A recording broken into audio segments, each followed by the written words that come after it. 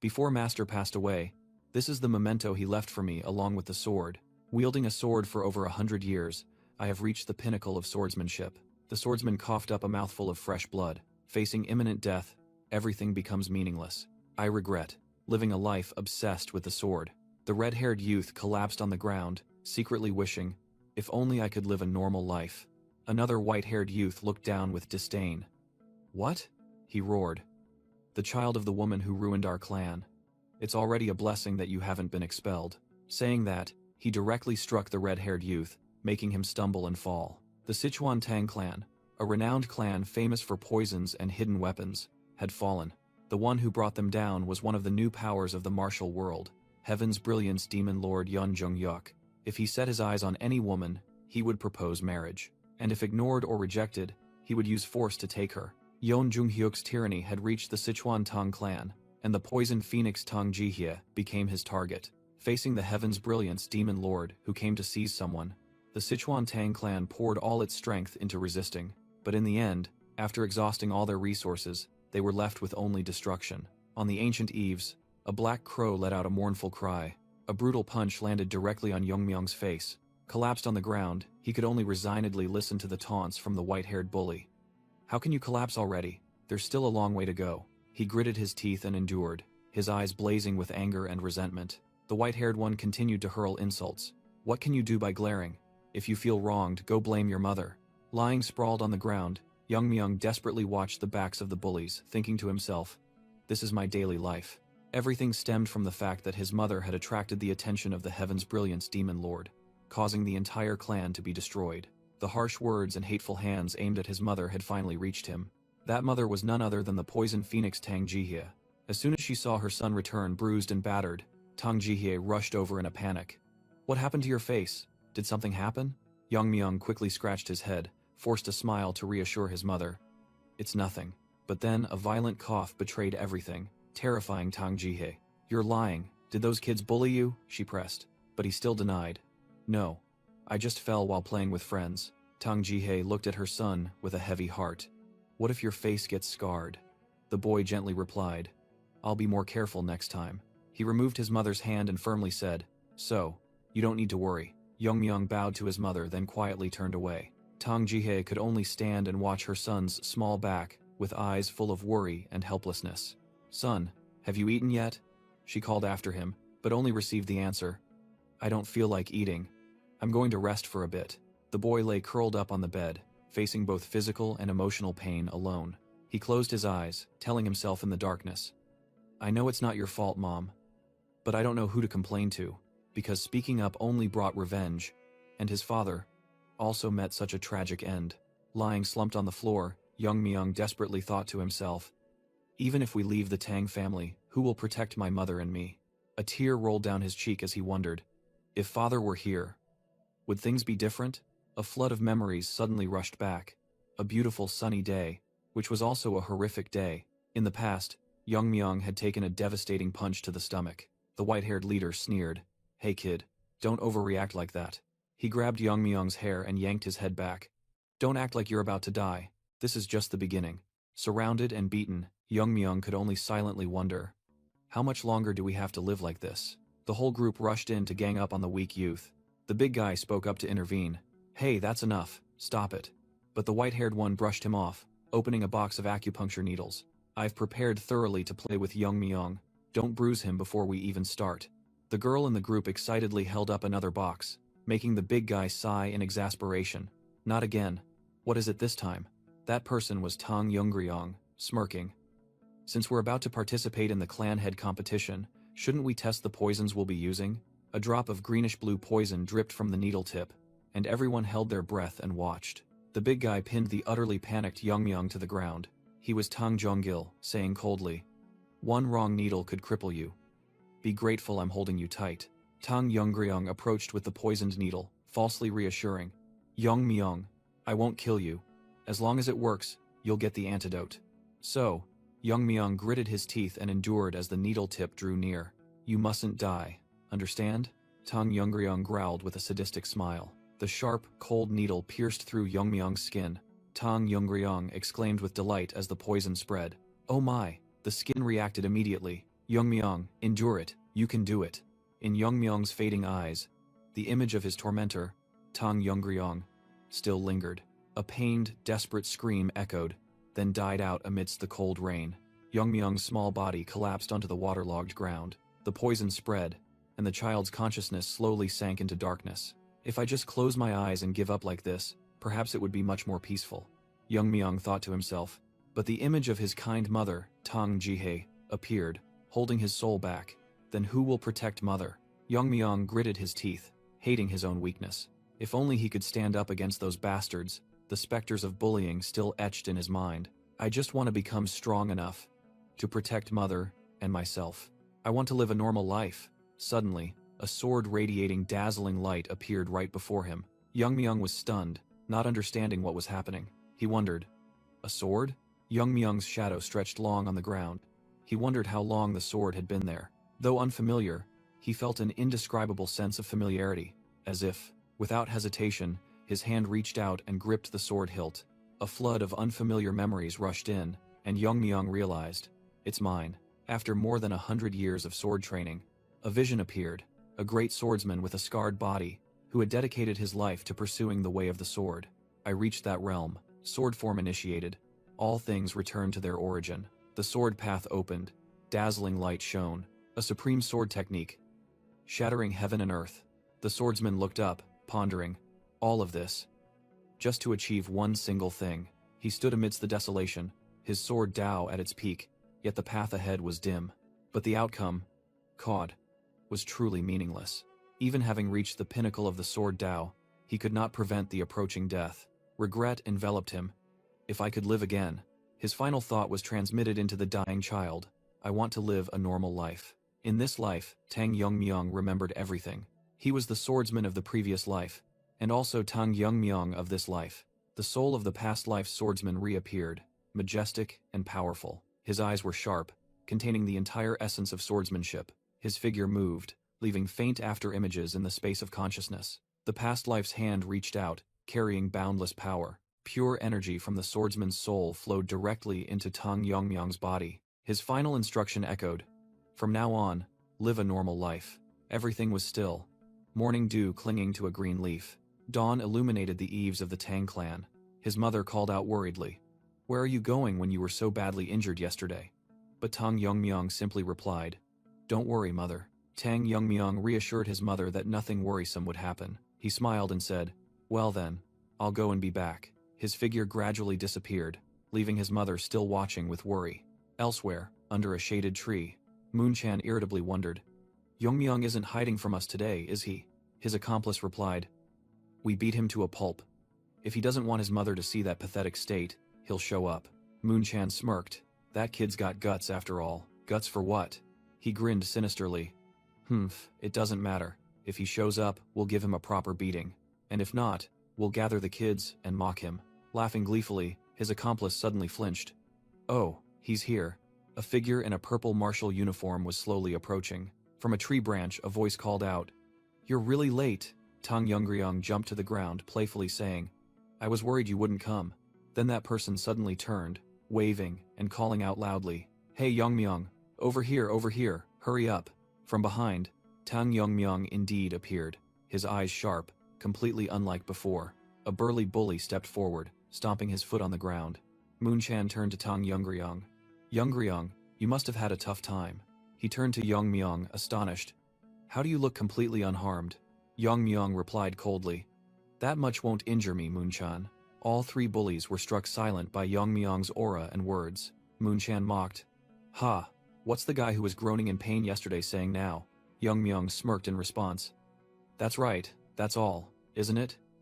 Or do you need a hot compress? Tang Jonggil was startled by Youngmyung's imposing aura. Youngmyung coldly called out his name, Tang Jonggil. He continued to call the other person's name, and Tang Youngryong. Tang Youngryong looked surprised, covering her mouth with both hands. That person chuckled. What's wrong? Youngmyung called us by our names? Today, our Youngmyung. Then the smile turned malicious. Wants to die? Tang Jonggil stepped forward threateningly. Was yesterday's poison not enough? Should we double the dose today? The big guy roared angrily and lunged to attack. Why aren't you paying attention to the person right in front of you? But Young Myung acted first, unleashing a lightning-fast strike. His punch landed squarely on Tang Jonggil's face. Tang Jonggil was mercilessly knocked to the ground. Tang Youngryung and Moonchan were stunned, asking in shock, "What?" Tang Youngryung stammered, "How could Jonggil be defeated with just one blow?" Moonchan frantically backed away. "He shouldn't know martial arts. How could this happen?" "I don't know." Tang Youngryung gritted her teeth, regaining her composure. "If you guys can do it, there's no reason I can't." Young Myung looked directly at that person. "I heard you're also participating in the competition for the clan head position, right?" He slowly approached, exuding terrifying pressure. "With this level of skill, you intend to participate?" Moonchan trembled and exclaimed, "What? This guy? It's like he's become a different person overnight." Tang Moonchan reassured himself that Jonggil was just momentarily off guard. He roared, determined not to lose to someone like Tang Yongmyung after years of arduous training. Gathering all his courage, Moonchan lunged to attack, challenging Yongmyung to face his skills. But his attack was easily blocked by Tang Yongmyung with just one hand. Yongmyung's eyes flashed with imposing power as he seized his opponent. He thought to himself, if the candidate's skill level is only this, then a heaven-shattering elbow strike would be enough to end the match. Yongmyung coldly declared that the competition for the clan head position was as good as decided. Meanwhile, at the Dark Poison Hall, a place originally reserved for the clan head, it had now become the Elder's meeting room, as the top position had been vacant for a long time. A white-bearded elder declared the meeting open, discussing the candidates for the competition. The main topic was whether or not to allow the son of the Poison Phoenix, Tang Yongmyung, to participate. The elder reiterated that Yongmyung was originally weak and often bullied by others. He bluntly suggested removing someone with no achievements from the competition. A council member immediately objected, citing Yongmyung's lineage as the former clan head. At the same time, Yongmyung was dragging the defeated Moonchan towards the hall. The man continued to argue that removing Yongmyung would affect the legitimacy of the competition. The elder dismissed it, arguing that an incompetent person would only lower the standard of the contest. He concluded that despite his noble bloodline, Yongmyung was now just a burden to the clan. Just then, the meeting room door was kicked open, and a figure strode in defiantly. Two council members were startled and astonished by the uninvited guest. Tang Yongmyung strode in defiantly, his sharp eyes exuding a terrifying aura. A young council member stammered, "Tang Yongmyung?" The white-bearded elder growled, "Tang Yongmyung, do you understand what you're doing?" Yongmyung calmly replied, "I know, thank you." The entire room fell silent as he dragged a battered body into the middle of the meeting. He threw Tang Jonggil onto the floor like a discarded item. Then he grabbed the defeated person's hair, forcing him to look up and face the elders. The white-bearded elder was stunned, unable to believe his eyes. Yongmyung declared, "For too long, I've been suppressed and endured enough. But now, I'm not going to tolerate it anymore." A man on the council angrily shouted, assaulting a child participating in the young master selection competition. Yongmyung stood there, defiant, while shadows seemed to surge behind him. The man continued to yell, "Don't you know that harming an opponent is a serious crime?" Yongmyung calmly retorted, "I know the clan's rules well. But, among the contestants themselves, there's no problem, right?" The gray-haired young man gaped. "What the hell is this kid talking about?" The elder sternly asked. "Tang Yongmyung, what do you mean by that? Do you really want to participate in the competition?" Yongmyung provoked, "Is that still not enough?" The elder was speechless. "What?" Yongmyung coldly pointed out. "You should go check the main courtyard. Moonchan and Jonggil used to bully me." He concluded with the clan's own rule. "I'm just following the clan's rule. Repay kindness 100-fold, avenge grievances 10-fold. After Tang Yongmyung's resolute declaration, the entire meeting room fell into a heavy silence. The elder growled, clenching his fist. "So you wish to participate in the competition to prove yourself?" A council member immediately stood up in protest. "Elder, that cannot be. He is exploiting the immunity privilege of a contestant." Others chimed in. "That's right. This will endanger the other contestants." But the elder simply raised a hand, silencing all discussion with one word. "No," he declared decisively. "Let him participate in the competition." The protesters were stunned, unable to believe their ears.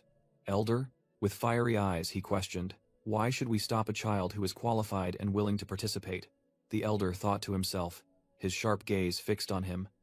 "Tang Yongmyung, I hope your confidence isn't just empty talk." Then he issued a final warning. "If you do not become the young master today, you will pay a heavy price." In another scene, his mother once asked with a pained expression, How could you do such a thing? Participate in the young master selection competition? She asked, and Tang Yongmyong simply replied, It is necessary, mother. Looking at her son, she realized. With such a resolute tone, this is not an impulsive decision. She pondered his name, Yingming, a name that meant to survive at all costs. I won't ask where you learned those techniques, she said, acknowledging his maturity, or how you defeated those 3 children. She looked him straight in the eye, asking only one thing. Are you confident in this competition? Tang Yongmyong flashed a radiant smile. Who do you think I am, mother? I am the son of the Poison Phoenix. Hearing that title, his mother's eyes welled up with emotion and pride. She embraced her son, choking up. You've truly grown up. I'm so proud of you. Feeling the warmth of his mother's embrace, Tang Yongmyong secretly resolved to protect this ordinary life. The powerful elder radiated killing intent. Vowing that anything that dared to disrupt this life, Tang Yongmyong then continued in his mind with resolute eyes. I will destroy them all. A month later, in another place, a voice rang out. Sister, are we just going to leave him like that? Tang Jokwi showed concern. The young master selection competition is no joke. Every moment is precious. The brown-haired woman calmly replied, Just leave the boy be. He surely has his reasons. She continued confidently. As you've seen, Yongmyong is not a child who acts thoughtlessly. Tang Jokwi recalled the scene of Yongmyong easily subduing the thugs, and silently acknowledged that spirit, courage, and composure are truly unbelievable for a child his age. Nevertheless, he turned and asked, But with his current attitude, aren't you worried, sister? The woman smiled gratefully. Until now, you and the Dark King family have protected Yongmyong, and I am truly grateful. Jokwi, Tang Jokwi admitted. The situation he created was too significant, so I had to intervene. Now I also have expectations for Yongmyong, but is it really okay for him not to train privately? Meanwhile, in another room, Tang Yongmyong was meditating, reflecting on his cultivation process. He had eaten the simple meals prepared by his mother, slept sufficiently, and used his internal energy to readjust his twisted chi meridians, as mere strength training was unnecessary at this moment. For someone who had awakened past life memories and reached the realm of a sword master, those skills could be re-practiced at any time.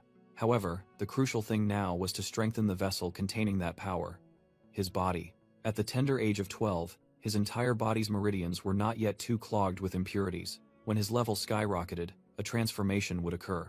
But even then, Tang Yongmyong still smiled confidently, for he knew that the foundation of his body remained paramount. Tang Yongmyong thought to himself about balancing nutrition and rest for his body's holistic development. Standing in the night courtyard, he concluded that his preparations were sufficient. Time passed, and finally, the day of the competition arrived.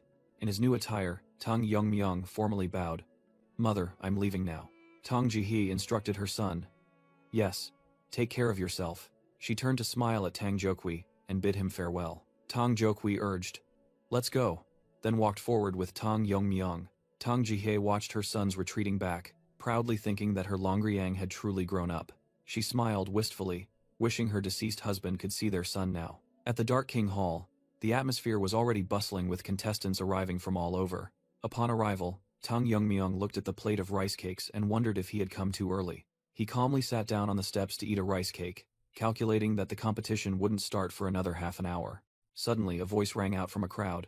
That guy is the son of the Poison Phoenix, isn't he? A group of teenagers approached, their leader confirming that it was indeed Tang Yongmyong, the one who had defeated Tang Munchan. He sneered, dismissing it as mere rumor and mocking someone who knew no martial arts yet dared to participate in the competition. Tang Yongmyong looked bored, thinking to himself that the standard of this year's competition had fallen too low. The leader furiously roared, It seems we need to teach you a lesson. Immediately, a devastating impact distorted his face. He fell to the ground. His subordinates cried out in panic, initially thinking it was a hidden weapon but then realizing something was wrong. The weapon turned out to be just a half-eaten rice cake, leaving them all stunned, unable to believe its power. Tang Yongmyong casually walked over and asked sarcastically, Hey, haven't you heard that Munchan and his gang were beaten to a pulp? He smirked provocatively. It's fine. You'll understand once you experience it yourselves. By the way, Munchan didn't run away even with a broken arm. Did he? The leader of the new gang of thugs angrily roared.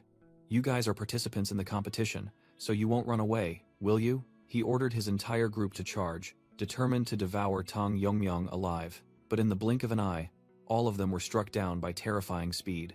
A silver-haired youth stood watching the entire incident from a distance. That person exclaimed in surprise, "This kid is also a participant in the competition?" Sensing something amiss, he rushed to the scene. As soon as he arrived, he shouted, "Hey, what's all this commotion?" The sight before him stunned him. An entire crowd lay sprawled on the ground, groaning in pain. Amidst the chaotic scene, Tang Yongmyong calmly asked, "You're here?" He sat triumphantly on top of the defeated opponents, eating a rice cake and complaining, "I've been waiting until I'm bored." A triumphant smile spread across Tang Yongmyong's lips. Seeing this, the silver-haired youth frantically waved his hands.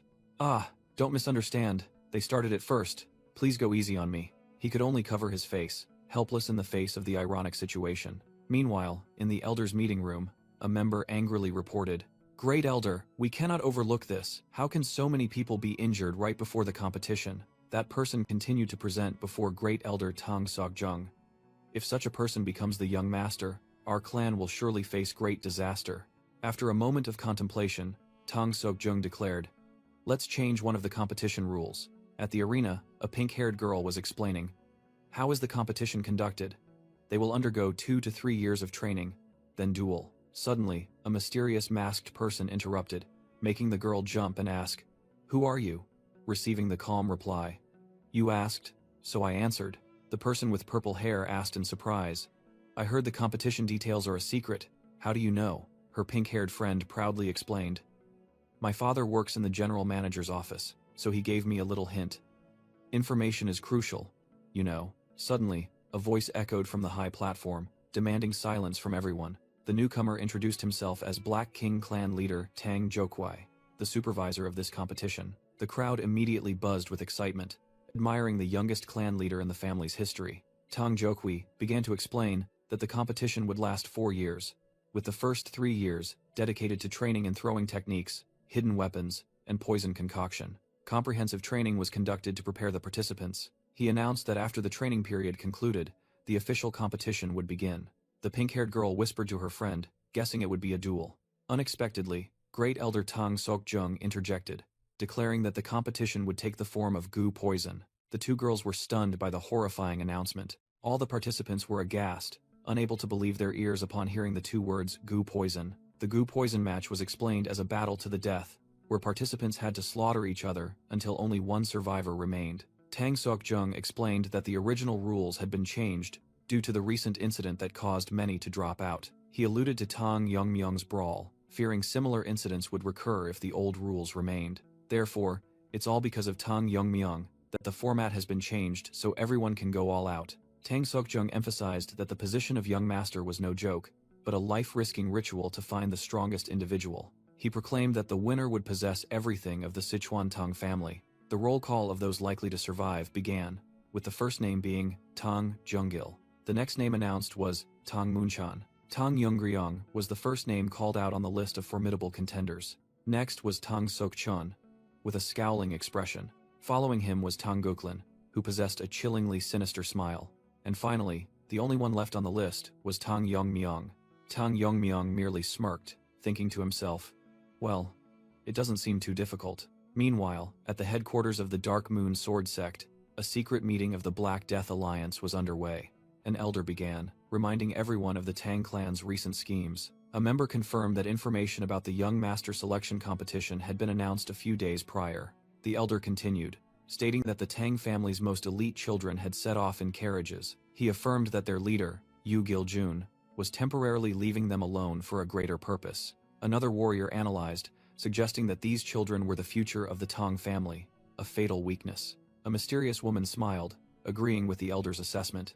The bandaged figure spoke up, directly asking when they should make their move. The decisive answer was given, "For now, we will do nothing." The woman then suggested that destroying them now would not be impactful enough to annihilate the Tang family. She reminded them that the competition lasted a full 4 years, and the Tang family had invested heavily in this generation. "Just imagine," she said, "if all of them died at the peak of the competition, that would be a fatal blow, just like what they did to the Jagal and Moyong clans." Elder Makinhu finalized the plan. Observe for 4 years, then make their move. Alliance leader Yu Giljun stood up and left, coldly declaring that the surveillance had already been arranged. Yu Giljun smugly revealed that he had planted a small seed, believing that the Tang family would soon fall into his hands. Meanwhile, At the Sichuan Tang Sex competition venue, a trainer announced that the schedule remained unchanged despite the rule modifications. The trainer explained that the contestants would be called by number, and their group was Group 7, consisting of 4 members. Tang Ijun, number 27, along with Tang Yori, 25, and Tang Mirio, 26, realized their group was missing one person. The trainer angrily turned around and shouted, looking for contestant number 28, who was lagging behind. Tang Youngmyung, contestant number 28, replied that he was just lost in thought for a moment. Scolded by the trainer for being distracted, Tang Youngmyung secretly wondered if the guide had noticed anything unusual. He turned back to look into the darkness, confirming his intuition that a presence was following them. Tang Youngmyung concluded that it wasn't a passerby or a guard, but that the entire group was being watched. Upon reaching a desolate cliff, the group was confused as there was nothing there. Suddenly, a voice echoed from the cliff, demanding that Group 7 recite the password, terrifying everyone. The trainer immediately shouted the password, Poison King of the Hidden Venom. A seal on the cliff glowed and then shattered as the password was confirmed.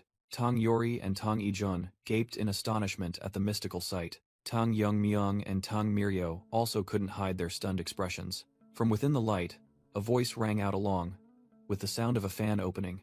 It's a pleasure to meet everyone. The cliff split open, revealing a secret passage and a figure standing amidst an ethereal blue light. That man was Jegal Changshin. He had come to assist with the competition.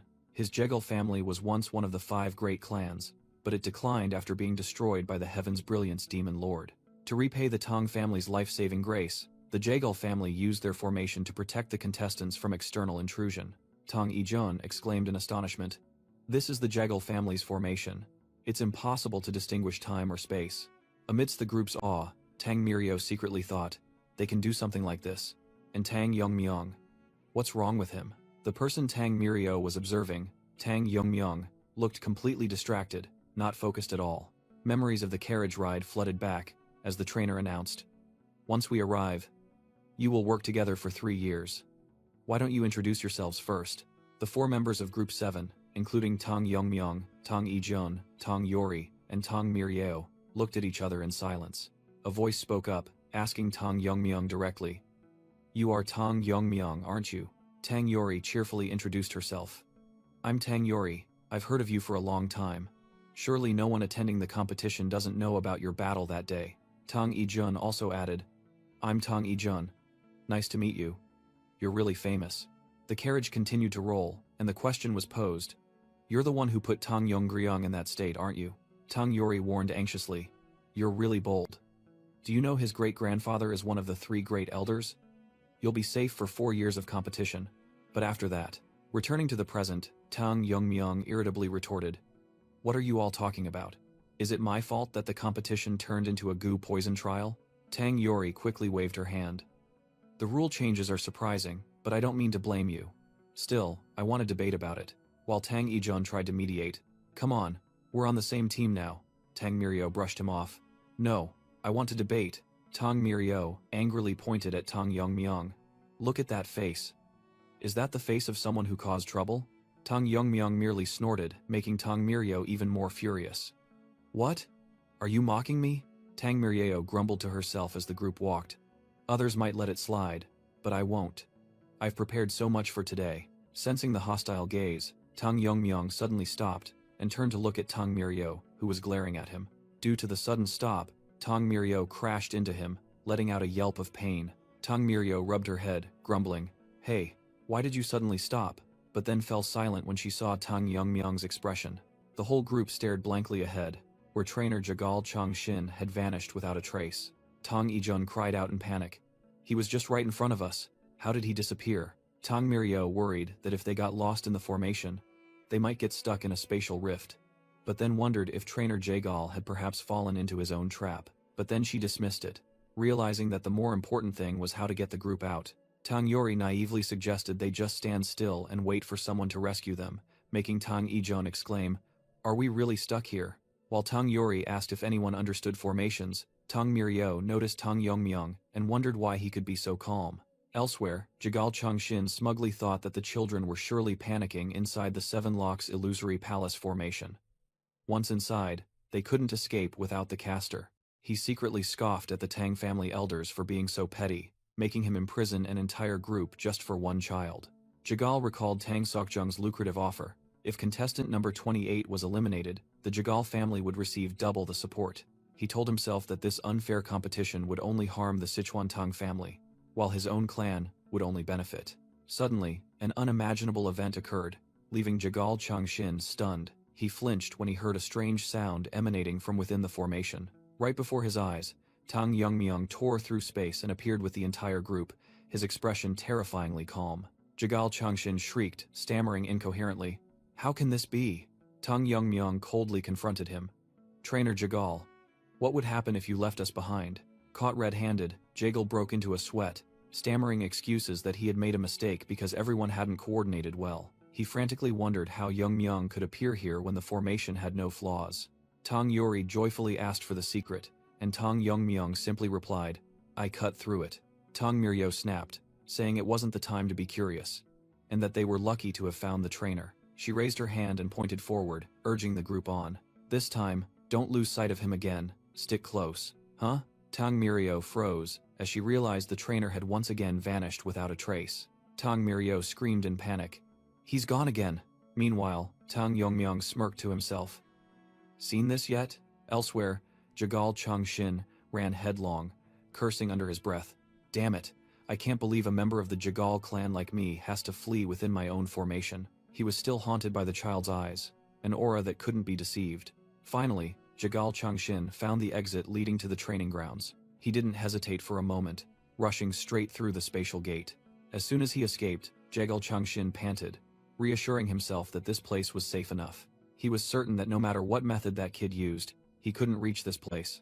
But then a sudden voice rang out, startling him. "Coach Jagal." Standing before him was the supervisor of Group 7, the warrior Tang Wanjin. Tang Wanjin coldly remarked, "You don't look so good." And the contestants of Group 7 are nowhere to be seen. Faced with the question, "What happened?" Jagal Changshin broke out in a cold sweat, trying to remain calm. He brazenly declared, "It seems Group 7 will no longer participate in the competition." Stunning Tang Wanjin, Jagal continued to fabricate a story that the children might have been attacked by mountain bandits or wild beasts. He concluded hypocritically, "Accidents always happen unexpectedly. It seems we must continue without Group 7. Suddenly, cracks began to appear in the space behind Jagal. Tang Wanjin also looked in astonishment towards the anomaly. Jagal Changshin couldn't believe his eyes, muttering in fear, "Impossible. The formation. Is there an intruder?" Tang Wanjin asked cautiously, while Jagal frantically waved his hands. A sharp blade shattered the barrier from within. Jagal Changshin screamed as his formation exploded into a storm of energy. "It's broken." He stared in shock at the shattered fragments of the barrier. He couldn't believe it. One of the Jagal clan's supreme formations, the Seven Locks Illusion Palace Array, was broken so easily. Amidst the dust and smoke, Tang Yongmyung appeared with sharp eyes and a confident smile. Both Jagal Changshin and Tang Wanjin were stunned by this unbelievable sight. Wanjin breathed a sigh of relief, while Yongmyung gave Jagal a sarcastic smile. "Long time no see, I was so worried about you." Tang Miryo was stunned, thinking, "What the hell?" That move was incredible. The whole group couldn't believe it. He broke the formation with just a dagger? How is that possible? "I didn't break the formation," Yongmyung explained. "Just opened a gap. It'll close soon, hurry up and go." He turned back to look at his still bewildered teammates. Just then, Tang Wanjin grabbed Jagal and questioned, "Are you the contestants of Group 7? "Yes, but who are you?" Yongmyung asked. While one of the group recognized the Tang clan crest on Wanjin's hood, "I was worried you had been attacked," as Examiner Jagal said. Wanjin explained. "Thankfully, you weren't." "Attacked?" Yongmyung repeated, glancing at the startled Jagal. He smiled mischievously. "Ah. Perhaps you misunderstood that we were lost. But thanks to you marking the entrance to the formation, we easily found our way here." The other members whispered among themselves, confused by Yongmyung's lie but trusting he had his reasons. Jagal broke out in a cold sweat, while Wanjin thought to himself, "It seems he's acting on the Tang clan's orders. I'll keep an eye on him for now." But Yongmyung had made up his mind. "After the competition, if I find out he's cooperating with the elders, I'll uproot the Jagal clan." "Ha ha ha, I apologize for the slight mishap." Jagal forced a laugh. "Well then, I'll go check on the damaged formation." With that, he turned tail and ran. A burly man greeted the group of contestants, apologizing on behalf of their absent escort.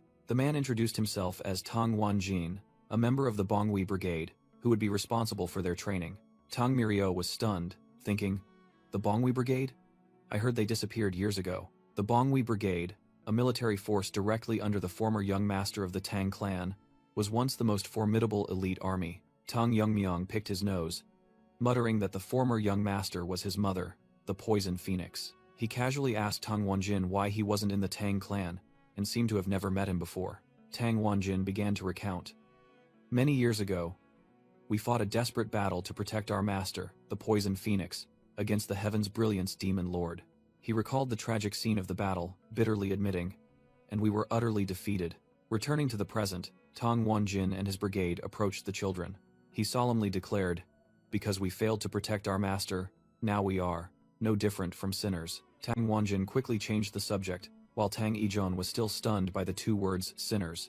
He explained the rules. The first year is for self-training. You can receive martial arts secret techniques based on your achievements. Tang Yori excitedly asked if the legendary ultimate technique, 10,000 Flowers Heavenly Rain, was among them. The image of a martial arts master controlling countless hidden weapons like a storm appeared. Tang Wanjin sternly replied, "The 10,000 Flowers Heavenly Rain is only granted to the one who becomes the young master. Though incomplete, its essence has been passed down by the elders." Tang Yongmyong mused, recalling this was a technique to control countless hidden weapons like a storm. He thought to himself, this technique is similar to sword manipulation. Perhaps he could imitate parts of it. Tang Wanjin added that they would each receive the essence of the 10,000 Flowers Heavenly Rain in turn, but no one knew if they could comprehend it. When Tang Wanjin announced the start of free training, Tang Yori timidly asked about accommodation. The whole group fell silent upon hearing the answer. "Isn't it obvious that you'll be self-sufficient in this forest? You didn't think you'd be sleeping on soft beds, did you? Comfort won't make you stronger," Tang Wanjin lectured. "At your current level, the top priority is to adapt to harsh environments," he ordered. "Now, begin your training based on your own judgment." The group trudged along, a heavy atmosphere hanging over them. Tang Wanjin suddenly had a thought. If he qualifies. Suddenly, Tang Yongmyong spoke up. "For me, adapting to this forest environment is unnecessary." "What the hell are you talking about, you brat?"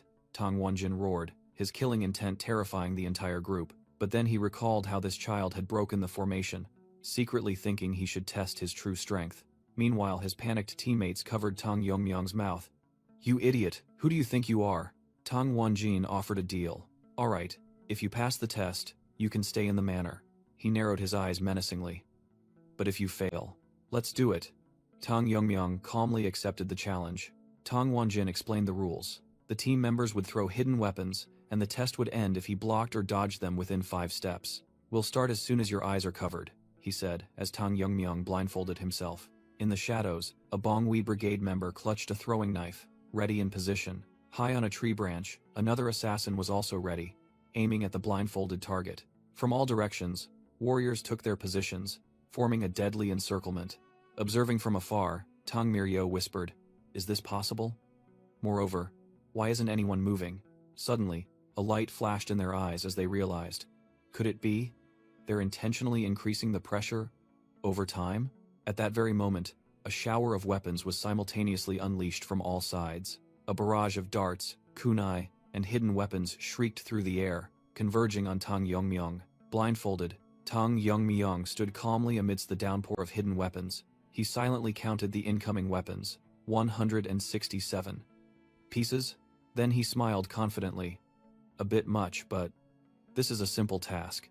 Witnessing that attitude, Tang Wanjin was stunned, sweat pouring down. Martial arts are not just techniques, but also principles like fu, cohesion. Basic principles such as weight, speed, and transformation are the foundation of martial arts. For Yongmyong, who had comprehended these things from his previous life, this was merely child's play. He unleashed a technique that created a massive vortex of energy, scattering all the hidden weapons. For those who only knew how to train without enlightenment, this sight was an unbelievable shock. Tang Wanjin gritted his teeth, realizing, not repelling, but drawing in. The group was still reeling in shock, while Tang Wanjin secretly thought that even he would have difficulty dodging it. Tang Yongmyong removed his blindfold, turned back, and asked, "Did I pass?" Tang Ijon stared blankly at Tang Wanjin, calling out, "Martial Master?" He called out louder, Martial Master Wanjin. Tang Wanjin pondered for a moment, then muttered. The result is clear. This is truly. You passed. You may go to the manor to rest, Tang Wanjin declared, secretly concluding that a monster had appeared. Tang Miryo's envy was clear, while Tang Ijun shouted, Hey, you're not going to abandon your teammates to enjoy yourself alone, are you? Tang Yongmyong turned back with a displeased expression. Suddenly, he bared his teeth in a cunning smile. Tang Yongmyong taunted. Well, the manor must have some really special dishes, huh? I wonder if they'll even let me eat. Tang Miryo was furious. I'm really looking forward to it, you bastard. Stop right there. Tang Wanjin secretly thought that even though the remaining children hadn't lost their will, the battle seemed to have been decided before it even began. Seeing Tang Yongmyong mischievously wave goodbye, Tang Wanjin suddenly had a thought. Perhaps this child is the one. Tang Yongmyong even instructed. Remember to eat meat with every meal. You need to eat well during your growth phase, which made Tang Wanjin even more convinced that he could revive the Sichuan Tang clan. Meanwhile, in a dense forest, the real battle for survival had just begun. A pack of wild wolves was ravenously tearing apart the prey they had just hunted. A scene of hunger and savagery unfolded in the wilderness. Suddenly, the wolves startled and snapped their heads up, sensing the presence of others. Nevertheless, hunger prevailed. They growled, and then resumed their unfinished meal. An aggressive alpha wolf leaped forward, ready to confront anyone who dared to trespass. Immediately, Tang Miryo, Tang Yori, and Tang Ijun burst from the bushes, coordinating their attack on the wolf pack. After the battle, Tang Yori sighed in relief. Good thing the paralyzing poison I prepared worked. Tang Ijun agreed. That's right. At this rate, we'll be fine. Around the campfire, Tang Miryo praised. Ijun, your poison-making skills are truly impressive, and your rainstorm technique is no ordinary feat either. The three fell silent, recalling their arduous journey. Tang Yori recounted. It's been about 4 months. On the first day, we were constantly running, and the first thing we encountered was a bear. Tang Miryo continued. We couldn't even find prey. We had to eat tree roots to survive. Tang Ijun recalled. And we all burst into tears when we finally hunted something to fill our stomachs. Although it was very tough, somehow we found shelter. Tang Miryo concluded the flashback, looking up at the cave. Returning to reality, Tang Ijun suddenly asked, I wonder if Yongmyong is living comfortably right now? Don't mention it again, Tang Miryo snapped, while Tang Yori was curious. He thought irritably. Curious my ass. He's probably just messing around somewhere by himself right now. Tang Miryo imagined giving Yongmyong a lesson when he returned to the manor. But Tang Ijun mused. If Yongmyong had continued training, how strong would he be by now? Suddenly, Tang Miryo paused. Wait, he realized in a panic. Where's all the meat gone? The whole group spun around, searching for the one who had devoured their dinner. Tang Yori lay on his back, rubbing his full belly and letting out a satisfied burp, so full. Just then, 2 dark figures silently appeared, making Tang Yori ask blankly, Huh? Why are you looking at me like that? One of the 2 strangers roared angrily. You dare ask me that, you pig? Meanwhile, at the 7 Locks Illusion Palace Formation Fortress in the Gangdong Mountains, Tang Yongmyong stood alone in the courtyard, facing an entire elite brigade. His face showed no fear, only absolute confidence. A warrior from the Bonghui Brigade took a stance, ready to charge with a pair of daggers in hand. From afar, Tang Wanjin coldly ordered, Begin. Immediately, the entire brigade surged forward from all directions like a storm. Tang Yongmyong moved as lightly as a leaf, weaving through every attack. He dodged a fatal knife strike, and seized the opportunity to counterattack. A lightning-fast palm strike shot out, knocking down a brigade member. Amidst the encirclement, Yongmyong became a whirlwind, easily taking down opponents one by one. Amidst the rain of weapons, Tang Yongmyong calmly dodged. His gaze was sharp, highly focused on the battle. Countless throwing knives whizzed towards him from all directions. A Bonghui brigade member was stunned by Yongmyong's reflexes. The other warriors quickly joined forces, forming an attack formation. Tang Yongmyong immediately leaped high into the air, seeking an opportunity to counterattack. He decided, all right, it's time to try a new technique. Yongmyong's eyes flashed with green light as he channeled power into the golden rings. The brigade members were wary, sensing the powerful energy. Oh, here it comes. From above, Yongmyong unleashed a spinning attack, creating deadly energy arcs. The warriors were astonished. He dispersed the weapons in mid-air. His golden rings now flew like hidden weapons. One person muttered in panic, Isn't that too random? Another warrior couldn't dodge in time, his arm slashed by a ring, drawing blood. Another person was hit, only managing to exclaim, What the? The entire formation was in disarray. They cried out, "Throwing stars! They're too fast for the naked eye to see." Tang Yongmyang coldly commanded his weapons. Spin. The rings immediately accelerated, forming a whirlwind that swept away everything in its path. A remaining warrior was simply dumbfounded. No way. He neutralized the trained members in an instant. Moreover, he could control the power of a wide area attack, leaving only scratches on everyone's skin. When asked if it was a technique he created himself, Tang Yongmyang frankly admitted it. Tang Wanjin picked up one of the rings, acknowledging it as an impressive move that was hard to dodge. He had named it Whirlwind Frenzy Dance. Wanjin immediately realized this move must consume a lot of internal energy, and pressed him on how he managed it. Yongmyang explained that he had once asked that warrior for a manual on eye techniques. Wanjin recalled that, among the two options, Heaven-Shattering Eye and Flowing Water Eye, he had advised him not to choose the latter because it was incomplete. "I have mastered the Flowing Water Eye." Yongmyang's declaration left Wanjin dumbfounded. He couldn't believe it. "You've mastered the Flowing Water Eye? That's one of the Tang family's oldest eye techniques. How is that possible?" Yongmyang calmly replied that even though the core part was missing, he still felt this technique belonged to Ascension martial arts. When using the Flowing Water Eye, he could launch weapons along a visible trajectory, hitting targets precisely with very little internal energy consumption. Completely convinced, Wanjin muttered, "Nothing surprises me anymore. It's time to tell you. In 2 months, the children in your team will come here and undergo the exact same test. The truth is, they already have enough skill, but they said they wanted to return when they were sharper. Is that so?" Tang Yongmyang smiled with interest. "I'm eager to see how strong those friends have become," he said, making Wanjin secretly wonder if he was worried about his teammates. But then he dismissed it, thinking it didn't matter what those kids used to train. Tang Yongmyang looked up at the night sky, pondering the two words destiny. Tang Yongmyang thought to himself, "In my previous life, my only connection was my master, the sword ghost. Now, despite my background and actions, relationships are slowly forming. That can be considered a part of a normal life, right?" He looked up, a longing rising in his heart. "For some reason, I want to see them again soon." Meanwhile, elsewhere, his teammates were bickering loudly on their way. The wind blew, leaves rustled, signaling an approaching reunion. Tang Jungle reminisced. "On the first day of training, we were just rookies. But now, we have reached a completely different realm of power," Tang Mirio said eagerly.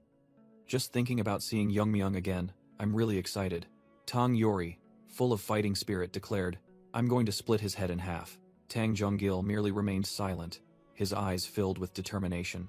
A guard was muttering a slogan when he was suddenly startled. What the hell are they?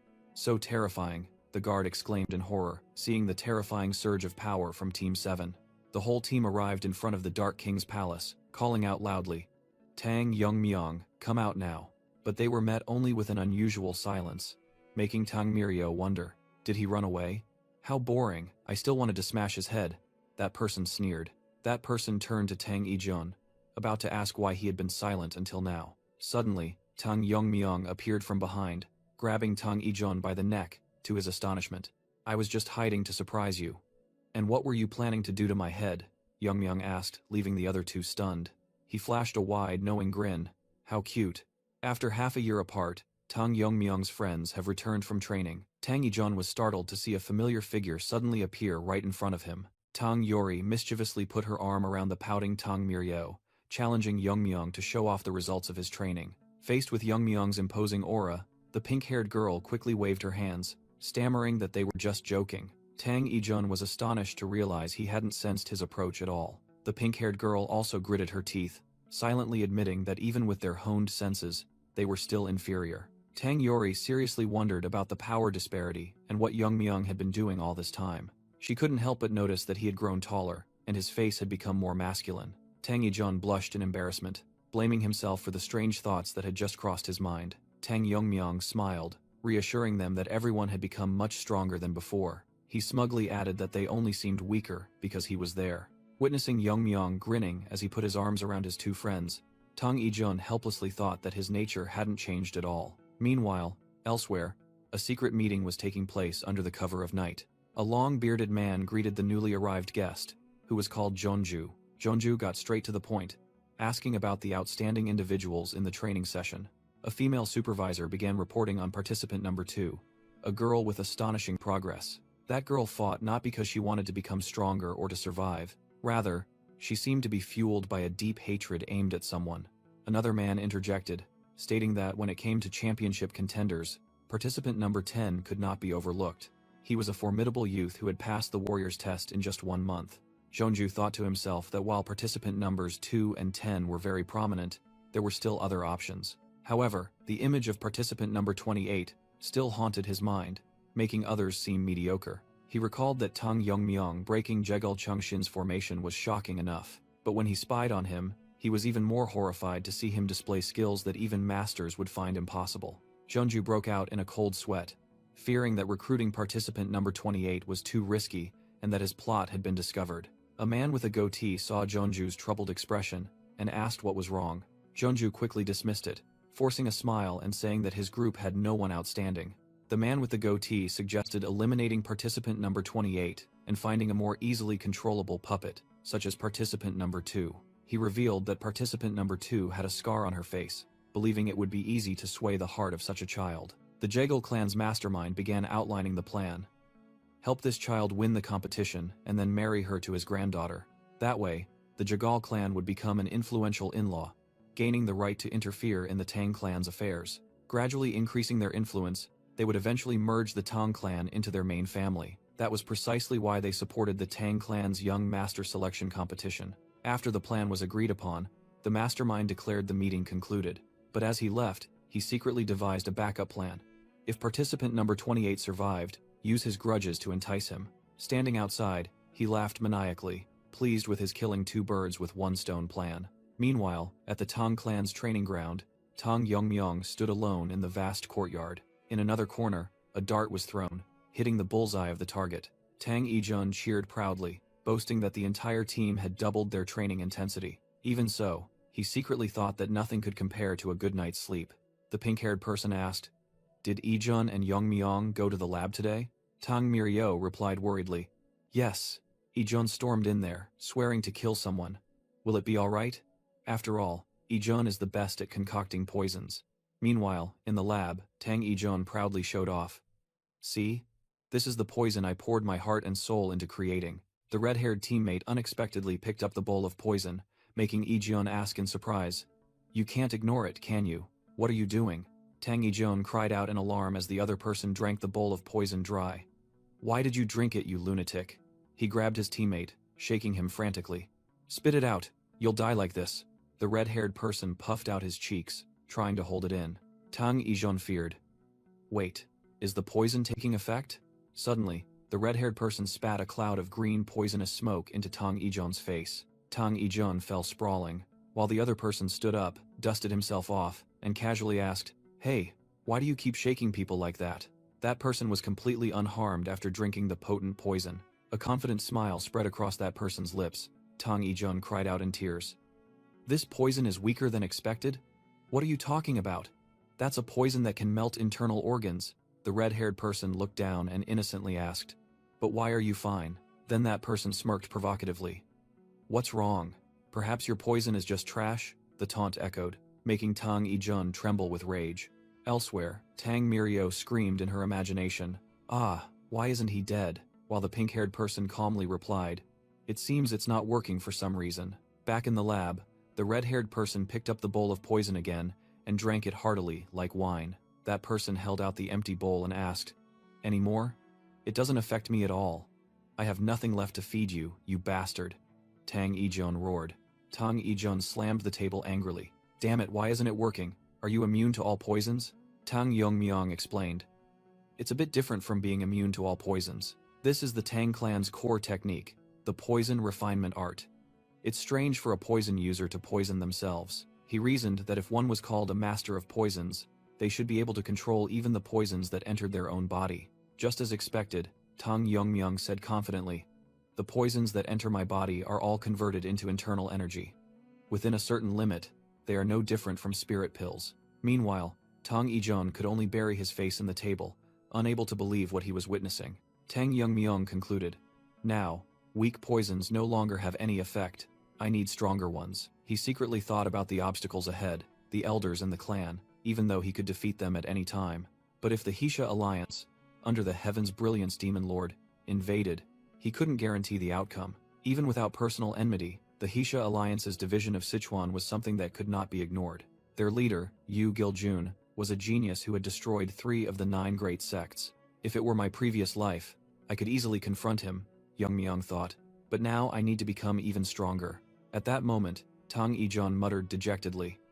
If only I could create the Tang clan's 10 ultimate poisons. Tang Yongmyong immediately turned back and asked, the Tang clan's 10 ultimate poisons? What are those? Tang Yijon snapped. You're a direct descendant of the former clan head, and you don't know? Those are the 10 strongest poisons of our ancestors. He explained that the higher the number, the stronger the toxicity.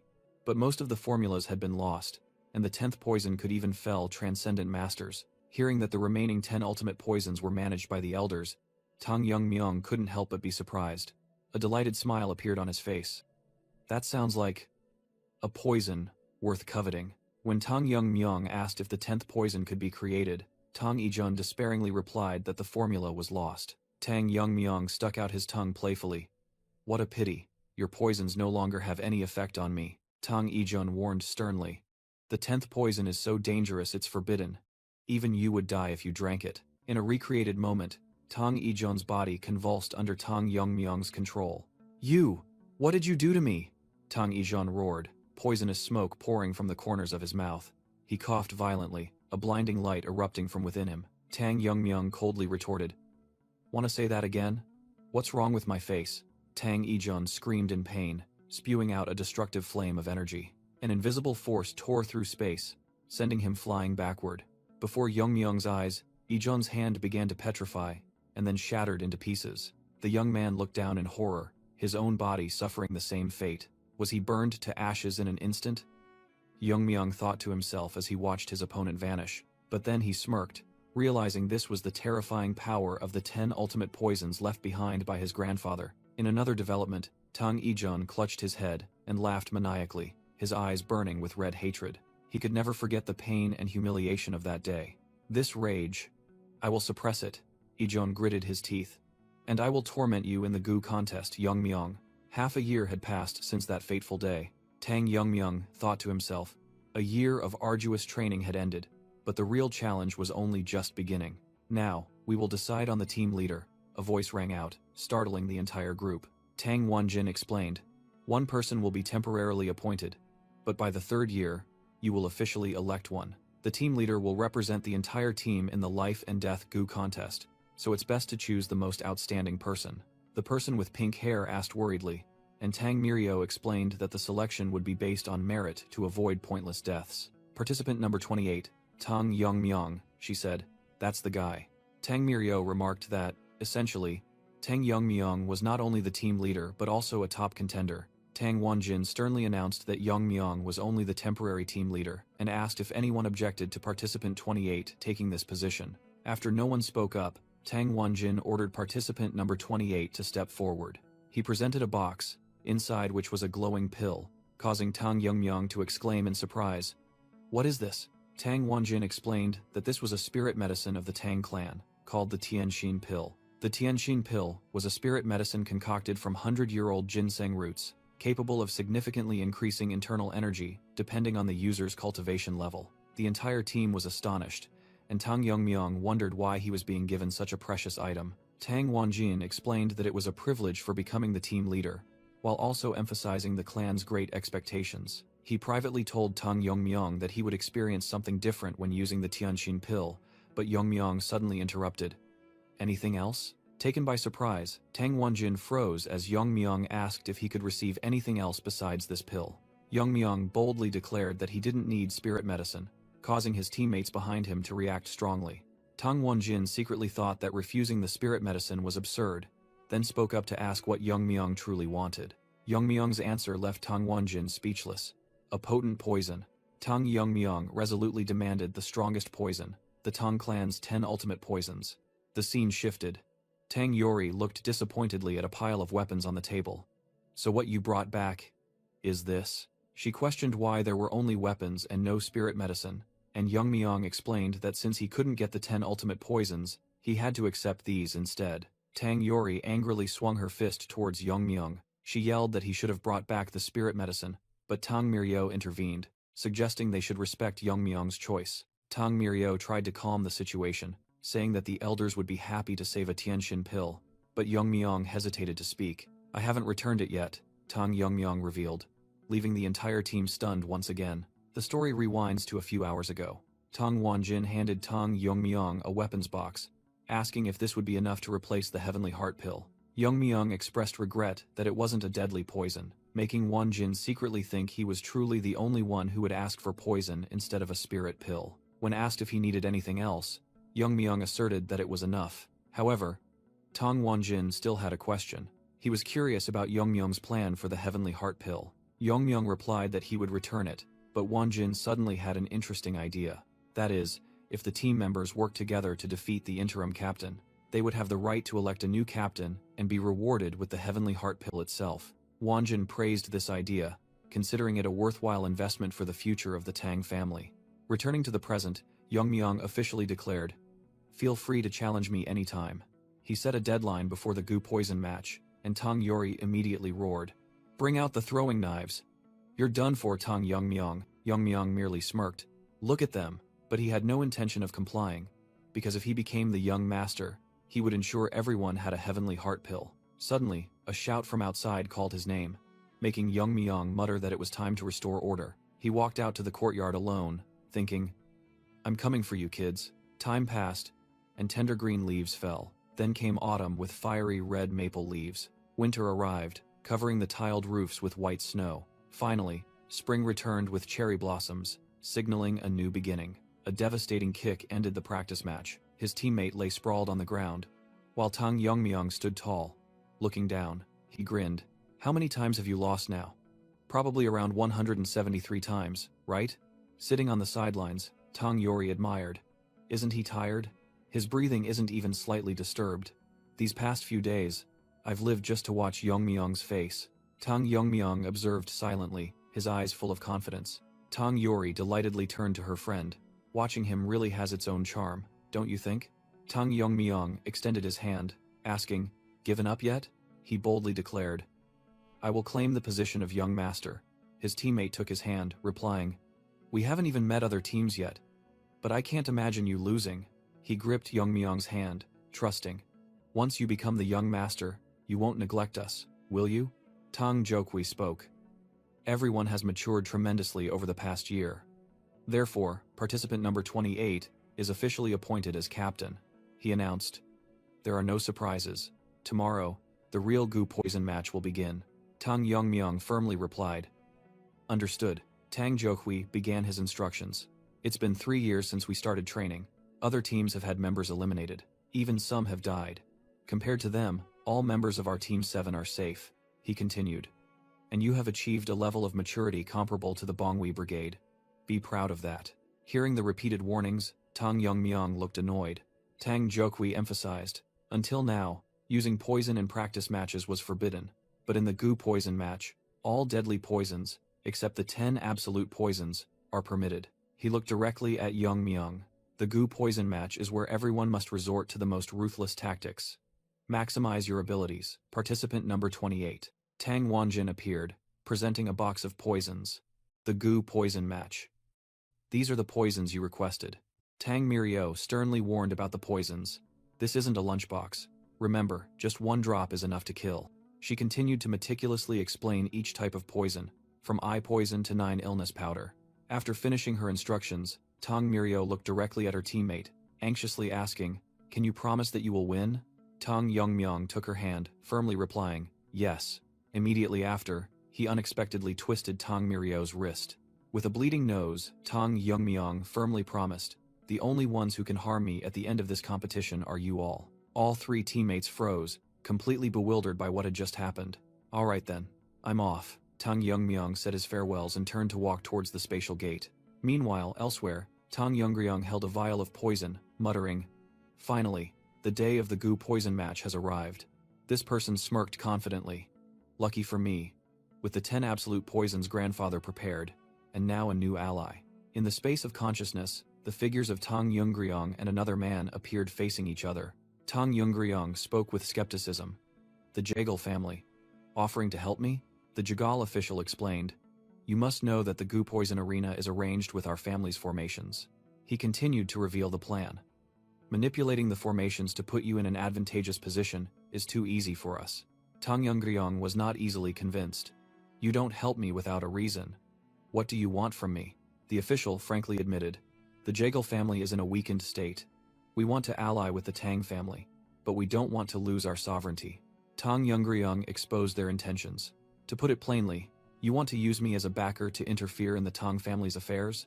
What if I refuse? The official replied, that's why I'm here to build trust. Just tell me what you want. Tang Yongryong's thoughts became frantic, his eyes bloodshot. I have waited and endured for 3 years just for this day. Now I will kill you and reclaim my lost life. With a distorted face and a gruesome smile, Tang Yongryong whispered, I'm so eager to meet you. Team 2, led by Tang Jonggil, appeared with determined expressions. Elsewhere, a pink-haired warrior from Team 1 stood amidst the ruins, scoffing. I had high expectations for the Tang family's strongest force. Turns out it's just a name? Meanwhile, Mak Ingyuk from Team 3 walked through the bloody battlefield, muttering, 3 years wasted just socializing. I hope there are some interesting characters inside. Teams 4 and 5 also revealed themselves, led by the cold Tang Hiran and the scowling Tang Ji Yol, respectively. Next was Tang Myungso from Team 6, a large man with a smug expression. Finally, Team 7 appeared, and it was Tang Yongmyong, who let out a sound of pure delight. He smiled brightly, declaring, what a beautiful day for someone to die. The Gudu contest officially began. Tang Yongmyong's expression suddenly turned serious as he observed his surroundings. Standing on a rock outcrop, he was overwhelmed by the vast arena and wondered, is this the Gudu contest? It's huge. From afar, Jegal Chungshin was observing through an array, thinking, it will take a while to encounter anyone. As expected, participant 28 from Team 7 has appeared. Jegal continued to ponder. The more I look, the more I see its potential being wasted, but since the Jegal family has decided, I need to eliminate it quickly before any variables arise. Jegal suddenly froze. Tang Yongmyong suddenly spun around, his gaze as sharp as a dagger, as if he had sensed the distant stare. Jegal Chungshin was stunned. It feels like our eyes met. But how can that be? Piercing through reality amidst layers upon layers of arrays is. Jegal's observation image suddenly shattered into pieces. Tang Yongmyong calmly looked up at the sky, where the tracking magic had just vanished. He muttered. I felt an unpleasant gaze. Was it the Jegal family? An overseer suddenly appeared, declaring, in the Gudu contest, no one is allowed to interfere except the participants. Tang Yongmyong thought to himself, but I heard. They've been meddling since the start of the competition. Now even the Gudu contest? His eyes turned sharp. Tang Yongmyong stomped his foot, resolute. Whatever they're plotting, let them try. Tang Yongmyong calmly plunged into the arena, thinking he would question them after the Gudu contest ended. Meanwhile, elsewhere, Jegal Chungshin trembled beside the array, unable to believe it. I was surrounded by many layers of arrays. Yet he still sensed me? He clutched his face in horror, recalling the moment he almost went blind if he hadn't quickly retracted his 1,000-mile eye from the array. Furthermore, his swordsmanship pierced through the space of the array, reaching its very essence. I've never seen such swordsmanship in my life. The Jegal family head's face hardened, realizing his calculations were wrong. This guy is not someone we can handle. We must stop participant 28 at all costs. In another corner of the deadly forest, staggering footsteps marked the blood-stained ground. A pink-haired female participant stumbled exhaustedly, her body covered in injuries.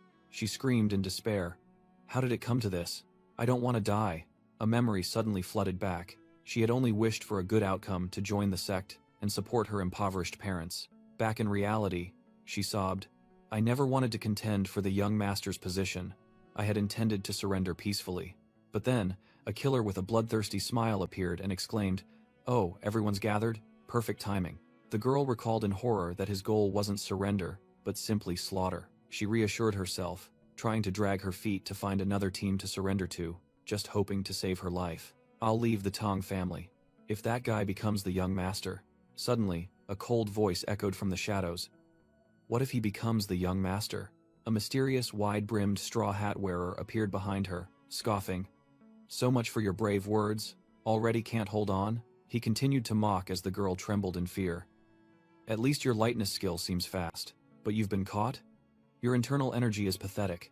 You're no different from the others. He grabbed her hair and lifted her up. The girl screamed in panic. Why go this far? We're all from the Tang family. Her plea was met only with an icy reply. So what? A blood-soaked purple-haired killer laughed maniacally. I've never considered myself a member of the Sichuan Tang family. The pink-haired female participant's head flew into the air with a final, horrifying scream. Her headless body fell straight into the forest below. Meanwhile, elsewhere, Tang Yongmyung was intently observing the situation.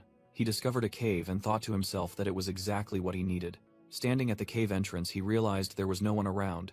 It was completely safe. After ensuring there was nothing unusual, he decided to quickly break through to the transcendent realm here. Tang Yongmyung sat down, confident that his matured body would not suffer any side effects. He began to circulate his energy, recalling the two conditions for achieving transcendence: enlightenment and the internal energy to open the Ren and Du meridians. Thanks to his experience from his previous life and Ijon's poison, he told himself that everything was ready. All preparations are complete, he roared as energy began to surge. Tang Yongmyung broke through the blockages in his meridians, unleashing the accumulated torrent of frenzied poison energy. His internal energy exploded with terrifying destructive force, a process that usually caused extreme pain. The bones and joints in his body continuously shattered and regenerated. This was a complete metamorphosis, a rebirth into a new body. Having gone through it once in my previous life, this second time isn't difficult. He gritted his teeth, enduring. Tang Yongmyung's eyes blazed with powerful green light. A powerful surge of energy erupted from deep within the cave. As the process concluded, he thought to himself how fortunate he was to have regularly cleansed his meridians. Tang Yongmyung stood up, brushed off the dust, and remarked, "It's only the beginning, but not bad." After his breakthrough, Tang Yongmyung decided, "Let's test it out." He assessed himself, noting that because he always kept his body healthy, there weren't many physical changes. However, when he circulated his internal energy, a pure stream of inner force began to gather at his fingertips. Tang Yongmyung swung his hand, unleashing a powerful palm strike. The energy surged directly into the cliff face, causing a massive explosion. He noted with satisfaction that his internal energy application was not bad at all. With his new power, Tang Yongmyung confidently declared, "Now, the real action begins." Meanwhile, elsewhere, Tang Guklin mocked a defeated contestant. "How boring. What have you been doing for the past 3 years? Didn't you come here to become the young master?" The heavily injured purple-haired contestant could only grit his teeth in hatred at his enemy's insults. He secretly cursed his fate for encountering the illegitimate child doted upon by the Grand Elder. As rumored, the Grand Elder's favorite disciple, Tang Guklin, was monstrously strong. He recalled trying to launch a preemptive attack but couldn't even touch his opponent's clothes. Facing death, he despaired and suddenly thought of someone. "Why am I thinking of that guy now?" Tang Yongmyung's image appeared, bringing him a strange sense of peace amidst the madness. Seeing his opponent laugh, Tang Guklin curiously asked, "What are you laughing at? Do you have a hidden trump card?" The contestant sneered, "Not at all. I was just thinking of someone even more terrifying than you."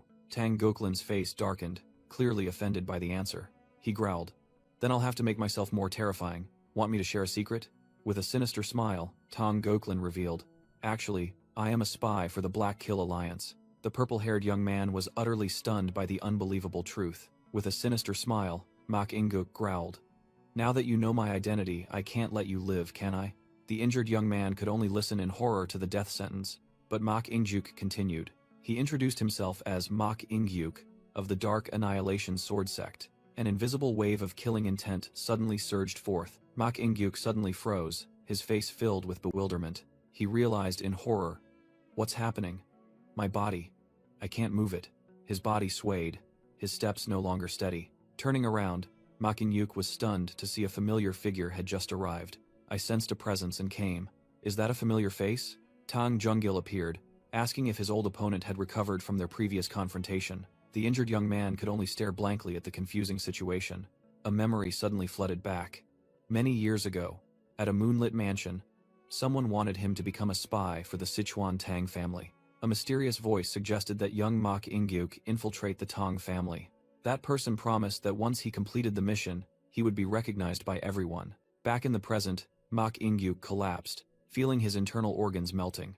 As Tang Jungil supported the injured man, Mak Ingyuk thought to himself, "Was it that guy? What exactly did he do to me?" Tang Jungil asked, "Are you Tang Yongmyung?" And a voice replied, "Yes." Tang Yongmyung scoffed, "What's wrong? Do I need to smash your face into the ground again for you to believe me?" causing the injured young man to quickly confirm. He asked again about the spy's confession, and received an affirmative answer from the survivor. Tang Yongmyong mused. Dark Moon's sword sect. I heard it clearly. Is he the tale I sensed before entering the mountain? He decided decisively. Let's capture him first. Mok Ingyuk let out a desperate scream as the poison took effect. Poison needles. You poisoned the needles, the injured contestant realized in horror. Tang Yongmyong coldly asked, Did you see any other contestants? While the other stammered, Huh? Oh yes? He suggested. Shouldn't we detoxify him and interrogate his purpose first? But then told himself to seize the opportunity. Tang Yongmyong dismissed it. Really? If he's from the Black Kill Alliance, his purpose is already clear. There's no need for that. He turned to his companion, remarking, But, you've changed a lot. The contestant was confused. I mean, we used to have animosity, but you don't seem to care at all. Yes, Tang Yongmyong replied. If that were still an issue, then the one lying there now would be me. Suddenly the contestant bowed deeply. Back then. I'm truly sorry. Tang Yongmyong was startled. What are you suddenly talking about? He waved his hand. Forget it. I don't dwell on the past, so just let it go. But the other insisted. I don't think this will resolve the past, but I feel I need to sincerely apologize. Tang Yongmyong smiled reassuringly. It's really fine. No need to make a fuss. Suddenly, the contestant's face stiffened in horror. His eyes widened, and he frantically screamed. Yongmyong! Behind you, he warned, as Mok Ingyuk surged up and lunged from behind. With eyes burning with hatred, Mok Ingyuk roared. If I'm going to die anyway. Tang Yongmyong quickly spun around. Then at least I'll drag you all down with me. Mok Ingyuk frantically screamed. The contestant cried out in terror. Yongmyong! Extreme fear was evident in his eyes. In despair, Mok Ingyuk screamed. What? He muttered during his desperate attack. I thought I had sensed. Tang Yongmyong spoke coldly. I don't make a habit of fighting those who are about to die, but if you insist on attacking, I will erase you without a trace. He placed a hand on Mok Ingyuk's shoulder and calmly asked, Wouldn't it be better if there was no corpse to clean up later? Mok Ingyuk's eyes were filled with horror. You. Blood and tears streamed down as he uttered his last words. So cruel. Mok Ingyuk collapsed, his sword flying away, leaving Tang Yongmyong and Tang Junggil in the empty clearing. Tang Junggil exclaimed in shock. Overwhelming. He couldn't believe it. Even as a spy, he was one of the top candidates, and his ultimate move was the poison art of the Dark Annihilation sword sect. Tang Yongmyong turned and asked, What are you going to do, Junggil? Tang Junggil panicked. Huh? Do what? Tang Yongmyong said. Now it's just the two of us left here. How should I decide the outcome? Tang Junggil immediately raised his hand. If you permit it, I surrender. There's truly no other way. He added, confused. But I don't know the way out. Tang Yongmyong pointed towards the exit he had just created. Go. No need to see me off? Tang Junggil hesitantly asked. Tang Junggil was stunned, unable to believe this sudden kindness. He turned and walked away. Yes, thank you for sparing my life. Tang Junggil looked back at the spatial gate, slowly closing. A faint smile appeared on his lips, and he sincerely wished, good luck. At the same time, at the Dark Moon Sword Sect headquarters, Elder Makinhu asked in horror, What in the world just happened? The spiritual bead, a distant lifelink artifact, had shattered. Elder Makinhu spat out a mouthful of blood, realizing in shock, My youngest son is dead. Memories flooded back of his son with a servant, a martial arts genius far surpassing his brothers. Because of that talent, Makinhu's first wife had feared him, trying to kill the child more than a dozen times. To protect his son, he had to let Mok Ingyuk live as a spy in the Tang family, his heart filled with regret for not fulfilling his fatherly duties. Makinhu roared in fury, drawing his sword and vowing that he would at least avenge his son. All disciples, prepare to depart for Mount Gangdong. His rage erupted. Before the assembled troops, Makinhu ordered, The time to overthrow the Tang family is near. Contact the other sects. His eyes blazing, he growled. From today, no one bearing the Tang surname shall be allowed to return alive from Mount Gangdong. Meanwhile, in a desolate forest, Tang Yongmyong felt something was amiss. He had moved day and night, but his senses detected no one. An absurdity in this vast formation. Unless the formation had been manipulated by others, and the remaining survivors must have colluded with the Jegal family. Yongmyong smirked, realizing that the Dark Moon Sword Sect would never cooperate with Jegal, and Jegal's goal was merely to increase their long-term influence in the Tang family. A predictable bunch, he thought to himself, his gaze sharp. At the same time, Jeonju of the Jegal family suddenly flinched, a chill running down his spine. He frantically looked around the empty room, not understanding where that deadly sense of unease came from. Returning to Tang Yongmyong, he lay stretched out on the grass, gazing at the bright moon in the night sky. The night sky is truly magnificent, he thought to himself. If only I could show this to my mother. His gaze softened, wondering what his mother was doing at this moment. In the midst of the deathmatch arena, Tang Yongmyong closed his eyes, enjoying a rare moment of peace. In the silent night, Tang Yongmyong lay motionless on the ground. Suddenly, a pink-haired figure landed, declaring, "Found one." But then the attacker paused, their eyes filled with suspicion. "Who is this person?" I asked to meet the last survivor or Tang Yongmyong, at their most vulnerable. He doesn't look like Tang Gyukrin at all. Anyway, he's quite handsome. This character thought to themselves, Jagal Changshin's nephew must be like this too. A pity for that face. But this guy has to die anyway. A stream of purple poison gas named arsenic prison was unleashed. "Don't resent me," the person said. "You must have been ready." "I'm not so sure you were ready," a voice echoed from the seemingly unconscious person. In a flash, Tang Yongmyong had a firm grip on the throat of his would-be assassin. Choking and coughing from the grip, the assassin was completely subdued. Tang Yongmyong's eyes were icy, devoid of emotion. He interrogated, "Are you the one cooperating with the Jagal family?" He exposed the opponent's plan. "You hid in a safe place and then planned to attack the last one remaining, didn't you?" The attacker was utterly terrified. "He knew I was coming?" Tang Yongmyong growled. "What's the deal? If you want to breathe, answer quickly." A horrifying illusion of a poisoned face appeared. Under the moonlight, the confrontation between hunter and prey had completely reversed. Restrained, the female assassin secretly regretted dropping her weapon in a panic. Tang Yongmyong coldly lifted his opponent, the dagger lying abandoned on the ground. The female assassin was stunned, stammering, "Wait, could you be Tang Yongryong?" Still being choked, she secretly thought in horror, "How does this guy know my name?" Tang Yongmyong growled, his eyes blazing. "After all the trouble you've caused me, you still haven't changed at all?" He smirked cruelly. "This time, should I completely ruin your face?" Meanwhile, elsewhere, an angry groan echoed, "Damn it." The Jagal team leader clutched his head in despair. His plan had completely gone off track. He muttered that participant 28 had broken the formation, making observation difficult. Everything was going smoothly as participant 10 swept through opponents, until he encountered participant 28. With just one blow, Tang Yongmyong halted the purple-haired guy's winning streak. The Jagal team leader analyzed that even if participant 2 and 10 teamed up, they would have no chance against participant 28. He bitterly admitted that, considering Yongmyong's speed, victory was impossible. If participant 28 wins, all our plans will fall apart. What do we do now? He panicked. Suddenly, the Jagal team leader flinched, sensing something unusual. He snapped his head up, his eyes wide with horror as he realized a threat from outside the formation. At the same time, on a hill, a massive army appeared, their leader sensing countless energy flows. The old general looked towards Gangdong Mountain, beginning to discuss the ultimate goal.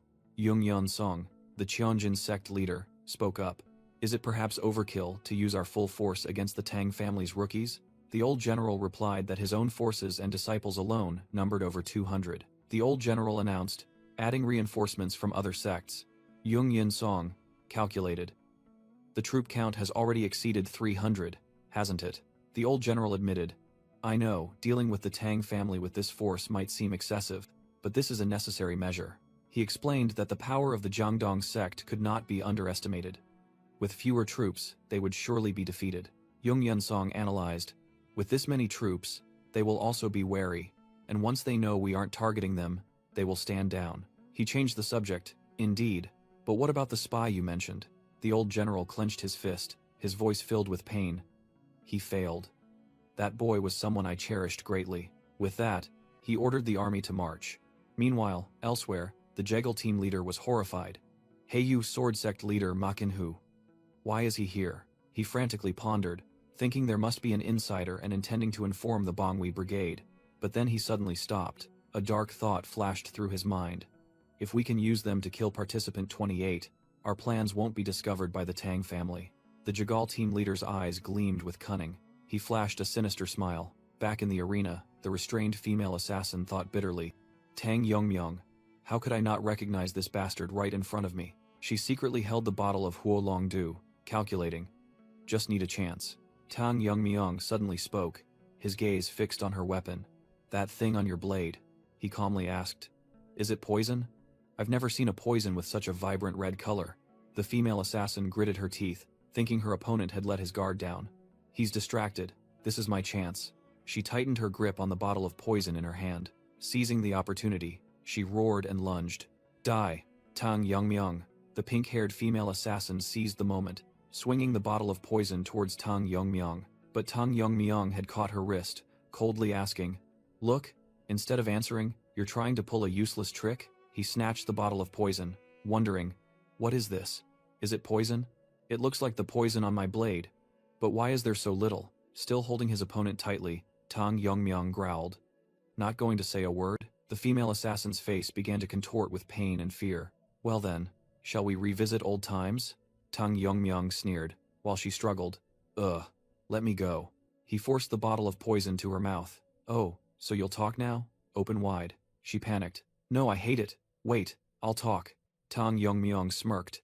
No, you should taste it first to know what kind of poison it is. He squeezed her mouth shut, making her exclaim in terror. It's one of the Tang family's Shi Jue Du. Tang Yongmyong revealed himself. Its name is Huo Long Du. The female assassin froze, muttering, The Tang family's Shi Jue Du? She thought in a panic. Aren't the Tang family's Shi Jue Du not allowed to be used indiscriminately? Wait, if this really is one of them. Tang Yongmyong looked at the poison bottle with a strange expression. My spiritual medicine. It would be a waste of heavenly treasures if she used it. The female assassin hastily pleaded. I've confessed. Please spare me. I surrender. I will surrender. She even bargained. No, I'll even help you fight against the other participants. So, gulp.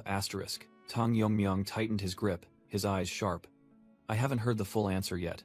Are you cooperating with the Jaegal family? His eyes flashed with a deadly light, threatening. If you hesitate, you'll get a taste of Huolongdu. Understood? Cornered, she stammered. A marriage proposal? Yes, they proposed a marriage alliance on the condition of merging the Jaegal family and the Tang family, she revealed. Tang Yongmyong listened thoughtfully, while she revealed the details. Indeed, it was a marriage proposal to the future Xiaoju. Tang Yongmyong thought to himself, the Jaegal family must be using this marriage to maintain their status. He looked at the vial of poison in his hand, wondering how to deal with this female assassin. Then, unexpectedly, he brought the vial to his mouth and chugged it, terrifying her. He even taunted, What are you looking at? No matter how much you stare, I won't give you any. The female assassin realized in shock, fire dragon poison. He drank it? The shock quickly turned into a savage grin. She was certain that Tang Yongmyong had sought his own death. Meanwhile, Tang Yongmyong surprisingly remarked, Oh, I didn't expect it to be a berry flavor. Immediately, the poison took effect, and flames erupted, engulfing his head. The female assassin burst into maniacal laughter at the sight. She screamed, You fool! How dare you taste the Tang family's 10 absolute poisons yourself? Even an indestructible body cannot withstand the Tang family's poisons. Burn to death right there, Tang Yongmyong. But then, a terrifying thought flashed through her mind. But why hasn't his grip weakened at all? Indeed, the hand gripping her face was still as firm as a rock. Astonishment was clear in the female assassin's eyes. The flames gradually subsided, and Tang Yongmyong grimaced, saying, Suddenly, it feels too spicy. The female assassin completely collapsed. How can this be? This can't be happening. Could it be? In the legends of the Tang family, there was a realm even beyond the indestructible body, immune to all poisons, known as the realm of the poisoner. She horrifyingly recalled her grandfather's words, that such a realm truly existed, and the person before her was a poisoner. Tang Yongmyong's hand emitted a stream of purple poisonous qi. The power of the fire dragon poison was now completely under his control. Tang Yongmyong coldly said to the trembling female assassin, You don't really expect to take my life with that killing intent, do you? I'm not some weakling.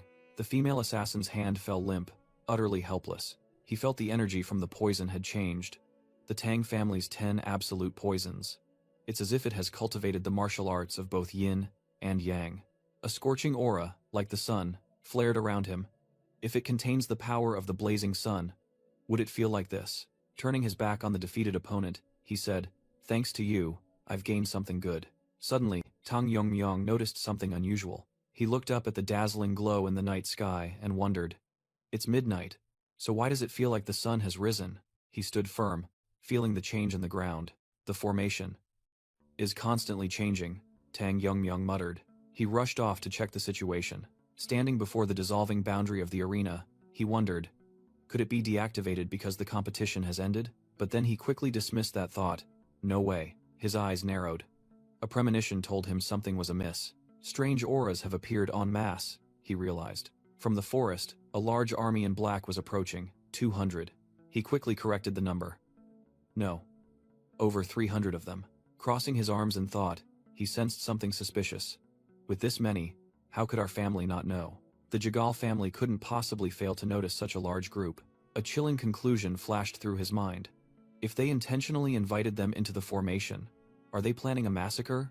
However, Tang Yongmyong merely smirked. Well, it's lucky to have target practice come to me. In the goo poison competition, there can only be one survivor. A subordinate warrior questioned Jagal Changshin. What did you just say, sir? He yelled in a panic. An intrusion? Jagal Changshin, with a grim expression, admitted. Yes, it seems there are spies among us. The warrior hastily pressed. Have they been identified yet? What's their number? Jagal Changshin revealed a terrifying truth. There are over 300 of them. The leader is the elder of the Dark Moon sword sect, Makinhu. The warrior was stunned, thinking, Dark Moon? Why are they here? How did they find this place, hidden by the Seven Locks Illusion Palace array? He snapped out of it. No, this isn't the time. Shouldn't we stop them quickly? Seeing Jagal Changshin hesitate, the warrior pressed. That's the problem. Why are you hesitating, Lord Jagal? Jagal Changshin explained in despair. I never anticipated this.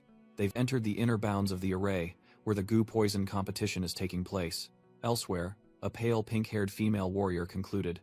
We cannot intervene there. Therefore, we can only rely on the remaining children in the competition. Meanwhile, in the arena, the ground was littered with the corpses of Dark Moon warriors. A pained voice rang out upon seeing a familiar corpse. You've been lying here all this time.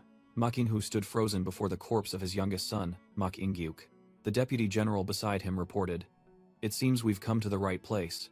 Judging by the wounds, he was likely hit by poison needles.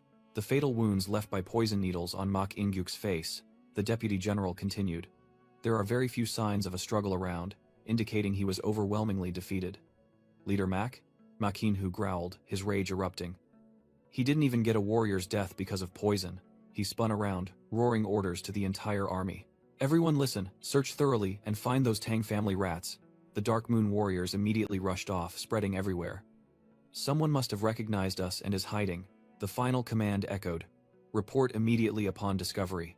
Among all those here, not a single person bearing the Tang surname from Jiangdong will survive. In the middle of the battlefield, a young disciple asked his master, Master, the leader seems troubled today, doesn't he? The disciple continued to speculate. I suspect. Could that corpse earlier be a spy planted by the leader? He recalled.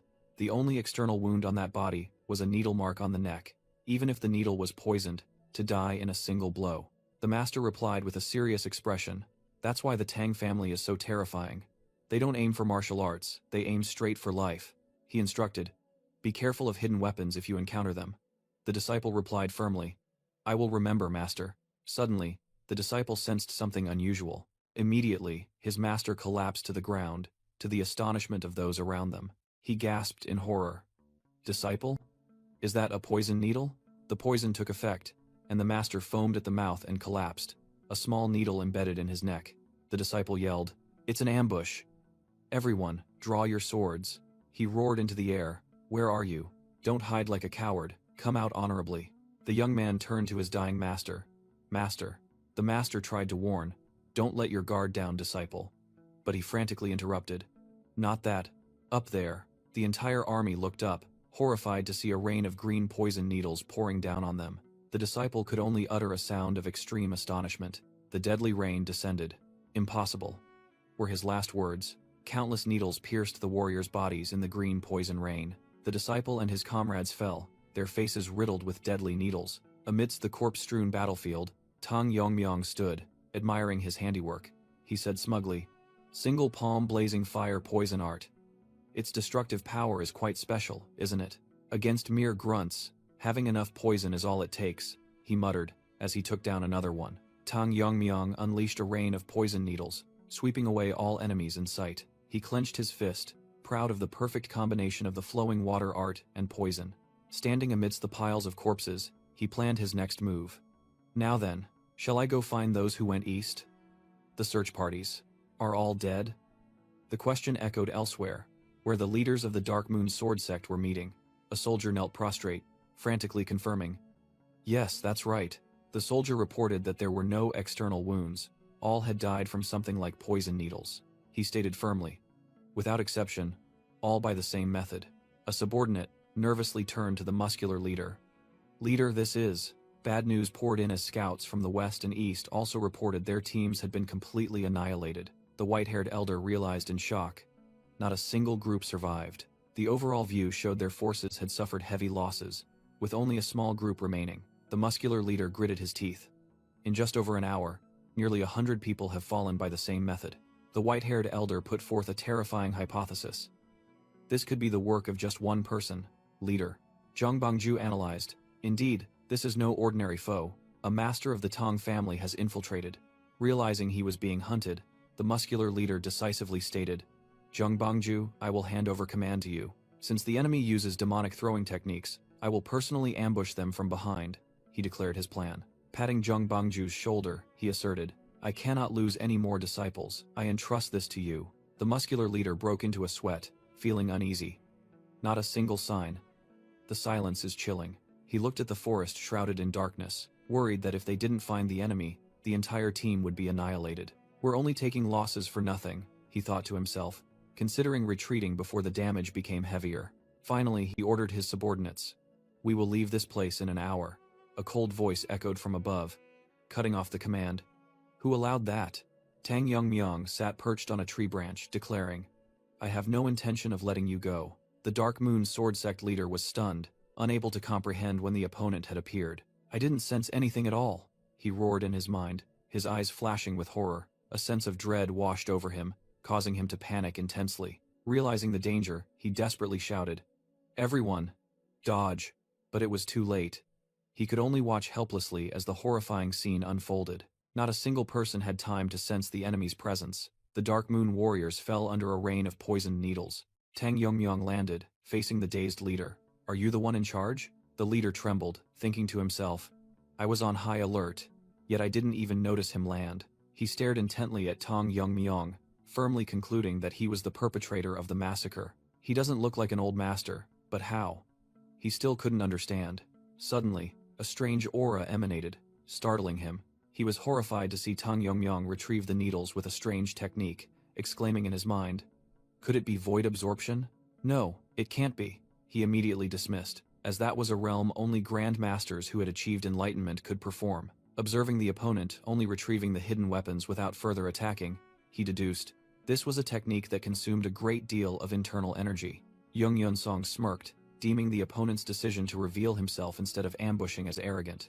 I've never heard of anyone like you in the Tang family, Tang Yongmyong replied, but whether you've heard of me or not, it doesn't matter. The challenging reply left Jung Yunsong dumbfounded. Tang Yongmyong coldly declared, One who is about to die doesn't need to know my name. You brat! Rushing to your death! Jung Yunsong roared, clenching his fist. He began to channel his energy. If you're so eager to die, a terrifying surge of power erupted, tearing Jung Yunsong's clothes. With eyes blazing with murderous intent, he prepared to unleash a finishing blow. Then I'll kill you right now. He lunged forward with a heaven-shattering punch. However, his attack was blocked by an invisible force. Tang Yongmyong remained still, completely unharmed. Jung Yunsong's full-force punch was easily stopped, creating an earthquake. He simply brushed aside my most powerful ultimate technique. He was utterly disbelieving. Tang Yongmyong merely smirked. Surely this isn't your full strength, is it? He scoffed. I'll give you time.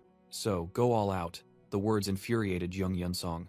A memory flooded back. The day the Spear Arts sect was annihilated by the Black Death Alliance, Jung Yunsong had voluntarily joined a new alliance. On the very first day, the alliance leader offered to improve his spear techniques. Jung Yunsong's ultimate technique, Quaking Peak Spear, had since been completely transformed.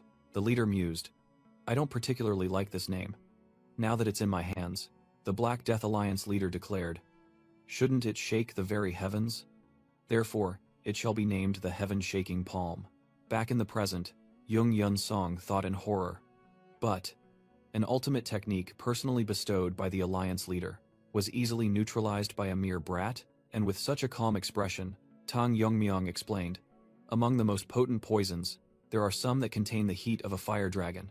If one can control it, then sword chi, imbued with murderous intent that severs all things, would be called sword power, and poison chi imbued with the will to permeate everything, would be called poison power. A massive surge of fire poison energy erupted, sending Young Yunsong flying. He screamed in panic. What is this terrifying surge of yang energy? Young Yunsong struggled to resist within the blazing sea of fire. He employed his defensive ultimate technique, Heaven-Shaking Palm, but it began to crack before Tang Yongmyong's hand. The defense shattered, and Young Yunsong despaired. It's collapsing. The muscular man let out a final scream of agony. His body turned to stone, and then crumbled into pieces under the terrifying heat. Tang Yongmyong coldly observed his achievement. Quite useful. He clenched his blazing hand, poison chi imbued with heat, thus called fire poison power. In that case, Tang Yongmyong turned to face the stunned Chunjin sect disciples. Who wants to be the next one burned to death? A high-ranking disciple trembled as he told his comrades, he won't let any of us survive. The remaining Chunjin sect army could only stand and watch, sweating profusely in terror. Tang Yongmyong calmly faced the colossal enemy, recognizing him. It's you. Ma Qinhu roared, his eyes filled with resentment. The one who killed my disciples, the gatekeepers, and even my youngest son. Killing intent emanated from the X-shaped scar, as he hissed a curse. You will not even be ashes left in Jiangdong, or anywhere else in this world. In response, Tang Yongmyong merely smirked, his eyes flashing with an eerie blue light. Before him stood the entire command of the Dark Moon Sword Sect, towering in the open field. Ma Qinhu waved his hand, ordering, form the Che Lun Zhen, surround him. He continued to shout loudly, instructing his soldiers, beware of poison and hidden weapons. Focus on wearing down his strength. In a flash, the Che Lun Zhen was formed. Hundreds of blades pointed directly at Tang Yongmyong. Ma Qinhu gritted his teeth, the pain of losing his son transforming into an iron resolve. He drew his twin swords, solemnly declaring, so that their sacrifice is not in vain, you must be annihilated. Trapped in the deadly encirclement, Tang Yongmyong merely looked up indifferently. He thought to himself, Che Lun Zhen, huh. It reminds me of when I practiced using Hunluan Wu. Perhaps I should try something different this time? A confident smile bloomed on his lips. As soon as he finished his thought, Tang Yongmyong's figure suddenly dissolved into thin air. A soldier cried out in panic. His shadow is gone. Everyone, be vigilant. The entire army searched in chaos, unaware that death was already behind them. A disciple managed to realize, shouting in despair, Master, Bihin. The warning was cut short by a chilling sword strike. And then, a bloody massacre began. Tang Yongmyong single-handedly sweeping through the entire army. The warriors of the Dark Moon Sword Sect were stunned, horrified by the sight of blood splattering everywhere. Ma Qinhu was aghast, thinking to himself, what? Did I miss his movements? Amidst the chaotic scene, the enemies wondered about Tang Yongmyong's true identity. A bald warrior roared furiously, Bastard! How dare you attack my brothers? Tang Yongmyong calmly extended his hand, gently saying, lend me those swords. The warrior panicked as his sword was snatched from his hand by an invisible force. With just a flick of his hand, Tang Yongmyong shattered the swords into countless sharp fragments. Ma Qinhu gritted his teeth, unable to believe it. Monster. Destroying swords without even touching them? Using the principle of destruction and dispersion, he shattered the blades and scattered them around. Then, he used his will to control the countless fragments, swirling them into a storm. A terrifying metallic whirlwind formed, sweeping away the stunned enemies. Tang Yongmyong was slightly surprised by the destructive power of the technique he had just created. A soldier cried out in panic. This is definitely a secret technique of the Tang family. Wantian Huayu? Wantian Huayu? Impossible. Desperate shouts echoed across the battlefield. The storm of fragments swept through everything, tearing the Dark Moon Sword Sect warriors to shreds. Tang Yongmyong thought to himself, although it couldn't compare to the peak Wantian Huayu, it was incredibly effective for clearing out cannon fodder. Standing amidst the sea of blood, he declared, I will name this technique Tiesha Luanwu. Then he turned, his sharp eyes provocatively challenging. Now, after using your men to test my move, isn't it your turn? Ma Qinhu swallowed hard, grinding his teeth at Tang Yongmyong's direct challenge. Arrogant brat. Ma Qinhu growled, stomping his foot on the ground. He assumed a twin sword stance, killing intent erupting. Let's see how long that arrogance of yours lasts. Ma Qinhu reassured himself, trusting in the Taiyue Shuangjian and Shijian Shu bestowed by the alliance leader. With a sky-shattering roar, he charged forward, determined to crush Tang Yongmyung into dust. That line? It's the second time now. Tang Yongmyung calmly replied. Shut up! Ma Qinhu roared, swinging his sword to create a fierce surge of sword energy. He closed in, yelling, I will crush you! Tang Yongmyung merely gently raised his dagger, ready to face the challenge. Ma Qinhu poured all his strength, letting out a powerful roar. He unleashed the continuous Taiyue Shijian Wu, sending out a barrage of furious slashes. In response to the whirlwind of sword energy, Tang Yongmyung yawned with boredom. Ma Qinhu's confidence shattered. His face seemed to crack with astonishment. In despair, he unleashed his final blow. Taiyue Shijian Zhongji. Two streams of energy collided violently, shaking the entire battlefield. However, Ma Qinhu's powerful sword was blocked, firmly embedded in the ground. How? The old man panted, sweat pouring down him like rain. With just a short sword, my ultimate Taiyue Shuangzhen technique was. Ma Qinhu couldn't believe his eyes. Tang Yongmyung smirked. I have a bit of talent in swordsmanship.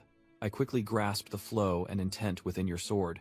By the way, shouldn't that move be used like this? He said, as a terrifying surge of dark energy began to gather in his hand. You, how can you? Ma Qinhu was so horrified that even his hair accessories shattered. Tang Yongmyung, holding his black sword, confidently questioned. How can you use the silent sword art? From a distance, Ma Qinhu could only utter a shocked, how? He yelled, how can you use the silent sword art? But Yongmyung casually replied, you call that the silent sword art? I just thought it was simply created with the intent to kill. Hearing Yongmyung say the move was nothing difficult, Ma Qinhu was so stunned his eyes rolled back. He couldn't believe it. He had to painstakingly train in twin sword techniques to use it. Yet his opponent said it wasn't difficult? Tang Yongmyung suddenly remembered. The guy I killed a few hours ago also used this move. So you belong to the Dark Moon Sword Sect? I don't know much about you, he continued, but I know you belong to the Black Death Alliance. He explained that everyone knew the Black Death Alliance had the ability to transform any martial art into a sublimated version suited for the user. That's why everyone abandons their past to dedicate themselves to the Alliance, Yongmyung concluded, making Ma Qinhu press. What are you trying to say? I'm saying I'm disappointed by something so mediocre, Yongmyung bluntly scorned. Can't anyone imitate it as long as they can control killing intent? He smiled provocatively. It seems you were granted this martial art. Looks like Ryonju doesn't trust you much, does he? His pride wounded, Ma Qinhu gnashed his teeth. You bastard! Well, you've done your best. Yongmyung raised his dagger. In return, I'll show you an ability. He smirked, warning, don't be too surprised. Ma Qinhu stammered back, completely unaware of what was about to happen. Ability? He watched tensely, thinking, what is he going to do? Tang Yongmyung's eyes flashed, focusing all his energy into the dagger in his hand. For those who have reached the transcendent realm, a surge of green energy began to erupt. The length of the blade is no longer an issue, he finished, as a dazzling blade of light extended from the dagger. Ma Qinhu was utterly horrified, stammering, what? Just now. That was. Tang Yongmyung unleashed the ultimate technique, Sword River, a surge of emerald energy enveloping his weapon. Facing Ma Qinhu, he took a stance, ready for an uncompromising confrontation. The old man cried out in terror, what are you doing? As a massive surge of sword energy rushed towards him, a small scratch appeared on Ma Qinhu's cheek. He was stunned by the speed of the attack. Ma Qinhu bitterly questioned himself. Is this all the skill I have right now? Yongmyung's attack left a massive trail of destruction, tearing through the ground. The old man desperately sought a reason. Is it because my body isn't what it used to be? Impossible. Ma Qinhu bitterly admitted that his silent sword art was completely useless against Sword River. A terrifying truth flashed in his mind. This guy, has he reached the ultimate realm? Tang Yongmyung coldly responded to his opponent's panic. Does that matter? Realizing the danger, Ma Qinhu had only one thought. I have to dodge it. Tang Yongmyung scoffed. You're really troublesome. Do you think you can escape? He stated firmly. Anyway, it'll all be over once I catch you. Actually, as a member of the Tang family. Yongmyung began, the dagger in his hand glowing brightly. It's only right to kill you the Tang family way, he concluded, revealing the golden rings on his hand. Ma Qinhu frantically dashed away, trying to escape the terrifying predator. He screamed in his mind. Impossible. Who raised such a monster from the Tang family? How could someone who reached the ultimate realm come from that crumbling family? Ryonju won't stand idly by. However, the pursuit didn't stop. The surrounding trees were chopped into pieces. Ma Qinhu looked back in horror. witnessing the destruction closing in right behind him. What is that? Ma Qinhu was horrified by the metal rings devastating the forest. He couldn't believe they cleanly cut even the smallest tree trunks. Noticing their extraordinary speed, Ma Qinhu frantically defended himself while fleeing. A choked sound escaped him as he struggled against the relentless assault. Ma Qinhu gritted his teeth, knowing escape was impossible, and decided to face it head-on. The old man spun around, charging directly into the deadly rain of metal. With glowing eyes, Ma Qinhu roared a challenge. Bring it on! He was engulfed in the storm of attacks, the sword in his hand weaving desperate defensive arcs. Do you think I'll die in a place like this? He roared, refusing to give up. But then his sword couldn't withstand it either. Cracks began to appear on the blade. A sharp attack pierced through his defenses. Ma Qinhu's entire left arm was severed from his body. The old man's face contorted in extreme pain and horror. A heart-wrenching scream echoed as blood gushed from the wound. Even so, he panted, smugly. See? I blocked everything. Suddenly, a cold voice echoed from ahead. You think that? Ma Qinhu collapsed to his knees, roaring in despair. The Dark Moon Sword Sect will die by this? He reassured himself.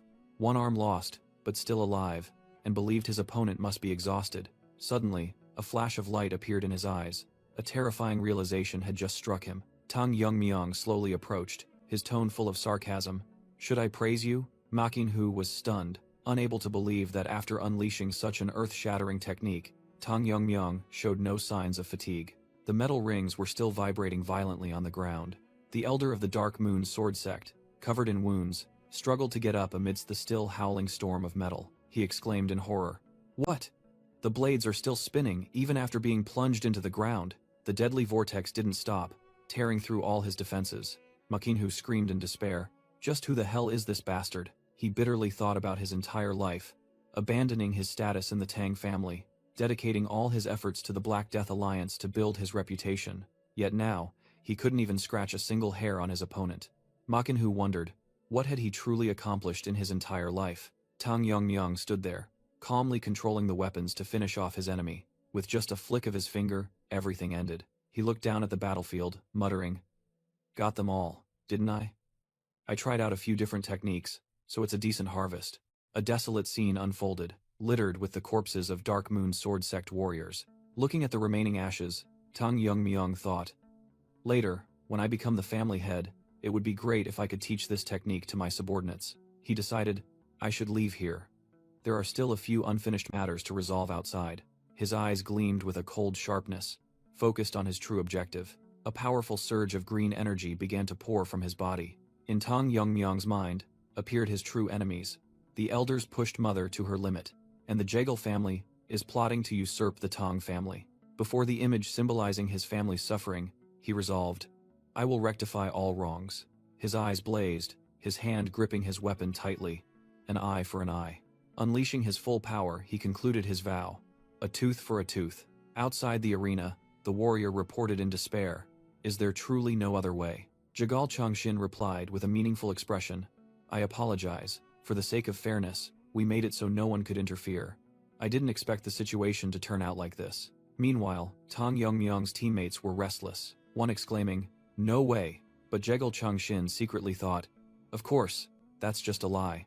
I must remain silent until everything is complete. He was certain that since the entrance was sealed, no one could escape alive. His plan was meticulously calculated. After the soldiers outside were subdued, the identities of those inside had also been confirmed. It was the Dark Annihilation Sword and the Dark Moon Sword Sect. With over 300 soldiers, participant number 28 would hardly survive. Though it's a waste of talent, he cannot obstruct our plans, Jagal Changshin told himself. The other candidates will be the future of the Tang family. Suddenly, a strange aura startled him, his eyes widening in astonishment. At the same time, Yongmyong's teammates also sensed something, their leader asking, What is this? This familiar energy? A figure appeared before their eyes. It was Tang Yongmyong, emerging from a chaotic state. He burst out from a chaotic surge of energy, returning safely. The pink-haired girl with glasses shouted in joy, It's Yongmyong, I told you, he wouldn't lose that easily. The entire team erupted in happiness. The pink-haired girl rushing to embrace her teammate who had just returned from the brink of death. Tang Yongmyong gently asked, Are you hurt? Was everyone worried? I told you. You're the only one who can injure me until the competition ends. Suddenly, he heard a distant call and secretly thought, Participant number 28? He smiled gently, reassuring his teammate who was holding him tightly. From the observation post, a desperate scream echoed. Impossible! Jagal Chungshin roared in anger. What the hell did those 300 soldiers do? The Dark Moon Sword Sect couldn't handle a brat like him?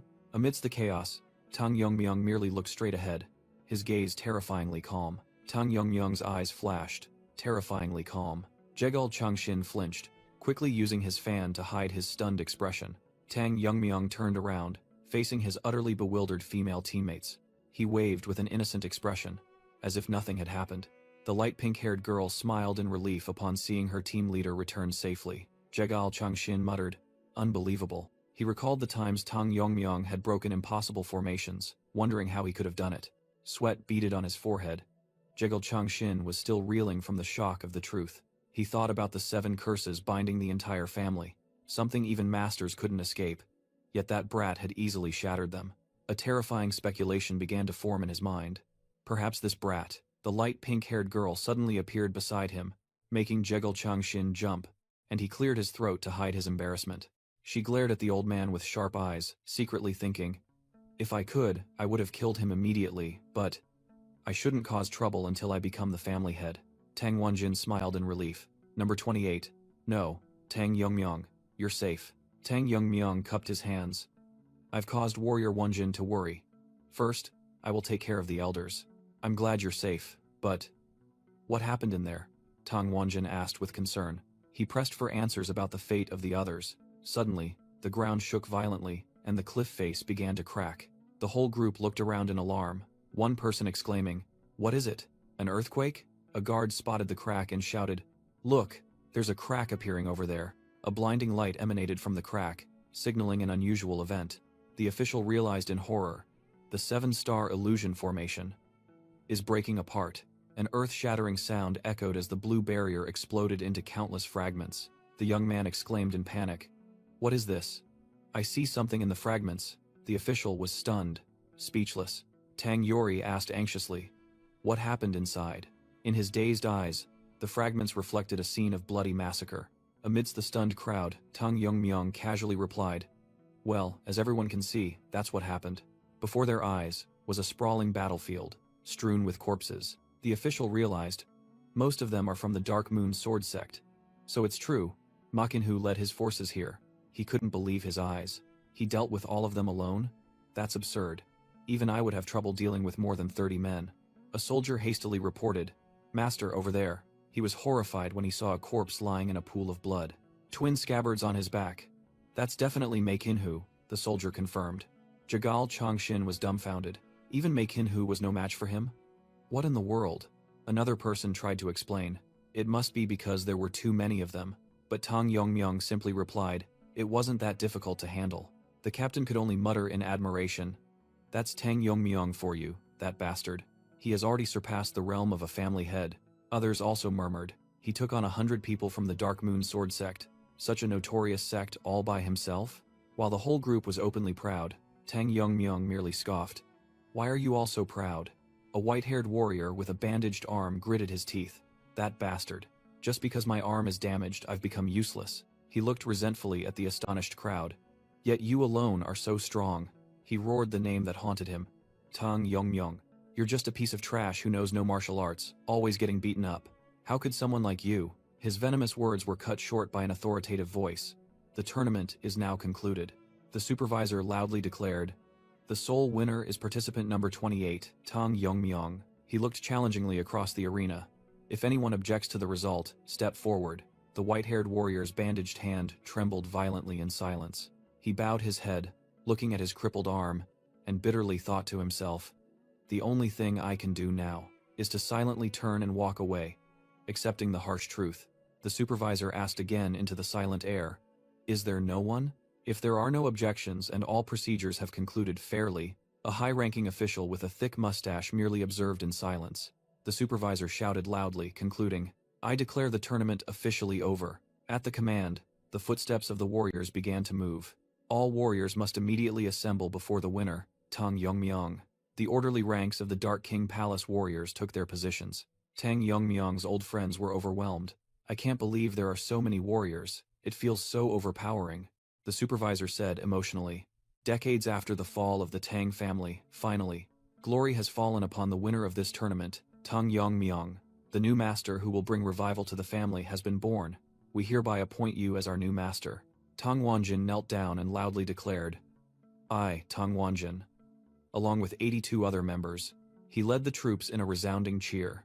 We, your humble servants, respectfully greet the new family head of the Tang family. All the warriors bowed in unison before Tang Yongmyong in a solemn ceremony.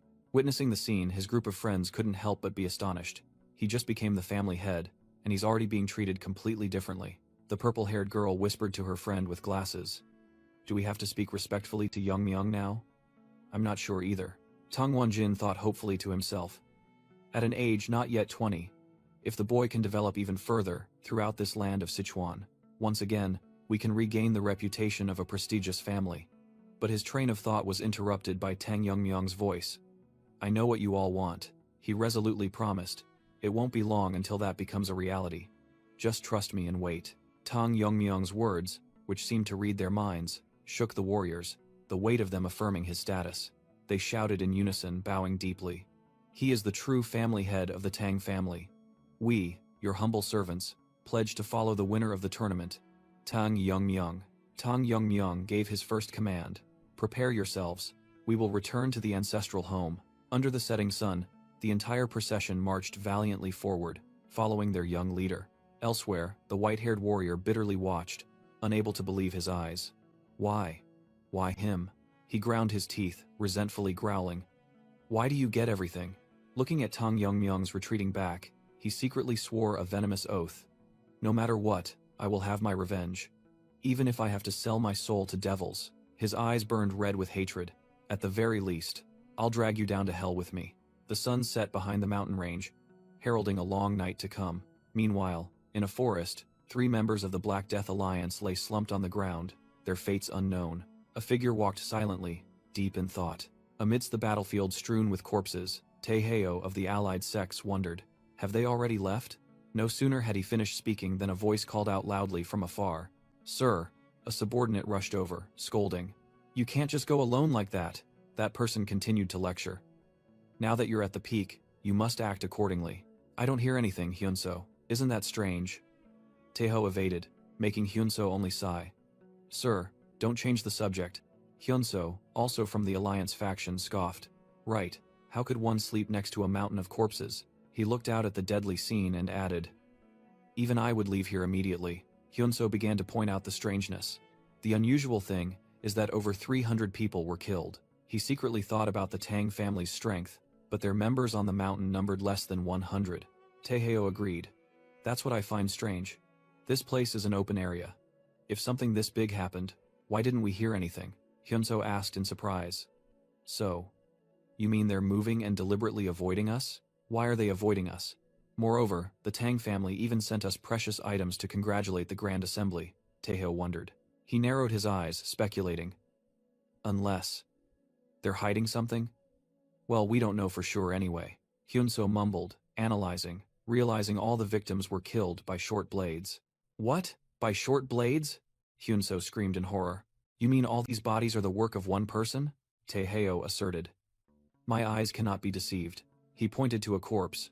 Most show signs of being defeated by learned sword techniques, but I don't see signs of mastery. Everything is very messy, Taeheo concluded, and the fact that some hadn't even drawn their weapons shows they were taken down in seconds. Not many possess this kind of skill. Taeheo asserted, I must meet this person. We're going to Sichuan. Hyunso frantically objected. What? You're going to Sichuan? No. What if we run into them on the way? Taeheo coldly reminded. Have you forgotten that I've reached the peak? Protecting myself isn't difficult, don't worry, Taeheo reassured. But Hyunso replied, but I'm different, master. Taeheo dismissed it. Even if he's a fool, do you think he'd dare to hastily pick a fight with me? Hyunso gave in. Sigh. Who can argue with your stubbornness? Let's return to the family first. At least you should say something to the head, shouldn't you? Hyunso suggested. And Taeheo agreed. You're right, let's go back. Hyunso secretly thought about the current situation. The Black Death Alliance in the south, the demonic cult in the west, and the allied factions facing many difficulties. He deduced. Master intends to visit the Tang family's experts, those who caused this disaster. Because the Tang family is also in a similar situation to us, could it be that you intend to let the Tang family deal with the Black Death Alliance? And then eliminate the demonic cult? Amidst the battlefield, Hyunso spoke worriedly. I believe the Tang family has long been in decline. I wonder if things will go according to plan. He only secretly hoped that he wouldn't have to use the demonic sword art. At the same time, in another mansion, a person reported, Elder Sam Jangro, the warriors have brought back the participants of the competition. The elder secretly thought the competition had ended earlier than expected. He confidently said, well, of course, with Youngryung's skills and the fire dragon poison she possesses, winning the competition wouldn't be difficult at all. But the reporter hesitated. Sir, among those who returned, I don't see the young lady. Sam Jangro was stunned. What? Two guards were discussing the championship candidates, mentioning Tang Gokrin and Sam Jangro's granddaughter. A soldier mumbled, hoping everyone would return safely, then suddenly noticed a group of people approaching. A group of people silently advanced, led by a strange young man with reddish-brown hair. The guard was surprised to recognize the Tang family's emblem on their attire. The news quickly spread throughout the family. The participants have returned. The crowd gathered, buzzing with discussions about the results of the bloody competition. Everyone's gaze fell on the strange young man, wondering who he was. Many girls in the crowd couldn't help but blush at the young man's appearance. Amidst the commotion, a desperate father cried out for his daughter. Soyi, my Soyi. Fear surged, and he burst into tears when he couldn't see his daughter anywhere. In contrast to the mournful atmosphere, the survivors breathed a sigh of relief. A subordinate joyfully exclaimed upon recognizing young Master Jonggil among the returning group. The deputy commander observed Jonggil's cheerful expression, but still dared not hope too much. The scene became chaotic as everyone jostled to find their loved ones. But not everyone found the joy of reunion. Many cries of lamentation echoed. Tang Yongmyong silently observed the scene, secretly thinking his mother must also be worried about him. He unconsciously smiled gently as he imagined the upcoming reunion. He wondered, would his mother recognize him with this appearance? A mischievous smile suddenly appeared on his lips. Yongmyong was quite curious about his mother's expression then. Tang Yori frantically shouted, pointing in one direction. Yongmyong, over there. The girl explained that it was where the general administration was gathered. See the man wearing glasses? That's my father, Tang Yori introduced, while her father secretly breathed a sigh of relief that his daughter was safe. Tang Yongmyong smirked teasingly. What's this? You're already asking me to look after your father after just meeting. Of course. I can't miss this chance, Yuri whispered mischievously, making Yongmyong laugh at her straightforwardness. The girl proudly boasted that her father was very capable, but because he didn't know how to flatter, he wasn't promoted. Yongmyong thought to himself, that's why he's been stuck with trivial tasks until now, and it's not bad for his plan either. He calculated that those close to the elders would be an obstacle. Instead, it would be better to find people on his side. Yongmyong decided he needed to learn more about Ijun, who was connected to the temple, and Miryeo as well. Suddenly, the head of the Tang family, Tang Kisam, boomed a welcome to the warriors and the Jegal family. An elder from the Jegal family bowed in return. Long time no see, family head. Tang Kisam laughed heartily, asking about the elder's health, saying he was still the same as ever. The elder humbly replied that the Jegal family would not forget the family head's help. They only did what they could. Tang Kisam patted his shoulder, grateful that thanks to the 7-star illusion gate array, he could rest assured sending the participants to the competition. But then his smile vanished, as he bitterly admitted that array had been broken. Tang Kisam quickly changed the subject, ordering everyone to the elder's residence and allowing the warriors to disband and rest. Just then, someone stepped forward to interrupt, saying that after many years of exhausting battles, he apologized, but, "We will not go to the elder's residence," the person declared loudly, leaving both Tang Kisam and the Jegal elder stunned. Under the family head's astonished gaze, he introduced himself as Tang Wanjin, temporarily in charge of the guard squad. Family head Tang Kisam questioned Tang Wanjin. "You said you don't want to go to the elder's residence, did I mishear?" Tang Wanjin calmly replied, citing the competition rules about having to go to the Dark Hall and the Poison Hall. Tang Kisam was speechless at his subordinate's audacity. A shout rang out, criticizing the lowly warrior for daring to reason in front of the commander-in-chief. His rage erupted. Tang Kisam roared, "Disband immediately, or I will punish you for insubordination." The crowd of warriors paled in terror at the family head's threat. Tang Wanjin remained calm, thinking to himself, "I anticipated this, but they're really coming on strong." Just then, Tang Yongmyong stepped forward, his voice cold. "Insubordination, you say?" He asked the family head directly. "In this very family, is there anyone more powerful than the family head?" Tang Kisam was stunned, growling, "Who exactly are you?" Tang Yongmyong merely replied with 3 words, "The winner of the competition." Then he boldly declared his name as Tang Yongmyong. Meanwhile, at the elders' manor, an angry shout rang out, "What the hell are you talking about?" The elders couldn't believe their ears, asking Tang Kisam again about the winner's identity. Tang Kisam, sweating profusely, reluctantly confirmed, "The winner is Tang Yongmyong." An elder slammed the table and roared, "Impossible!" He fumed. How could someone like that defeat Yongryong, who possesses the fire dragon poison? Elder Tang Sukjung was also stunned, muttering, "Even my disciple Gukrin lost to Tang Yongmyong again?" In his mind, he recalled the image of the talented disciple in whom he had placed all his hopes. In the elders' meeting, Tang Sokjung still couldn't believe it. "Before the competition began, I was certain he couldn't defeat Gukrin." Fourth elder Tang Jiryong slammed the table furiously, roaring, "There's no way he could have improved that much in 3 years. There must be some trickery involved." Second elder Tang Myeongshin was calmer, suggesting, "Regardless, we should investigate this thoroughly." Tang Jiryong immediately agreed. Exactly. How could someone like him defeat everyone and win? The head elder of the council spoke, cutting off the argument. Where is Tang Yongmyong now?" Elsewhere, Tang Kisam was facing Yongmyong's faction, stammering, "I'm certain they were summoned to the elder's residence." He tried to cite the rules. Only the family head can give orders to the heir. The elders have no such authority. Tang Yongmyong faced him coldly. "You still insist on punishing us for insubordination?" Tang Kisam lost his composure, yelling, "You haven't been officially recognized as the heir yet. I can't believe someone like him is the winner." Yongmyong saw through his opponent's fear, warning, "If you provoke the elders." Enough. Yongmyong's eyes flashed with a menacing green light. Tang Kisam flinched in fright at the sudden change. A terrifying surge of killing intent erupted from Yongmyong, pressing directly towards Tang Kisam. Crushed by the pressure, Tang Kisam thought in horror, "What is this? This is absurd. If I provoke him any further." Yongmyong's figure became terrifying in Kisam's eyes, making him realize in despair, "I'll die." Utter terror was evident on Tang Kisam's sweat-drenched face. Amidst the terrifying aura, Yongmyong calmly declared, "Regardless of what those lazy old elders think, we will go to the dark assassination poison hall." He continued, his voice echoing in the deadly silence. "Let them know, when the competition ends, their reign ends too." Tang Kisam trembled as he relayed Tang Yongmyong's words, unable to believe his ears. He didn't dare to fully convey the defiant message that your era is over. In the meeting room, an elder angrily slammed his hand on the table at the junior's insolence. Fourth elder Tang Jiryong roared, stating that even the poison phoenix of yesteryear had to be wary in their presence. Second elder, Tang Myeongshin, however, appeared calmer, believing this was an opportunity to strip him of his qualifications. The Grand Elder decided to head straight to the assassination poison hall as challenged. He declared that they needed to personally assess the strength of that arrogant brat. The Grand Elder ordered the warriors waiting outside. His personal guards immediately prepared to move to the assassination poison hall. The Second Elder's Righteousness Squad also took their ready positions. The Fourth Elder's Poison Sword Squad obeyed the Elder's directives, and the Fifth Elder's Assassination Squad had also gathered.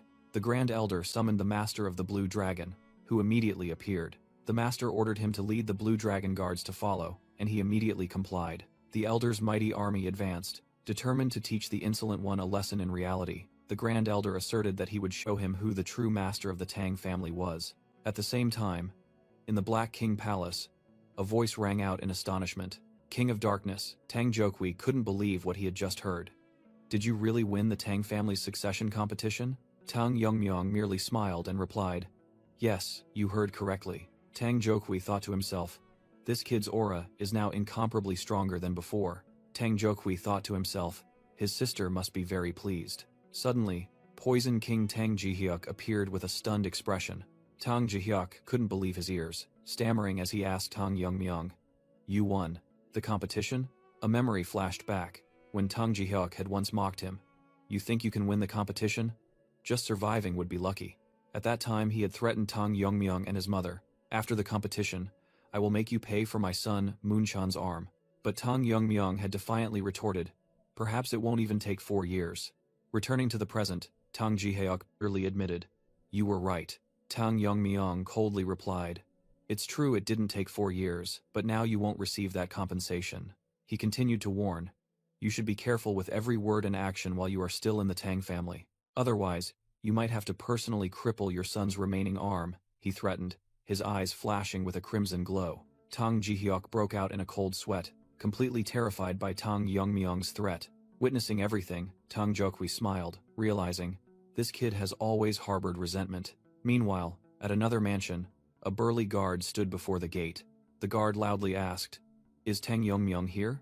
A memory resurfaced. The Tang family head, Tang Kisam, was startled upon hearing a name. The Poison Phoenix's son? The guard standing behind Tang Yongmyong also flinched. He nervously muttered, "The Poison Phoenix?" Tang Yongmyong turned to the guard and said, "There are things you want to ask, but everything can be dealt with later." The black-haired guard mused. Truly, is he that person's son? If that's the case, a memory of a bloody battle from yesteryear flashed back, when Tang family warriors confronted the Heavenly Light demonic venerable and the Poison Phoenix. An entire building was engulfed in flames. The surviving soldiers were utterly horrified by the sight before them.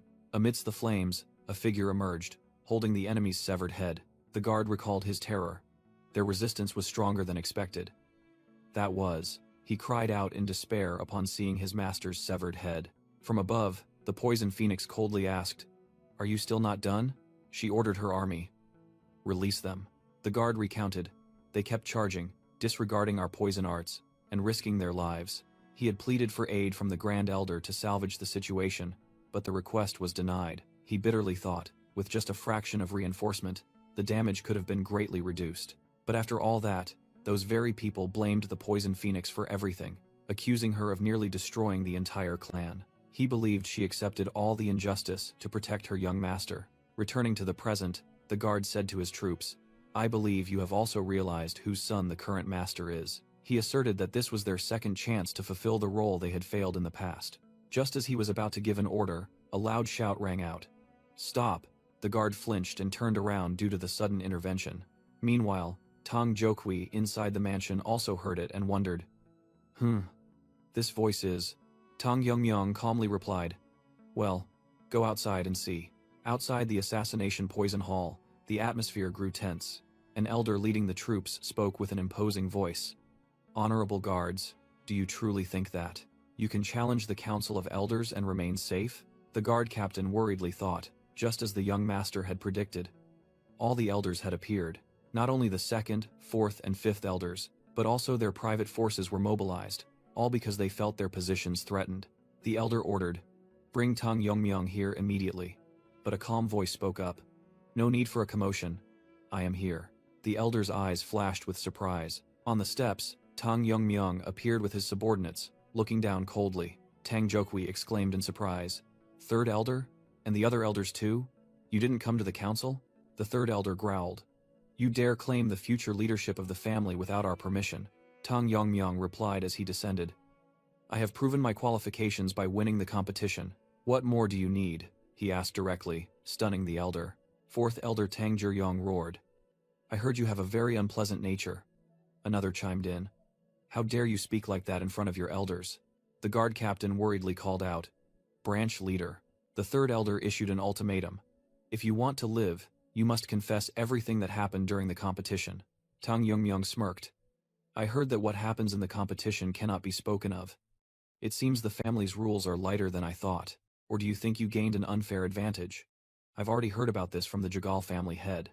Another person shouted, "There was interference from the Black Moon sect and nearly 300 demonic cultivators. How can the competition be called fair?" Tang Yongmyong calmly admitted, "Tang Gokrin, Tang Yingling killed other participants, and I ended the competition by killing them." Tang Yongmyong replied indifferently, "What did you just say?" The third elder roared in fury, "Who killed, who?" He calmly provoked, "If it's so hard to believe, why don't you go to Mount Gangdong and see for yourself?" The challenge made the elder explode. He shouted, "Die!" A destructive blue energy blast was fired directly at Tang Yongmyong. Tang Jokwi was stunned by the sight. The guard captain was equally terrified. The surge of power swept through everything, even knocking back the elder's own subordinates. The witnesses could only exclaim, "You fool!" Amidst the chaos, Tang Yongmyong's voice rang out, "You brought all of this upon yourselves." He continued his provocation, "Do you find it so hard to believe?" The ground cracked, but Tang Yongmyong stood firm, completely unharmed. "That your granddaughter is dead?" The third elder was stunned, thinking, "How can this be? My ghost-slaying poison was blocked with just one hand?" He couldn't understand. It carries a toxicity that steals sight and hearing. How was it neutralized so easily? A terrifying realization flashed in the elder's mind. Could it be that he has surpassed the internal energy I've cultivated for decades? He couldn't accept the truth. Impossible. His fury flared again. He roared, "You dare mock me, an elder?"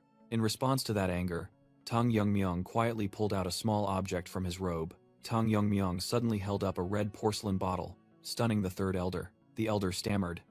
The image of the familiar poison bottle reflected in his horrified eyes. "Where did you get that?" the third elder tremblingly asked. Tang Yongmyong spoke, his voice echoing to the bewildered Blue Dragon guards. "You must be very confused," he calmly revealed. "The poison bottle you gave your granddaughter. It came from my hands." The bottle fell, shattering into pieces on the ground. The third elder let out a roar, his entire body erupting in flames of rage. "If it were just an ordinary poison bottle, perhaps I would have overlooked it," Tang Yongmyong continued. "But this is one of the 10 great rare poisons of the Tang family." The entire crowd stirred at the shocking declaration, staring at the burning fragments. The guard captain quickly asked, and Tang Yongmyong confirmed, "Yes, it is called Fire Dragon Poison." "Fire Dragon Poison!" His entire team of guards exclaimed in terror. Fourth elder Tang Jiryong turned pale, muttering, "No wonder the fire poison energy is so strong. Wasn't the storage managed by the third elder?" "I will bury it with the burial team," Tang Yongmyong coldly declared.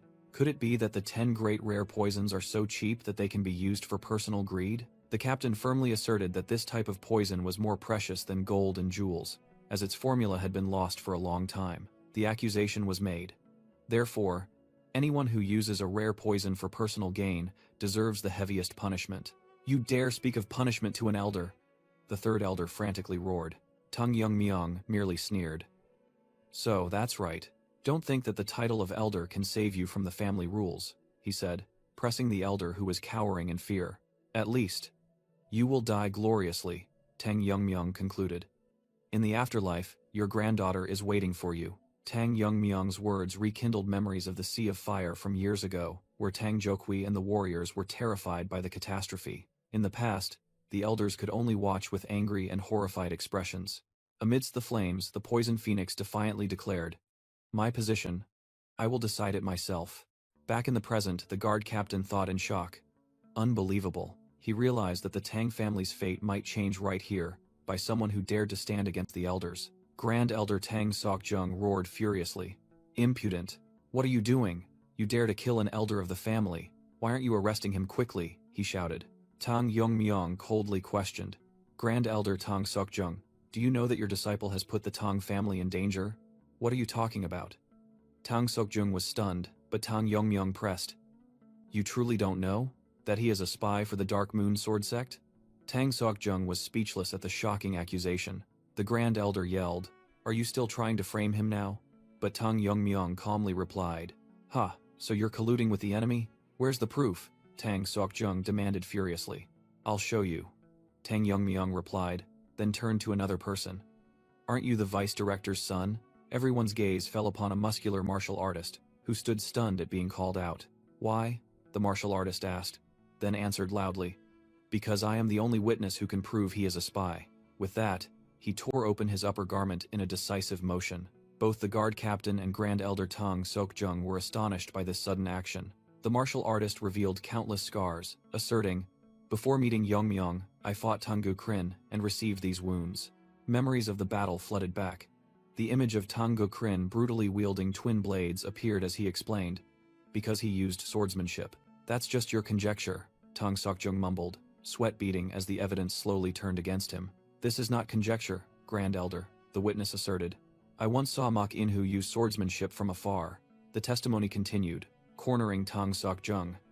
Most of those he attacked were torn to shreds, but the intact bodies closely resembled the swordsmanship this child faced. "That's right. Furthermore, before he tried to kill me, he confessed to being a spy and called himself Mak Ingyuk." The crowd buzzed. Mak Ingyuk. Isn't that the name of a discarded bastard? The son of a maid, as rumored? So it's true. Tang Yongmyong turned to the witness. "I intended to use you as a witness, but I didn't expect you to step forward yourself," the man replied. "I owe you my life. This is the right way to repay it." Tang Yongmyong nodded. "Thank you. This will make things easier." Tang Sokjung thought in panic. "Gokrin, is that child really a spy?" "No. That's not what's important right now, he yelled in despair. If this continues, I won't be safe either. Elder Junryong, stop that person. The Azure Dragon Guards were confused. What is Elder Paryong doing? Aren't you going to avenge the third elder? But just stand there and watch? Tang Sokjung's desperate shouts echoed in vain. Don't act rashly. Tang Yongmyong coldly stepped forward. The evidence has been presented, yet you still behave shamefully. I don't know anything, Tang Sokjung argued, veins bulging. My situation is different from the third elders, isn't it? Tang Yongmyong questioned. Is your position so insignificant that you can ignore it? Even if Tang Gukren became the family head, and the Tang family fell into the hands of the Dark Moon Sword Sect, would you still continue to deny it? Tang Yongmyong's eyes flashed with a cold glint. How careless. Elder, wait, a subordinate shouted, but it was too late. Tang Yongmyong crushed Tang Sokjung's hand under his foot. The Grand Elder looked up in pain and horror as a stream of azure sword energy descended. His face turned ashen from extreme shock. Grand Elder, you cannot escape the crime of harboring a spy, Tang Yongmyong declared. Normally, your Dantian should be destroyed to cripple your martial arts. Tang Yongmyong announced that since there was no evidence of collusion, the punishment would stop here, and Tang Sokjung trembled in gratitude. But he secretly thought in horror, it's so fast my eyes couldn't keep up. Could it be that he is also proficient in swordsmanship? But he didn't realize I was pretending to stop the bleeding to retrieve the poison, Tang Sokjung thought, clutching the vial of poison. Among the Tang family's top poisons, formless poison is colorless, odorless, tasteless, and extremely potent. Even if it's not as strong as the complete formless poison, he muttered to himself, gathering his strength to strike. He was certain that the poison he had cultivated for more than half his life would not give Tang Yongmyong a chance to survive. Facing the attack, Tang Yongmyong maintained an unusually calm expression. I'll kill you before you even know what happened, Tang Sokjung roared in his mind, lunging forward with surging killing intent. The two faced each other, the atmosphere as tense as a drawn bowstring. Tang Yongmyong's eyes flashed with a sharp glint. You certainly know how to play tricks. A cold voice rang out as Tang Sokjung froze in astonishment. The old man was bewildered, not understanding what had just happened. A lightning-fast sword stroke swung, and Tang Sokjung's hand flew into the air in a pool of blood. Fourth Elder Tang Jiryong angrily yelled, "What kind of madness is this? Didn't you yourself say you would be lenient?" He continued to question Tang Yongmyong's qualifications to succeed as family head after this cruel act. But then, Tang Jiryong suddenly stopped when he discovered something on the ground. Everyone's gaze fell upon the Grand Elder's severed hand, and right beside it was a spilled vial of poison. The horrifying truth revealed. Tang Yongmyong coldly looked down at the kneeling old man, pretending to stop the bleeding to administer poison. What a disgrace, he concluded, even as Tang Sokjung desperately pleaded, "Family head, please. Grand Elder Tang Sokjung, for the crime of attempting to assassinate the family head and causing chaos within the clan." Tang Yongmyong declared the sentence. He will be considered a traitor and face severe punishment. Tang Jihyuk was stunned, horrified by the ironclad sentence. Under the sword of justice, Tang Sokjung could only look up in despair. Amidst the blood-stained arena, the new family head stood tall, re-establishing order. He issued a stern warning to the old powers. No one shall stand above the family law. Before the entire clan, Tang Yongmyong acknowledged the decline of the Tang clan and promised a new future. I will ensure everyone lives in peace in this land of Sichuan, he boldly asked. So, do you acknowledge me as the rightful head of the Tang clan? Meanwhile, at another mansion, shocking news had just been reported. An old woman hastily asked the messenger, "Calm down, tell me, has Yongmyong really?" She couldn't hold back tears of joy. The boy won the competition for the family head position? She recounted emotionally. I can't forget the sight of the boy judging the elders and being acknowledged by them. Everyone in the assassination hall and the poison drug hall, even the most arrogant, had to bow in submission. All knelt. Acknowledging him, she smiled proudly. Our Yongmyong has grown up, and he's very much like the young mistress. She thought to herself, if Longriang were still alive, he would surely be immensely happy. Turning back to Tang Yongmyong, he thought to himself, I want to go tell mother immediately, but his gaze became resolute. As the family head, there's a mountain of work to deal with. By order of the new family head, the elders' authority was transferred to the Shadow Operations Hall and the Poison Drug Hall. The elders clearly showed their displeasure, but no one dared to openly object. Only Elder O spoke up, citing the family head's inexperience as a reason to propose becoming regent. Tang Yongmyong thought to himself, knowing full well they were just using an excuse to avoid losing power. He flatly dismissed the proposal, declaring an end to the transfer of power, leaving Elder O stunned. Furthermore, the investigation proved that the third Elder's smuggling of fire dragon poison was true. This severely undermined the prestige of the Elder Council, and their authority over poisons was also stripped away. Having lost most of their authority, the only thing the Elders had left was their private military forces. Tang Yongmyung announced that they could keep their troops, but from now on, they would have to cover all maintenance costs themselves. The Elders were speechless upon hearing the order to cut off all financial support from the clan. At the same time, the leaderless armies after the death of the old faction's elders were merged into the Shadow Squad under his command. The duties and salaries of the old armies were also adjusted, causing some to express dissatisfaction. Tang Yongmyung sternly suppressed all resistance. If you don't want to be fired, fulfill your duties. The warning of severe punishment for neglecting duties silenced everyone. A few days later, at another building of the Tang clan, another group of elders was summoned. One of them spoke. I heard you called for us, family head. This elder was secretly terrified, realizing that reporting the situation to his faction had become meaningless. Even though no one knew about the fraud in the competition, he still felt his throat dry up when facing Tang Yongmyung. He broke into a cold sweat, knowing that even a single wrong word would bring immeasurable disaster. Tang Yongmyung began. I've been a bit busy these past few days, and have neglected you all somewhat. Tang Yongmyung announced. Furthermore, I have something to ask of you. Elder Jagal was surprised by his demeanor, wondering if it was due to his new attire, and explained that his subordinates had prepared it to suit his position, while the other elders secretly thought he already looked like a family head despite not being officially inaugurated. Tang Yongmyung merely thanked them coldly. Elder Jagal was curious about his request, and began to flatter him about the formidable defensive formation of the Jagal family. Tang Yongmyung recalled that formation, a powerful barrier that allowed no strangers to intrude. He frankly proposed, I want to install that formation here, to ward off evil factions. Elder Jagal's expression immediately changed. He refused, citing that the main family's formation could not be installed without the family head's permission. He continued to make excuses, saying that this required ancestral treasures and many formation masters, things that the main family could not afford. Hearing this, Tang Yongmyung's eyes flashed with a green murderous aura. A powerful surge of energy swept through, knocking all the elders away. Amidst the chaos, Tang Yongmyung calmly asked again, So, what about the formation? Elder Jagal looked around in horror, not understanding what had just happened. He stammered. Family head, why did you do that? Tang Yongmyung revealed. I already know about your agreement with Tang Yongryong. He exposed his crime. Even though you could have stopped the invasion of the Dark Moon Sword Sect, you chose not to. The accusation struck the elder's mind like lightning. Did you think I would overlook it?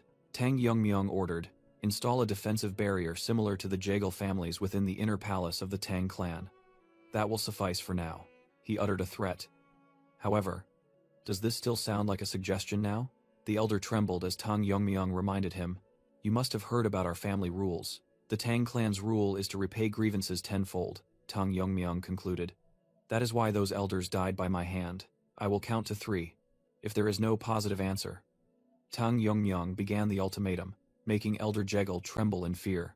I will personally go to the Jegal clan and hold Jegal Changsin accountable, he continued, sowing images of destruction in the elder's mind. Tang Yongmyung coldly began to count. 1.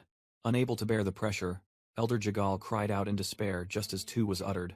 I'll do it. With trembling hands, he stammered. I'll do it, so please.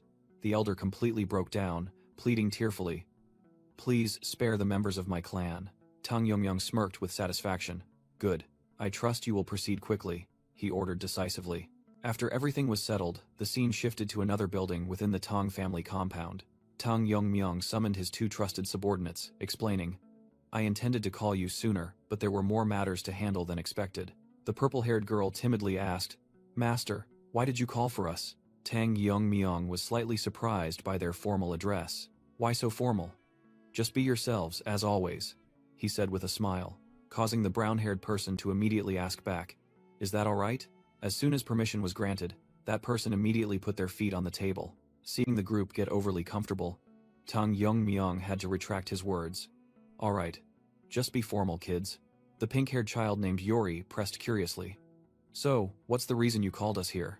I just appointed Yuri's father as the general manager, Tang Yongmyung announced, leaving the other 3 stunned. He looked at Yuri and said, Your father is certainly capable, isn't he? This is a golden opportunity, you must seize it, right? Yuri was both delighted and worried about opposition, but Tang Yongmyong reassured that he had settled everything. But if he neglects his duties or commits corruption, Tang Yongmyong tested, but Yuri immediately asserted, "Never. My father is not that kind of person." Tang Yongmyong assigned the task to Yuri, and that person thanked him with tears in their eyes. He thought to himself, with Yuri's father's capabilities, he would dedicate himself entirely to the clan. Tang Yongmyong looked at Yuri, who was still emotional. Done with that, he turned to his two remaining subordinates. "Mirio, Ijon, tell me about your situations."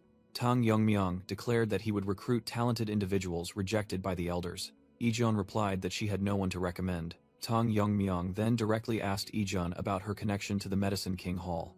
Ijon clenched her hands, hesitating. "Actually, I've always wondered whether I should talk about the Medicine King Hall." "Yongmyong, this matter concerns you too." Tang Yongmyong was stunned. "Me?" Ijon continued, Tang Yongmyong's eyes turning sharp. "Specifically, what happened to your father?" A horrifying scene appeared. Tang Yongmyong's father suffering from poison at the hands of a shadowy figure. Ijon indignantly revealed, it was the Medicine King Hall. Mirio was stunned, unable to believe her ears. "The Medicine King Hall?" Yuri angrily slammed the table. "How dare they touch the master's family? I'll go chop them to pieces."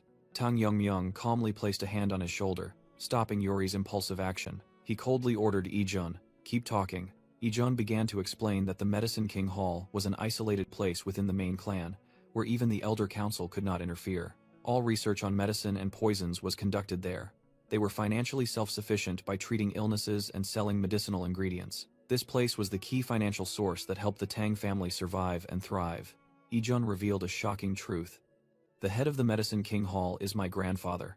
Ijon began to recount the past story about Tang Yongmyong's father, named Tang Longryang. When the Medicine King Hall was slandered, Tang Longryang always stood up to defend the Medicine King's honor. However, being merely a scholar without internal energy, he frequently suffered injuries after brawls. His body bore deep internal injuries because he could not neutralize attacks filled with energy. Tang Yongmyong clenched his fists as he listened to Ijon recount that his father still fought resiliently despite everything. Ijon continued, stating that this was also when everything erupted.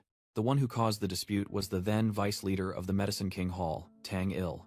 Tang Longryang had caught him saying unforgivable things about his mother. When cornered, Tang Il even intended to use force, but Ijon's grandfather intervened in time. Because of that incident, Tang Il was removed from the list of candidates for the successor leader position. Tang Yongmyong immediately speculated. So he harbored resentment and resorted to poisoning? Ijon confirmed, recounting that Tang Il then killed her father, poisoned, and imprisoned her grandfather to overthrow the Medicine King Hall. Mirio was stunned, grabbing Ijon's shoulder. "Something like that happened, and no one knew?" Ijon explained that ever since being poisoned, her grandfather had not been lucid. Therefore, even when the situation was explained, no one came forward to help. That's why Ijon had to participate in the competition. Because during the 3 years it took place, the enemy wouldn't dare kill someone who knew the truth. Ijon painfully confessed that she really wanted to visit her grandfather but was too afraid. Tang Yongmyong thought to himself, empathizing with Ijon's apology, and realizing the difficult situation at the Medicine King Hall. He asked a sharp question, aimed directly at the emaciated image of Ijon's grandfather in prison. "Why did that vice leader keep your grandfather alive?" Ijon, with tears in her eyes, hypothesized. "If I'm not mistaken, perhaps there's a secret department within the Medicine King Hall that even the elders don't know about." Ijon revealed an inner elixir refined from a spirit beast living in lava, named the Myriad Year Fire Pearl. Yuri gasped in astonishment. The Myriad Year Fire Pearl. Mirio also couldn't believe her ears, asking skeptically, "Does such a thing truly exist?" Tang Yongmyong initially seemed to take it lightly, but then seriously admitted, "It's not that simple." He recounted a 100-year-old legend, when the young master of Huoyang Palace broke through to the Fire Realm thanks to this inner elixir. Mirio confirmed that while somewhat exaggerated, the story of reaching the Fire Realm was a truth that had been passed down. Ijon explained the danger of the inner elixir. It contained potent poison, and if not properly neutralized, it would lead to death or cause it to lose its medicinal efficacy. Tang Yongmyong sharply pointed out, "Besides your grandfather, the former hallmaster, who else could handle it while preserving its full effect?" Ijon clenched her fists, revealing the enemy's goal. He wants to completely devour the inner elixir, break through to the Fire Realm, then lead his subordinates to leave the Tang family and establish his own sect. Ijon's words painted a treacherous scenario, leaving the entire group stunned by the outrageous conspiracy. Tang Yongmyong coldly declared, "That's nothing short of treason. An idiot, even if he gains power beyond his level from the inner elixir. The realm he reaches without needing enlightenment is precisely the fire realm." He turned to look directly at Ijon. A memory suddenly flooded back, and Tang Yongmyong thought to himself about the smile Ijon always used to hide her pain over the past 3 years. Returning to reality, he sincerely said, "First, thank you. I'm truly grateful you've spoken so frankly." Tang Yongmyong made a proposal. "What if we purge the Medicine King Hall and restore your grandfather's strength?" Ijon was stunned, her eyes welling up with tears as she asked hopefully, "Can the Medicine King Hall operate as it did before? Your grandfather being poisoned, I can resolve," Tang Yongmyong asserted. "Ijon, give me your answer." Ijon clenched both hands, her voice trembling but full of determination. "It's possible." Ijon's eyes blazed with confidence. "I don't believe I'm inferior to him. I just need to recruit a few talented individuals, and I can train them." Tang Yongmyong smiled faintly with satisfaction. "Good, that's enough." Tang Yongmyong proposed to Mirio, "Can we discuss your matter after we've dealt with the Medicine King Hall?" And she immediately agreed. He decisively stood up and declared, "Go to the Medicine King Hall right now." Ijon asked back worriedly, reminding him that he hadn't visited his mother yet. "Mother will understand," Tang Yongmyong asserted, his hand gripping the door tightly. "As the family head, I cannot let a conspirator roam free outside the law." He pushed the door open and stepped out into the courtyard, his voice growing even sharper. "And, above all, Mother wouldn't want me to stand by idly after hearing what my friend has suffered." His words deeply moved Ijon. Tang Yongmyong turned back with blazing eyes. "I will completely eradicate the Medicine King Hall you once knew from the Tang family." Meanwhile, at the Medicine King Hall, a grand architectural complex was nestled amidst majestic mountains. Inside a secluded room, the door was tightly shut. Vice Hall Master Tang Il muttered to himself, "So Tang Longryang's son has become the family head. What a troublesome development." He reassured himself that Tang Yongmyong wouldn't know what he did to his father back then, as he hadn't even been born yet. What bothered Tang Il more was that Ijon still hadn't returned, though he believed she wouldn't abandon her grandfather. He gave a faint laugh, thinking that Ijon, no matter what, would prioritize her own life. Tang Il looked at the blazing inner elixir, calculating to himself, "The problem is the inner elixir, to completely absorb its energy and break through to the fire realm. That damned old man wouldn't open his mouth even if he regained his senses, and that ruins my plan." He thought of the imprisoned Medicine King. Tang Il pondered. "Should I try to neutralize the poison myself? No. If I fail, I could lose the entire inner elixir." Just as he was still searching for a solution, a subordinate rushed in, shouting frantically, "Hall Master!"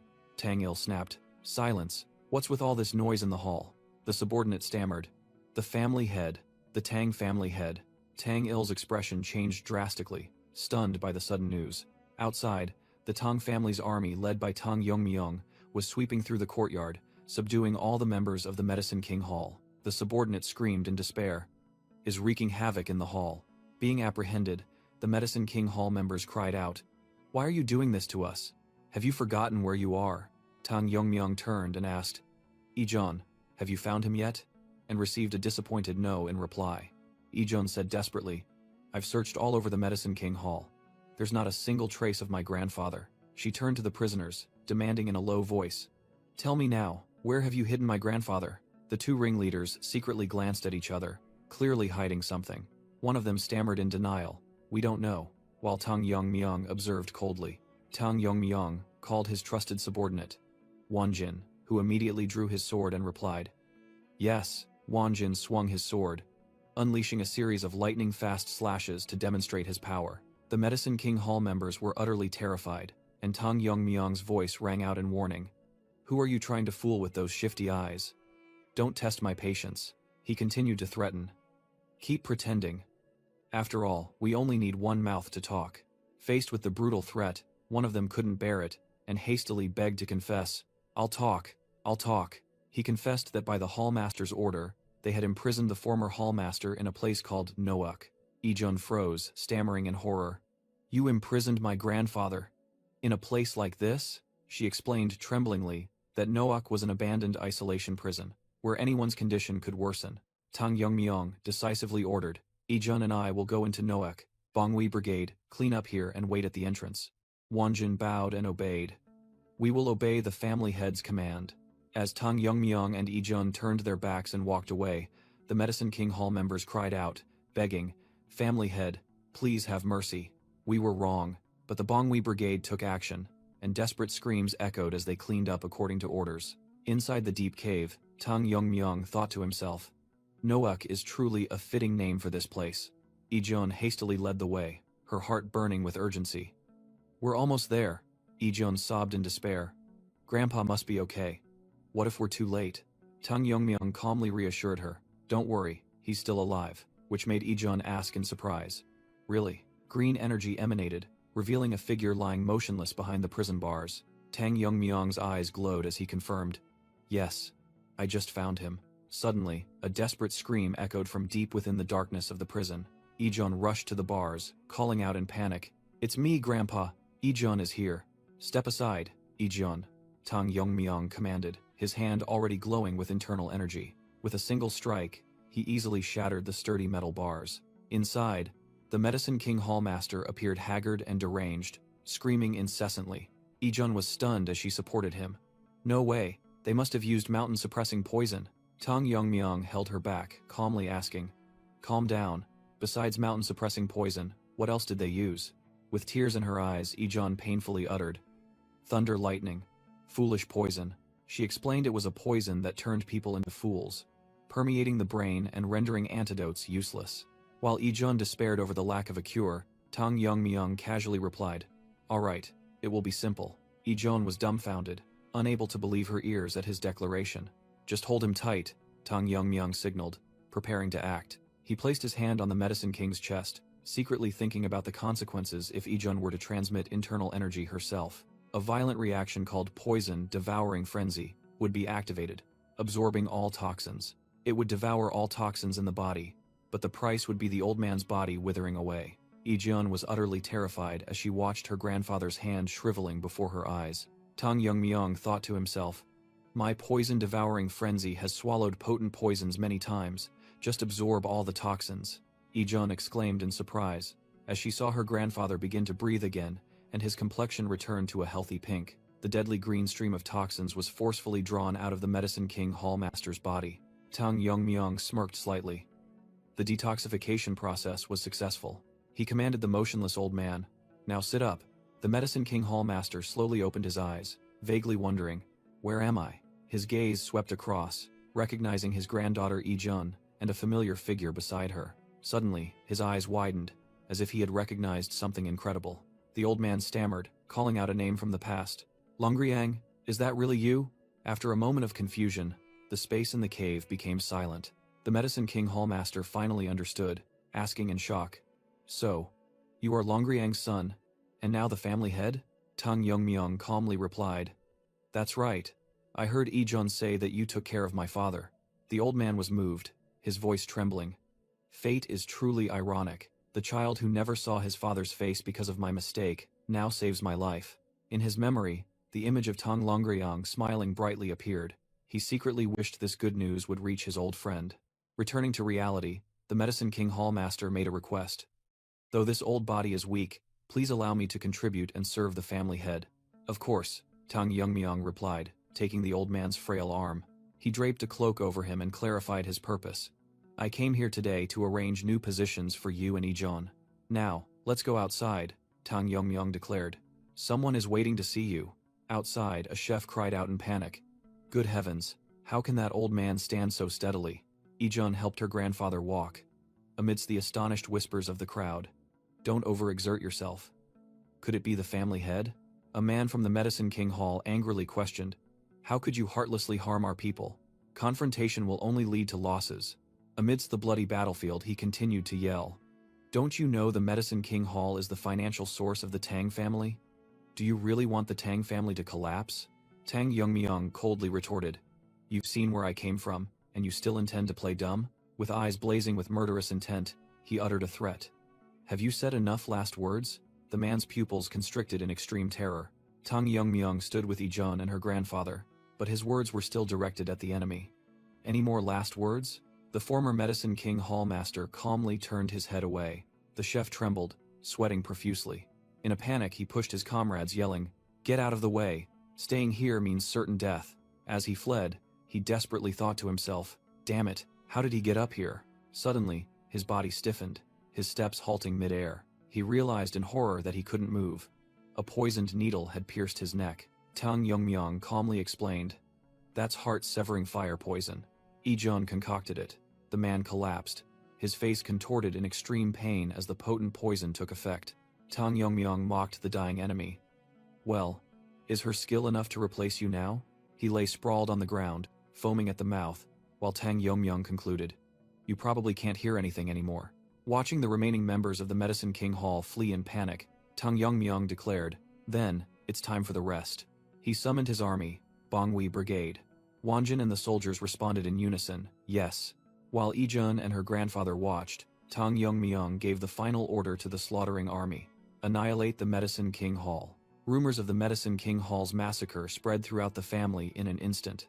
Everyone was abuzz, unable to understand why the Tang family would destroy its own financial lifeline. In another room, the leader of the Medicine King Hall asked Tang Yongmyong if he intended to take the 10,000-year fire pearl immediately. The old man advised him to leave it for a few days for the toxicity to fade, in case someone like Tang Il might appear. Tang Yongmyong stated firmly, "Thank you, but I will take it now." He asserted that he would use it soon, much to the confusion of the leader of the Medicine King Hall and Ijun. Returning to his private room, Tang Yongmyong opened the box containing the 10,000-year fire pearl. He thought to himself, how could such a powerful poison, visible to the naked eye, be discarded like that? Absurd, Tang Yongmyong muttered, then reached for the orb, preparing to absorb its poisonous power. The surging poisonous aura from the 10,000-year fire pearl was drawn directly into his hand, an extremely potent fire poison, truly a spirit living in lava, he analyzed as he clenched his fist. Facing the illusion of a furious fire dragon, he calmly remarked that it was nothing compared to the monstrous fire dragon from before. He imagined an ordinary person being burned from the inside if they absorbed this without refining it. More complex thoughts arose. Is this how the power of the 10 poisons is tested? I need to learn more about them. After being refined, the 10,000-year fire pearl emitted a pure light, the spirit's power fully revealed. Alright, with this. Tang Yongmyong closed the box with satisfaction. He went to another place, stood before a wooden door, and clenched his fists, seemingly steeling himself. "Mother, it's Yongmyong," he called out. "May I come in?" A gentle voice granted permission, and Tang Yongmyong carefully pushed the door open and entered. He murmured emotionally, "I thought I would never be able to return here again." Tang Yongmyong's mother smiled warmly, thinking to herself how lucky she was to have such a son. Tang Yongmyong replied, asserting that this place rightfully belonged to her, and her presence here was only natural. He quietly gazed at his mother, thinking to himself that she was as beautiful as ever. However, a troubling thought suddenly appeared in his mind. He wondered how much his mother must have worried all this time. Tang Yongmyong's expression was heavy with complex emotions. Overwhelmed with emotion, his mother embraced her son, expressing gratitude for his safe return. Tang Yongmyong replied with a resolute gaze, "Of course, because I am your son." An image of his past life flashed through his mind, of a lonely person who only regretted dying without anyone to share with. He clenched his fists, resolving that in this life, he must protect what he had. He asked his mother about the Bongwi Brigade, and she happily recounted how they had come to help, making her feel like she was back in the old days. Her attention then fell upon the small box in Tang Yongmyong's hand, and she curiously asked what it was. "It's something I brought to give you," Tang Yongmyong said, surprising her greatly. When the box was opened, his mother was completely stunned by what was inside. She immediately recognized it. The inner core of the 10,000-year fire pearl, and Tang Yongmyong urged her to use it. She hesitated, feeling the gift was too precious. Although she thought that a future family leader like him was more deserving, Tang Yongmyong insisted that it was for his mother. "I no longer need this inner core," he explained, then gently asked to hold her hand. As he took his mother's hand, she was still puzzled, and he began to explain that the inner core could no longer make him stronger. Immediately, a massive jade-colored energy burst around his mother, as Tang Yongmyong transferred the full power of the inner core to her. His mother's eyes widened, and she exclaimed in shock, "Fire domain?" She couldn't believe it, asking her son again, "You have truly reached the fire domain." And Tang Yongmyong calmly confirmed it. Although happy for her son, she couldn't help but worry that this power would make the Tang family a target for others. Tang Yongmyong firmly replied, "I want you to live a long life, to live for father's share too." He opened the box, handed his mother the precious inner core, and hoped she would watch over his growth. Tang Yongmyong urged his mother to absorb it quickly as the inner core was dissolving, startling her slightly from her thoughts. She smiled, deciding to accept her son's gift, asserting that even if he became the family head, she would always protect him. Then she suddenly asked, "Son, do you know what my nickname was when I was young?" Leaving Tang Yongmyong bewildered. With sharp eyes, she confidently declared that she was once Sichuan's foremost beauty, and also the Poison Phoenix. Immediately after, a terrifying surge of internal energy erupted from her, shaking the entire room. Tang Yongmyong was stunned, speechless, when he heard his mother confirm that Poison Phoenix was the title for the strongest person in the Tang family. She delightedly looked at her son's astonished face. "It's been a long time since I've seen you so shocked. I might not be as skilled as you, but it's still impressive, isn't it?" she playfully asked, completely confident in her own strength. Without a moment's hesitation, she immediately prepared. After receiving the inner core, his mother immediately entered a meditative state to cultivate, while Tang Yongmyong observed from outside. He thought to himself, the biggest shock wasn't just that his mother had hidden her power, but that she had secretly cultivated to this realm on her own, something he had never expected. He understood that a fire domain master like himself should have realized it, because at that realm, nothing could be hidden. Yet mother was able to hide it from me. Truly worthy of being my mother. Tang Yongmyong smiled in admiration. He realized his mother was on the verge of a breakthrough, and now, with the spiritual energy from the inner core, she would soon reach a new level. Tang Yongmyong secretly hoped his mother could also break through her limits. He knew she would soon encounter problems, even though the method of absorbing the inner core seemed simple. First, the cultivator must slowly draw out the spiritual energy of the inner core, then absorb it into the body. This process is repeated until all the spiritual energy is internalized. However, his mother began to doubt. Could she do it? Could this enormous amount of spiritual energy be fully absorbed? She realized the spiritual energy of the elixir was gradually dissipating into thin air. What should I do?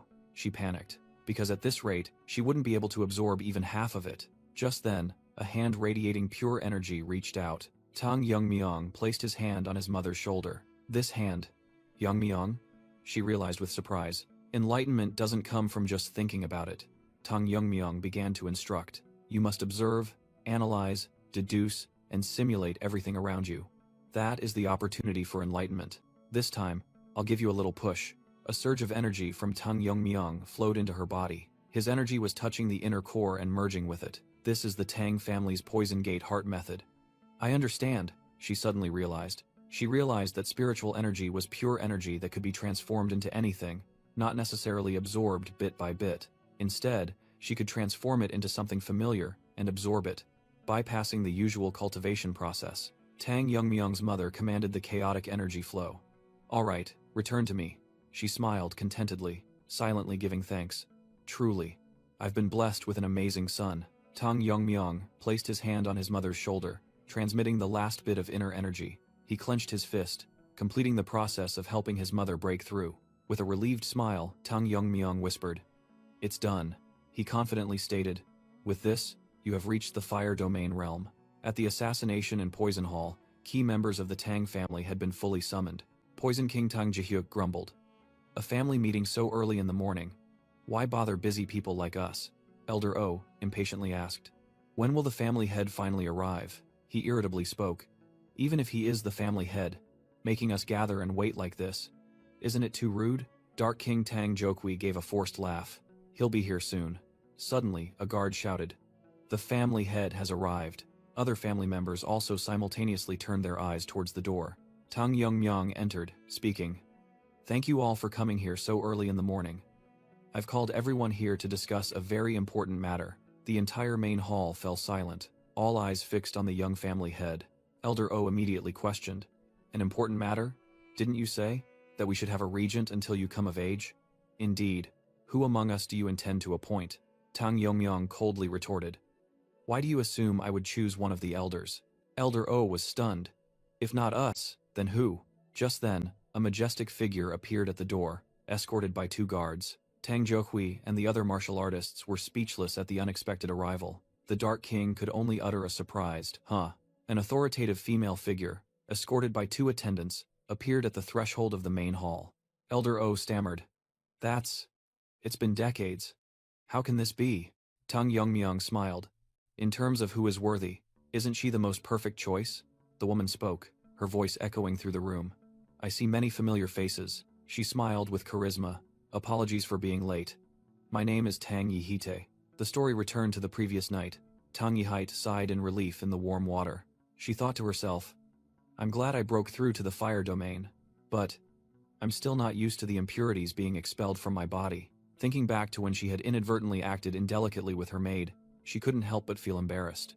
Anyway, I'm still not used to this power, she told herself, looking at the energy flow in her hand. It'll be fine, after a while. The breakthrough helped her realize a terrifying truth. That child has already reached the highest realm of the fire domain. Currently, only the leader of the Black Death Alliance has reached that realm. What exactly happened during the competition? Tang Yihite smiled contentedly. For the first time in a long while, I'll be able to talk a lot with my son. Returning to before the meeting, Tang Yongmyung happily cupped his hands. Congratulations, mother, on entering the fire domain. Tang Yihite gently replied, Well, it's all thanks to you. Come sit here. Mother and son enjoyed their happy reunion, filled with laughter. Tang Yihite suddenly asked, Yongmyung, how did you enter the fire domain? I still can't believe it. Tang Yongmyung thought to himself, Mother will definitely be curious. I can't say it's thanks to past life memories. He then had an idea, starting the story. I can use the competition as an excuse. Mother, have you heard about one of the 10 great poisons being leaked? Tang Jihye asked her son. I heard the winner of the competition was awarded the Huo Long Du, wasn't he? She was stunned when Tang Yongmyung casually confirmed that he had drunk that potent poison. He scratched his head and chuckled. See, Mom, I'm still fine, despite her worry. Tang Jihye was utterly astonished when her son explained that he had used the poison itself to achieve enlightenment and reach the Huo Yu. She accepted the unbelievable explanation, while Tang Yongmyung secretly breathed a sigh of relief that his mother believed him. He then moved on to a different, more serious topic. Tang Jihye revealed that a maid had overheard his plan to destroy the Yaowang Dian. Tang Yongmyung secretly thought he should tell the truth, as this matter also concerned his father. He looked at his mother and frankly admitted, It's just as you think. The mother and son sat facing each other, and Tang Yongmyung recounted the entire truth. Meanwhile, in the Tang family's main hall, all the members had gathered. After hearing the story, Tang Jihye clenched her fists, confirming that everything was as she had suspected. She felt pity for Ijun's fate, a child who had also suffered too much. Tang Jihye looked at her son and said she had a request, which surprised Tang Yongmyung. She declared that she would no longer live in reclusion like a dead person. So that no one dares to covet your position, this mother will protect you, she asserted, making Tang Yongmyung smile. Immediately after, the poison phoenix appeared, with overwhelming authority, astonishing the entire family. Tang Jokui exclaimed in surprise, Sister Jihye. Tang Yongmyung boldly declared, She is my mother, Tang Jihye. The entire hall buzzed with the shocking introduction. She would be the new family head of the Tang family. Fourth elder Tang Jiryong was dumbfounded. Family head. Not just a representative? Tang Jihye solemnly announced. Thank you all for gathering. Although I am the family head, I will only serve temporarily until the true heir matures. She continued, while Dark King Tang Jokui smiled, and the fourth elder was terrified. Because the true family head has entrusted this matter to me. I intend to rectify the foundations of the Tang family that have been ruined. The declaration made the elders break out in a cold sweat. Then, I will begin the family meeting. From then on, Tang Jihye's extraordinary actions began. First, she abolished the Yaowang Dian, appointing Tang Hoyol as the chief physician, and Tang Ijun as the second physician. Yuri's father, as the new chief steward, was ordered to investigate, and immediately discovered the elders' embezzlement ledgers. The enormous amount of recovered assets was enough to sustain the entire family's operations for a long time. Tang Jihyuk was dismissed, and most of the elders who had engaged in embezzlement were stripped of their positions. Even anyone who abused their power to embezzle public funds was appropriately punished. All of this happened in just a few days, making Tang Yongmyung secretly admire, Mother is truly amazing. Looking down at the family estate, he secretly thought that the internal problems were finally resolved thanks to his mother. At first, I just wanted a normal life. But now, too many things have changed. He thought of his friends, the loyal guards who always trusted and followed him, and the hundreds of Tang family members whose protection rested on his shoulders. Now I have too many things to protect. I'm no longer the child who only worried about surviving back then. Memories of a time when he was bullied, even resenting his own birth, suddenly flooded back. But now, he was determined. So that no one dares to covet the Tang family, I will become even stronger. Whether the opponent is the Black Death Alliance or any other force, no one will be able to harm the Tang family. In a distant place, news of the Tang family had spread. I heard the Tang family has a new family head? Black Death Alliance leader Yu Kiljun mused. I see. After all, the family head's seat couldn't remain empty forever. An old man in a wheelchair reported. Sir, Mo Renhu has been defeated by the new family head. Transforming Heart Sect leader Yoseol Rion added. He was known as a strong individual. She pleaded. Please eliminate them before the Tang family can regain its former reputation.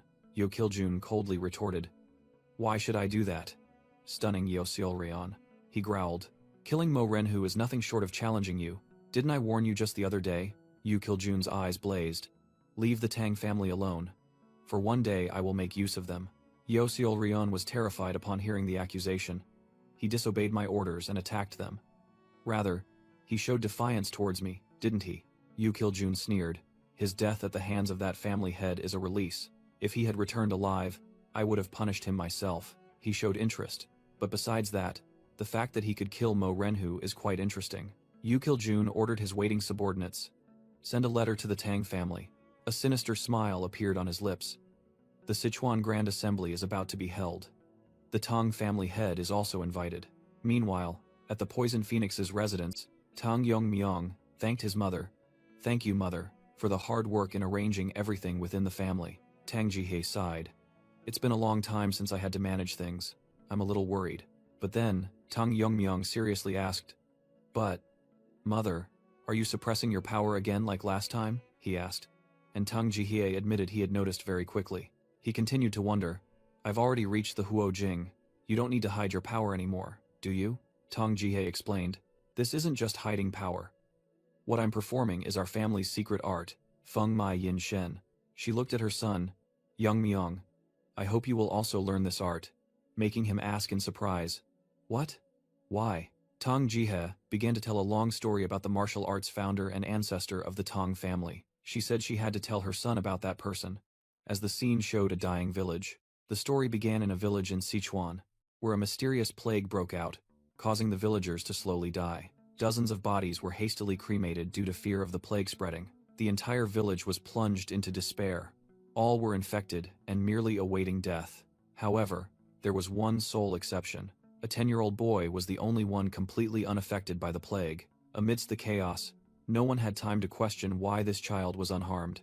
In the eyes of the dying villagers, the boy looked like a malevolent deity bringing disaster. Driven out of the village, the boy had to hide in a cave to escape the torrential rain. He survived day by stealing offerings from a nearby temple. A few days later, he returned to find the entire village dead, with only him remaining as a survivor. The boy sat alone, wondering why only he was unaffected.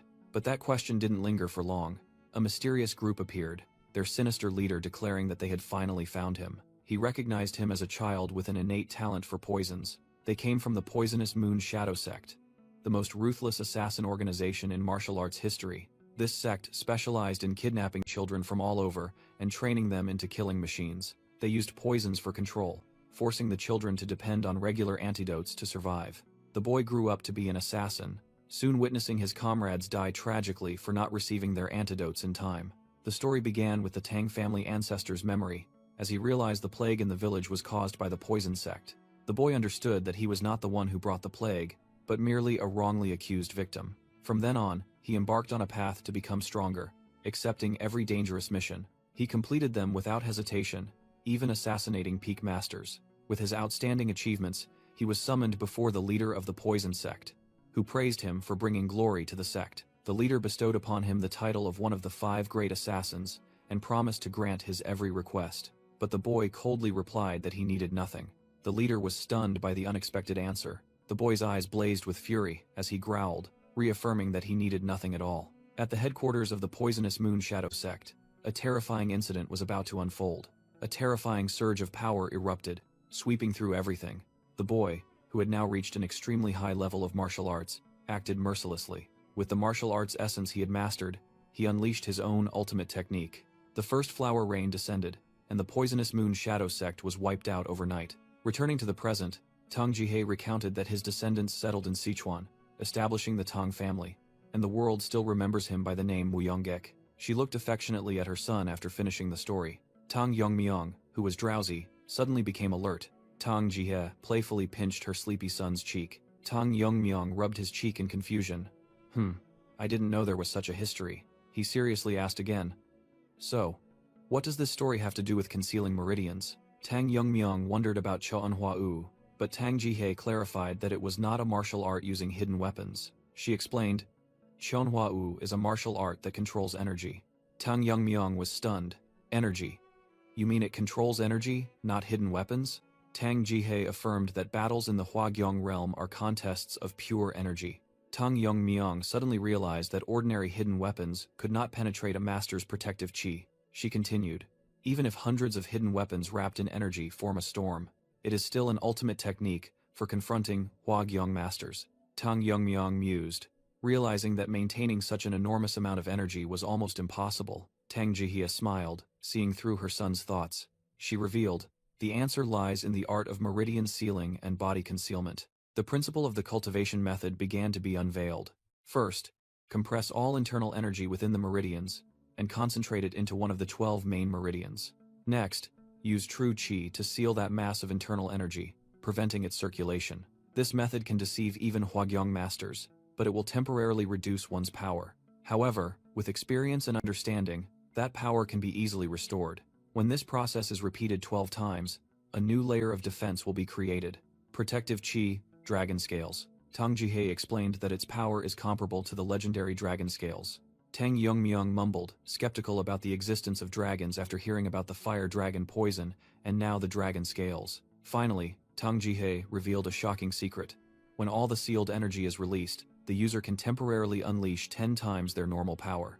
Tang Yongmyong wondered, so, is the Heavenly Flower Dance a martial art that requires unsealing the meridians to use? Tang Jihe explained that wasn't all, as many key techniques had been lost after the Demon King's invasion. She added that the incantations were also lost when 2 elders suddenly passed away, making Tang Yongmyong startle and force a laugh. Nevertheless, Tang Jihe still absolutely believed that her son could fully comprehend the Heavenly Flower Dance. She looked at him affectionately. Because you are your mother's proud son, aren't you? His mother's words silenced Tang Yongmyong, the 2 words proud son echoing in his mind. He smiled, warmth and determination evident on his face. Of course, he asserted, the son of the poison phoenix can do anything. After his mother imparted the vein sealing and body concealment technique to him, the story continued at the Tang family. Tang Yongmyong sat in his study, contemplating that the fastest way to recover his internal energy was to drink poison. A voice echoed in his head, as if his mother's comment, "You're addicted to that stuff." He told himself that what others called poison was an immortal wine to him, and there was no need to regenerate meridians. Tang Yongmyong decided he would ask Ijun to concoct the poison, but then a knock at the door interrupted his thoughts. A guard entered and reported, "Young master, your friend is here, insisting on seeing you even though you are busy." Immediately after, Mirio rushed into the room, shouting, "Help me, Yongmyong." Tang Yongmyong recognized his friend in surprise. "Mirio? What's wrong? You're out of breath." Mirio burst into desperate sobs, yelling, "At this rate, my sister will die." He was stunned by the bad news. Tang Yongmyong rushed over, questioning, "Your sister is dying. Why didn't you go to a physician first and came to me instead?" Mirio desperately explained, "We've asked many physicians. This isn't something medical arts can cure." Tang Yongmyong asked worriedly, "What do you mean? Is your sister suffering from internal injuries?" He froze when he heard the girl hesitate. Mirio collapsed to her knees, sobbing, "It's the 9 yin severed meridians, an incurable disease." The story originated from the Northern Sea Ice Palace, a peculiar sect in martial arts history. The martial artists there practiced ice arts, a unique skill for those with extremely potent cold qi within them. However, those who did not practice ice arts would suffer from an incurable disease. Tang Yongmyong asked as they walked, "So, are you and your sister their descendants?" Mirio confirmed that their ancestors from the Ice Palace had settled in Sichuan and married into the Tang family. But the Tang family was a place of poisons and hidden weapons, with no records of ice arts whatsoever. Tang Yongmyong mused. Ice arts have been lost, and this disease has been passed down through generations. Just as he was about to say there was a way, they arrived. Mirio pointed to a large mansion ahead. "That's my home." But an ominous premonition suddenly arose in the girl's heart. Both rushed inside, Mirio frantically yelling, "Her condition has worsened. Sister, open your eyes. On the bed, a woman lay motionless, her entire body covered in a deadly layer of frost. Tang Yongmyung felt the bone-chilling cold, thinking to himself, worse than I thought. He called the sobbing girl's name to get her attention. Then, he exhaled a cold breath, stating decisively, I cannot guarantee your sister's life. Mirio was stunned by Tang Yongmyung's warning. He explained, your sister has been using her internal energy to resist the cold chi. But she has reached her limit now. Mirio murmured in shock. No way. She's channeling all her energy into her meridians. She collapsed desperately beside the sickbed. Is there really no way to save her? Hearing a glimmer of hope, Mirio immediately looked up. Tang Yongmyung proposed. We can forcibly release the cold chi from her body. But he also warned of deadly risks, making Mirio scream in terror. Tang Yongmyung thought to himself. He didn't want to risk his friend's family member's life. He placed the entire decision in Mirio's hands. Either find another way, or trust and try my method. Mirio painfully admitted, I came here because I had no other choice.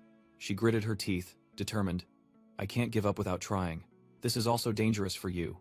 But please, Tang Yongmyung. Mirio burst into desperate sobs, pleading earnestly. Please save my sister. Tang Yongmyung closed his eyes, decisively accepting. All right, let's do it. But upon seeing her sister completely unclothed, Mirio couldn't help but feel embarrassed.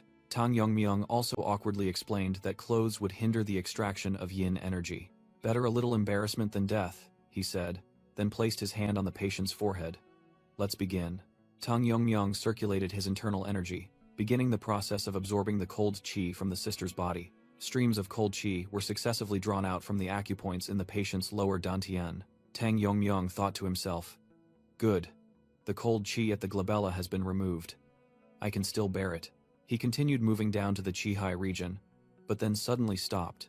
Tang Yongmyung suddenly blushed crimson, flustered and speechless. Damn it, whatever. Once it started, there's no stopping, he resolved, placing his hand on the patient's abdomen.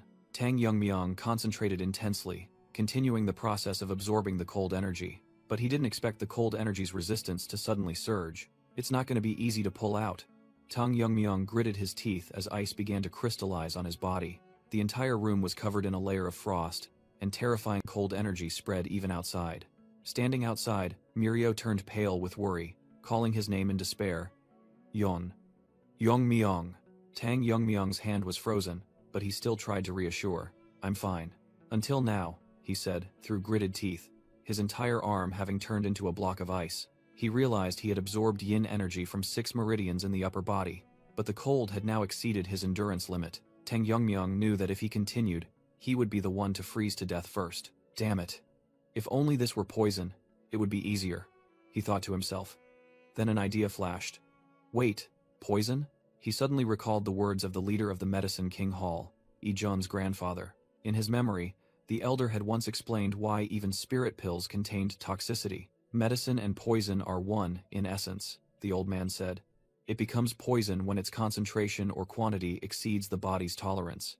Even yang energy, essential for life, would turn into fire dragon poison if it exceeded its limit, just like the 10,000-year fire pearl. Tang Yongmyung concluded that this extremely powerful, bone-chilling cold energy could be considered a type of cold poison. He activated the poison art annihilation technique, allowing the cold energy to freeze his entire arm. Inside the patient's body, the cold energy began to condense, forming a ghostly entity. The skeletal entity let out a silent roar, resisting the external intrusion. It's reacting, Tang Yongmyung smirked. Because so much has been extracted, it's resisting fiercely.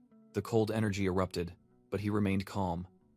As long as my poison art identifies it as poison, then it will devour itself without posing any threat. Following the command, devour it, a surge of dark energy rose from Tang Yongmyung's body. The dark poison art surged forward, tearing apart and devouring the icy entity in a chaotic energy battle. In her daze, the woman felt a strange warmth spreading, and the cold energy in her body was gradually dissipating. She vaguely wondered what was happening as she felt a hand placed on her chest. Startled awake, the girl screamed as she realized the ironic situation. Her face flushed, she stammered, seeing a familiar figure at the door. Sister? Her gaze was both embarrassed and disbelieving. Mirio stood frozen at the door, equally bewildered by the scene before her. The older sister called her younger sister's name in astonishment. Mirio. Is that really you? Mirio? Tears of happiness began to stream down her cheeks. The two sisters embraced, overwhelmed in a moment of emotional reunion. Outside, the ice pillars on the eaves began to melt, and Tang Yongmyong thought to himself, "So that's how it is." Miso woke up, bewildered, asking Mirio about her savior. Mirio awkwardly asked Tang Yongmyong how long he intended to touch her sister, but Miso cheerfully said it was fine. Mirio realized Tang Yongmyong was concentrating on cultivating his energy, so she decided not to disturb him. In his mind, Tang Yongmyong realized the source of cold energy he had just absorbed was nothing short of a miraculous elixir. This amount of internal energy far exceeded the body's absorption capacity. If left alone, it would dissipate on its own. But he decided to seize this golden opportunity to absorb all the cold energy, unblocking his obstructed meridians. One meridian was quickly filled, and he wondered how many more he would unblock after absorbing all this cold energy. His entire mind was focused on cultivating his energy, his eyes glowing with a cold blue light. He was astonished to have opened 4 meridians, his internal power increasing 4-fold compared to before. Even if his immediate achievements were diminished, he still decided to continue his path of cultivating with poison. When Tang Yongmyong opened his eyes, he was met with the sisters' stares. He was flustered, not knowing what to say in the awkward situation. Tang Yongmyong quickly withdrew his hand, clearing his throat to hide his embarrassment. Miso smiled reassuringly, saying that Mirio had explained everything to her. Just as she was about to stand up to express her gratitude, something unexpected happened. A bearded man suddenly burst through the door, calling out Miso and Mirio's names, while Tang Yongmyong was responding. The man froze when he saw the scene before him.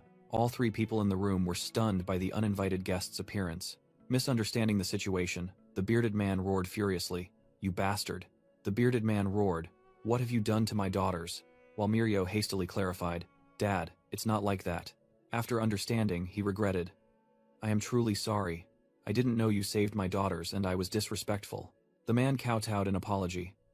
"I didn't recognize you as the family head. I've made a grave mistake." But Tang Yongmyong gently replied, "No, anyone would misunderstand." He burst into tears, choking out, "No words can express my gratitude. Now my daughters won't have to die before my eyes anymore." He recounted his tragic past, from falling in love with a woman from the Tang family, to his wife's death from a terminal illness, and his own destitution from seeking medicine for his children. With tears in his eyes, he expressed, "I am very grateful that the family head lent a helping hand." He solemnly swore, "From now on, if the family head calls me, I will rush to your side for any task." Tang Yongmyong humbly replied. Tang Yongmyong wondered about the unusual quietness and learned that the Black Death Alliance had suppressed this place since the Tang family's decline. Tang Yongmyong nodded in understanding and said goodbye. "I understand. We'll discuss this later." "Well then, I'm leaving." But just as he turned to leave, a gentle voice called out, "Yeonmyong."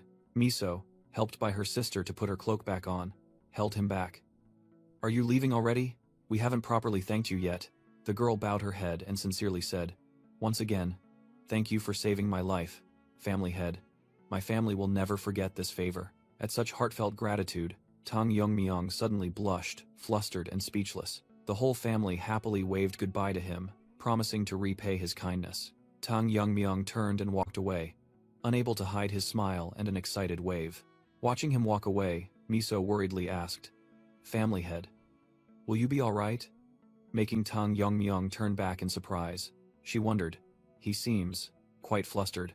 Could something have gone wrong during my treatment?" Mirio stood nearby, giving her sister a meaningful and mischievous look. She teased, "What's wrong? Are you sad he's leaving?" Making Miso jump, blush, and vehemently deny. "What? No." Miso blushed, stammering in denial. "Is it that obvious?" Mirio grinned, very. Teased by her sister, Miso shyly buried her face in her hands, while Mirio comforted her. "It's just a natural reaction, sis." Mirio continued to console.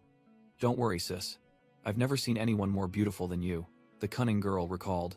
"And even though he didn't say it, his expression when he saw you, he definitely noticed you too, didn't he?" Mirio concluded as Tang Yongmyong's figure faded into the distance. On his way back, Tang Yongmyong smiled warmly as he recalled the image of their family, silently pondering the word, family. His thoughts drifted, painting a vision of a happy life with Miso, from dating to having their first child. He even dreamed of a more distant future, where they would grow old together, enjoying their children and grandchildren. A final image appeared, 2 elderly figures leaning against each other, peacefully watching the sunset over the sea. Suddenly startled, Tang Yongmyong blushed furiously. "I even imagined grandchildren." He couldn't help but ponder, I never thought there'd be a time in my life when I'd feel nervous just looking at someone. A contented smile bloomed on his lips, and he secretly hoped for a chance to return here. But then, his expression suddenly hardened as a more serious issue came to mind. He recalled Miso's father's words about the Black Death Alliance running rampant, and the question echoed in his mind. The Black Death Alliance again? His sworn enemies, the Black Death Alliance and their leader, Yu Kil-jun, once again became his primary concern. He recognized them as an extremely troublesome force, always seeking to wreak havoc from the shadows. Tang Yongmyong knew that as long as they remained in Sichuan, a life-or-death confrontation was inevitable. At the same time, in the Black Death Alliance's territory in Sichuan, inside Manhwa Hall, a subordinate was trembling as he reported, "They say the Tang family's influence has been growing uncontrollably recently?" Yo Seol-rion calmly ate a peach after hearing the report. Lying stretched out on the bed, she looked bored. Is that all? Yo Seol-rion coldly declared that she didn't care about their fate. In response, Yu Kil-jun gritted his teeth and asked, "Those people?" The Rising Phoenix sect leader, Yop Inja, intervened. "The leader's command is absolute, Manhwa Hall Master. It's best to remain silent until he calms down." Yu Kil-jun roared in anger. "Those despicable bastards." The reporting subordinate screamed in terror as the cup beside him shattered from the leader's killing intent. Meanwhile, other members grumbled discontentedly. Both the new family head and the family head have reached the Fire Marquis realm. Yet he just tells us to wait and see. Yo Seol-rayon bit her finger, thinking helplessly. "With my current strength, I can't even avenge Mak In-hu. I can't do anything." But then a thought flashed through her mind. "Wait. If I can't act myself," Yu Kil-jun ordered with fiery eyes, "send a letter to the Tang family, inviting their family head to the Sichuan Grand Assembly." Yo Seol-rion flashed a sinister smile, embracing the plan. "That's right, the Sichuan Grand Assembly. With that thing." She turned and pleaded. "Leader, I cannot sit idly by. Even now, I still hear Mak In-hu's cries for revenge." Yu Kil-jun affirmed with extreme hatred. "Unless I eradicate the Tang family, this rage will not subside." The subordinate froze in fear at the wrath of his superiors. Yo Seol-rion vented her anger, looking down at the subordinate, with bloodshot eyes full of killing intent. He knelt, begging for his life. "Hallmaster, please spare me this one time." "Hallmaster." But the only reply to his plea was a hand erupting with deadly flames. Yo Seol-rion thought to herself, her eyes blazing with the fire of revenge. "Just you wait, little Tang family head. A stage will be prepared for you." Under the faint moonlight, a secret meeting was taking place in the Tang family's mansion. Tang Moonchan anxiously asked Second Elder Tang Myeongshin about their next move, while the latter lamented their faction's weakening position. Tang Myeongshin snapped. "Why are you asking me that?" Provoked, Tang Moonchan turned to blame his father, the former Poison King Tang Ji-hyuk, leaving him bewildered. Tang Myeongshin slammed the table, pointing directly at Tang Ji-hyuk. "The problem is that brat, Moonchan. He keeps making enemies everywhere." Scolded, Tang Moonchan could only grit his teeth and endure, his face etched with extreme resentment. The white-haired youth cursed inwardly. "That disgusting old man. It's all his fault." He clenched his injured arm, harboring thoughts of revenge. "I will definitely heal my arm and get my revenge." Tang Yongmyong, Tang Ji-hyuk returned to the main issue, asking about their future as their forces dwindled. Tang Myeongshin clenched his fist, admitting the deadlock. "I know." Then he made a shocking decision. "We will leave the family." Meanwhile, elsewhere, a guard led the way and introduced the Tang family's most dangerous area. He led Tang Yongmyong to the Myriad Poisons Vault, where deadly secrets were kept. Tang Yongmyong smiled, thinking to himself that he had been given authority over this place after it was neglected by the Third Elder. The guards bowed in unison, and Tang Yongmyong responded calmly. The guard stepped forward, offering a small item. "Young master, before entering, please take this." He explained it was a poison-avoiding pearl, a treasure capable of warding off poisonous qi when held in the mouth. However, Tang Yongmyong flatly refused, leaving the guard stunned. He grimaced and explained, "You said to hold it in my mouth, right? I bet many people, including the Third Elder, have already sucked on it." Even when reassured it had been cleaned, Tang Yongmyong brushed it aside. "I said I don't need it. I won't get poisoned. Even if you're immune to poison, you should still take this," the guide pleaded. Tang Yongmyong coldly ordered, "Open the door." Inside, countless poisons were carefully stored, and he silently remarked, "Well preserved indeed." He leisurely stepped into the poisonous mist, wondering, "Is it because this place holds the 10 great deadly poisons? Now I understand why you were worried." he muttered. An ordinary martial artist without a poison-avoiding pearl would surely die instantly. Tang Yongmyong pondered. Even with his internal energy sealed, the concentration of poisonous qi here was truly different. He took a deep breath, feeling his internal energy gradually recovering in this pure poison bath. But he knew well that this alone was far from enough to use his martial arts as before. To fully recover, he would probably have to use poisons comparable to the 10 great deadly poisons, but family rules wouldn't allow it. A thought flashed.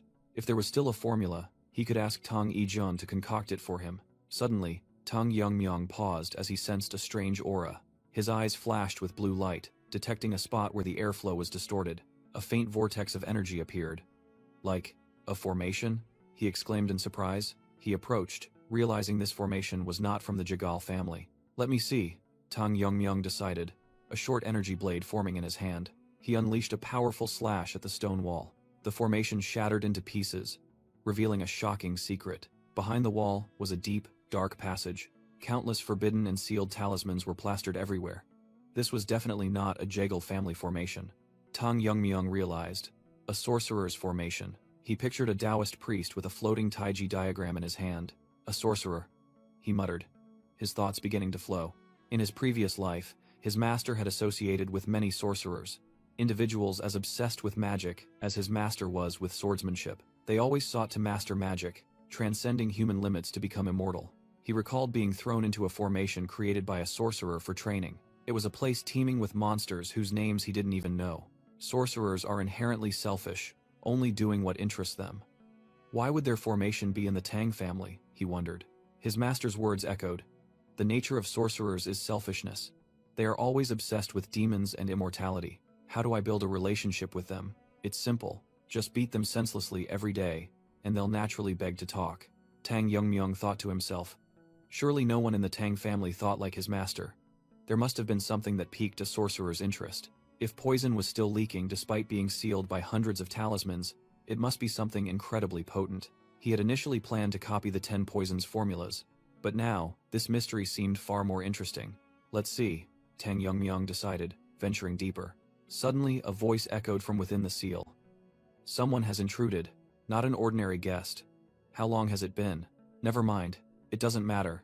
Release me, the voice roared a command. Tang Yongmyong finally arrived, realizing this was where the 10th of the 10 poisons was hidden, but the jar enveloped in talismans looked truly ominous. He reached out, wondering what kind of poison required such terrifying sealing measures. Tang Yongmyong braced himself against the fierce backlash of energy from the sealing formation. He silently noted that this backlash was extremely powerful, harder to break than most ordinary formations. However, he had a plan. I just need to cut them one by one precisely. Tang Yongmyong unleashed a sharp burst of sword energy. The sword energy tore through the ropes and talismans sealing the jar. He resolved. Even the talismans on the jar will be severed. The talismans plastered all over the jar were also shredded by the sword energy. With terrifying speed, Tang Yongmyong unleashed a series of continuous slashes, completely breaking the barrier. He landed, the last fragments of talismans neutralized, fluttering down around him. He thought to himself. His internal energy had significantly diminished. Otherwise, one move would have been enough. Now, the jar was unsealed, emitting a dense, dark green poisonous qi. Tang Yongmyong noticed the poisonous qi was much denser, but he didn't mind. Let's see what's inside, he said, placing his hand on the jar's lid. As he opened the lid, a voice echoed from the darkness. The power of the talismans that bound me has vanished. The shadowy entity with glowing eyes slowly emerged, whispering, Ah, how long has it been since I last saw the light? Tang Yongmyong was stunned by the strange creature's presence. Finally, I am free, the entity roared, unleashing a terrifying explosion of energy. The force of the explosion sent Tang Yongmyong sliding backward. He quickly landed in a defensive stance, exclaiming in surprise, What the hell is that? Tang Yongmyong braced himself against the raging energy surging from the newly released creature. Tang Yongmyong was astonished by the speed of the creature that had just escaped. He decided he had to act before it attacked him. A powerful surge of energy was unleashed by Tang Yongmyong. However, the python was already close, saying, A quick reaction. I like you, kid. As a reward for freeing me, I shall grant you a painless death, it threatened, making Tang Yongmyong grit his teeth and ask, You, what are you? The python revealed its true form, roaring, Fool. You stand before the pinnacle of poison. I am Jingo Poison, the blue-horned white snake. Jingo Poison? Tang Yongmyong was stunned, while the python gleefully confirmed. It remarked, "You've sealed your vital points to prevent the poison from spreading. Impressive. But, how long can you last? I will slowly melt your arm," the snake declared, flicking its tongue. Suddenly, it froze as it sensed a strange energy. This energy, a deadly black chi emanated from Tang Yongmyong, terrifying the python. "This is the aura of poison absorption? Why do you possess it?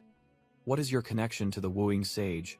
It shrieked in panic. "That is my ancestor," Tang Yongmyong replied coldly, his hand already gripping the snake's head tightly. "Wait! Stop absorbing the poison!" the snake shrieked in alarm. "At this rate, I'll be destroyed," Tang Yongmyong retorted with a sharp question.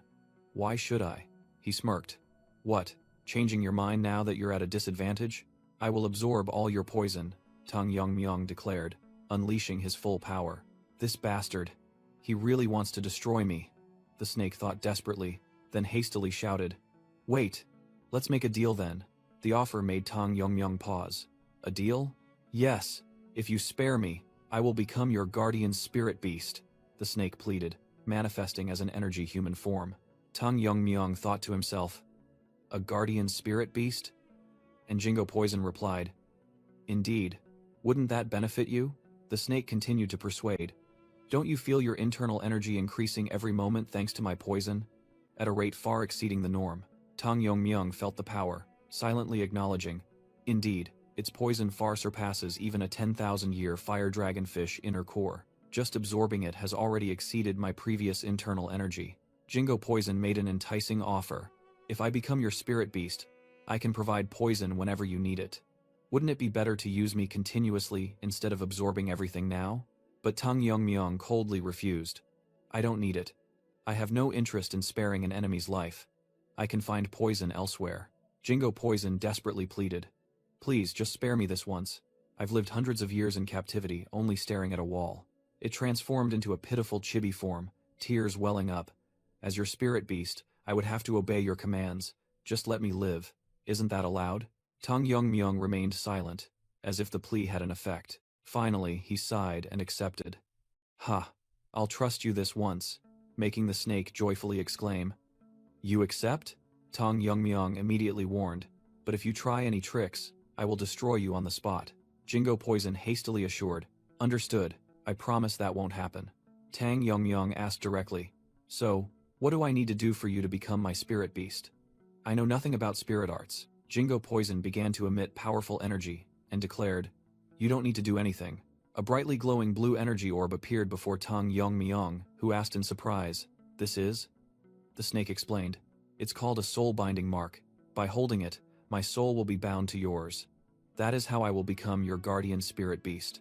The energy orb flew towards Tang Yongmyong's open hand. He clenched the mark, and a burst of energy erupted as the pact was established. Meanwhile, outside the 10,000 Poisons vault, a guard thought to himself, "It's been a while since the family head went in." The other guards began to panic. "He won't be in trouble, will he? We're doomed." One person decided, "We need to go inside and check." But the other stopped him. "What? We're not allowed to enter carelessly." A guard picked up a small round object and declared, "The punishment can wait." He gritted his teeth and put it in his mouth. "We can't let the future family head suffer in a place like this." The other could only sigh helplessly. "Huh. Who can stop your stubbornness? Huh?" With a resolute gaze, the guard was ready for a suicidal act. Suddenly, a dazzling light burst from inside the myriad Poisons vault, startling both of them. "There's light from inside the vault?" A violent tremor struck, pushing back the two guards. What happened inside? And this tremor, the vault door was blown open by a terrifying surge of energy. The two guards frantically cried out in despair. "Family head, are you safe? Family head?" As the door opened, Tang Yongmyong appeared, his entire body enveloped in a brilliant aura, leaving them stunned. Inside another room, the atmosphere returned to silence. Tang Yongmyong stared in astonishment at his hand, which was emitting an emerald-colored aura. "This is..." He realized it was the body protection chi. Dragon scales. An unprecedented tangible defense. Tang Yongmyong smiled smugly, secretly thanking his incredible luck for subduing the poisonous serpent and unblocking all his meridians. He realized he needed to control this energy, as everyone's attention was too overwhelming. Tang Yongmyong began to concentrate, reining in the radiating aura. Under his control, the chi shield gradually compressed. Jingo Poison suddenly appeared on his shoulder and spoke. Really? You need to worry about those lowlifes? The wandering saint even flaunted it openly. The mischievous little spirit beast raised its hand to make a strange gesture. Tang Yongmyong flicked its head lightly. Didn't I tell you not to appear on your own? Jingo Poison rubbed its head and pouted in protest. No one will see me unless you allow it. Besides, with such a strong aura, no one would dare attack you. Tang Yongmyong worried, still too conspicuous. This time, I just want to live a normal life. Jingo Poison wondered. This time? You speak as if you've just died and come back to life, and… can you really do it? What do you mean? Tang Yongmyong frowned and asked back. Jingo Poison explained that great power always comes with a reason, just like your ancestor and my former master, a wandering saint. Those with power are always pursued by fate. Tang Yongmyong smirked. Were you exploited back then too? Jingo Poison irritably replied. Don't remind me, he was even more rigid than you. It recounted, he drained my strength until my dying day, then called a sorcerer to seal me in a jar, deeming me too dangerous. Tang Yongmyong suddenly understood the connection, so there was a reason. Just thinking about it, he was a high-level spirit, desired by many sorcerers to become a guardian deity, and the ancestor helped seal him. He broke into a sweat, associating, could my ancestor have been like Master? Tang Yongmyong suddenly remembered, hey, you said my existence has a reason? Could it be related to awakening past life memories? I'm not sure, but it seems so, Jingo Poison replied. Just then, a frantic voice echoed from outside the door. Family head, a ninja soldier burst in. There's trouble, you must come out immediately. Tang Yongmyong startled and asked, what is it? In Sichuan, near the main headquarters, there's been an attack by an evil sect. Hearing this, Tang Yongmyong froze. At the same time on the battlefield, a heavily wounded righteous martial artist collapsed. Damn it, we were so close. A red-haired evil sect leader blocked their path and arrogantly asked, where are you righteous comrades rushing off to? He continued to provoke loudly. I don't know what you're doing here, but you should know that Sichuan is the territory of the Black Death Alliance and the evil faction. A young martial artist intended to sacrifice himself. Senior brother, I'll hold them off, you run. But was brushed aside by the older senior brother. What nonsense are you spouting? In this state, how can you stop them? The young man named Hyungso despaired. Hundreds of evil sect members led by Palace Lord Zhang Taetian. With these injuries, I can't fight them. Zhang Taetian sneered. It seems you came to Chengdu to seek help from the Tang family, don't you know? The leader has already isolated the Tang family in Sichuan. As Hyungso carried his heavily wounded senior brother and fled, the enemy's savage laughter echoed, threatening to capture them alive for a reward. From a distance, Tang Yongmyong and his subordinates spotted the pursuit. A subordinate wondered about the identity of the two people in yellow, then quickly reported that they seemed to be from the righteous faction. Tang Yongmyong immediately concluded. Then the opposing side must be the evil faction. He unhesitatingly ordered his astonished subordinate, escort the righteous faction members. Leading the group, Tang Yongmyong advanced, noting that they seemed to be uninvited guests. Hyungso rejoiced upon recognizing them as members of the Tang family, but then despaired. There are only 4 of them, and hundreds of enemies. Tang Yongmyong approached and told Hyungso, the person you're carrying seems very heavily wounded. Please retreat. A Tang family subordinate took the elderly man, while Hyungso remained worried about the battle ahead. The subordinate explained the dire situation. Over 200 martial artists are pursuing us. Another also expressed doubt about their slim chance of victory. Tang Yongmyong replied with absolute confidence, stunning Hyungso. There's no need to worry. If you don't believe me, just see for yourself, he said, facing the surging evil sect army alone. Zhang Taetian, the evil sect leader, growled, asking who dared to block their path, and his subordinate whispered to confirm the opponent's identity. His subordinate recognized him as the winner of the Tang family's grand assembly, the newly returned family head. Zhang Taetian sneered. Ah, that pampered-looking brat? Do you really intend to confront us? The evil sect soldiers also joined in mocking Tang Yongmyong's arrogance. You remnants spared by the leader. Zhang Taetian laughed loudly. Fine, I'll eradicate you once and for all, he snarled, his eyes flashing with cruelty. You yourselves started this, so the leader won't blame us. Zhang Taetian's eyes blazed with murderous intent. A heaven-shaking battle was about to erupt. Suddenly, Zhang Taechun stumbled on his horse, startling his subordinates. Leader? Tang Yongmyong waved his hand coldly. Listening to your nonsense is truly annoying. The bewildered evil sect soldiers thought it was their leader's leniency. A soldier yelled a challenge while his leader had already fallen, his body melting from the poison. Tang Yongmyung sneered, his eyes blazing. I'll root you all out first. The soldiers were shocked to realize the horrifying truth. The leader is dead? They panicked and whispered, when did he shoot those poison needles? I didn't even see anything.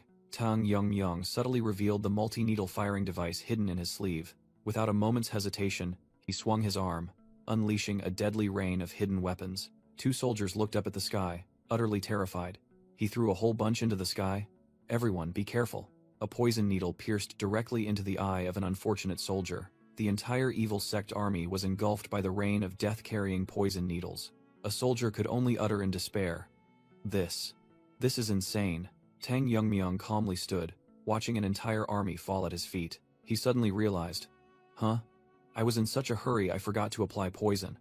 But why is the effect still the same? Jingo poison materialized on his shoulder, explaining, of course, my poison has already seeped into your needles. Few in this world can withstand my poison.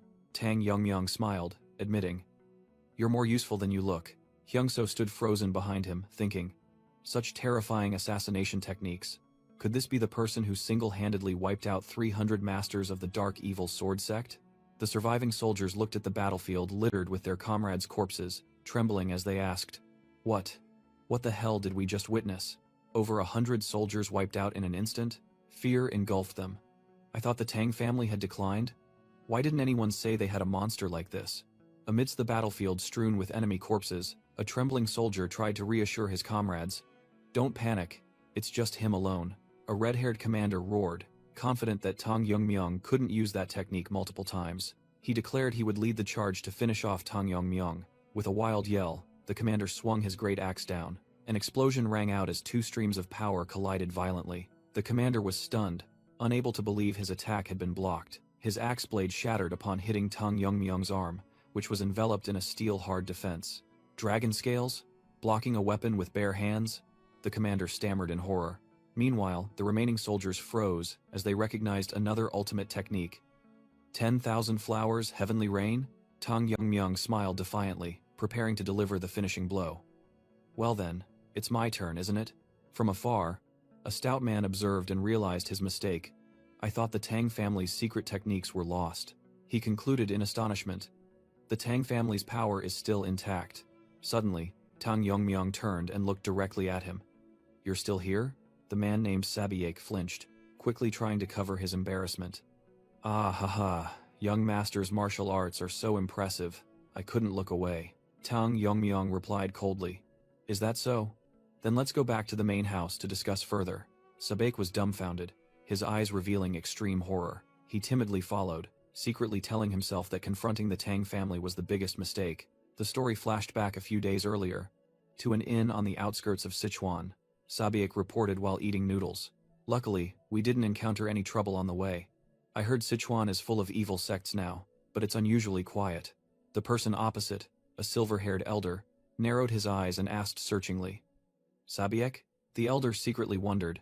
Why is Sabiek so tense? Suddenly, a voice came from the stranger wearing a conical hat. Is the food to your liking? This place is small, but I frequent it. Sabiek was terrified, secretly pondering the opponent's strength, while stammering, Who are you? The elder recognized the person and spoke to the one beside him, shocking Sabiek when he heard the words, Yu family. The stranger looked up. It was Yu Kiljun, the Black Death Alliance leader, who questioned, What business do the esteemed Taoists of the allied sects have in my Sichuan? Sabiek broke out in a cold sweat, not expecting to encounter the alliance leader in such a remote inn. Yu Kiljun glanced at the elder, assessing, It seems you've reached the Fire Realm. Do you need something from the alliance? The elder replied calmly. Sending someone like you, it seems the matter is quite serious, isn't it? He denied needing the Black Death Alliance and probed, Are you here alone? I don't see any subordinates. Yu Kiljun sneered defiantly. What? Do you think you can defeat me just because I'm alone? If you wish, I'm ready to fight you. The elder asserted his senior status. Believe it or not, I've lived twice as long as you. Are you here to pay your respects to me? The elder channeled his energy, and fire energy flared up, threatening. Do you think you can withstand the energy I've accumulated through my sect's cultivation techniques?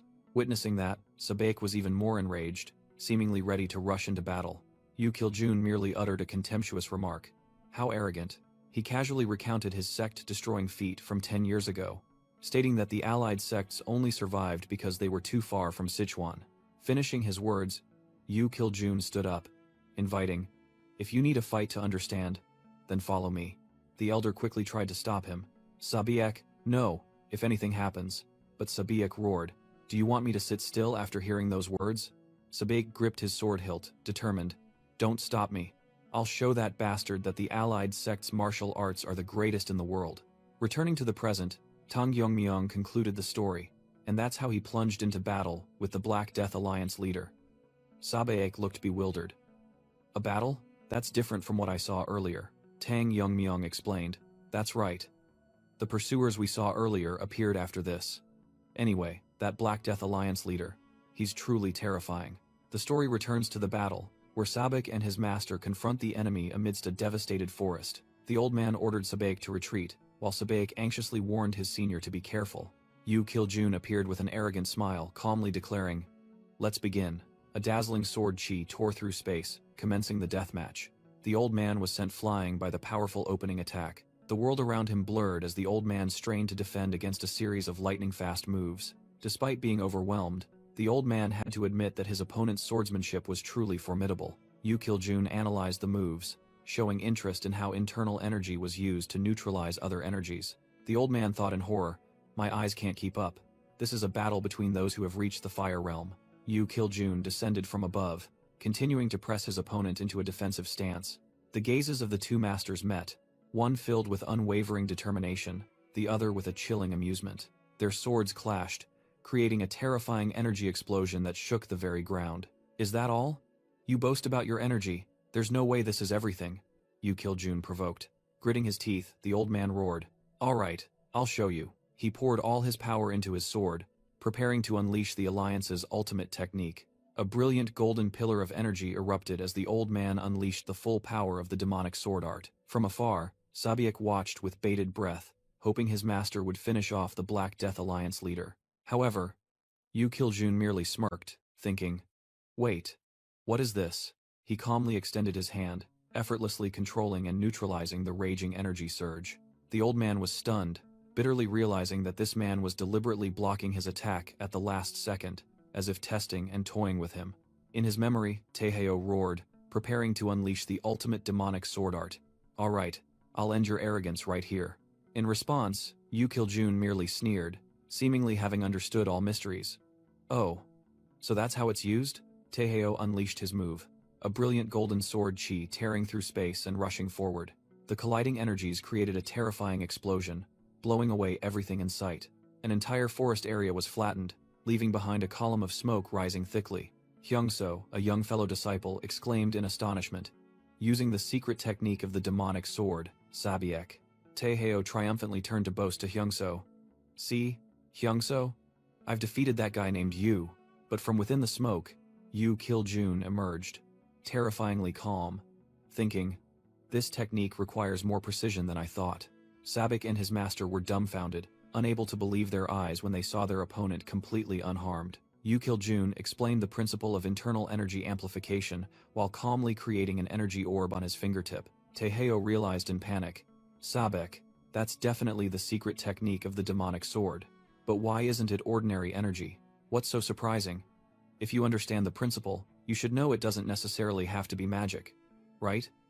Yu Kiljun calmly replied. He continued, "Demonic sword art, huh?" To show respect for its origin, while Taeheo had to quickly restrain an enraged Sabaik.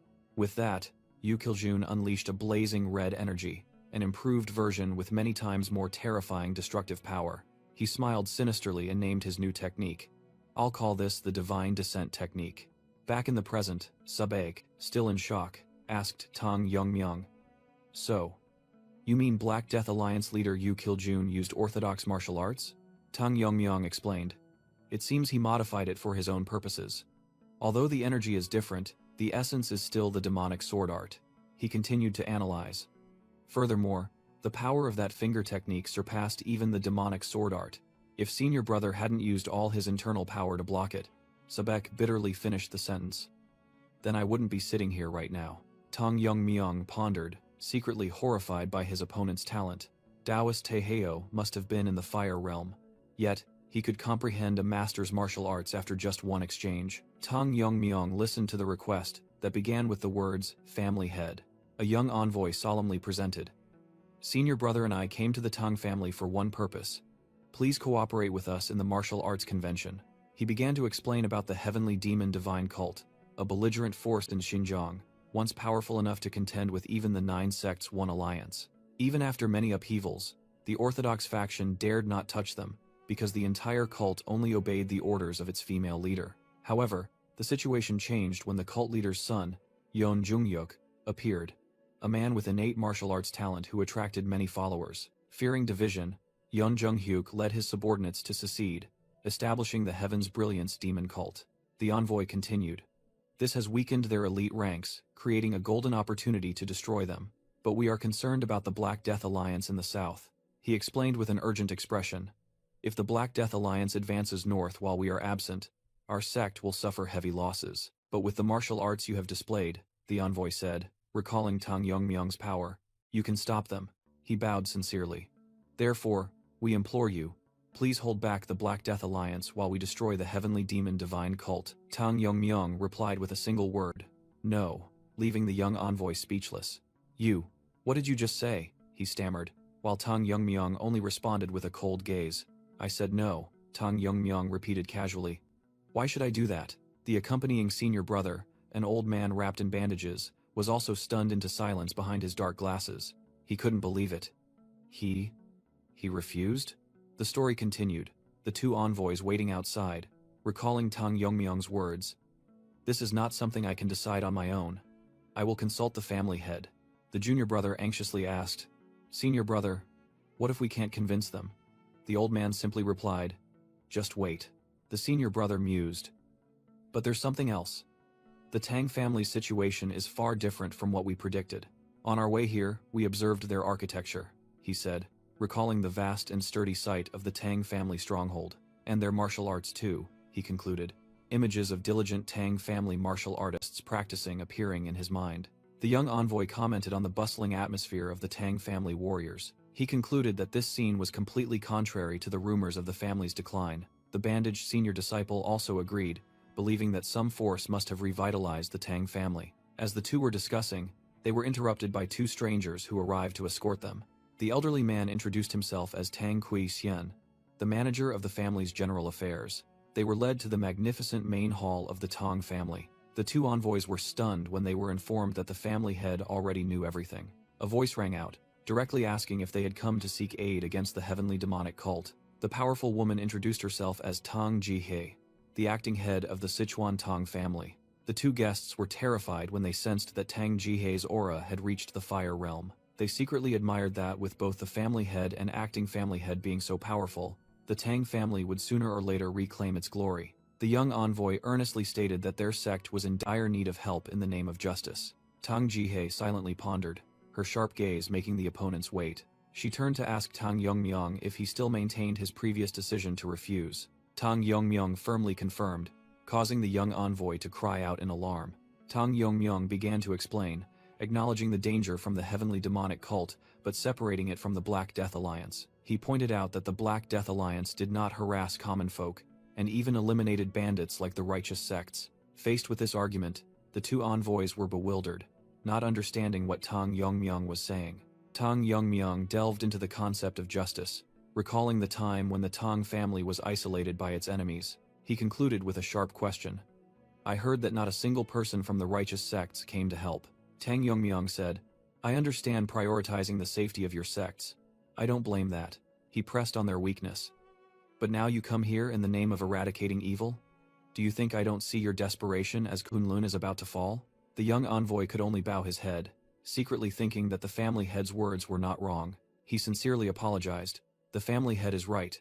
We did not consider the Tang family's position.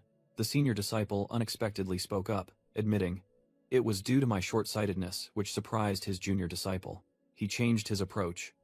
We are willing to pay a reasonable price. This is a search for cooperation, not a plea for help, Tang Yongmyong replied, making the young envoy rejoice. If that's the case, I cannot refuse. But he quickly cut short their joy. First, With a calculating smile, Tang Yongmyong asked directly, "How much are you willing to pay?" The two envoys quietly left the room to discuss the price to be paid.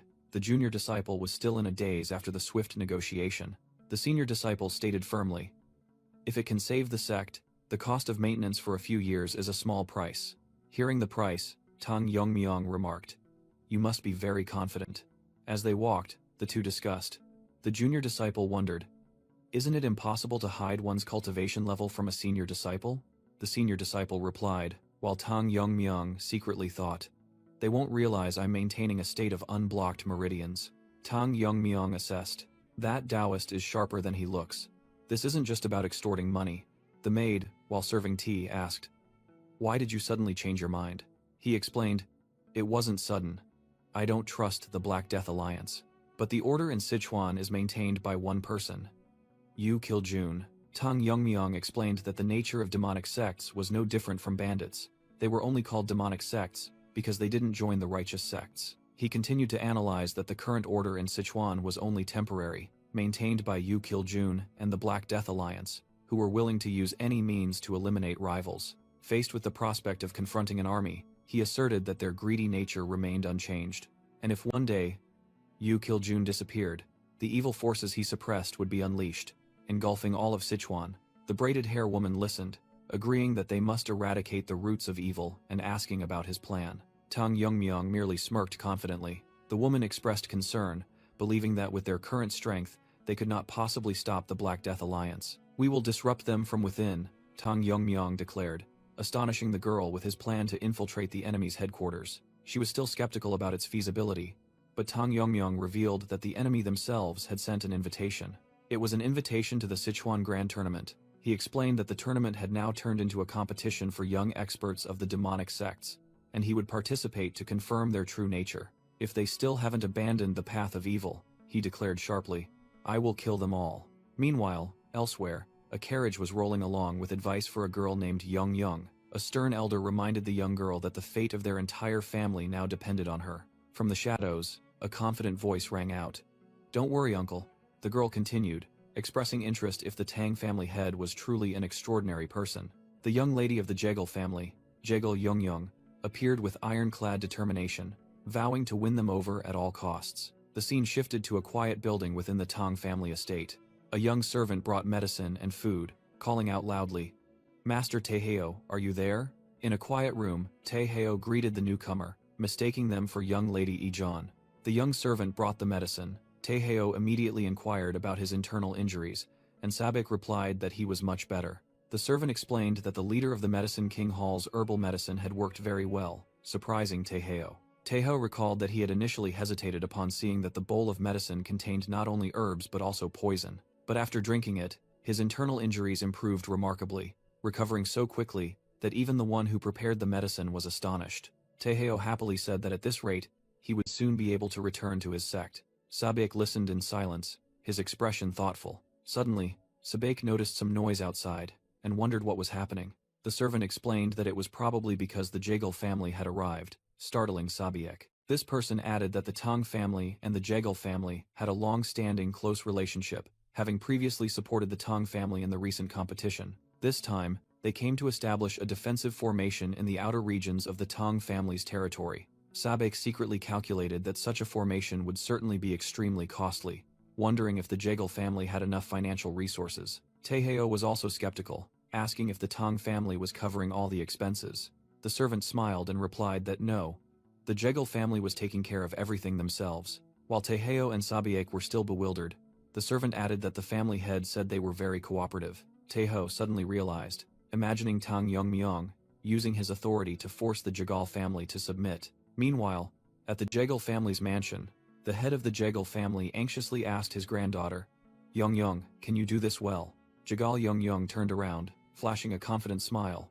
"Don't worry, uncle, I know myself well." Jegal Yongyong confidently declared to her uncle, Jegal Changshin, that no man could resist her beauty, which reminded him of his late sister. With that confidence, Jegal Yongyong believed that winning the heart of a young man would not be difficult at all. Jegal Changshin recalled the tragedy more than a decade ago, when the Heaven's Brilliance Demon Lord attacked the Jegal family, targeting his sister. The painful memory brought back the image of his sister sacrificing herself in a pool of blood to protect the family. He gritted his teeth, vowing never to let a similar tragedy befall his family again. For that reason, he gambled that if Jagal Young could forge a deep relationship with the Tang family head, their bloodline would be preserved. Please, Young, the future of the entire family depends on you, Jagal Changshin pleaded. Upon arriving at the Tang family estate, Jagal Changshin offered his greetings, and began to speak about how their formation had helped in the family head selection competition. But then he froze when a woman of extraordinary aura appeared. Both Jagal Changshin and Jagal Young were stunned by her imposing presence. Tang Jihye smiled, introduced herself as the family head, and thanked them for coming to help establish the defensive formation. The Jagal uncle and niece secretly thought, could this be the family head's mother, a lineage truly blessed by heaven? Snapping out of his daze, Jagal Changshin hastily bowed, introducing himself as the head of the Jagal family. He apologized for not knowing about her ascension, but Tang Jihye graciously replied that it was no bother. After being invited to rest, Jagal Changshin respectfully thanked her for her thoughtfulness. When asked about the girl accompanying him, he awkwardly introduced Jagal Young as his niece, who had come to strengthen the relationship between their two families. He urged his niece to greet the family head, but Jagal Young was completely frozen, her heart pounding. Before her was Tang Young, a man of unreal beauty, making her wonder how such a person could exist. He's definitely my husband, Jagal Young exclaimed in her mind, even as her uncle Jagal Changshin frantically called her name. Jagal Young bowed, politely introduced herself, and congratulated the new family head. Tang Jihye smiled, praising the polite and lovely girl, predicting that many young men would suffer for her in the future. Hearing this, Jagal Young shyly thanked the madam for her compliment. Tang Jihye also proudly recalled her own famous youth, saying that looking at the girl was like seeing her younger self. Jagal Young immediately flattered her, saying that the madam was still very beautiful, looking like the family head's older sister. She secretly thought, with such a wonderful mother, the family head must also be very admirable, and these compliments were truly pleasant to hear. Tang Jihye suggested that since they were the same age, she hoped Jagal Young and her son could become close. Jagal Young looked delighted, beginning to complain that her older brother had never treated her well. She glanced over, secretly thinking that the family head seemed to be reacting to her story. Her eyes widened, awaiting a sympathetic expression from Tang Young, but in response, she only received a long, bored yawn from the family head. Both Jagal Young and her uncle Jagal Changshin were dumbfounded. How could he ignore a beauty's story? Jagal Young wondered in confusion. Could it be that my charm has no effect on this family head? In her imagination, he should have been captivated by her like any other man. Jagal Changshin exclaimed in despair, I feel like I've failed. Jagal Young clenched her fists, feeling utterly humiliated for the first time in her life at being completely ignored. Tang Jihye had to speak up, reminding her son Tang Young about his improper behavior in front of guests. Humiliated, Jagal Young gritted her teeth, resolving, I will definitely make you notice me. Meanwhile, in Sichuan City, news of the Tang family's new head had begun to spread everywhere. On the streets, people buzzed about the Tang family head participating in the Sichuan Grand Assembly, worried that other factions would not remain idle. Meanwhile, at Manhwa Hall, where preparations for the assembly were underway, a meeting was taking place. Yo Seolrion, the Manhwa Hall master, was reporting on the budget and the list of participating factions. Their leader, a blonde-haired man, smirked confidently. The leader of the 6 demonic lords remarked that the report was sufficient and gave Yo Seolrion full authority to handle it. Yo Seolrion humbly replied that it was merely her duty. The other subordinates laughed and remarked that their leader was truly generous for throwing the report away right after. An old man hoped that the leader would shed his street thug personality. Suddenly, a cry of, "Uncle!" rang out, startling everyone. 3 strange figures with peculiar appearances showed up at the door. Yo Seolreon silently observed the situation. An energetic girl with red and white hair ran in, declaring she wanted to go see the Sichuan Grand Assembly. The blonde-haired man, her father, asked in surprise why, as she had called it troublesome last time. The girl whispered that she heard the Tang family head would also be participating. The girl fantasized about the Tang family head's handsome looks, making her father break out in a cold sweat. The girl even boldly declared she would make him her husband, causing her father to exclaim that his daughter only says shocking things. When the girl pleaded again, Yo Seolreon reluctantly agreed, knowing she couldn't stop her. Yo Seolreon gave a knowing smile, seemingly having her own plans. After all, who could stop the wishes of the Black Death Alliance leader's darling daughter? In a peaceful part of the family compound, the story of the two sisters began. As Mirio brushed her sister's lustrous hair, she praised, "Oh, look how beautiful your hair is," she mischievously asked. "Have you really just been bedridden all this time?" Mirio continued to tease, recalling how Tang Yongmyong had been very obvious the last time he visited, demanding her sister share her beauty secrets. Then she asked directly, "Sister, what do you think of Yongmyong?" Caught off guard, Miso blushed furiously and stammered, "Huh? What? Why are you asking that?" Mirio chuckled. "Why am I asking? Because when his name was mentioned, your breathing changed," which made Miso even more embarrassed. Seeing this, Mirio softened her tone and asked, "But sister, are you really okay?" She revealed a shocking piece of news. "Yongmyong is going to the Sichuan Grand Tournament soon. We won't be able to see him for a while." Miso immediately worried about the dangers of the tournament, where evil sects gather, but Mirio thought that wasn't the most important thing. The younger sister played on a greater fear. What if Yongmyong meets another girl there and falls for her? Can you bear that?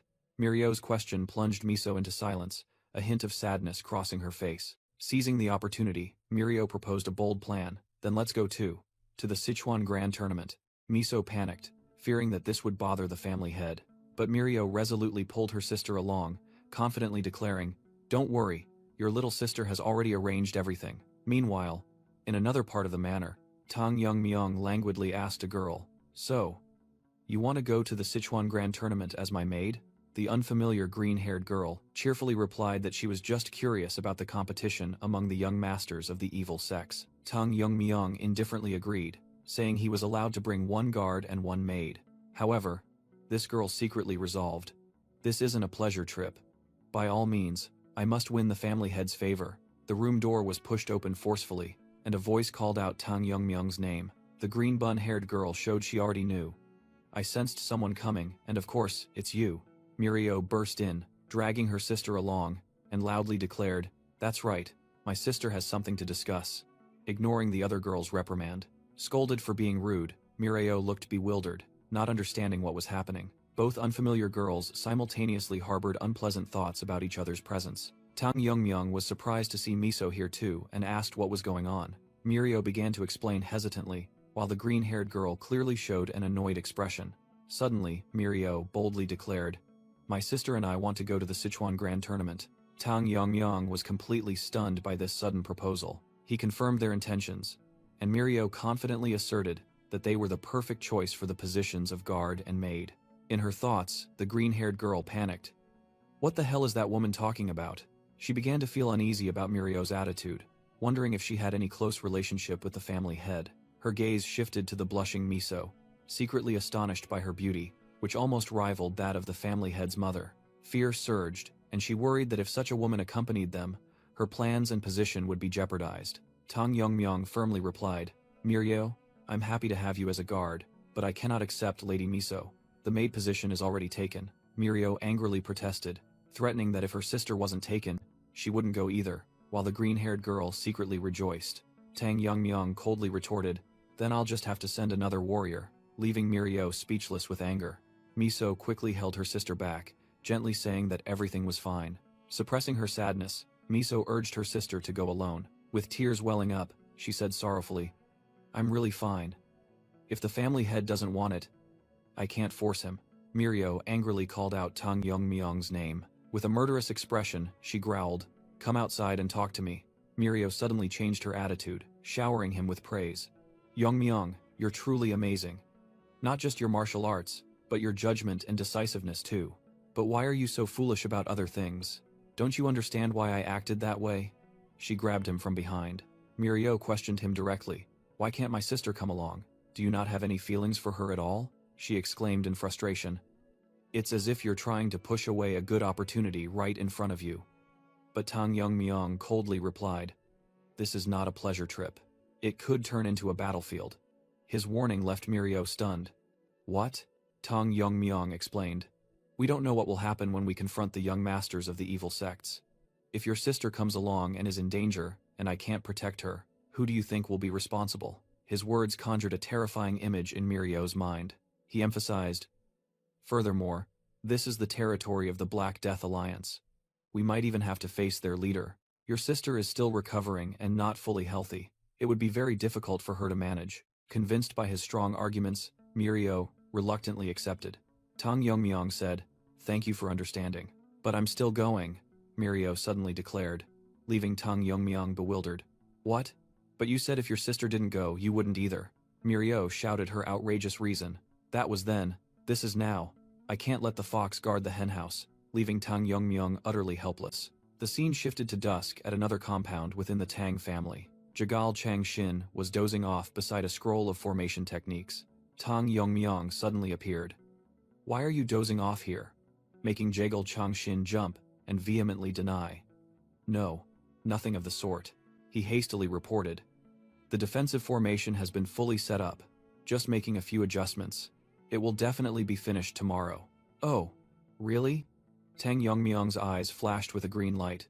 "Then let's see." Both stood on the rooftop, gazing at the colossal defensive formation enveloping the entire sky. Jagal Changshin began explaining the defensive formation, centered around the poison hall and extending through the medicine hall, finally encompassing even the general affairs office.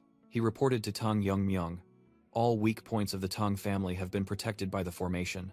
Jagal Changshin recalled Tang Yongmyong's harsh command that he had to complete it within a week or face death, and could only grit his teeth and accept. Tang Yongmyong patted his shoulder meaningfully. "See? You just have to try," he said. "Keep up the good work with the rest." Tang Yongmyong secretly thought a word of thanks wouldn't hurt, while Jagal Changshin could only awkwardly nod in agreement. Looking at the results, Tang Yongmyong was satisfied, thinking that the family would now be safely protected even in his absence. Now, all that's left is...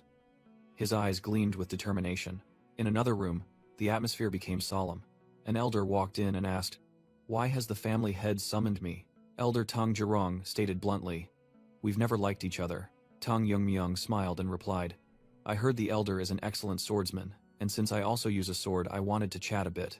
Tang Jirong recalled Tang Yongmyong's terrifying sword art and admitted, "Your swordsmanship that day, I couldn't possibly compare." "Of course," Tang Yongmyong said bluntly, "your skill level is still far from mine." An unexpected offer was made. "Therefore, I think I will give you some pointers on swordsmanship." He set a condition. "Of course, it's not for free. From now on, you must obey my commands." Tang Yongmyong emphasized, "Opportunities like this don't come often. Consider it a lucky encounter. What do you say?" He concluded with a sharp question. "Do you want to switch sides?" Meanwhile, the Jagal family delegation bowed in farewell and left the Tang family. The young envoy of the Gongdong sect clasped his hands to express his gratitude. His senior brother confirmed that his internal injuries had fully recovered and promised to assist the Tang family at any time. Tang Jihei smiled in response to their thanks. She also announced that she would send elders and soldiers to provide aid, which deeply moved the senior brother. The senior brother promised to send the expenses as soon as they returned to their sect. Tang Jihei smiled and wished them a safe journey. At this moment, the senior brother turned towards Tang Yongmyong. He sincerely thanked him, admitting that without him, he and his disciple would not have survived. As they shook hands, he was astonished by his martial arts and predicted that soon, he would surpass him. At that very moment, he felt an overwhelming aura, as if divine, emanating from the young man. That terrifying power left the senior brother stunned, breaking out in a cold sweat. The young envoy worried when he saw his senior brother's complexion, but he merely made an excuse that he was reluctant to leave. As they turned to leave, the senior brother secretly affirmed that the feeling just now was not an illusion. He pondered, unable to understand how a young person could possess such a terrifying aura. Looking back at the magnificent architecture of the Tang family, he suddenly came to a shocking conclusion. The reason for the Tang family's rise was not the family head, but this young master. Meanwhile, Tang Jihei turned to rally the family, reminding them of their principle of clear distinctions between favors and grievances. She declared that their fate was now intertwined with the Gongdong sect, and they must face the battle together. The entire family responded in unison, their morale soaring. However, in the shadows, the second elder and fifth elder watched with expressions full of dissatisfaction. Under the resolute gaze of the elders and warriors, the entire family clasped their hands, awaiting orders. Tang Jihei boldly rallied. "Then, everyone, I wish you all success in your martial endeavors." In a corner of the courtyard, Tang Yijun handed Tang Yongmyong a box of medicine. "I've refilled your fire poison antidote." Tang Yijun wondered, "But why do you always use the same type of poison? There are many others." Tang Yongmyong smirked. "Well, it's the one I'm most familiar with, and no other poison can compare to it, right?" He waved goodbye. "Anyway, I have to go, my teammates are waiting." Tang Yijun smiled and advised, "Remember to return safely." Jingo Poison on his shoulder suddenly spoke. "Tell me, are you really as young as you say? It's hard to believe someone your age possesses such formidable martial arts." Jingo Poison continued, as Tang Yongmyong remained silent. It analyzed. "You've surpassed many veteran martial artists, though still not on par with that invisible guest.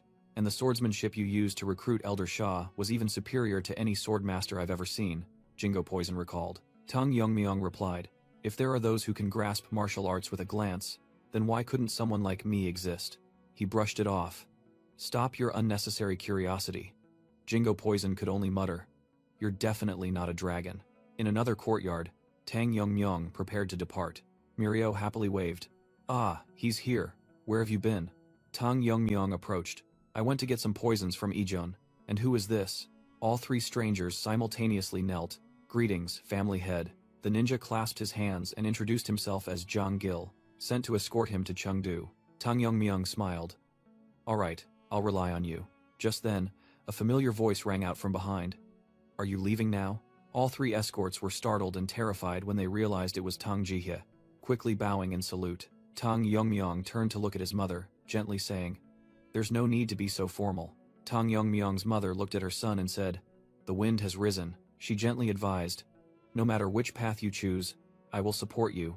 But don't overexert yourself." Tang Yongmyong confidently replied, "Don't worry, mother. Whose son do you think I am?"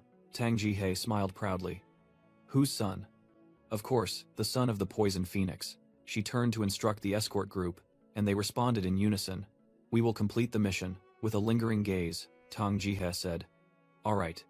You may go." She stood silently, watching her son and his comrades disappear behind the large gate. The group arrived in Sichuan Xuanyang. Amidst the bustling scene, Tang Yongmyong remarked, "Wow. It's like a festival. It wasn't like this the last time I was here." Zhang Gil curiously asked, "You've been here before, sir?" Mirio explained, "A few times when my father was still running the trading company. Back then, it was quite a large company in Sichuan," she continued regretfully. "But since the evil faction took over, the business has shrunk considerably." Tang Yongmyong suddenly remembered her father mentioning it. He thought to himself, if the clan developed, having a trading company to stabilize finances would be very beneficial. Tang Yongmyong declared, "We cannot forever rely on the elders' embezzlement funds and the profits of the medicine hall. Clearly, we need to deal with the evil factions." He turned to Mirio and said, "When everything is over, come see me with your father." The girl asked in surprise, "Huh? Why?" Tang Yongmyong revealed his plan. "I intend to help him restart the trading company." Mirio was stunned.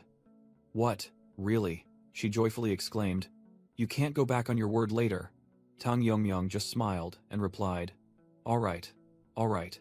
In another corner of the city, a burly blacksmith sat bored in front of his shop. He sighed, lamenting. Sigh. Looks like another slow day. I wish someone who appreciates swords would drop by. Suddenly, a voice rang out, catching his attention. "I don't hear any forging. Is this place not open for business?" Tang Yongmyong and his group appeared, boldly declaring, "We are here to look at swords." The blacksmith was surprised by their aura and quickly invited them in.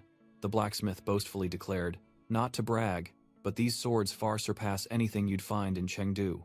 While Mirio wondered why they needed swords, Tang Yongmyong picked up a sword, his eyes becoming serious. But, he thought to himself, he wasn't bragging about the quality. The blade is in excellent condition, its sharpness truly remarkable. The blacksmith was astonished. "You have the right to boast. Do you know how to appraise swords?" "A little," Tang Yongmyong replied, though undecorated. "The blade's sharp killing intent is very impressive, proving that the forging and tempering were done with extreme precision." The blacksmith was stunned. Just a few taps and a glance. This could be. As Tang Yongmyong was about to tell everyone to pick a sword, the blacksmith hastily shouted, "Wait, just a moment. I'll be right back, don't go anywhere," he called out as he rushed inside. The group waited amidst the silent weapon racks in the forge. The blacksmith carefully took down an old wooden box from a high shelf. He returned with an excited expression. "Here, open it.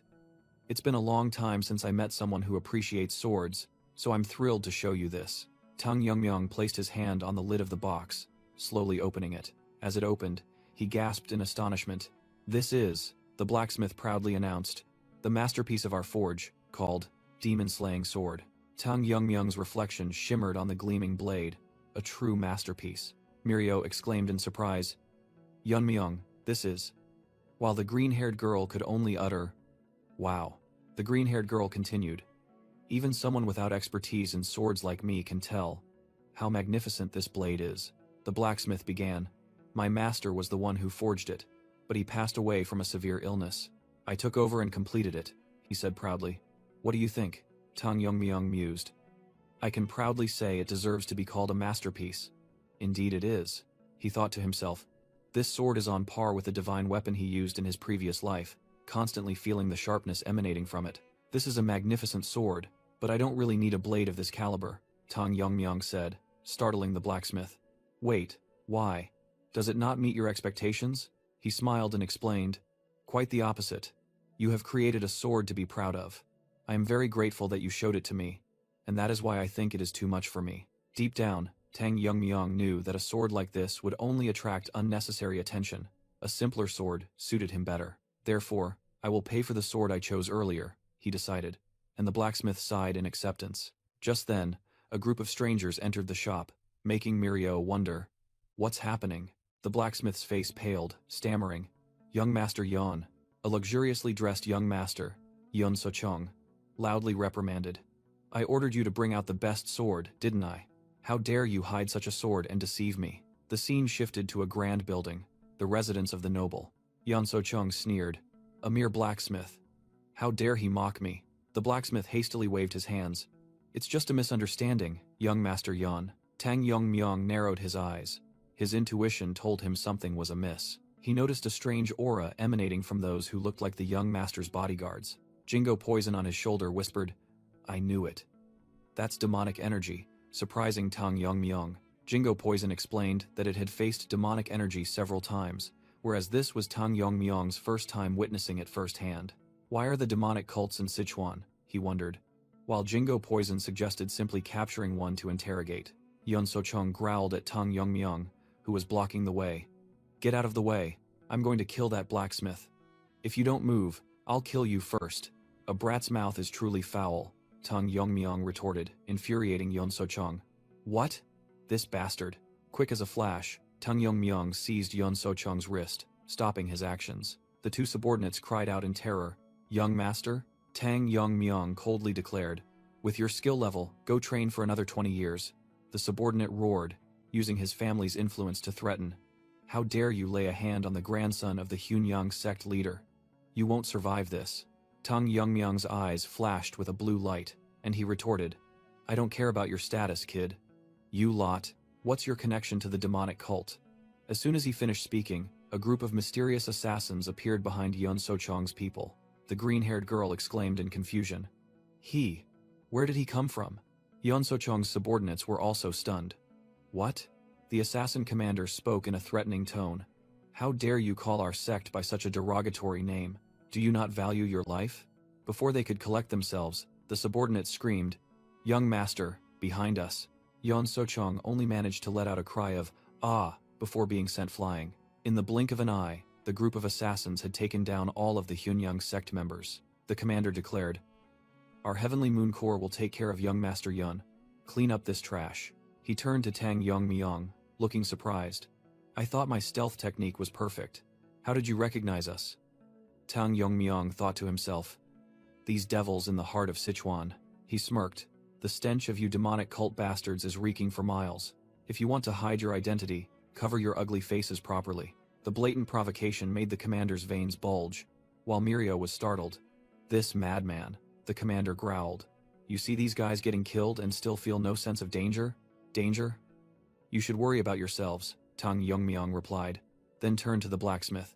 Lend me a sword, he continued, his gaze unwavering. To me, you and those who have fallen are all the same. The Heavenly Moon Corps commander narrowed his eyes and ordered his subordinates, escort young Master Yun. The Heavenly Moon Corps commander growled, his eyes glinting with murderous intent. I will kill that man. Meanwhile, Tang Yongmyung had subdued Yun Sochong, coldly saying, This way. Yun Sochong cried out in panic. Who are you? Let me go. Tang Yongmyung thought to himself about the young master's feigned innocence, then uttered with contempt, How dare you? The Heavenly Moon Corps commander seized the opportunity, roared, distracted, and swung his sword to attack. Tang Yongmyung calmly swung the borrowed sword, neatly parrying the swift attack. An explosion rang out, and the force from the impact sent all the Heavenly Moon Corps assassins flying. The commander fell flat, unable to believe it. What? I was clearly faster, yet I was repelled? Tang Yongmyong calmly looked down at the defeated foe at his feet. He subtly turned, his sharp gaze completely unwavering. Severely wounded, the commander still tried to get up, with only one thought in his mind. I must counterattack quickly. All the Heavenly Moon Corps members stood frozen, stunned by their opponent's unimaginable power. Mirio and her companion were also taken aback by the sudden turn of events. Yeon So-chung, caught between the two sides, was deathly pale with fear. In just an instant, Tang Yongmyong finished off the commander, standing coldly over a pool of blood. He raised the sword to examine it, silently assessing.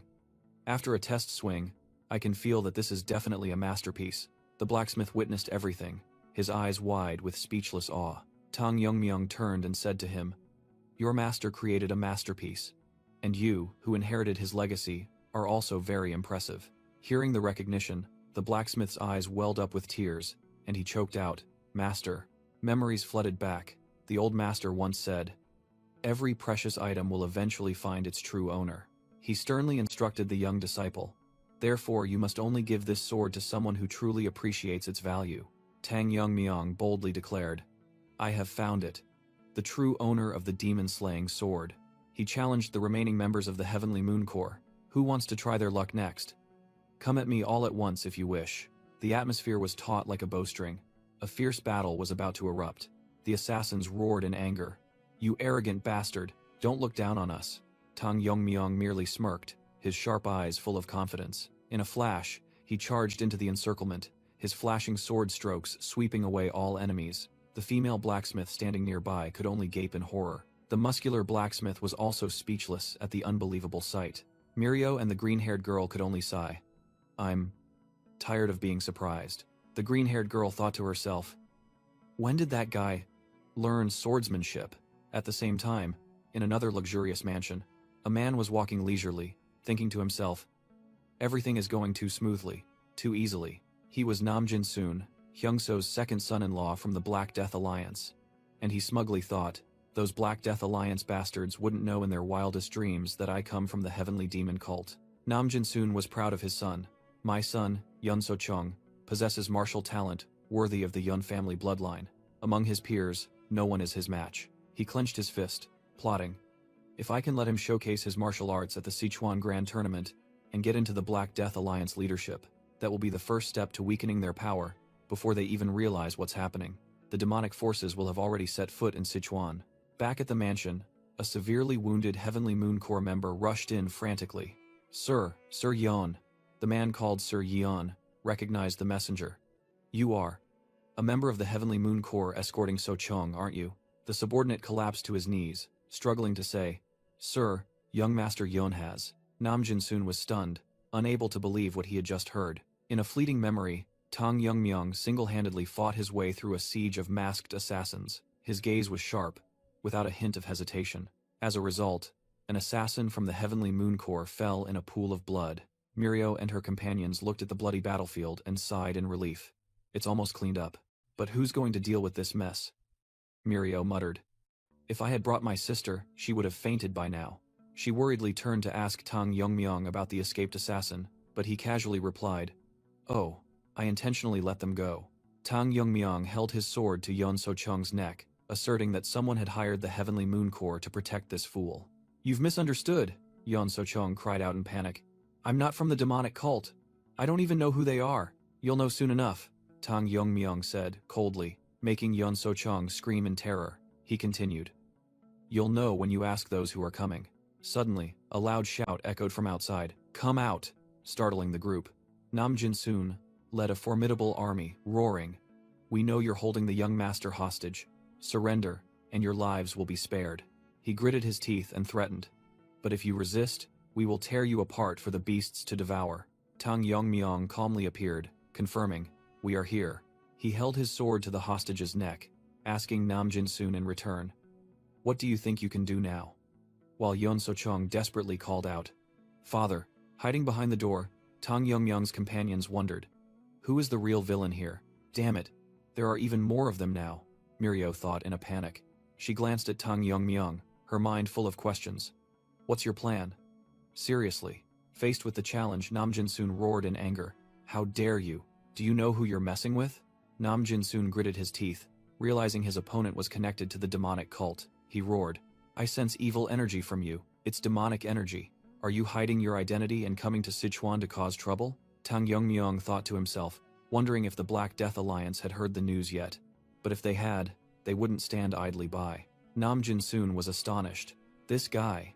He recognized the suppressed demonic energy, and he survived the Heavenly Moon Corps' attack.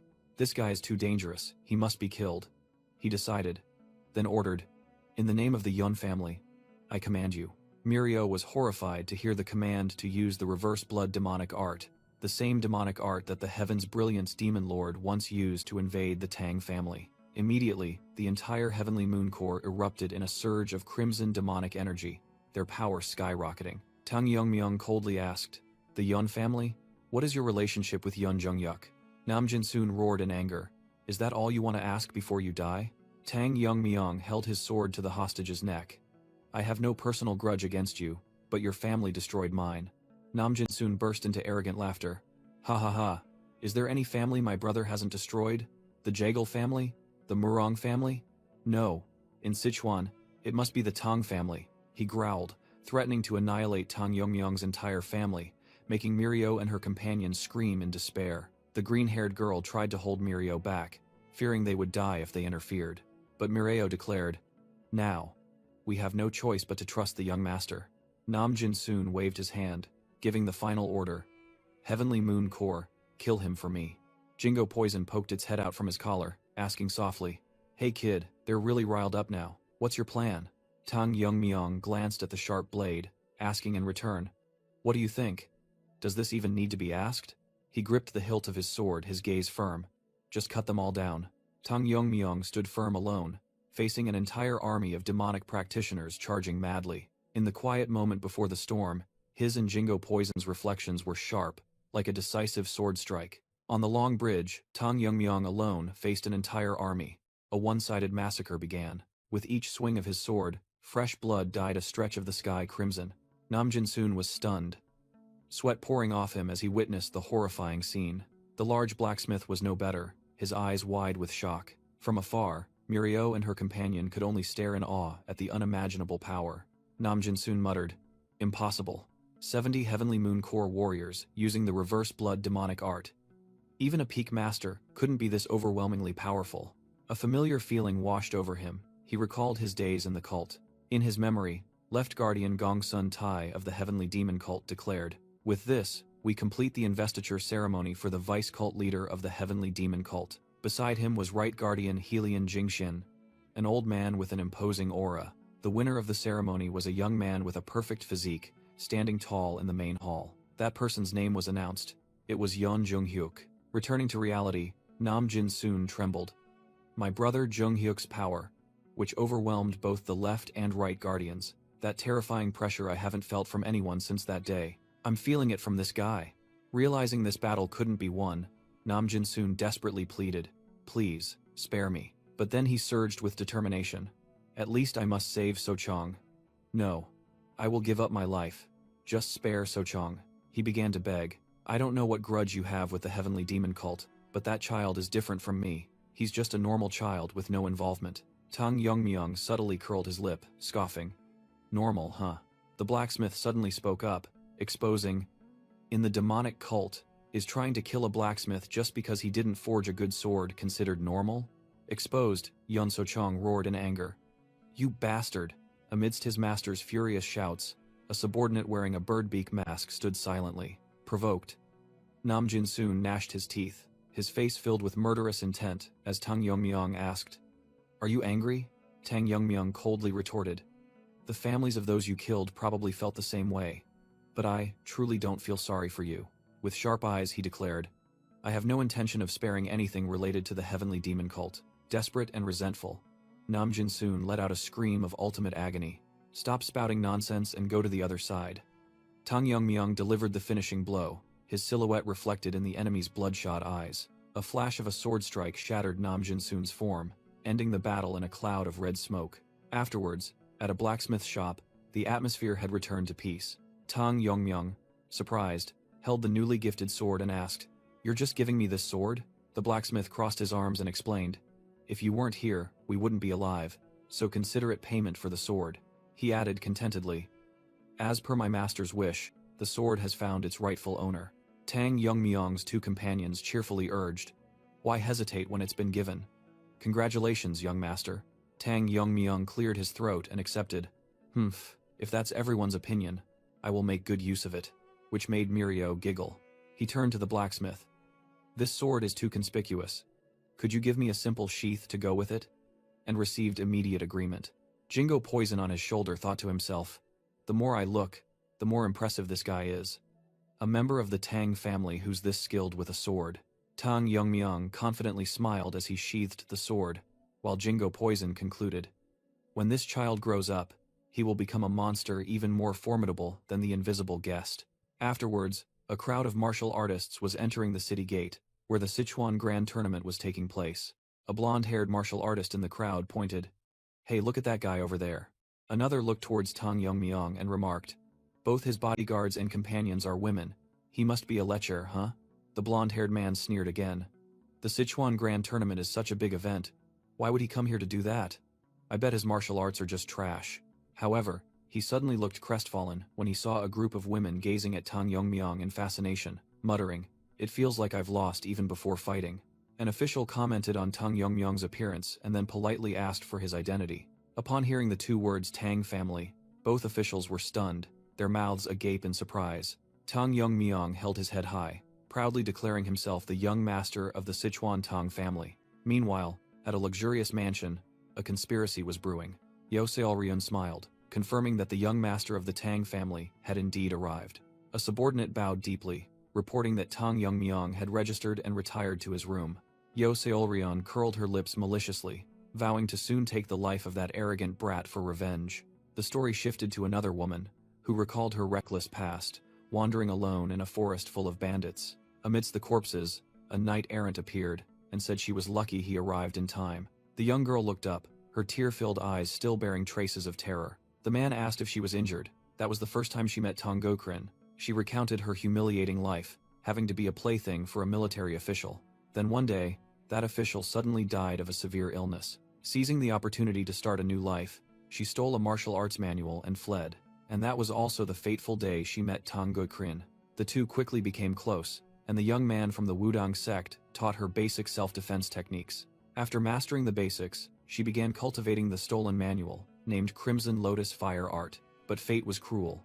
Her body began to weaken as if afflicted by a terminal illness. Feeling she didn't have long to live, she painfully decided to leave him. Time flew by, and she heard that Tang Gokrin had become the sect leader of the Great Dark Sword sect. "I was slowly dying," Yeo Seolryun recalled. "The incessant pain made me just want to give up. But regret wouldn't let me close my eyes. If only I could see Tang Gokrin one last time." Just then, Tang Gokrin was startled to see her condition. An unfamiliar subordinate said to his leader, "Ryunju, this is the talented woman I told you about. But why is she so weak?" Tang Gokrin explained, "She has cultivated both yin and yang martial arts. The conflicting energies inevitably cause her body to slowly die." A man wearing a straw hat appeared and laid down a condition. "If you want to live, recite your martial arts incantation." As if hypnotized, Yeo Seolryun began to recite her entire martial arts incantation. The mysterious man listened, and in just half an hour he muttered, This should work." He quickly used a brush to write down a completely new version of the Crimson Lotus Fire Art. Yeo Seolryun was stunned to receive the cultivation method, which had been modified for a woman to cultivate with yin energy. That person was Yu Kiljun, the leader of the Black Death Alliance, who said, "Just cultivate it. Your internal injuries will heal on their own when you reach a high realm." To repay the life-saving grace, Yeo Seolryun founded the Transforming Heart sect and joined Ryunjo's Black Death Alliance. She thought that since Tang Gokrin was also in the alliance, they could rekindle their old romance. But Tang Gokrin coldly extinguished her hope. "I sought you for your talent. Don't cling to old affections anymore." He turned his back and walked away, leaving a void in her heart. Yeo Seolryun painfully realized she couldn't blame him, as she was the one who had left first. Nevertheless, she suppressed her emotions, hoping that one day he would understand her true feelings. Then one day, news of the Great Dark Sword sect's demise struck like a bolt from the blue. Pain turned into hatred, and Yo Seolrion decided, I will kill the young master of the Tang family. Returning to the present, her eyes were sharp and cold. Tang Yongmyong. I must find and eliminate him immediately. Yo Seolrion thought. But he is a master who has surpassed the peak realm. Even with my Crimson Lotus fire art, it would be difficult to kill him. I will endure a little longer. At the upcoming Sichuan martial arts tournament, I have prepared a fate from which you cannot escape, she resolved. Complete annihilation. Elsewhere, the scene was peaceful. Tang Yongmyong was deeply immersed in a state of meditation. He sat in meditation, while Jingo Poison hovered, observing. Jingo Poison cursed inwardly. This monstrous bastard. It was secretly astonished. I've been disturbing it for an hour, and it hasn't budged. Like an old monster who has reverted to youth. What the hell is it doing in there anyway? Suddenly, in his inner world, Tang Yongmyong's eyes blazed. He faced the illusion of his own master. Tang Yongmyong drew his sword, his gaze sharp. The master also took a stance, his aura overwhelming. A mighty sword strike was unleashed. Two earth-shattering forces collided. Tang Yongmyong maintained his sword stance after the attack. Meanwhile, the master's illusion roared powerfully. He retaliated with a subtle sword technique. Tang Yongmyong realized. As expected, the annihilation technique cannot be fully unleashed with the Six Hearts poison art. Tang Yongmyong thought. Even though I used one move to defeat 70 people that day, it was still a weakened version, with half its power. He wondered what would happen if that technique reached its full power. In my previous life, I used a mental cultivation method called Annihilation Force. Only by mastering it can I truly unleash the full power of the annihilation technique. He recalled that Annihilation Force had the characteristic of weakening the body, causing ordinary people to die suddenly, and only his master and he could use it. Of course, now that I have reached the peak realm, and my body has become stronger, if I master Annihilation Force, I can quickly regain the martial arts power of my previous life. He questioned himself. Or have I become too attached to the sword, making me wonder this? But that's not the right answer. He realized the reason his power was limited was because his current mental cultivation method was not compatible with his swordsmanship. Tang Yongmyong conceived the idea of modifying the Six Hearts poison art to better suit his swordsmanship. His train of thought interrupted. He opened his eyes and called, Miryeo. Miryeo pointed the brush irritably at him. Throw it away. I told you to stop. Jagal Yongmyong asked in surprise. What, you weren't sleeping? Tang Yongmyong replied curtly. No. He asked the two of them, anyway, are you ready? Miryeo happily replied, of course, we're just waiting for you, Yongmyong. Tang Yongmyong stated firmly. Alright, let's go. Jagal Yongmyong immediately turned to remind Miryeo about her overly familiar attitude with the young master, but Miryeo brushed it off, claiming Yongmyong didn't complain at all. While Tang Yongmyong listened silently, Jagal Yongmyong continued to worry about the master's dignity. While Miryeo retorted, Tang Yongmyong unexpectedly spoke up in defense. Yongmyong isn't wrong, which made Miryeo angrily pinch her friend's cheek. Are you siding with her now? He continued. But that doesn't mean you have to grovel before those from the evil sects. Right? Tang Yongmyong concluded coldly. That's right. There's no need to worry about dignity in front of a pile of corpses.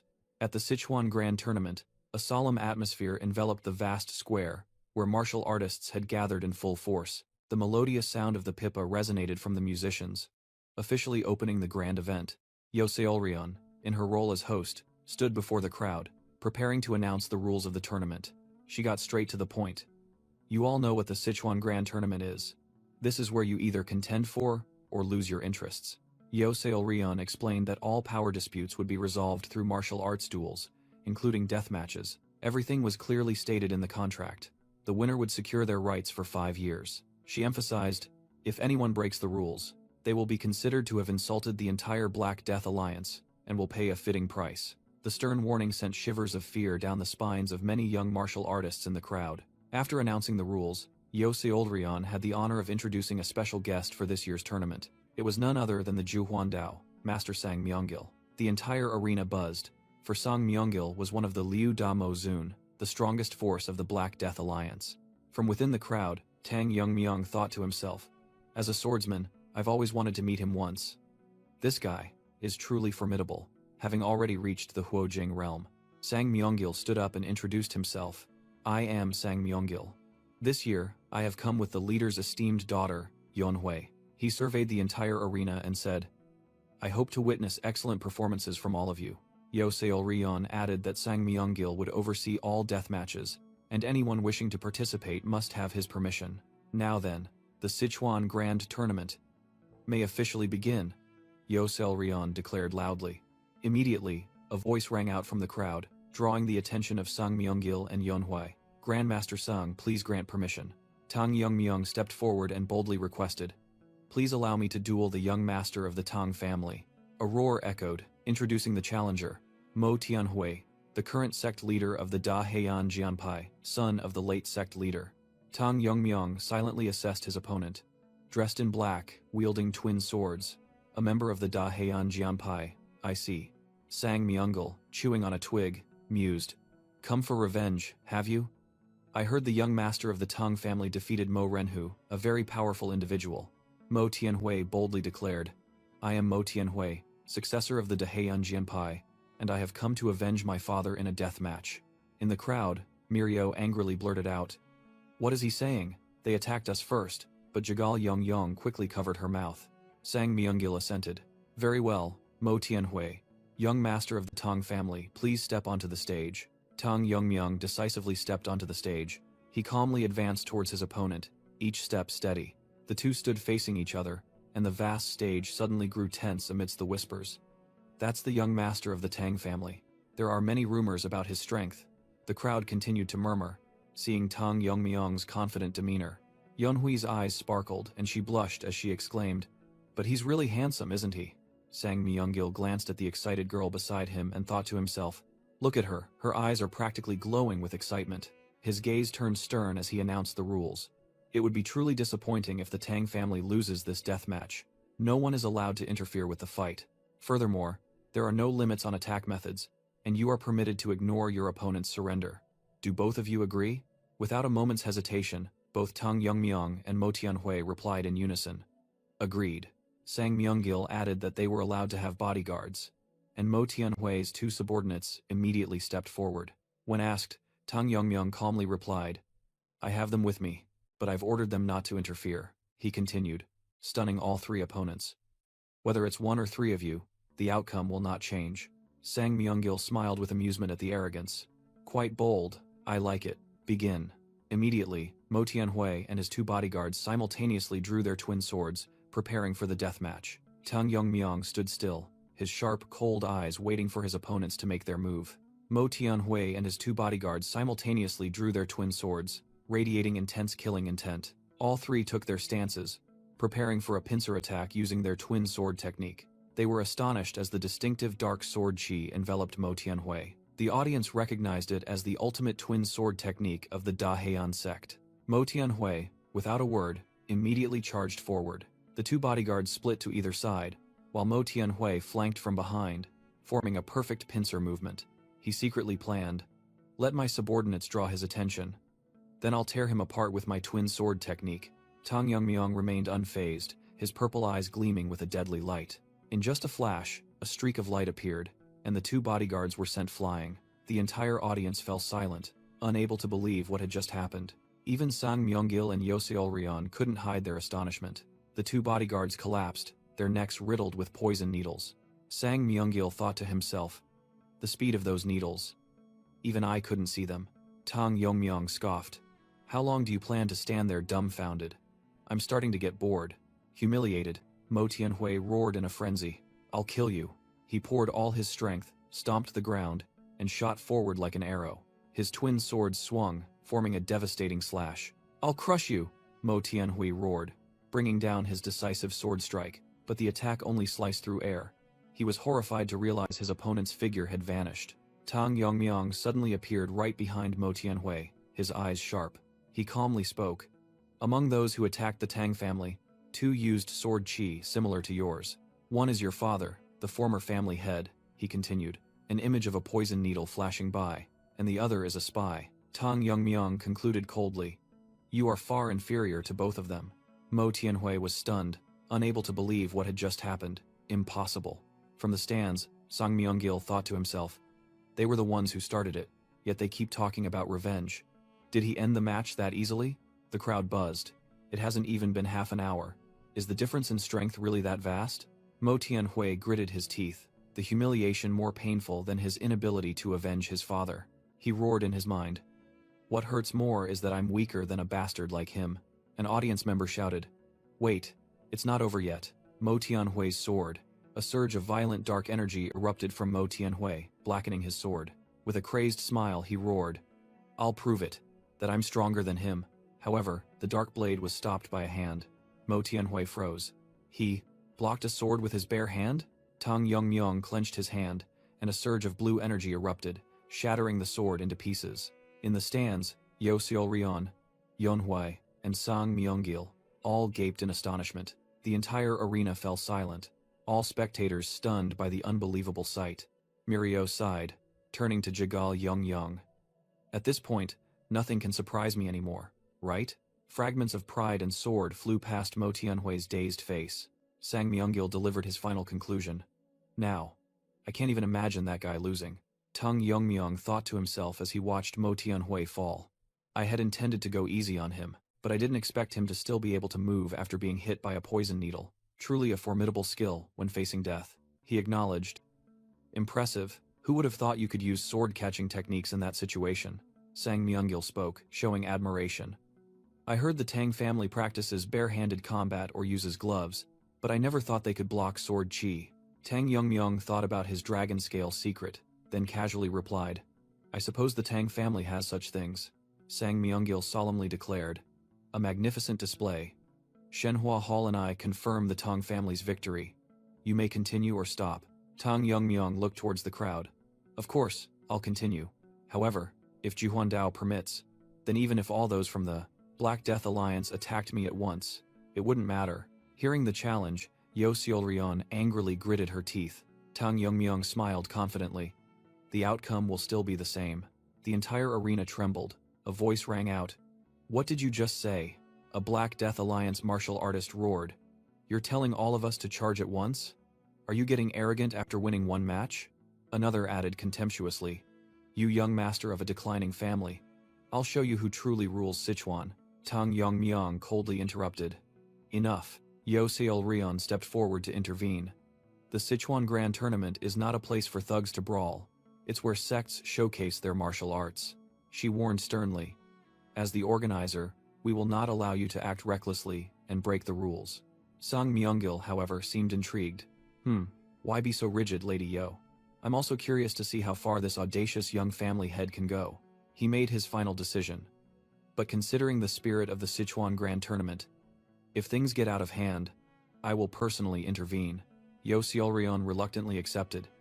If that is what the Grand Master wishes, then so be it. Sang Myonggil analyzed. The Tang family's assassination techniques are specialized for widespread destruction. A chaotic attack would only cause more trouble. Tang Yongmyong smirked, setting conditions. We will limit the number of participants in a coordinated attack to 3, and you may choose your opponents. If you are not satisfied, speak up now. He casually accepted. No, I accept those terms. Sang Myonggil froze, realizing he had been mistaken in his assessment. He thought to himself, he had initially believed that, after a few rounds, the contestants would figure out how to deal with the flying needles, and gradually dismantle the assassination techniques, creating an opportunity for victory. However, the reality was a one-sided massacre. Sang Myonggil was horrified. Yet in less than half an hour, more than half of the participants are dead? He only used flying needles and blade-catching techniques, yet not a single challenger could resist. Sang Myonggil racked his brain. Based on his internal energy, I didn't think he was that strong. So what explains this overwhelming skill gap? Just then, a contestant cried out in despair. At this rate, all of Sichuan will be in danger. I quit. A martial artist with a bandaged face also yelled. How can we defeat something like that? Forget the tournament, I'm done. Tang Yongmyong stomped his foot. The ground cracked, his aura overwhelming. The remaining martial artists panicked and sought to flee. From above, Sang Myonggil, Mirio, and Jaegal Yongyong were stunned by the chaotic scene. A voice rang out from opposite Tang Yongmyong. Next, the Rising Phoenix sect will challenge you. Tang Yongmyong coldly replied.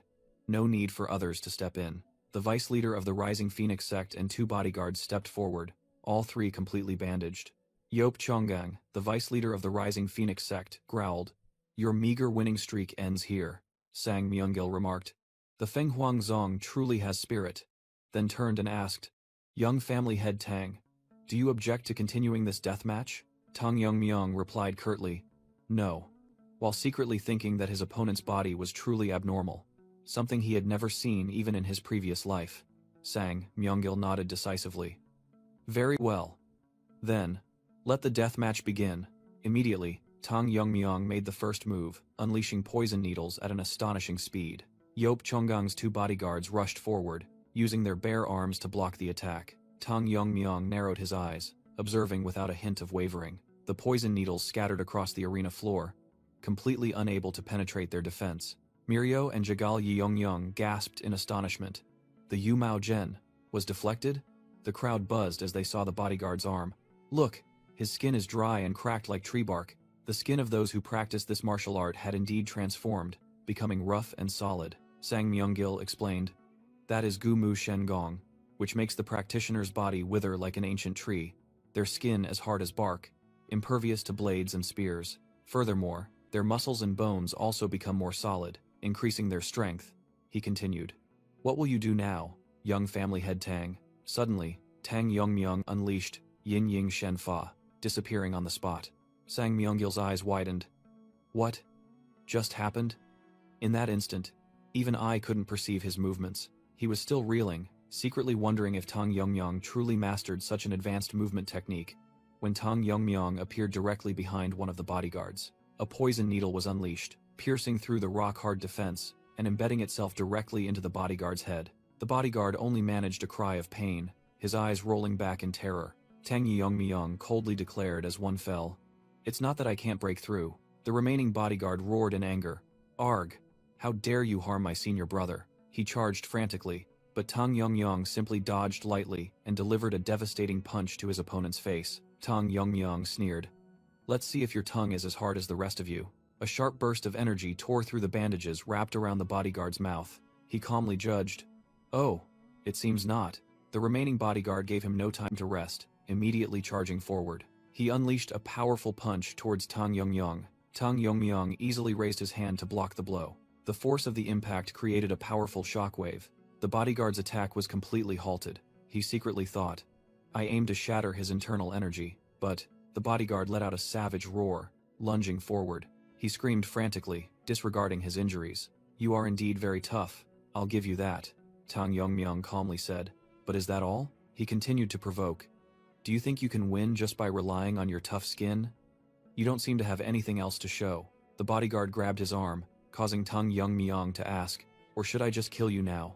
The corner of the bodyguard's mouth curled into a sinister smile. Do you really think my strength is only about toughness? He growled, tightening his grip on Tang Yongmyong.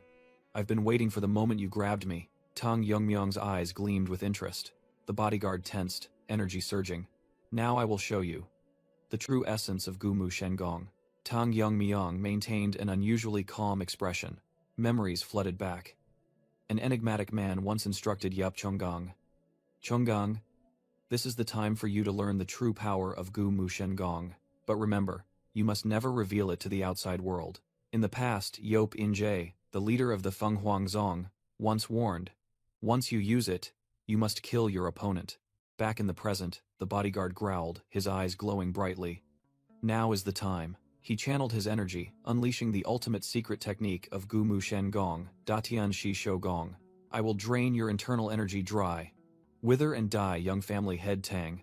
Facing the attack, Tang Yongmyong merely smirked slightly. He calmly retorted, You'd better stop this foolish game. The bodyguard was stunned by Tang Yongmyong's attitude, his anger flaring intensely.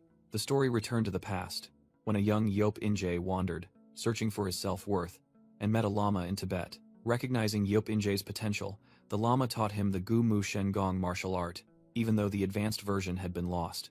This martial art was perfect for Yop Injae, but to seek true mastery, he joined the He Shameng and met Yu Kiljun. Yu Kiljun explained, You want to use the lost power of Gumu Shengong? It's not difficult.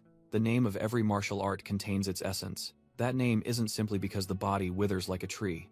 With a withered outer shell, the internal energy connected to the dantian like tree roots will transform the body into a true withered tree, allowing you to absorb your opponent's energy like a tree drawing water from the earth. Back in the present, the bodyguard laughed maniacally. Ha ha ha, I will drain you dry.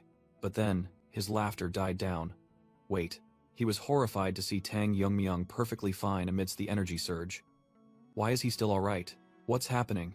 My arm. He looked down at his arm in panic. His body began to grotesquely distort, and he screamed in despair. You!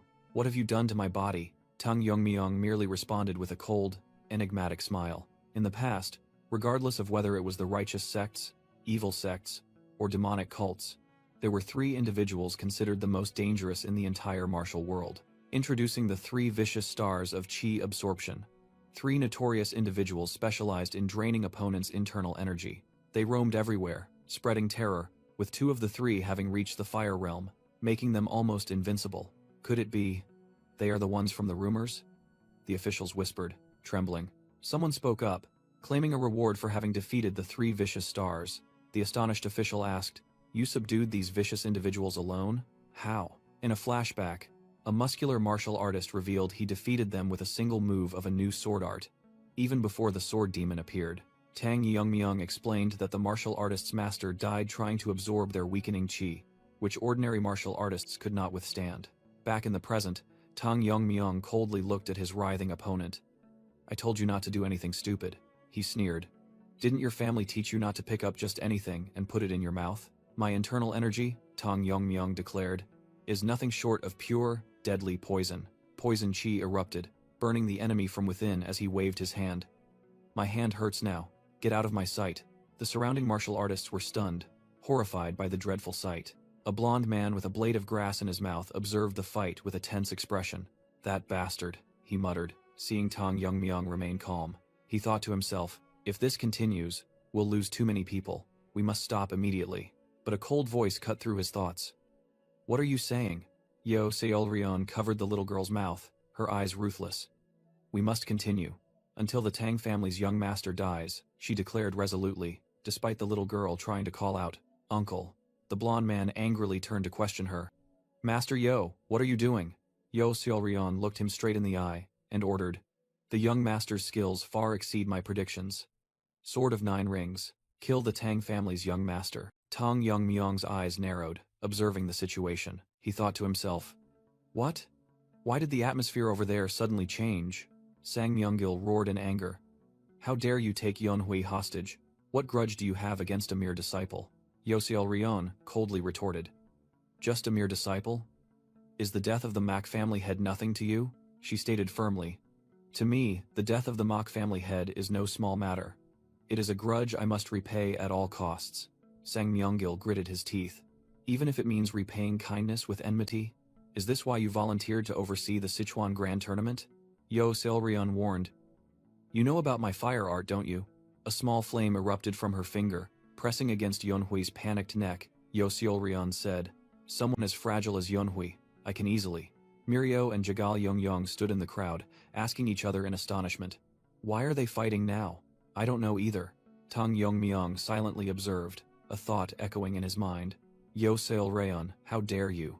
Sang Myungil's rage exploded. "How dare you do that?" He tensed his body, internal force erupting violently, and shouted, "Do you think I can't cut off your head from this distance?" Yoseolrion showed a hint of worry but calmly replied, "As someone who has reached the highest realm, I'm sure you can. But..." She continued as Sang Myungil still seethed with hatred. "If you lose your composure and swing your sword recklessly, you might leave a scar on the young lady's beautiful face." Yoseolrion threatened, tightening her grip on Yeonhui, who was sobbing and calling, "Uncle." Cornered, Sang Myungil gritted his teeth. "You, despicable wretch." His hand tightened on the hilt of his sword, reluctantly accepting. "Fine, I'll play along with you this time." He glared at her with resentment. "Just you wait. I'll make sure you die too after I kill him." Yo Seolrion smirked. "Haha, if you eliminate that cunning young master, I will gladly accept death." Sang Myungil turned on his heel and walked away decisively. The martial artists in the crowd buzzed. What? One of the 6 great masters will personally intervene? In the vast arena, Sword of 9 Rings, Sang Myungil, and Tang Yongmyung faced each other. Tang Yongmyung calmly spoke. "Today, I had no intention of fighting you." Sang Myungil replied with a heavy expression. "But it's done. I apologize. The situation is shameful, but I have no other choice." He recalled Yeonhui being threatened, thinking to himself, "I have someone I must prioritize above my own life. I hope you understand this decision." Sang Myungle drew his saber, killing intent erupting. Therefore, I will end this quickly and painlessly. Suddenly, a group of female musicians began to play strange melodies. The piercing music echoed throughout the arena, signaling an ominous omen. Tang Myung narrowed his eyes, noticing the abnormality. Music at this moment? This melody. Sang Myungil gritted his teeth, his face clearly showing agony from the eerie sound. He spun around, roaring angrily towards the stands. Yo Seolryeon, what the hell are you doing? Using sonic attacks too? Are you trying to drive innocent heirs into madness? He shouted as the crowd writhed in pain. Yo Seolryeon remained indifferent. Does it matter? I'm helping you, aren't I? While Yeonhwai screamed. Let me go. How much more humiliation do you want me to endure? This dirty trick is unnecessary, stop it now. Sang Myungil yelled in helplessness. But Yo Seolryeon coldly retorted amidst the audience's screams. If I intended to stop, I wouldn't have started. Mak Inhu had to suffer. Now it's his turn. Her eyes blazed with hatred. Let him taste the horror of death. Hurry, chop off the head of that damned Tang family's young master. You're too noisy, a calm voice interrupted her. Tang Yongmyong formed a hand seal, golden light converging. Let me clean this up a bit for some quiet. Countless invisible golden blade energies erupted, engulfing the entire space. Yo Seolryeon froze, aghast at the unforeseen counterattack. The female musician's eyes widened in horror as the invisible blade energy swept past. Sang Myungil was completely frozen stiff by the overwhelming power that had just been unleashed. In the middle of the arena, Tang Yongmyong stood calmly, the one who had struck. Sorry for the interruption. A voice rang out. The commotion has basically been dealt with. Tang Yongmyong gestured to his opponent. Please, go ahead and finish what you started. Sang Myungil looked down in astonishment, where the musicians lay scattered in pools of blood. He thought to himself, the Tang family's martial arts. A destructive technique, true to their ruthless nature. At this level, if he continues, he will surely surpass even me, he admitted in his mind. But while Sang Myungil was still hesitating whether to eliminate the threat, Tang Yongmyong drew his sword. What are you doing? Sang Myungil was stunned. Could it be, you intend to use a sword to confront me? He couldn't believe it. Does this kid not know his own limits? Tang Yongmyong calmly replied. Hidden weapons are mere child's play. I wish to experience senior swordsmanship. Sang Myungil plucked a blade of grass and burst out laughing at the kid's arrogance. You are truly absurd. But I like that spirit. He smiled. I'll let you strike first. Come on. Tang Yongmyong smirked confidently. Jingo Poison in its small form asked in a panic. Are you going to go all out? The opponent is a Fire Realm master, Tang Yongmyong affirmed. Of course I'll use my full strength. A terrifying surge of energy erupted, making the ground shake violently. Sang Myungil was petrified, feeling a terrifying pressure he had never before experienced. Tang Yongmyong released a massive surge of internal energy, blowing away Sang Myungil and shaking the entire arena. From the stands, Jaegal Yeongyung and Mirio could only gape in horror at the sight. The crowd of martial artists also couldn't believe their eyes, wondering if one person could possess so much internal energy. Mirio thought to herself, this power is not human. It has far surpassed that limit. Indeed, the aura that enveloped Tang Yongmyong made him look like a deity. Sang Myungil broke out in a cold sweat, realizing in horror how perfectly this young man had concealed his true strength. Facing his opponent's astonishment, Tang Yongmyong said confidently, Then, allow me to learn from you. Sang Myungil was frozen stiff. This overwhelming feeling was exactly like the pressure he had felt when facing his sect leader. Tang Yongmyong asked coldly, What are you doing? Didn't you just say you would let me strike first? Meanwhile, Sang Myungil had placed his hand on his sword hilt, determined to break his promise. He told himself the reason he agreed was because he didn't know the kid was hiding his skills. But if he backed down, Yeonhui's life would be in danger. But if I go all out, one of us will surely die, he thought. Sorry. I cannot stand still and take the blow. A memory suddenly flooded back, and Sang Myungil decided to use the ultimate technique his sect leader had taught him to end the match quickly. In the past, sect leader Yu Kiljun had congratulated Sang Myungil when he broke through to a new realm, attaining the fire domain. Yu Kiljun pointed at his scar and said that even though he had reversed aging, the scar remained. But Sang Myungil thought this rugged appearance looked more masculine. The sect leader burst out laughing, teasing that he still remembered his attempts to look fierce many years ago, which made Sang Myungil feel a bit embarrassed. Sang Myungil grumbled that he thought his master had come to congratulate him, not to mock him. Yu Kiljun replied, saying he had come to guide him to a new realm, as his current swordsmanship was limited. Now that you are strong enough, Yu Kil-jun solemnly declared. I will teach you the swordsmanship of the strong. In the flashback, Yu Kil-jun's teachings echoed. Softness can overcome hardness, but true strength comes from flexibility. The subtlety of illusion sword can transform into the power of adamant sword. Back in the present, Tang Yongmyung's eyes shone with determination. Facing him, Sang Myunggil roared, unleashing a surging wave of sword energy. He thought to himself, I've only just begun to master it. The swordsmanship is still imperfect. I must end it with this one strike. Tang Yongmyung suddenly spoke. I thought you would use Phantom Shadow Chaotic Sword, but I didn't expect you could also wield the Adamant Sword. Sang Myunggil was stunned. What? How do you know about Adamant Sword? Tang Yongmyung didn't reply, only silently gathered a dazzling surge of sword energy on his sword. Sang Myunggil's eyes widened in horror. Impossible. I haven't even fully mastered the Adamant Sword technique, yet you are wielding a complete version? Memories of his master's teachings flooded back. Swordsmanship has always followed these principles. Weight, speed, break, illusion, disperse, slash, and sharpness. Among them, mastering adamant is extremely rare. A normal body cannot withstand the power of its own sword technique. The kind of power you are aiming for comes from breaking through the ultimate limits of deterioration. And that is what we call extreme adamant. His train of thought was cut short.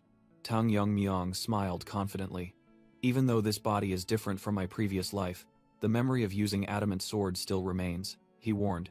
You'd better prepare yourself. In the stands, Mak Chonhui's 2 bodyguards were frozen stiff at the sight. Yo Seolryeon, Mirio, and Jaegil Yongyong also couldn't hide their horror. Beneath Tang Yongmyung's feet, the ground began to crack from the pressure. On the opposite side, the ground beneath Sang Myunggil's feet also shattered. The 2 figures charged at each other like lightning, leaving blurry after-images. The 2 earth-shattering surges of sword energy collided, creating a dazzling explosion.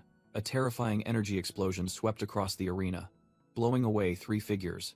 In a distant place, an old man sensed a powerful aura, guessing that the Sichuan Grand Tournament was in full swing. He recognized it as the aura of Sang Myunggil, one of the 6 great masters, and thought he was probably showing off to encourage the younger generation. However, Yop Injae, standing nearby, felt something was wrong.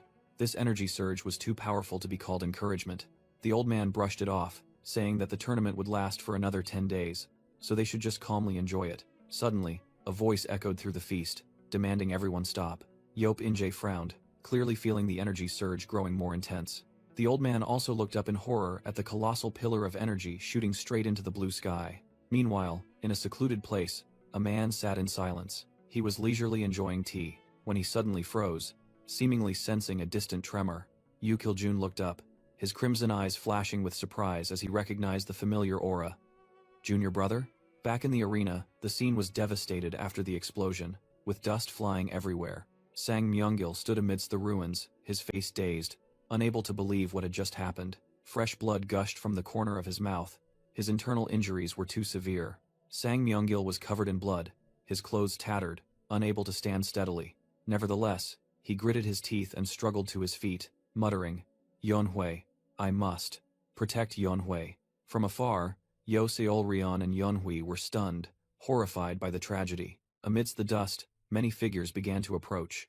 The crowd of martial artists screamed in panic. What the hell is happening here? Sang Myunggil, the renowned Sword of 9 Rings, collapsed in a pool of blood, utterly defeated. From afar, the old man accompanying Yop Injae exclaimed in horror, How can this be?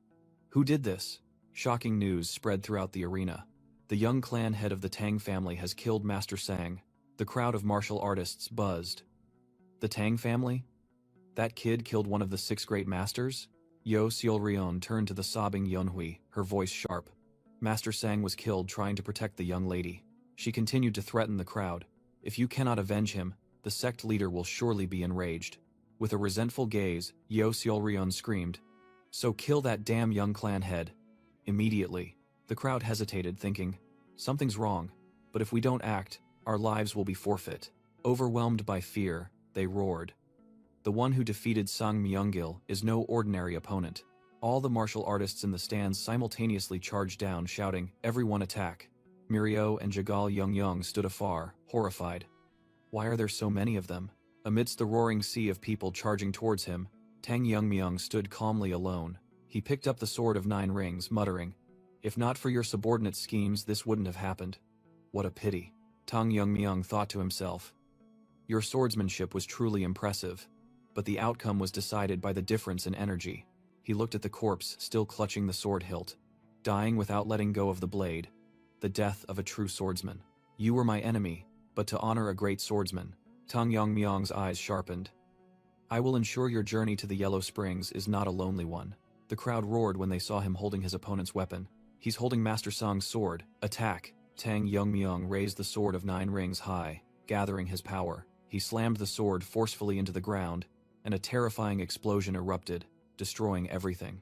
The crowd of martial artists screamed in terror as sword fragments embedded deep into their flesh. One still tried to shout a challenge. You think you can stop over 2,000 of us with just a few sword fragments? Tang Yongmyung coldly replied. That's more than enough. Then controlled the swirling storm of sword chi. The martial artist's encouraging words, "Don't be afraid," were cut short by a sword fragment piercing his face. The rain of metal continued to pour down, fresh blood staining the entire arena crimson. At the heart of the deadly storm, Tang Yongmyung stood tall like a god. From afar, the observing old man exclaimed in horror, "It must be stopped." That is, a secret art of the Tang family. Amidst the encirclement, someone recognized the technique in despair. 10,000 flower rain. Yop Inje was also stunned. How can a lost technique reappear? Tang Yongmyung scoffed. They think this is the 10,000 flower rain? How pathetic. Witnessing the scene, Jaegul Yongyong called out to her companion in astonishment. Mirio. Tang Yongmyung assigned a task. I'll block them, but a few might get through. Can you handle them? Mirio confidently replied. Of course. I must fulfill my duty as your bodyguard. Just send them straight to hell, Mirio shouted, and Tang Yongmyung smiled in agreement. That's exactly what I'll do, he said, then unleashed a colossal vortex of sword chi. Using the shadow concealment movement technique, he moved so fast that no one could get close. With intense concentration, Tang Yongmyung continued to maintain his destructive stance. Every sword fragment, every stream of chi, obeyed his absolute control. Finally, a martial artist had to admit in despair, we are absolutely no match for him. Meanwhile, Mireille drew her weapon and shouted, Those wearing Tang family uniforms, gather here. An enemy commander roared, Forget about that monster. Capture these guys and offer them to the sect leader. Mireille's eyes flashed sharply as she noticed the enemy's objective had changed. For a moment, she recalled Tang Yongmyung's words. You want to treat dead meridian syndrome? Indeed. 3 streams of cold chi are blocking your meridians. Mireille blushed awkwardly. Like my sister? But there's no need to undress. She tried to refuse, but Tang Yongmyung interrupted. It's not entirely like that. Huh? He explained. Mireille, you're strong enough to face the Bongui brigade without even knowing you're sick. If cured, your strength, his words echoed as an enemy was sent flying before them, will reach the level of an elder in the clan. Mireille fought fiercely, proving those words. Even so, she had to secretly admit, these guys are strong too. What kind of monsters are they? A masked enemy was terrified. I thought they were just a bunch of kids, but they're stronger than the heirs of major sects, Mireille shouted, pulling Jaegul Yongyong behind her. Stay behind me. Protecting others is harder than I thought. Jagal Yongyong bit her lip, blaming herself. I regret neglecting my training. Now I'm useless.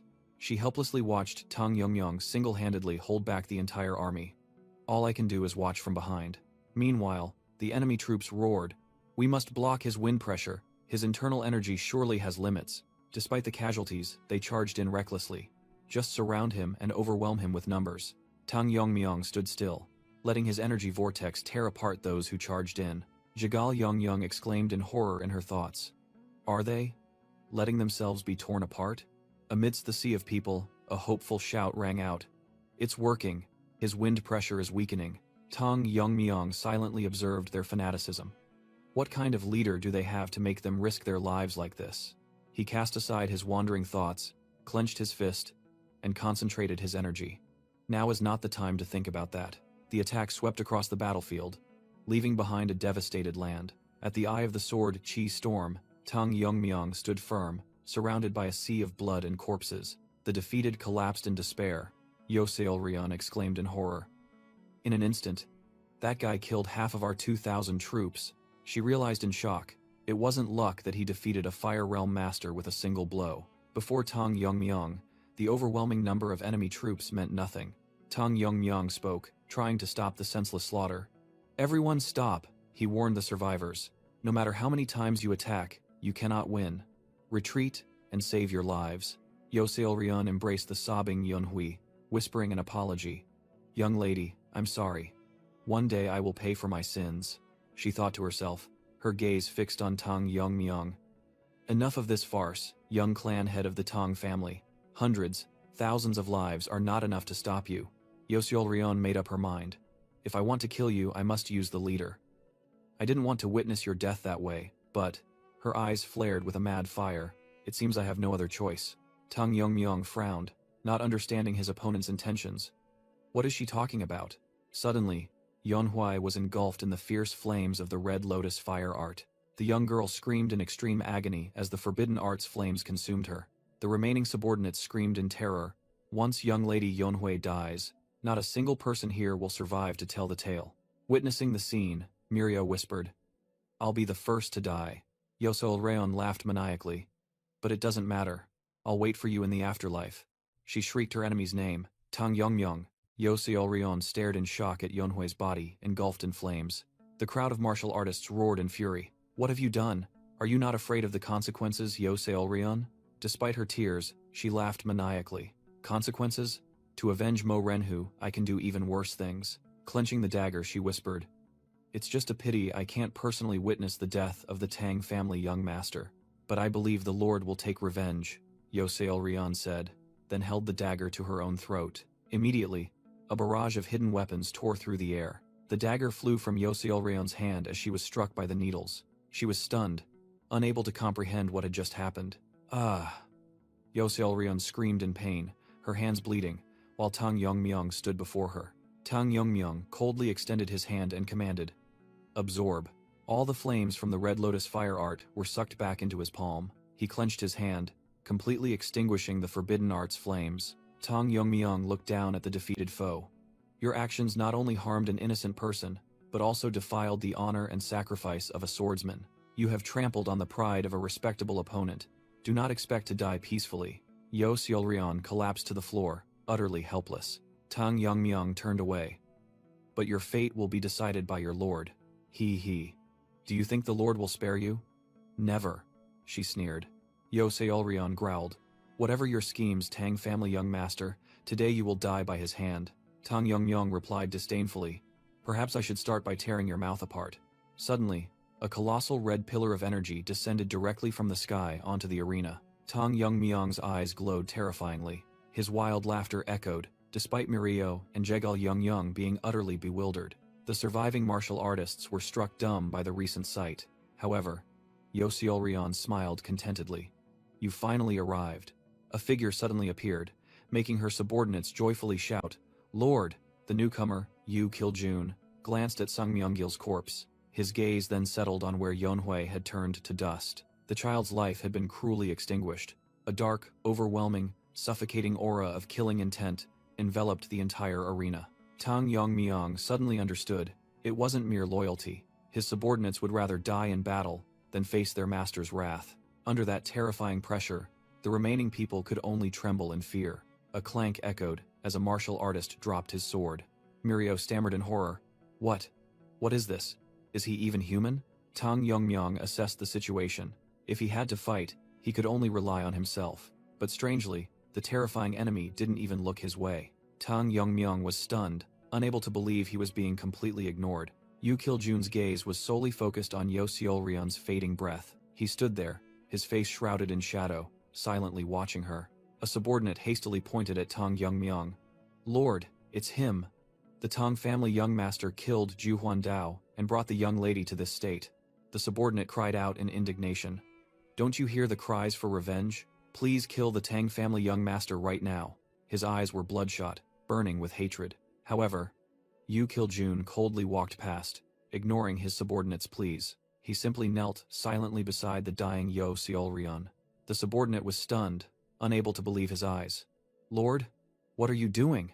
Yoseol-ryun mustered her last bit of strength, screaming, You must fight. Your enemy is right in front of you. But Yu Kiljun merely stood up and walked away, leaving her desperate cries behind. Lord, where are you going? Amidst his subordinates, he uttered a cold remark. It's all meaningless. Yoseol-ryun shrieked in resentment. Meaningless? This is for revenge for our fallen. The subordinate desperately clung to his master's leg, pleading, "Where are you going, Lord? Come back." A merciless stomp silenced the subordinate's words. Yu Kiljun growled, his patience exhausted. "Shut your babbling mouth." Tang Yongmyong froze as he heard the final threat. "Be silent before I tear out your tongue," he thought to himself. The situation had far exceeded his initial expectations. The death of the leader's daughter had changed everything. Tang Yongmyong realized this was no longer about grand principles, but had become a personal vendetta, then spoke up as he saw Yu Kiljun leaving. "Where are you going?" Mirio asked in alarm. "You're not planning to chase after that leader, are you?" Tang Yongmyong affirmed. "That's right. If I leave now, the Tang family will be in danger. Everyone, go back first." Mirio tried to dissuade him. "Don't go. That He Shaming leader, even Tewa Jinin was overwhelmed by him." Tang Yongmyong calmly replied, "I'm not going there to fight. If he has any reason left, he won't kill someone who comes to talk." Mirio was extremely worried. "What if we have to fight?" Tang Yongmyong clenched his fist, his gaze unwavering. "Is there any other choice?" He stated firmly. "As the young master of the Tang family, I will risk my life if it threatens our clan." At the same time, at the Black Death Alliance's main headquarters, dark clouds swirled, signaling an ill omen. An old man frantically reported, "I am deeply sorry, my lord. We tried everything to save the young lady, but," he continued, his voice trembling as he looked at the charred corpse, "the flames consumed her both inside and out, with the young lady's frail constitution." Yu Kiljun was stunned upon hearing the final verdict. "I am heartbroken to say, the young lady has passed away." Memories flooded back, images of Yonhui and brother Myeonggil from days past still radiant like an old photograph. The former leader's dying words echoed, "Kiljun, if I die, you must lead the Black Death Alliance." And his final plea, "As for my daughter, Yonhui, raise her as your own. I beg of you." Back in reality, Yu Kiljun clutched his head in agony. He had become strong only to avoid losing anyone else. He had led his loyal brethren, building a powerful force, but it all became meaningless. Tragedy still struck where he could not reach. He suddenly understood Yonhui's feelings from back then, when her beloved straw doll broke, a pain that could tear apart the sky. His eyes transformed into dragon eyes, a bitter tear rolling down. "What tears my heart apart is that I didn't even know you were suffering." His hand mutated, sharp claws extending. What good is regret after loss? They are just meaningless emotions. A phantom of slaughter appeared in his mind. What's important is not to repeat mistakes. Yes, I must kill all of them. Yu Kiljun's eyes blazed with bloodlust, one having transformed into a demonic eye. Anything that can harm my people must be destroyed. Meanwhile, Tang Yongmyong advanced alone, the corpse of the Heavenly Moon Corps commander impaled on his spear. He had arrived at the gates of the Black Death Alliance's main headquarters, ready for the fated confrontation. Jingo Poison suddenly spoke. "Hey kid, do you know dragons are real?" Tang Yongmyong was skeptical. "Dragons? Aren't they just mythical creatures? I don't believe in legends." Jingo Poison affirmed. "I'm not talking about human nicknames, but a real dragon, a species." Tang Yongmyong asked seriously, "What are you trying to say?" Jingo Poison revealed a shocking secret about the Black Death Alliance leader. He is not human. He is what people call a dragon. Tang Yongmyong was stunned, his steps faltering. He spun around, unable to believe his ears. "What?" Jingo Poison explained that dragons are born from the energy of heaven and earth in the form of a child, then gradually transform into true dragons. When they mature, they can sleep for hundreds of years, but once awakened, they can easily destroy an entire nation. Tang Yongmyong remained half skeptical. "So, do you have any proof that the alliance leader is a dragon? Are you really that stupid?" Jingo Poison snapped, making Tang Yongmyong only able to mutter "stupid." Jingo Poison retorted, "Do you remember whose spirit beast I once was? Why did the invisible guest keep me by his side? Humans cannot distinguish dragons, but I, a supernatural creature, can sense their energy." An image appeared, the invisible guest fighting shoulder to shoulder with Jingo Poison in a battle. Jingo Poison concluded, "That's why the invisible guest took me in, to hunt down evil dragons that plague the world together." Tang Yongmyong was astonished. "Wait, your ancestor hunted dragons?" This story gets harder to believe the more I hear it. He secretly pondered the invisible guest's power and wondered if he could face a dragon. "So, if it's a dragon, it must be killed?" Tang Yongmyong asked, and Jingo Poison replied that not all dragons are evil. Jingo Poison recounted a rare case, a good dragon called the Azure Dragon, who originally had the role of stopping other evil dragons. Jingo Poison continued, but the invisible guest, knowing nothing about dragons, mistakenly thought the Azure Dragon was a threat and killed it.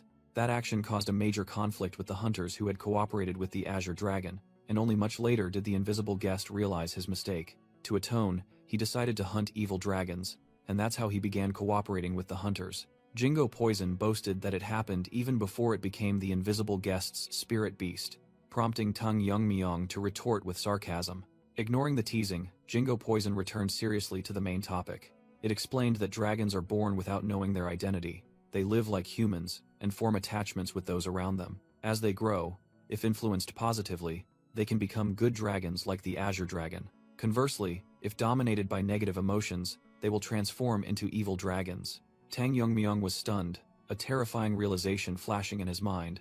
Wait, don't tell me. Jingo Poison confirmed that the Black Death Alliance leader was that dragon, the one who lost both his sworn brother and daughter in a single night.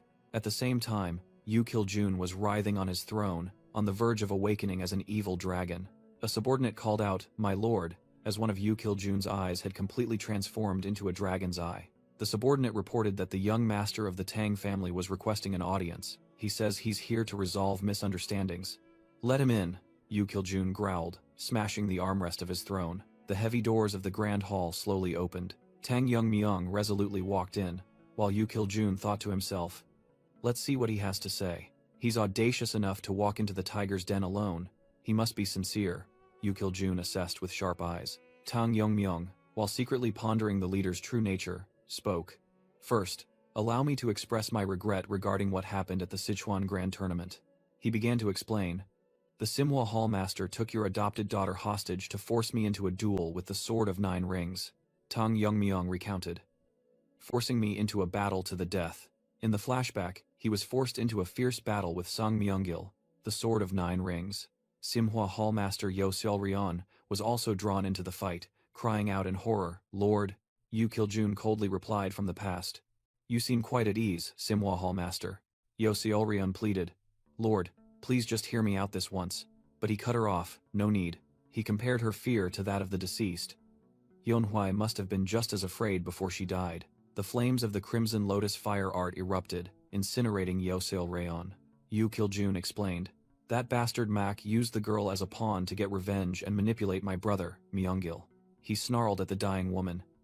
"You will feel twice the pain Yunhui endured." Tang Myung was secretly astonished by Yu Kiljun's sharpness, but was immediately targeted by him. "You're next, young master of the Tang family." Yu Kiljun posed a deadly question.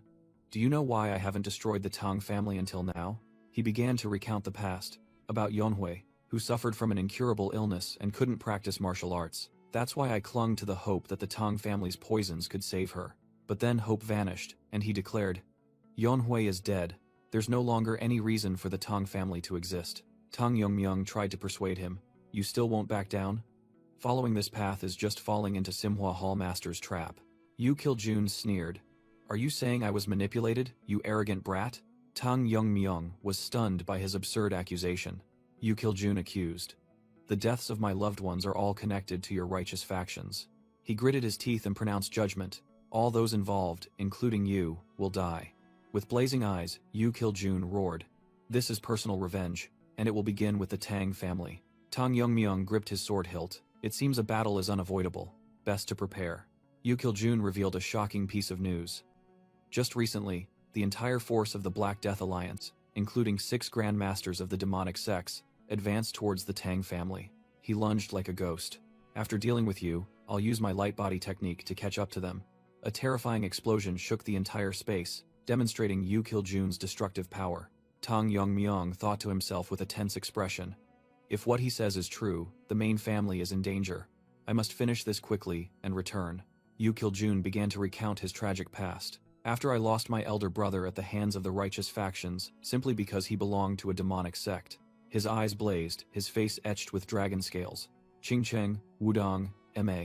I personally crushed all the sects that accepted his death," he coldly declared. "This time, it's just the Tang family's turn. But it won't end with just the Tang family." Yu Kiljun's rage reached its peak. "From now on, the entire world will bear my wrath. I will sweep clean the martial arts factions of the Central Plains to eliminate all future threats. At the same time, at the Tang family's main compound, the atmosphere still seemed peaceful. Tang Jihye quietly sipped a cup of tea, her heart heavy with worry. She couldn't help but worry, wondering, I wonder if Yunmyung is all right. Suddenly, a subordinate rushed in, breaking the silence. Lord! Something has happened, Tang Jihye pressed, and Wanjin reported in a panic. Wanjin, what's wrong? We're under attack. Tang Jihye's eyes widened, stunned by the sudden bad news. Wanjin continued as the scene of a mighty army appeared. A large number of Black Death Alliance warriors have invaded the Tang family. Extreme fear turned into a desperate scream as Tang Jihye called her son's name. Yeonmyung, back on the battlefield, the fated confrontation between the two powerhouses was about to erupt. Yu Kiljun and Tang Yeonmyung lunged at each other, their sword energies clashing fiercely. Tang Yeonmyung parried, while secretly astonished. Even seeing it with my own eyes, I still can't believe it. I'm unleashing every deadly move with my strongest sword. Tang Yeonmyung charged forward, unleashing a dazzling sword strike. The sword energy exploded, shattering the stone floor and surrounding structures. Yu Kiljun thought to himself. As expected, Myungil Hyung was indeed no match. He continued to analyze. This sword technique surpasses even what I taught my brother. Furthermore, his body and internal energy allow for continuous attacks. Tang Yeonmyung realized. He's neutralizing all my attacks. Even now, he's still analyzing and measuring my sword art. He decided, if that's the case, I'll move at a speed his eyes can't follow. Tang Yeonmyung darted forward, closing in on Yu Kiljun in an instant. He gripped his sword hilt tightly, pouring all his strength into the upcoming attack. A rain of sword energy was unleashed, engulfing the Black Death Alliance leader. Countless afterimages of Tang Yeonmyung appeared, attacking from all directions. Yu Kiljun muttered, it seems he can't block everything. But something's not right. Tang Yeonmyung was astonished. It's as if my sword is following a path optimized to kill the opponent. Could he have seen through my sword path already? Yu Kiljun narrowed his eyes. To be able to execute such an advanced technique at this age, could it be related to that gaze? Tang Yeonmyung suddenly awoke, realizing a terrifying truth. An invisible force suddenly pushed him back, making him struggle to defend himself. He gritted his teeth, straining to resist the terrifying pressure. Yu Kiljun merely waved his hand, easily flinging Tang Yeonmyung away. The precious sword was knocked from his hand in astonishment. Tang Yeonmyung was sent flying into the air, completely losing the initiative. Even as he fell, his gaze remained unwavering, quickly kicking off the wall to turn the situation around. In midair, Yu Kiljun lunged down like a beast, determined to crush Tang Yeonmyung. Tang Yeonmyung raised his sword to block the attack, and the two energy currents collided, creating an earth-shattering explosion. The force of the impact flung both of them far away, blowing everything around them. The ground beneath their feet shattered like a spiderweb, unable to withstand the pressure from the battle. Amidst the ruins, streaks of blue and red sword energy still furiously clashed. A blinding flash of light erupted at the point of conflict, signaling a destructive move. The entire arena was ravaged, debris flying everywhere like a deadly rain. Tang Yeonmyung's gaze remained sharp, highly focused on finding the enemy's weakness. Meanwhile, Yu Kiljun's eyes had completely transformed, revealing reptilian pupils and terrifying dragon scales. Tang Yeonmyung spun and swung his sword, a surge of emerald sword energy swirling like raging waves. In response, Yu Kiljun smirked savagely, his power causing sharp rock formations to erupt from the ground. The two energy sources once again clashed head-on, shaking the very heavens and earth. Tang Yeonmyung glided across the cracked ground, swift as lightning, searching for an opening. Yu Kiljun was no less formidable, charging forward at a frantic pace, determined not to let his opponent rest. After a series of clashes, the arena was nothing but a desolate wasteland. The dust slowly settled, revealing two towering figures facing each other amidst the deadly silence. Yu Kiljun broke the silence, admitting in surprise, I didn't expect the fight to be this evenly matched. You truly are a master swordsman. Tang Yeonmyung pondered. This battle had made him rethink the peak of martial arts he once knew. With a sinister smile, Yu Kiljun thought to himself, if it's you, you'll be an excellent stepping stone for my evolution. He couldn't help but admire his opponent's talent, realizing that the boy was not just defending but also analyzing his every move. Yu Kiljun flashed an amused smile, as if he had found an interesting toy and was beginning to enjoy the game. On the contrary, Tang Yeonmyung realized that the longer the battle dragged on, the more disadvantageous it would be. He needed to end it quickly. He thought to himself that his sword had reached its limit, unsure how much longer it could hold, when Yu Kiljun's arrogant voice rang out. How arrogant? You dare look away in front of me? Yu Kiljun roared, lunging forward to close the distance. A terrifying collision erupted between the two, shaking the very space around them. Tang Yongmyong didn't hesitate, unleashing the Black Death Palm art. Yu Kiljun moved at dizzying speed, easily dodging. Tang Yongmyong gritted his teeth, trying to fend off his opponent's counterattack. A clang rang out, and his wrist guard shattered. The two once again charged at each other, Tang Yongmyong's azure sword energy blazing brightly. He poured all his strength into a dangerous attack. The sharp blade drew a deadly arc in the air. But Tang Yongmyong's eyes suddenly widened in astonishment. He couldn't believe his attack was blocked by just a palm strike. Yu Kiljun sneered. I see. Cheap martial arts won't work here, he continued. I've had an epiphany recently, and I'm curious to see how you'll handle this move. Tang Yongmyong felt a terrifying surge of energy, and a look of panic flashed in his eyes. It's called the Demon Subduing Divine Art, Yu Kiljun declared, as a destructive energy sphere formed in his palm. An entire corner of the arena was completely flattened in the blink of an eye. An earth-shattering explosion engulfed everything, demonstrating the divine art's absolute power. Yeon Junghyuk confidently declared, even you can't withstand the demon, subduing divine art, a martial art based on the ultimate method to amplify true chi. But he suddenly froze as he sensed something unusual. What is this? The amplified energy is slowly disappearing? Amidst the destructive energy, Tang Yongmyong's figure was engulfed. The terrifying destructive force tore through everything, leaving a long trail of chaos. Yeon Junghyuk was stunned, unable to believe what was happening. From within the smoke and dust, Tang Yongmyong burst out with a completely new surge of sword energy, his eyes sharp. Yeon Junghyuk's expression shifted from surprise to utter horror. An attack carrying pure azure energy struck the opponent directly. Fresh blood splattered on the shattered ground. Yeon Junghyuk exclaimed, "What the hell?" He clutched the bleeding wound on his chest, asking in horror, "What kind of sword art is this?" Tang Yongmyong gave his opponent no time to breathe, continuing his assault. He smirked, thinking to himself, I've realized it, the way to fully unleash my sword art. I never thought I'd achieve enlightenment on the brink of life and death. He provoked the dazed Yeon Junghyuk. You said you'd use me as a stepping stone to reach a higher realm? Sorry, but that's not going to happen. The one who dies here today is you. His single slash created a massive crack in the ground. Tang Yongmyong looked at his sword, telling himself, it was a method I came up with in a critical moment, but it succeeded. He explained his new realm. If I can reach a state of wielding natural power, I can also absorb its true chi. I will call this state, one sword, one unity. Countless streams of sword energy from all directions surrounded Yeon Junghyuk. Tang Yongmyong gritted his teeth, pouring all his strength into the finishing blow.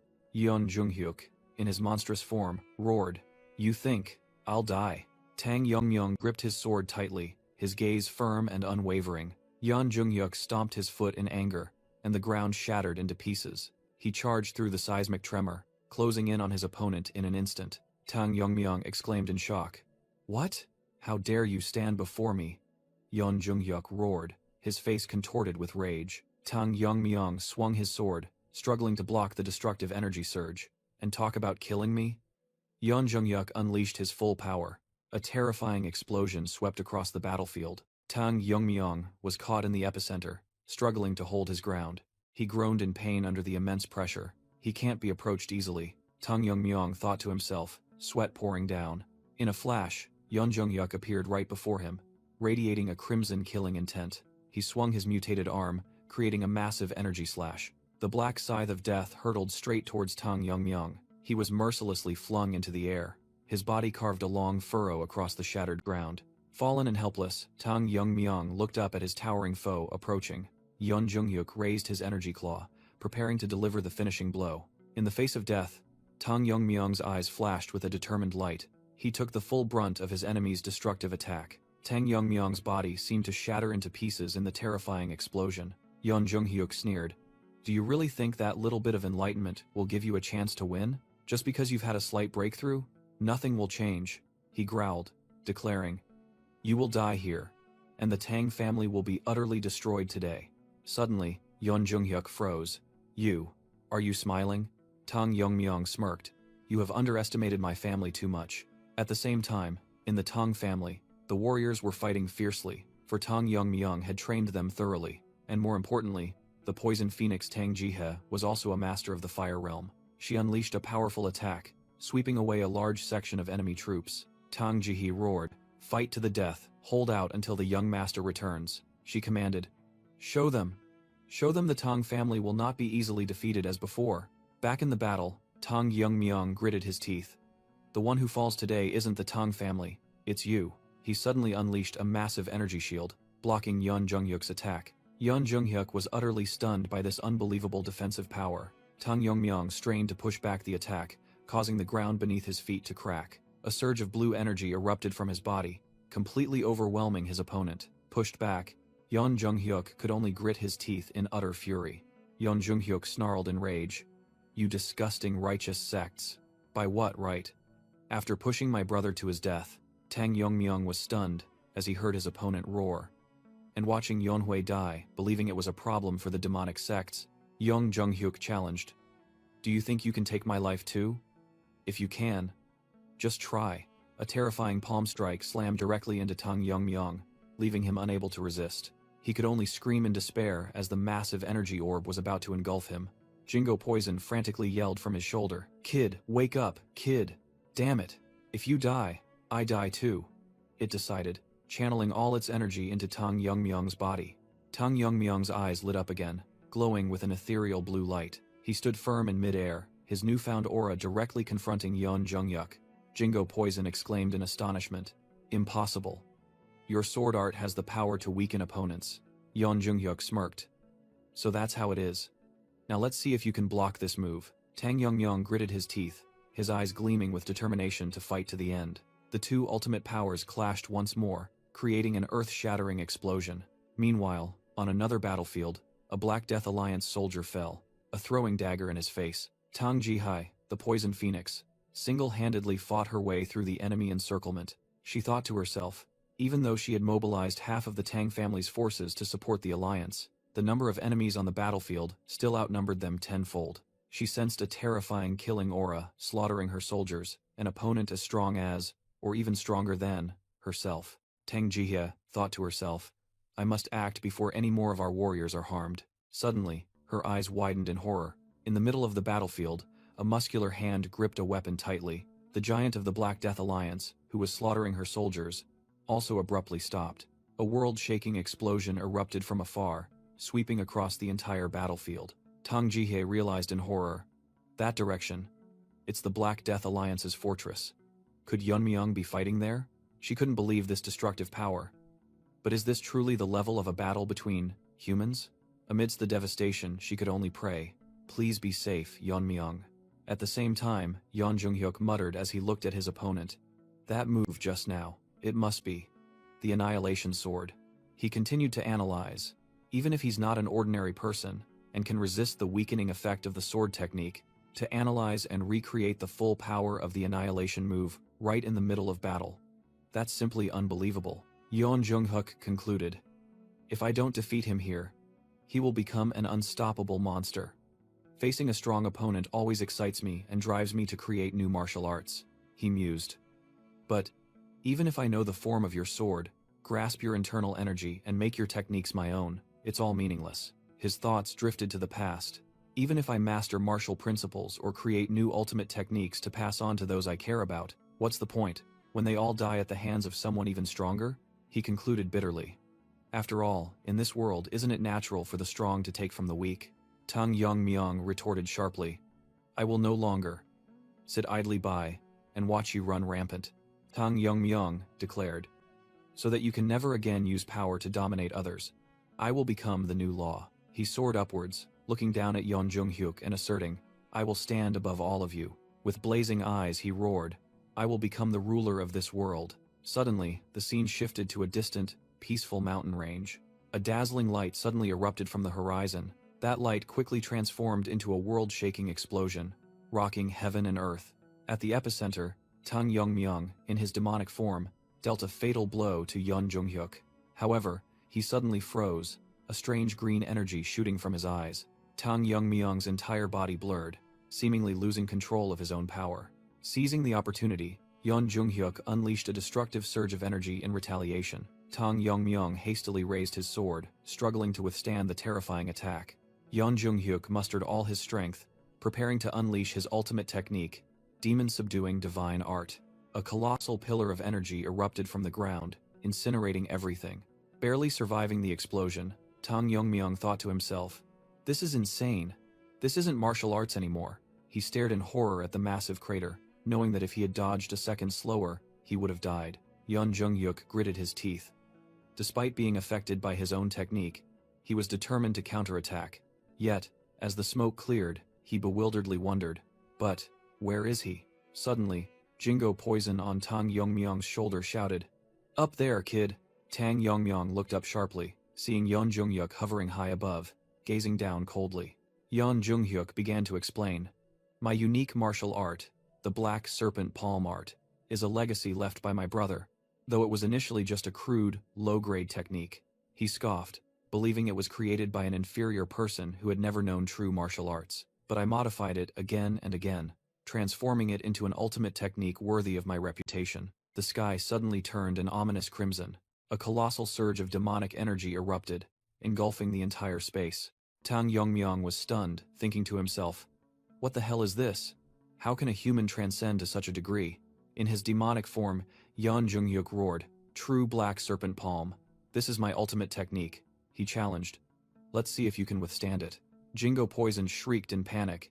"Kid, if you take that blow, your entire body will be torn to shreds."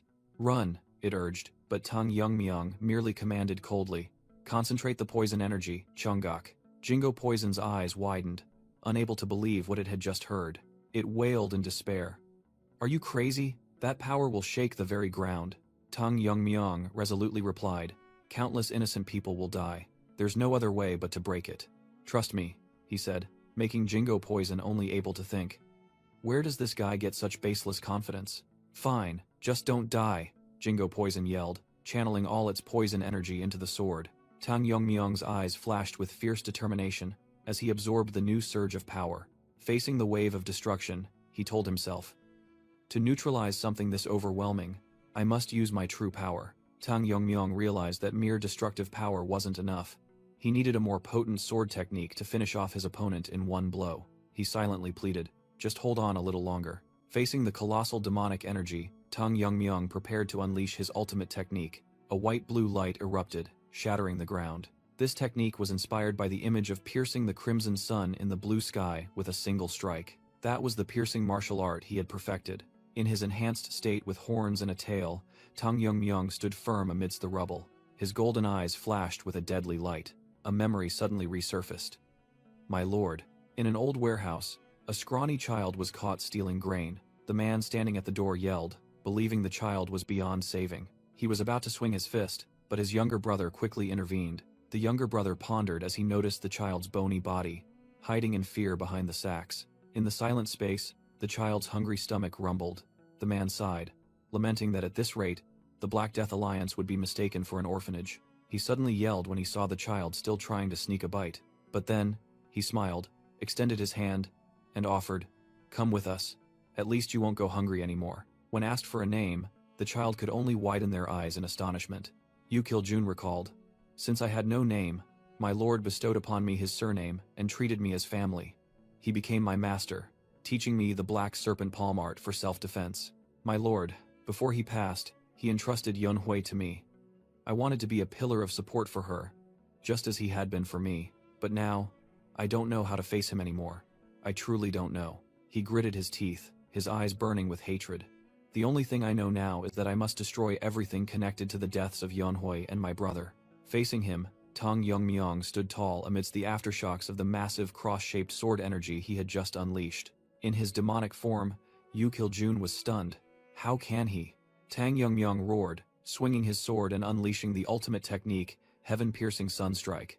The massive sword energy surged directly towards the astonished Yu Kil-jun. The Black Death Alliance leader's eyes widened, unable to believe what was happening. Jingo Poison secretly gasped in horror. That kid pierced through an attack of that magnitude with just one move. Even in the invisible guest's time, there was no sword art like that. Who exactly is he? The sword in Tang Yongmyung's hand began to crack, and he thought to himself, "Is this the limit? You've served me well, demon-slaying sword." Yu Kil-jun looked at the wound on his shoulder, realizing he hadn't won yet. But with only one hand, I haven't completely defeated the Black Death Alliance leader. If I want to end this, this is the only chance. Tang Yongmyung reached out towards the shattering sword. So, try a little harder, demonic sword.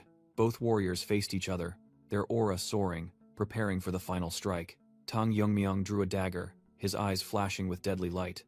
Let's finish this once and for all. Yu Kiljun roared back, his entire body erupting with dark energy. A terrifying vortex of sword energy formed from Tang Yongmyung's technique. The berserk energy plunged straight into the ground, shattering the entire arena. At the epicenter of the explosion, two figures clashed in the final deathmatch. Tang Yongmyung, dagger in hand, charged straight at the colossal monster Yu Kiljun. Intricate streaks of light flashed as the two powers collided fiercely. Tang Yongmyung gripped his weapon tightly, his gaze firm despite his opponent's disbelief. Why? Why is my internal energy being eroded by such a paltry dagger? Yu Kiljun roared. He gritted his teeth, refusing to fall when his vengeance was still unfulfilled. I refuse to be defeated like this, Yu Kiljun screamed, unleashing his full berserk power. He's losing his composure. An opening. Tang Yongmyung thought to himself, seizing the opportunity. He darted through the chaotic energy, aiming straight for the enemy's weak point. Tang Yongmyung's eyes glowed emerald green, pouring all his strength into the upcoming strike. A lightning-fast strike landed directly on Yu Kiljun. Tang Yongmyung's dagger plunged deep, breaking through the leader's defenses. Yu Kiljun was stunned, unable to believe the attack he had just endured. Emerald green energy surged forth from Tang Yongmyung. That surge of power enveloped Yu Kiljun, corroding his demonic body. The Black Death Alliance leader let out a tragic scream as his body began to crack. Tang Yongmyung assessed. He can still move even after losing an arm. If it weren't for the demon-slaying shard eroding his internal energy, this would be troublesome. It's not over yet. I haven't fallen. Yu Kiljun roared in despair. No, this is the end. Black Death Alliance leader, Tang Yongmyung, coldly declared. Pay the price for harming my family. A terrifying surge of poison art rose from the ground, ready to devour Yu Kiljun. Tang Yongmyung launched a decisive blow, sending Yu Kiljun's demonized body flying. Yu Kiljun asked in horror, "What kind of technique is this? My body is slowly decaying, disintegrating. You created a new technique right in the middle of battle?" "That's right," Tang Yongmyung coldly confirmed. He explained, "I used my overwhelming will and energy to unleash the poison art. This is the end." Black Death Alliance leader, Tang Yongmyung declared, "I regret that it came to this, but you should never have touched my family." Yu Kiljun roared in fury. "Do you think you have the right to say that?" A surge of dark energy erupted from his body, pushing Tang Yongmyung back. With blazing eyes, Yu Kiljun gritted his teeth. "I cannot die. I refuse to die like this." In his mind, the image of Tang Yongmyung turning his back and walking away appeared hauntingly. He swore venomously, "For Yonhui and my brother, I will kill you, no matter the cost, and bring peace to their souls." Tang Yongmyung looked at his hand, thinking, "You're lucky you weren't crippled after that blow." He turned to Jingo Poison. "Chonggak, give me more poison energy one last time. You're as persistent as a leech." "I'm drained," Jingo Poison grumbled, but immediately fell silent when Tang Yongmyung glared at him. "I didn't say I wouldn't give it," the python reluctantly agreed. "Oh, how did my life come to this?" it lamented, while Tang Yongmyung had lost all patience. "Stop whining, give it." Tang Yongmyung immediately absorbed the last surge of poison energy from Jingo Poison. But unexpectedly, an earth-shattering attack from Yu Kiljun struck. Tang Yongmyung was stunned. What? He survived the poison art and turned into a dragon? Tang Yongmyung gritted his teeth, realizing he still hadn't received the poison energy from Jingo Poison, while his opponent might not have fully transformed yet. From within his dragon form, Yu Kiljun roared his final threat.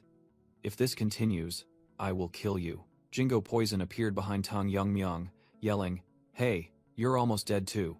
The python spirit roared, intending to rush in and finish off the dragon. "Rest in peace and get out of my sight." But Tang Yongmyung shouted to stop him. "Wait, Chonggak, stop." He stared in shock at the disintegrating dragon, thinking, he has reached his limit. Yu Kiljun's colossal body began to shatter into pieces. In his dying throes, he could only gasp the names of his loved ones. Yonhui, brother. His last words were a belated apology, before he completely vanished. The battle ended, leaving only an exhausted Tang Yongmyung sitting on the desolate ground with the tiny Jingo Poison. He tiredly wondered, is it over? Suddenly, a hard object fell from the sky, hitting him directly on the head. Jingo Poison spat out what had hit Tang Yongmyong's head. It was a dragon horn. Damn it. What is it now? Tang Yongmyong grumbled, looking at the strange object. He realized it was a dragon horn, the only remnant of the Black Death Alliance leader. Jingo Poison advised him to keep it, as the horn, containing a dragon soul, would be an excellent refining material. Seeing Tang Yongmyong fall silent, Jingo Poison curiously asked, "Why so quiet, kid?"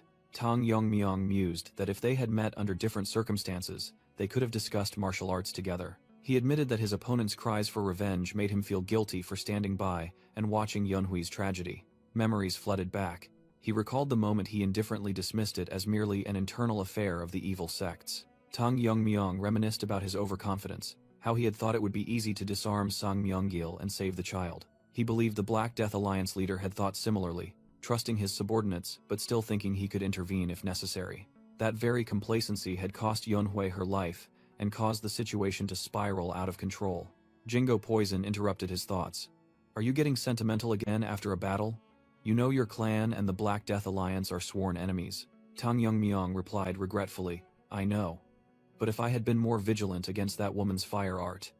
Jingo Poison advised him, saying that everyone makes mistakes. It recounted the story of Mu Youngek, who, due to hasty judgment, killed the Azure Dragon, a benevolent dragon. The death of such a creature could easily plunge the entire continent into chaos. To atone for his sin, Mu Youngek took it upon himself to hunt down evil dragons. Jingo Poison concluded, "What matters is what kind of person you will become after today's failures."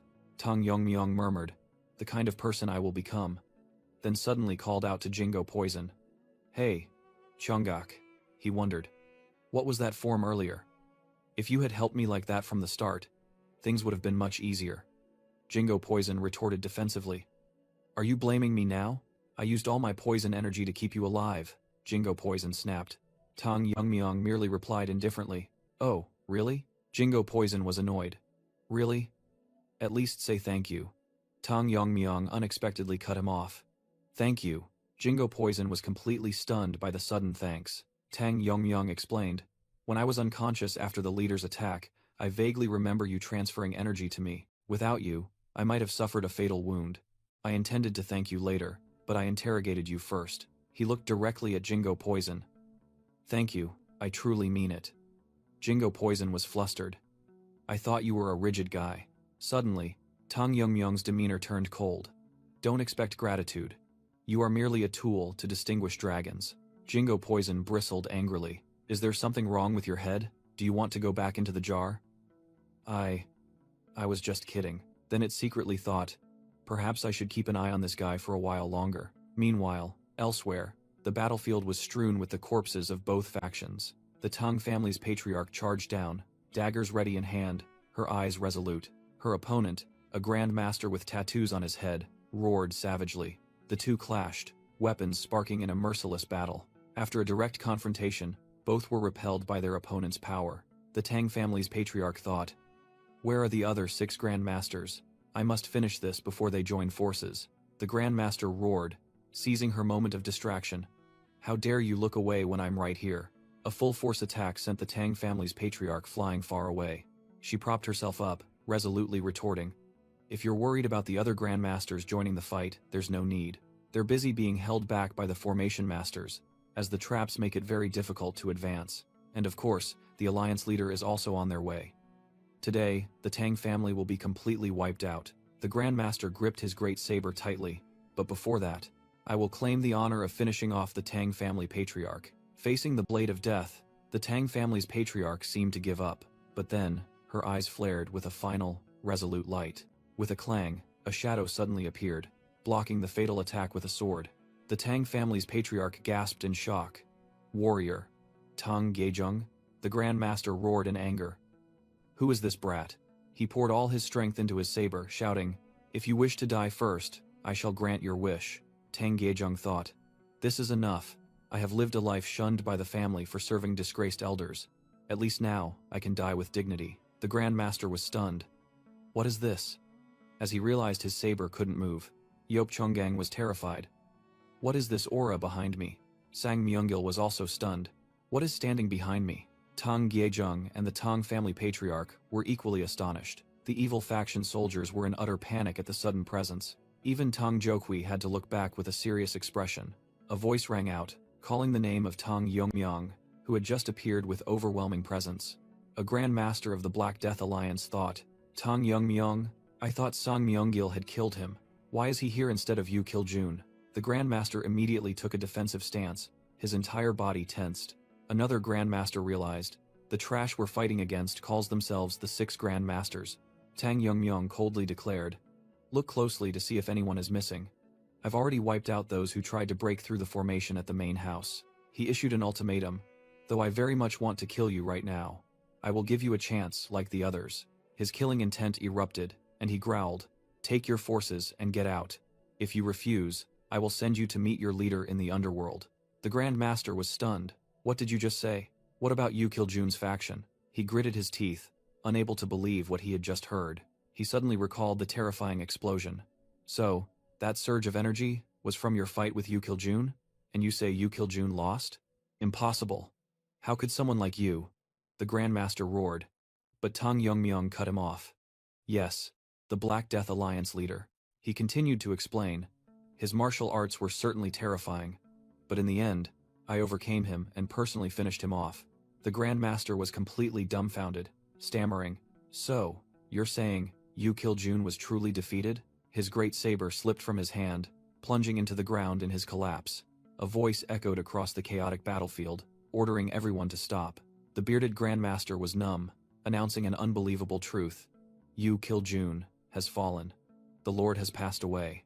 Baek Young-san's subordinates were stunned, unable to believe their ears at the news of their lord's demise. Baek Young-san roared in disbelief, unable to accept that the evil faction's overlord had been defeated by the young master of the Tang family. He analyzed that Tang Yongmyong, surviving Yu Kiljun's ultimate technique and wiping out the 6 demonic lords, could only mean one thing. He possessed strength equal to their leader himself. Baek Young-san, the fleeing soul, issued his final command. Discard your weapons if necessary, and run with all your might. Hearing the order, the remnants of the Black Death Alliance immediately turned and fled, prioritizing their lives. Amidst the retreat, Tang Yongmyong questioned the sole remaining Grand Master. Aren't you going to run? The Grand Master's voice was low. He knew he had no chance of winning, but the vendetta for his sworn brothers could not go unavenged. He gripped his saber tightly, recalling the scene of his brothers and their daughters being massacred. Even if it's just to vent my rage, drawing my saber is my duty, he roared, resolved to fight to the death. Tang Yongmyong coldly replied, very well. He took his stance, ready to receive the enemy's attack. In the Grand Master's mind, images of his old comrades appeared, his sole reason for living. With a desperate roar, he charged forward, determined to join his friends. The Tang family patriarch and Tang Gaejung watched the fated confrontation with bated breath. All the Tang family soldiers were also stunned by the aura of the final battle. In just an instant, Tang Yongmyong swept past, and the Grand Master fell in absolute defeat. Tang Yongmyong stood there, signaling that the reign of the Black Death Alliance, the rulers of Sichuan, was nearing its end. Their reign ended in just one day. Because of a single person. At the Tang family's main headquarters, Tang Yongmyong summoned a subordinate. Did you call for me? He asked. How do you feel? Losing an arm must be quite inconvenient. The ninja replied. I was trained to use both arms from the start, so it's not much trouble. I see. Tang Yongmyong mused. But that's not why I called you. He continued. I heard that thanks to you, my mother's life was saved. I want to personally thank you for that. The ninja humbly replied. I merely performed my duty as a Tang family martial artist, not caring for rewards or punishments. Tang Yongmyong smirked. Is that so? Still, it's very impressive. We weren't always on good terms, were we? The ninja awkwardly replied. No, certainly not. Regardless, good deeds must be rewarded. Tang Yongmyong unexpectedly asked. Have you ever thought about learning swordsmanship? The ninja was stunned. Swordsmanship? What do you mean? With one arm, throwing daggers or handling poisons must be very difficult. Tang Yongmyong made an unbelievable offer. I'm thinking of teaching you left-handed swordsmanship. His promise was even more shocking. If you follow my guidance, I guarantee you'll be stronger than when you had both arms. The ninja bowed, deeply grateful. I am very thankful for this honor, young master. But Tang Yongmyong replied. No honor is needed. I am the one indebted to you. Now then, there's work to be done. Once you've recovered, we'll begin. The ninja firmly responded. Understood. At the same time, a colossal defensive formation of blue light was activated, enveloping the entire Tang family. At the command center, Elder Jagal sat with a scowl. He muttered to himself, "Ah, what a nuisance. It's all because of the young master. What about me?" Tang Myung's voice suddenly echoed from behind him, startling Elder Jagal out of his wits. Elder Jagal recoiled, stammering joyfully, "Oh, you've returned safely. I'm so glad you're unharmed." Tang Myung coldly cut him off. "Spare me the formalities."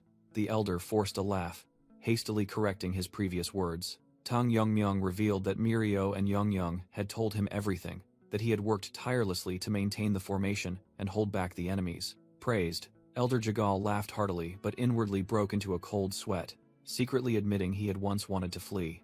In a flashback, Jagal Young angrily questioned her grandfather. "Are you planning to desert amidst the chaos?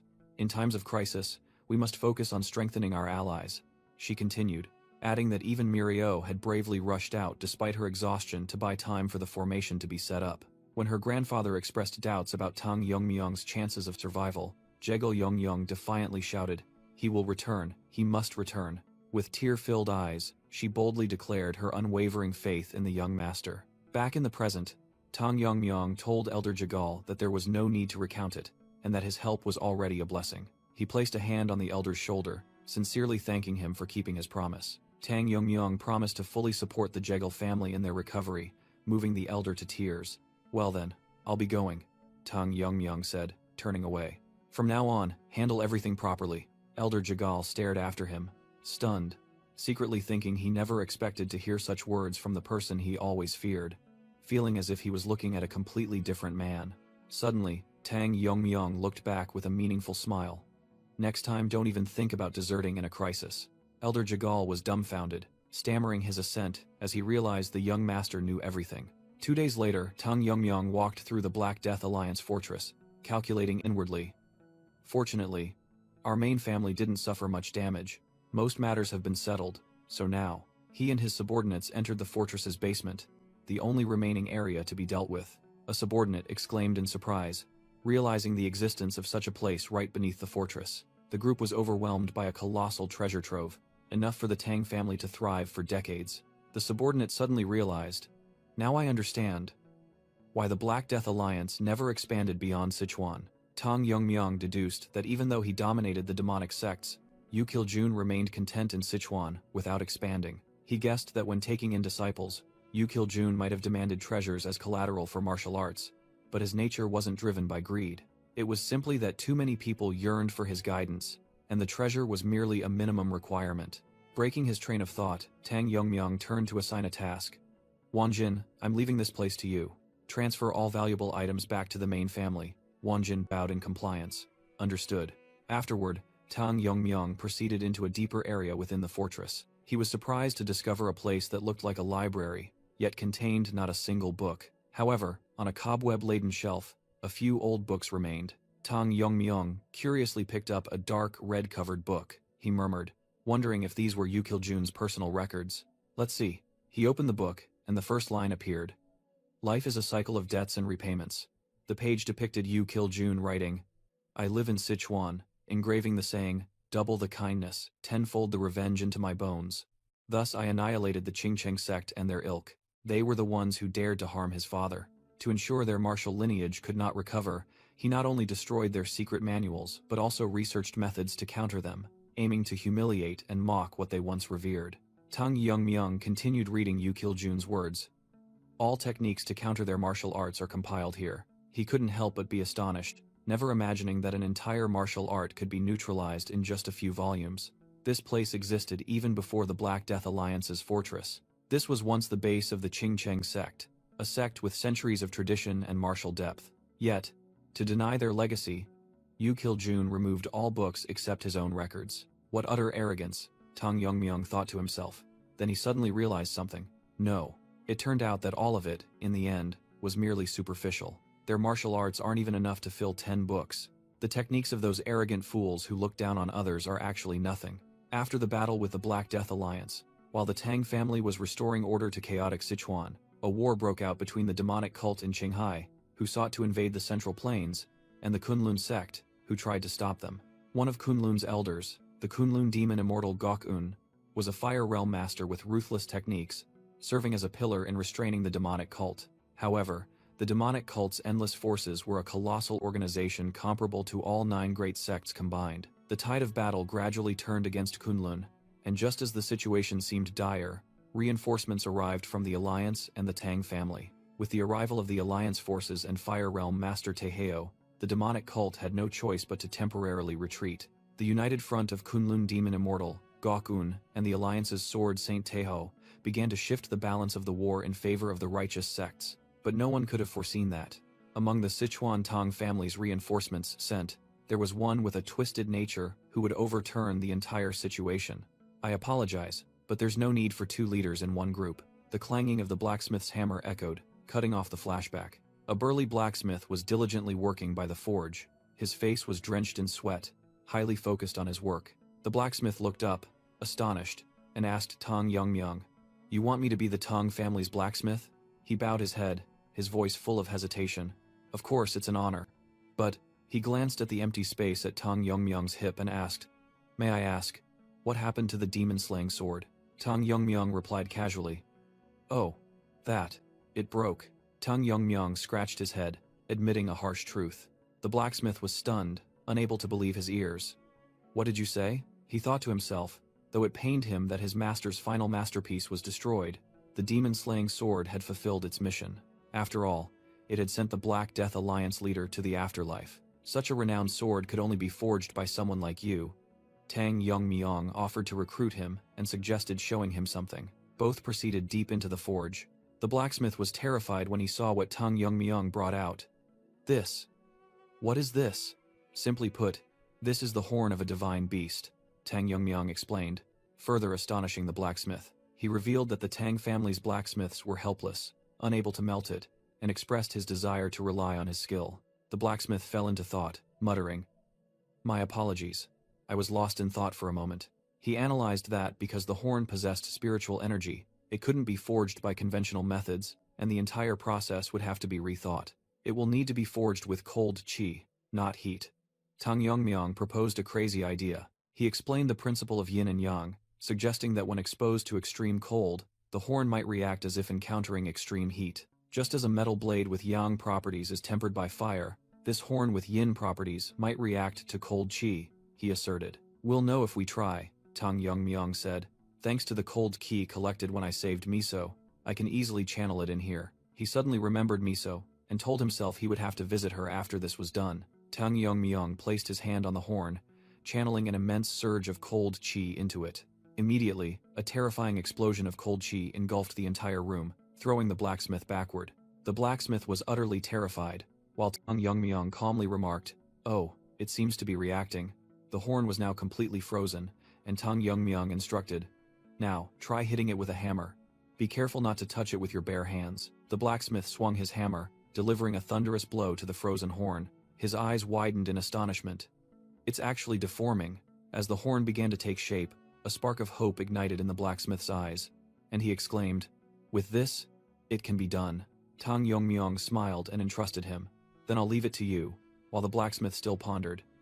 "Although this horn is a bit small to make a proper sword, a dagger of suitable length is enough," Tang Yongmyung confidently replied.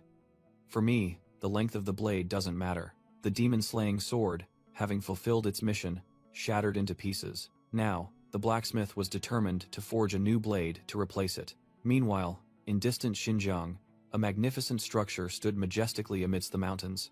A burly old man with white hair was heartily downing a bowl of wine. With bulging muscles, he sat there, with the aura of an emperor. The old man turned to a beautiful woman with strange tattoos. "Ma Ui, you never cease to amaze me. Enough for me to understand Emperor Xuanzong of Tang's obsession with Yang Gifei." Ma Ui looked displeased. "Are you comparing me to the woman who ruined the country?" Then she smiled charmingly. "I am completely devoted to the cult leader and the divine cult with both my body and soul." Ha ha ha. "Indeed, it was an insulting comparison. I apologize." The old man laughed heartily, then said seriously, "More importantly, there's something I want to ask you." The old man asked directly, "You know our cult is at war with Kunlun, don't you?" Ma Ui replied as images of the battlefield appeared. "Of course, it's the path that must be cleared to advance into the central plains, but we still haven't been able to break through." The old man continued to analyze. "The real trouble comes from Kunlun demon Immortal Gok-un, and the Alliance's Sword Saint Teho, who just brought reinforcements. It's because of those two that our forces are held back, the old man said. But even in a drought, there is rain. An image of betrayal appeared, a Tang family elder secretly attacking his fellow disciple. The old man revealed, a certain elder from the Tang family has sought to contact us. Maui. He asked for your help, the old man said. Astonishing Maui. My help? Indeed. Your medical skills seem to have become renowned all the way to Sichuan. Not long ago, the head of the Manjiam Merchant Guild, Gang Haesong, offered a fortune to cure his son's incurable illness, but to no avail. Yet you cured him in just one day. Thanks to that, the son fully recovered in his father's arms. Thanks to your success, Manjiam is now one of our sect's most loyal assets. It seems the Tang family also needs your talent. Maui replied. If the sect leader commands it, I am willing to do anything. So, who and what must I treat? They have requested you treat the elder's grandson, Maui asked. His arm is said to be permanently paralyzed. What will we receive in return? They offered 10 types of Tang family poisons, said to be capable of killing even Fire Realm grandmasters. Maui seemed unimpressed. Is that all? Did you agree to that? Of course not. 10 types of poisons mean nothing to us. To be precise, we are not simply accepting them as payment. The old leader revealed the plot. We will use them to poison Gok-un and Taeheo, to kill them, and secure our path into the Central Plains. Meanwhile, at the main residence of the Jagal family in Hubei province, a voice echoed, How foolish. Amidst a bloody scene, the mysterious figure muttered, There is no safe place for you in these Central Plains, even in Wudang territory.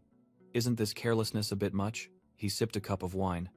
Well, I heard the Black Death Alliance leader is dead, and the one who defeated him is from the Tang family, his subordinate reported. According to intelligence, that person is proficient in poisons, hidden weapons, and swordsmanship, even capable of using sword chi. If they can use sword chi, they must be truly talented. The two-toned-haired man mused, but that's still not enough to defeat the Alliance leader. Could it be that he has reached a level of advanced swordsmanship, like me? Or perhaps I overestimated that leader. A truly pathetic death. He stood up, his eyes sharp. If only I had been the one to kill him. In any case, things have turned out in my favor. A troublesome enemy I would have had to face sooner or later is now gone. Now, it's time to clean up the remaining trash. In the shadows, Tianzhou questioned the whereabouts of the Murong family, confirming they were hiding under the guise of a merchant guild. His face revealed a resolute and calculating expression. A subordinate with a bandaged eye hastily reported, Lord Tianzhou. Something is approaching. Tianzhou smirked, having also sensed the aura rushing towards them at an astonishing speed. He muttered, guessing it was those Wudong bastards, scoffing at their speed this time. In a room littered with corpses, Tianzhou ordered, I will handle the guest. You take care of the Murong family. Standing alone under the moonlight, he whispered a distant call. Father. His eyes glowed madly, declaring, Soon, the era of a world ruled by demons will begin. Meanwhile, elsewhere, a quiet night enveloped an ancient building. Jagal Yongyong stealthily hid behind a wall, observing cautiously. She suddenly soared into the air, the fan in her hand ready for a powerful technique. Her inner self screamed. Even though her muscles felt like they would burst, she was determined not to give up. Memories flooded back to the moment she earnestly begged her grandparents to teach her the family's martial arts. She recalled the feeling of utter helplessness when she could only stand by and watch at the Sichuan Grand Tournament. Back in reality, drenched in sweat, she gritted her teeth, vowing never to feel so weak again. Though exhausted, she forced herself up, shouting, Just one more time. She spun around once more, continuing her grueling training. Suddenly, a deep voice broke her concentration. Miss Young. She was stunned as she recognized the newcomer, an elderly man with silver hair. Jagal Young asked in surprise. Uncle? Didn't you say you were busy today? Why are you here? Her uncle placed a hand on Jagal Young's shoulder, trembling as he said, Young, don't be alarmed by what I'm about to say. He delivered a shocking piece of news. The main branch of the Jagal family in Hubei has been wiped out. Jagal Young froze, only able to utter one word in her shock. What? The culprit was revealed to be Yeon Junghyuk, the Heaven's Brilliance Demon Lord, who had wiped out 3 of the 5 great families. The Wudong sect mobilized its forces to stop his surprise attack on the Jagal family, but they failed miserably, only able to helplessly watch the Jagal family be annihilated. Returning to the present, Tang Myung asked in a low voice, Are you saying no one can do anything against the Heaven's Brilliance Demon Lord? He carefully read the detailed report of the tragedy. Jagal Young's uncle confirmed, Indeed, The news from Hubei reports. The Jegal family has been destroyed. He bitterly admitted that Jegal Yongyong's decision that day was correct. Otherwise, they would have also perished. So, we can only consider being alive a divine grace. But, the man cried out in indignation. The fact that my family no longer exists is unbearable. He bowed his head in shame. Please forgive me for letting you see this unsightly scene. Tang Yongmyung interrupted, his gaze firm. Not all is lost, he asserted. There are still Jegal family members here, at the Tang family. As long as you are alive, rebuilding is entirely possible. Tang Yongmyung looked directly at them, promising firmly, I will do everything in my power to help you rebuild your family as quickly as possible. So don't let me become a liar, he said. And don't lose hope. Jegal Yongyong's uncle bowed, tears streaming down his face in gratitude and determination.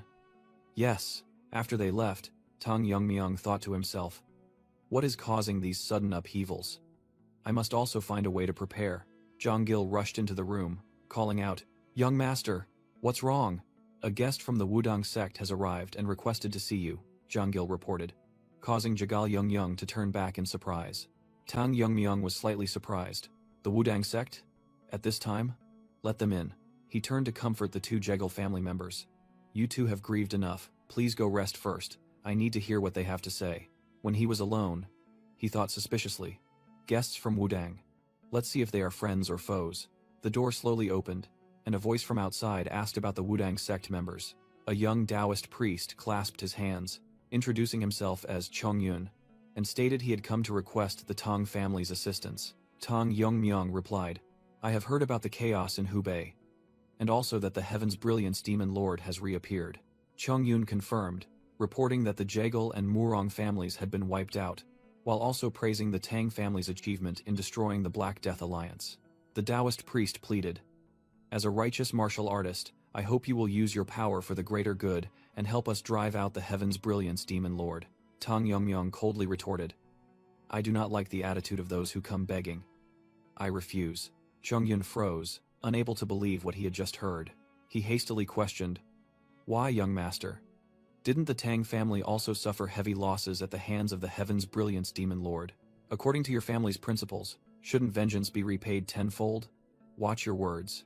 Tang Yongmyung's killing intent erupted. A Wudang swordsman who stood by and watched his allies be slaughtered dares to mention my family's principles? Chongyun trembled, cold sweat pouring down his face under the terrifying pressure. Tang Yongmyung clarified, I have no intention of sitting idly by while the Heaven's Brilliance Demon Lord runs rampant, however. Even when the Jegal family was wiped out under your protection, you still avoided direct confrontation and abandoned them. He concluded with a sharp glare. Your attitude, daring to lecture me using my family's principles, is truly irritating. Chongyun was stunned by Tang Yongmyung's sharp accusations. He tried to explain, what we mean is, the current situation of the righteous factions is a complete mess. In the past, the Wulin Alliance in Hubei collapsed, making way for the rise of the demonic Heaven's Brilliance Force. Now, a demonic faction is openly operating right in the heart of the Central Plains. The decisive factor was the simultaneous attacks. The Black Death Alliance annihilated 3 great families, while Heaven's Brilliance directly attacked the Wulin Alliance. Tang Yongmyung thought to himself, the righteous factions are only concerned with protecting themselves. If this continues, even if the Heaven's Brilliance Demon Lord is driven out, who will manage those crumbling forces? Without a common enemy, they will turn to devour each other. He sighed in exasperation, realizing they were even worse than the Black Death Alliance.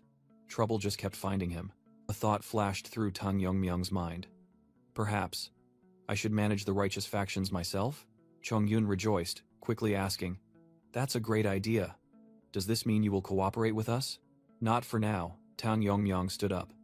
The top priority is to assist Kunlun and the joint sect in attacking the demonic cult. He leaned his hands on the table and continued. However, someone will be needed to oversee both fronts and respond to the situation. Chongyun desperately pleaded. Yes, then please allow us. No. Tang Yongmyung cut him off, his eyes sharp. The center will be here, in Sichuan. We will establish a new Wulin Alliance here. Following the young master's declaration, the establishment of the Second Wulin Alliance progressed at a dizzying pace. Under Jegal Changxin's command, buildings were rapidly erected. The land reclamation caused land prices in Sichuan to skyrocket, bringing endless laughter to the management. And so, the Second Alliance of the Righteous Factions, the Righteous Heaven Alliance, was officially born. Immediately after its establishment, the Righteous Heaven Alliance began recruiting talents on a large scale, calling upon heroes from all corners of the world to gather in Sichuan. Tang Yongmyong asked his subordinate in surprise, "Are these the people who have come to join the alliance?" The official replied, unable to hide his astonishment, "As expected, I didn't think the scale would be this grand."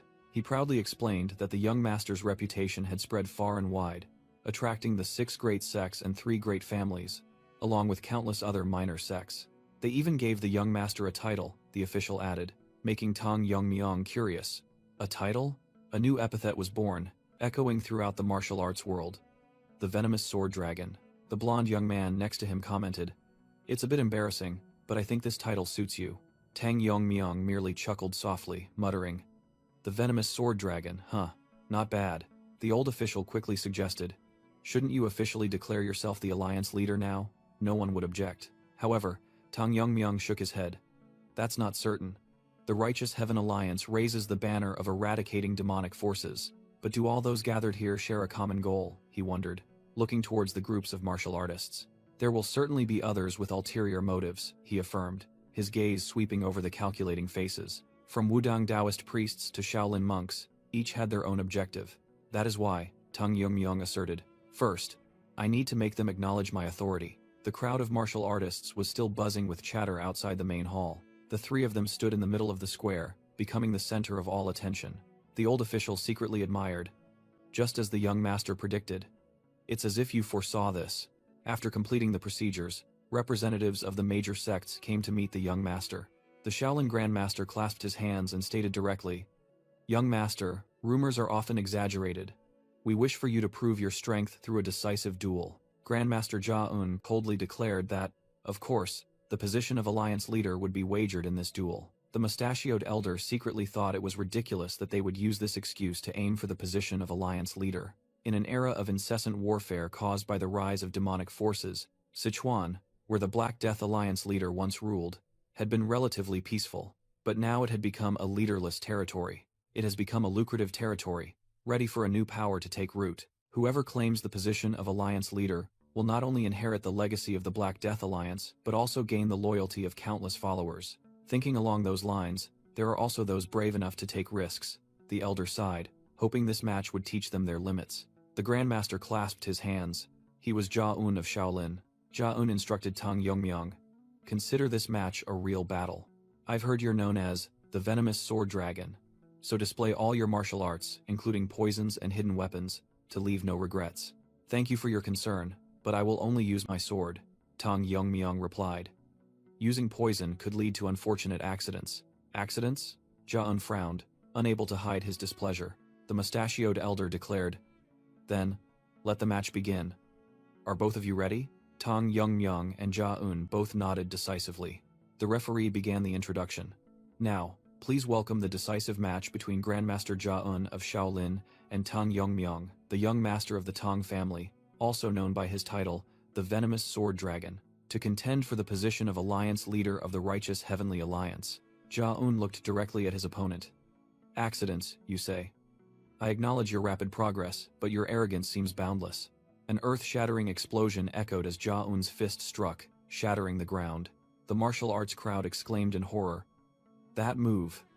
That is the essence of Shaolin martial arts." Jia-un activated his Vajra indestructible body, his entire being radiating a brilliant golden light that shook the ground. The martial arts crowd realized in terror that this was no ordinary move, but the supreme martial art of Shaolin's founder. The Grandmaster roared, confident that his true Vajra indestructible body could withstand all poisons. Everyone believed that even with the title the Venomous Sword Dragon, Tang Yongmyong could not penetrate this defense. Jia-un challenged, suggesting that Tang Yongmyong's refusal to use poison was a declaration of forfeiting the alliance leader position. Contrary to the tension, Tang Yongmyong merely smirked, thinking to himself that he hadn't expected to be tested so early. Meanwhile, at another meeting, Tang Yongmyong was discussing with his subordinates the construction of the alliance headquarters. Elder Jegal asked if he intended to establish the headquarters on Qingcheng Mountain, and he confirmed it was a suitable location. As Tang Gyuhyun was proposing to acquire all the surrounding land, a loud voice from outside the door interrupted. A large man named Mo Renjie burst in, apologizing for the interruption. He smiled eagerly, saying he couldn't wait to show the young master something special. Both Tang Gyuhyun and Elder Jagal were stunned by a short sword radiating brilliant light. Tang Yongmyung calmly asked if the weapon had a name yet. Mo Renze proudly explained that, inspired by its white light and cold energy, he had named it. The short sword was named White Snow Dragon Fang. Back at the match, Tang Yongmyung drew that very short sword, astonishing Jaun. The Grandmaster scoffed, deeming it foolish stubbornness to face him with just a dagger. An explosion rang out as the internal energies clashed, tearing the ground apart. Jaun roared, deciding to use his experience to teach Tang Yongmyung a lesson, and unleashed a devastating punch. Jaun's punch created a terrifying explosion, shaking the entire arena. The terrified crowd whispered, believing no one could withstand the Grandmaster's fist techniques without injury. Yet, all were silenced as they witnessed an unbelievable sight. Tang Yongmyung, with just a short sword, had blocked the heaven-shattering punch. Jaun was stunned, unable to believe his eyes. What is this? Tang Yongmyung silently analyzed. Shaolin's internal energy is indeed somewhat righteous, but he twisted the blade, skillfully cutting into the opponent's energy flow. Jaun was horrified to realize the internal energy in his fist was being torn apart. Tang Yongmyung recalled the Tang family's secret.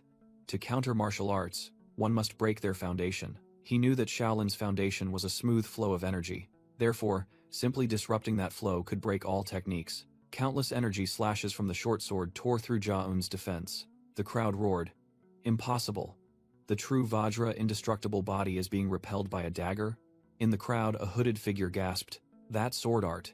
Jaun was pushed back, his feet sinking deep into the shattered stone floor. Collapsing onto one knee, the Grandmaster bitterly admitted, I surrender. The hooded figure whispered.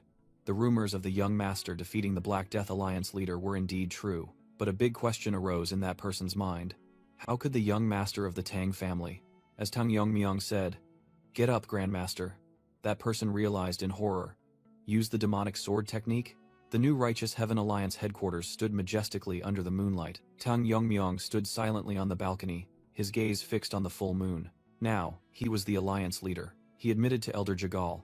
Being called the Alliance leader instead of young master feels strange. Elder Jagal reminded him that he had proven his strength to the entire martial arts world, so he should get used to the new title soon. He reported that someone from the Murong clan wished to meet him, which surprised Tang Yongmyung, as he thought this clan had been annihilated by the Heaven's Brilliance Demon Lord. Elder Jagal sternly relayed the mysterious guest's message: sword demon, Herculean physique, and cultivation method. Hearing those keywords, Tang Yongmyung was stunned speechless. In the study, a young man knelt and introduced himself.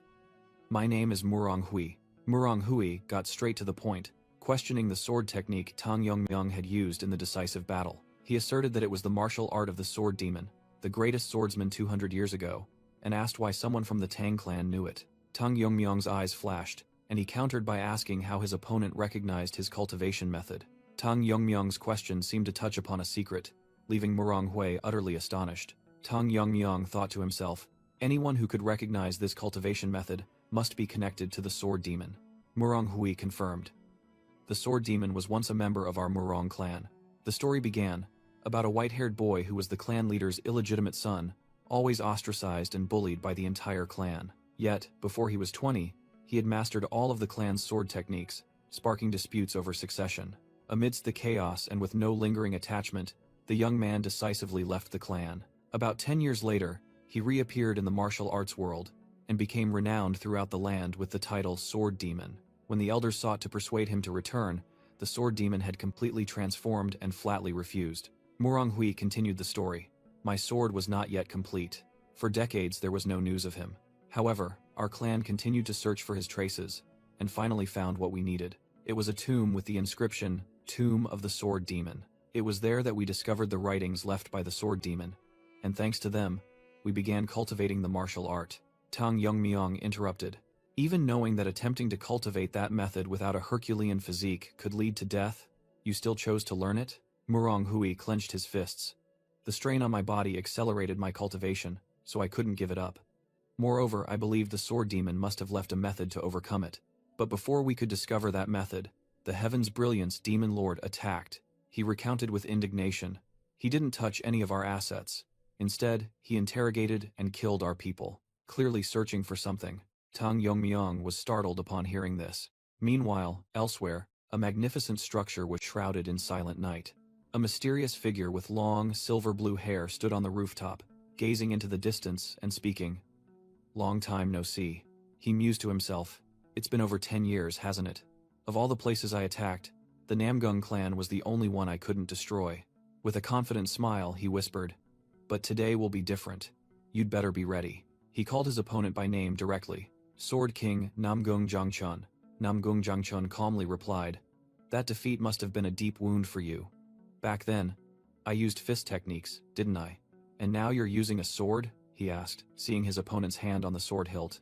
The stranger confidently replied, "Thanks to you, I came to understand the subtleties of swordsmanship. And coincidentally, I also learned a few excellent martial arts along the way." Namgung Jangchun sneered. "Ha.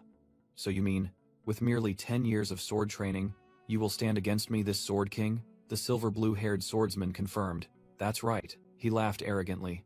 "Someone like the Sword King is the perfect opponent. Let's see whose martial arts are superior, yours or the Sword Demon's." Sword King Namgung Jangchun growled in response. "Come."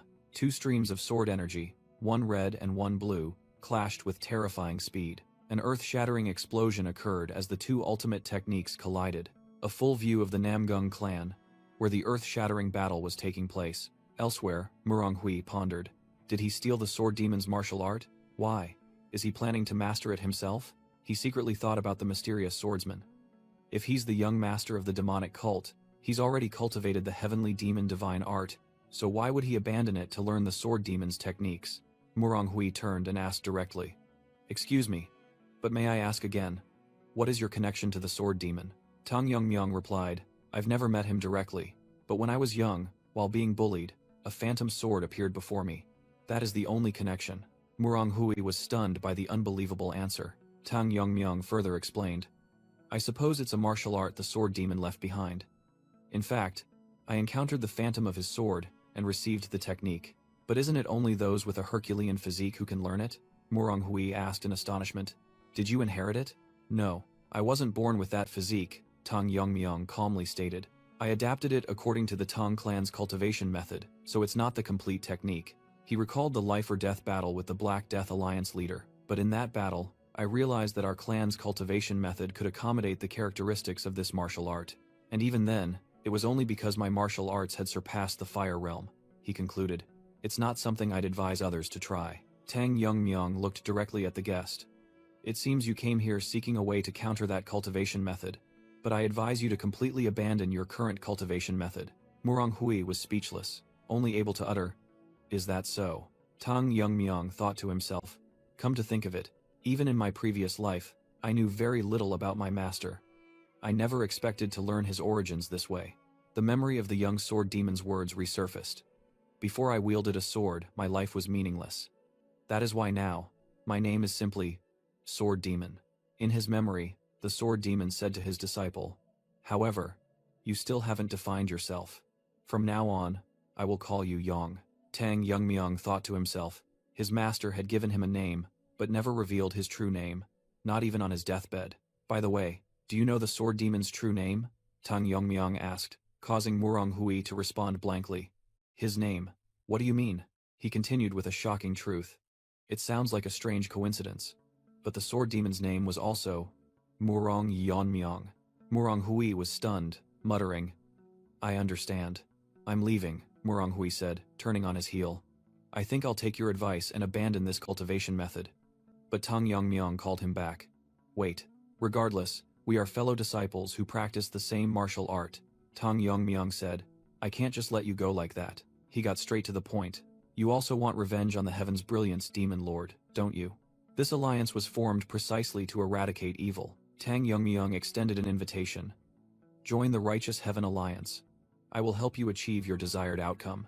The scene shifted to another location. A magnificent edifice of the Namgung clan. A powerless hand lay on the blood-soaked ground, next to a fallen sword. The Sword King, Namgung Jangchun, head of the clan, lay slumped in a pool of blood. In his dying breath he secretly regretted. "That day, I shouldn't have let that bastard escape." The victor appeared, towering over the Sword King's defeated body. He sneered. "I only held back because it would be a waste to kill him with bare-handed techniques." Truly, the Sword King, to think he could endure this much. With blazing eyes he declared, "The greatest wall, obstructing my path, has now fallen. The era of the demonic realm is drawing near. The Namgung clan, loyal protectors of Anhui province, was wiped out in a single night. The shocking news quickly spread to Mount Hua, Mount Zhongnan, the Wudang sect, and Shaolin, warning all righteous factions of the impending danger. Returning to the present, Elder Jagal rushed over, shouting, "Alliance leader!" The call startled Tang Yongmyung, who was standing in the training yard, making him turn around. Elder Jagal stood before Tang Yongmyung, who was standing with his arms crossed in thought. The shocking news of the great clan's downfall had reached the Righteous Heaven Alliance. During the emergency meeting, a member worried. Not long after the Juga and Murong clans were annihilated, even the great Namgung clan has fallen. Tang Yongmyung analyzed. Perhaps they were attacked from multiple sides. Could it be that, besides the Destruction Demon Lord, there are other masters who have reached the extreme demon realm? An elder reported. According to what we've confirmed, all of the Demon Lord's extreme demon masters have been assigned to the 3 great demonic clans. Tang Yongmyung frowned in question. The 3 great demonic clans? The elder explained that these were demonic clans created by the Demon Lord after overthrowing the old clans, including the Guizhou Guo clan, the Fujian Lu clan, and the Shangxi Hua clan. He added that the Shangxi Hua clan alone was said to have 2 extreme demon masters, tasked with keeping an eye on Mount Zhongnan and Mount Huashan. Including the Demon Lord himself, there are at least 5 extreme demon masters, the elder concluded.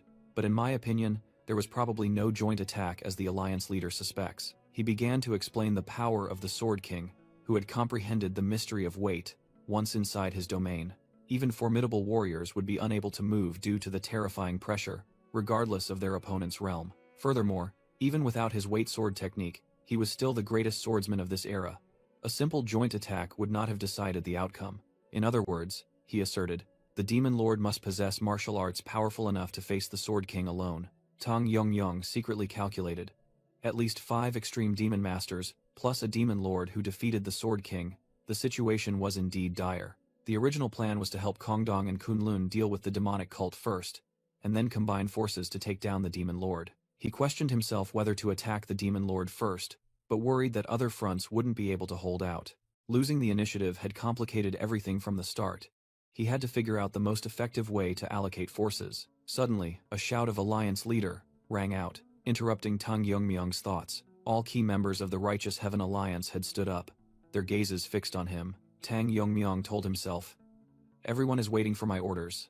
I cannot show hesitation."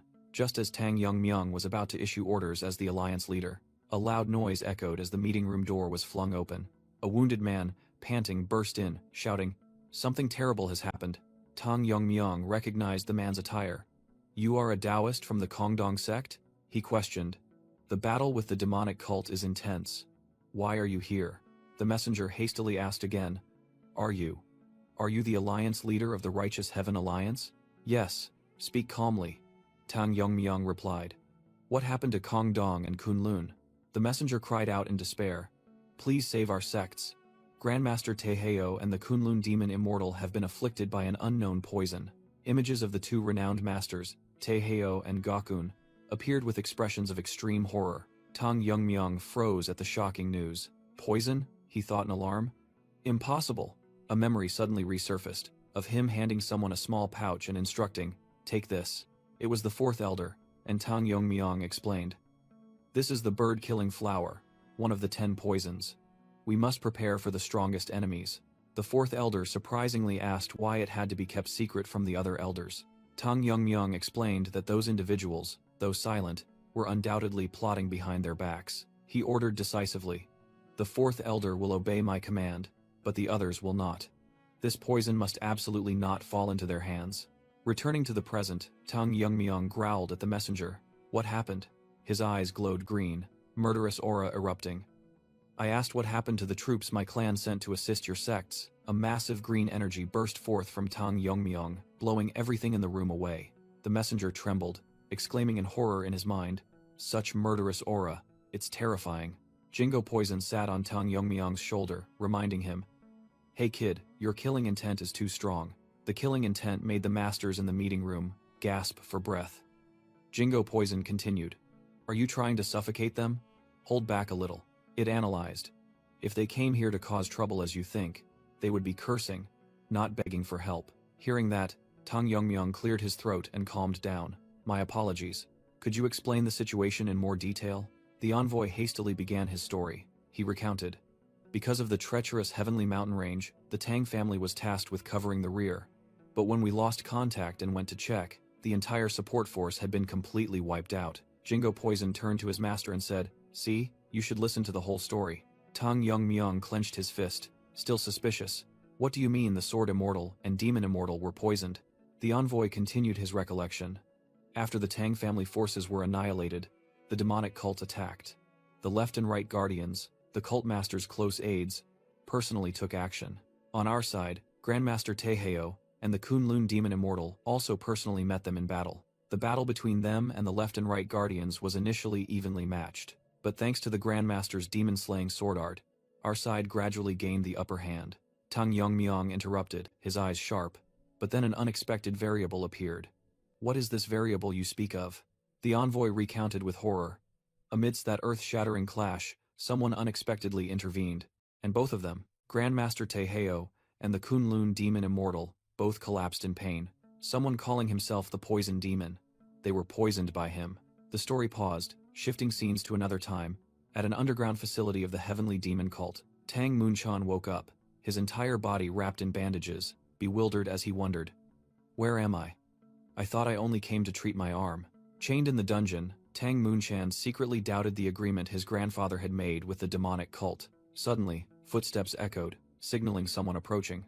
A strange woman appeared, confirming he was indeed the child of the Tang family, who came to treat his arm. She introduced herself as the demon healer Baek Soyeon, who would be in charge of his treatment. Tang Munchan was stunned that the famous demon healer was a young woman, prompting Baek Soyeon to question his trust in her. After examining him, she casually declared that his meridians were shattered, and conventional methods were useless. She asked if he had made an enemy of the one who did this, which made Tang Munchan recall his hatred. In his mind, the image of Tang Yongmyong appeared, the one he believed had stolen the position that rightfully belonged to him. Returning to reality, Baek Soyeon unexpectedly suggested, "It can't be healed. How about we just chop it off?" She explained that with his low aptitude, forcibly rejoining his meridians was not as good as cutting it off to become stronger. Tang Munchan was utterly terrified, desperately asking if there was any other way. Baek Soyeon revealed there was still one path: learning a demonic art, which could both heal his arm and improve his aptitude. As a member of the orthodox Tang family, Tang Munchan wavered, but his desire to heal his arm made him ask again to be sure. Baek Soyeon confirmed, but with one condition: he must learn a special demonic art called the Immortal Demon Art. She described this cultivation method as having extraordinary regenerative abilities. Even a severed head could grow back, let alone an arm. However, she warned that this was not something just anyone could learn, and the price to pay was extremely high. When Tang Munchan asked what he had to do, Baek Soyeon gave her first condition: abandon the Tang family. He replied blankly that they had already left the Tang family, but she immediately corrected him. "That's our business, not yours." Baek Soyeon demanded that he sever all ties, including with his father and grandfather. Because this was a supreme secret art, they could not allow anyone who could influence his will to remain. Demon healer Baek Soyeon gave her final condition: "If you wish, I can return you to your family right now. The choice is yours." Faced with the decision, Tang Munchan gritted his teeth, wondering if the price to pay was truly just that. He roared in his mind that he had endured until this moment solely for revenge, and the opportunity was right before his eyes. Tang Munchan decided resolutely, "I've already abandoned the Tang family name, so why can't I abandon my family?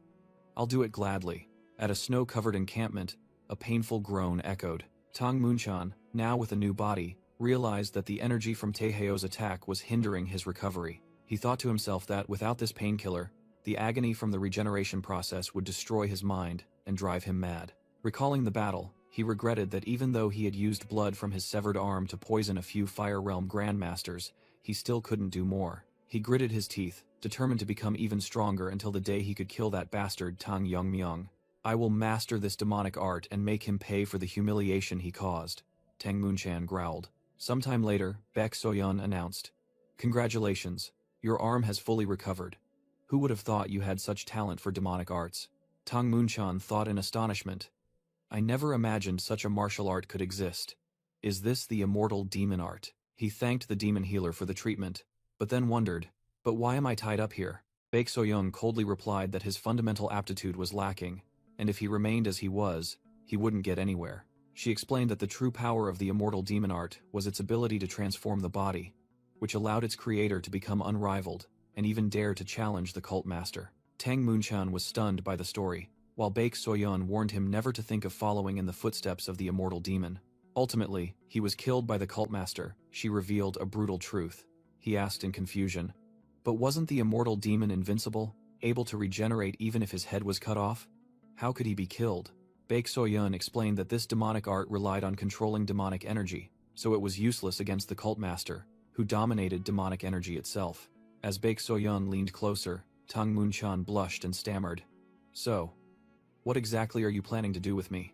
Baek Soyeon mocked, saying that Tang Munchan's immortal demon art was currently only at level 3, no different from a scarecrow for people to stab. Tang Munchan recognized his grandfather's slaughter evolution needle in horror and stammered, asking what she intended to do. "I already told you, I will reform you," Baek Soyeon whispered as she plunged 2 needles straight into his neck. She explained that the fastest way to master demonic arts was to be constantly injured and near death, and she promised to fix his weak offensive capabilities as well. Baek Soyeon mentioned the Tang family's poison human realm, where a single breath could kill dozens of people. "From now on, I will make you drink this poison," she declared. "Even if it feels like you're about to die, rest assured, you won't actually die." By constantly being poisoned and regenerating, Tang Munchan's body would be reformed to possess the characteristics of poison, until he became an immortal poison master. Sometime later, Tang Munchan roared in pain. He stood up, spitting out a mouthful of thick, poisonous blood. "Damn it, has my body still not fully adapted?" he thought in despair. Just then, a subordinate ran up, shouting, "Poison Master!" Tang Munchan, now Poison Master Munchan, coldly turned around and asked what was wrong. The subordinate reported that they had captured some fleeing members of the Joint Sect and the Kunlun Sect. Tang Munchan repeated sarcastically, "Prisoners?" He smirked, thinking that the Kunlun Sect and the Joint Sect would be annihilated anyway, so releasing them would leave them nowhere to go. "Kill them all," he ordered, his eyes burning with cruelty. "Don't leave any hope for those who dare to oppose us." Elsewhere, under the pouring rain, a group of righteous martial artists was desperately fleeing. They cried out in despair as their pursuers relentlessly clung on, soon to catch up. Elsewhere, an enemy commander gritted his teeth as he realized that Poison Master has turned the tide of the battle. He secretly hoped the envoy sent to Sichuan wouldn't be too late. Meanwhile, a group of fleeing martial artists suddenly screamed as they saw a figure blocking the path ahead. That figure suddenly emitted a dazzling light. Hyungso suddenly stopped, startling his comrades. "They're gone? Senior brother Hyungso, why did you stop?" The other person cried out in despair as the pursuers closed in. "The enemy is right on our heels." Hyungso decisively turned back, shouting, "I will buy time for everyone. Senior brother and Kunlun Taoist, please keep running." The white-haired senior brother looked back in pain, while the pursuer's voice echoed, "Long time no see, Taoist." The old Taoist being carried looked bewildered by the sarcastic greeting. Suddenly, a surge of azure sword energy shot forth from the front. The pursuers flinched, realizing the danger. "Wait, something's coming." Hyungso was stunned by the sudden intervention. Then he recognized the newcomer, his eyes welling up with joy. "Ah, he's here." Tang Yongmyong appeared, silently walking through the battlefield littered with enemy corpses. He turned back to ask, and Hyungso happily announced, "Is everyone all right? The reinforcements we sent for have arrived." Tang Yongmyong looked at the 2 dying grandmasters and thought, "Both of their conditions are not good. I must act now," he stated decisively.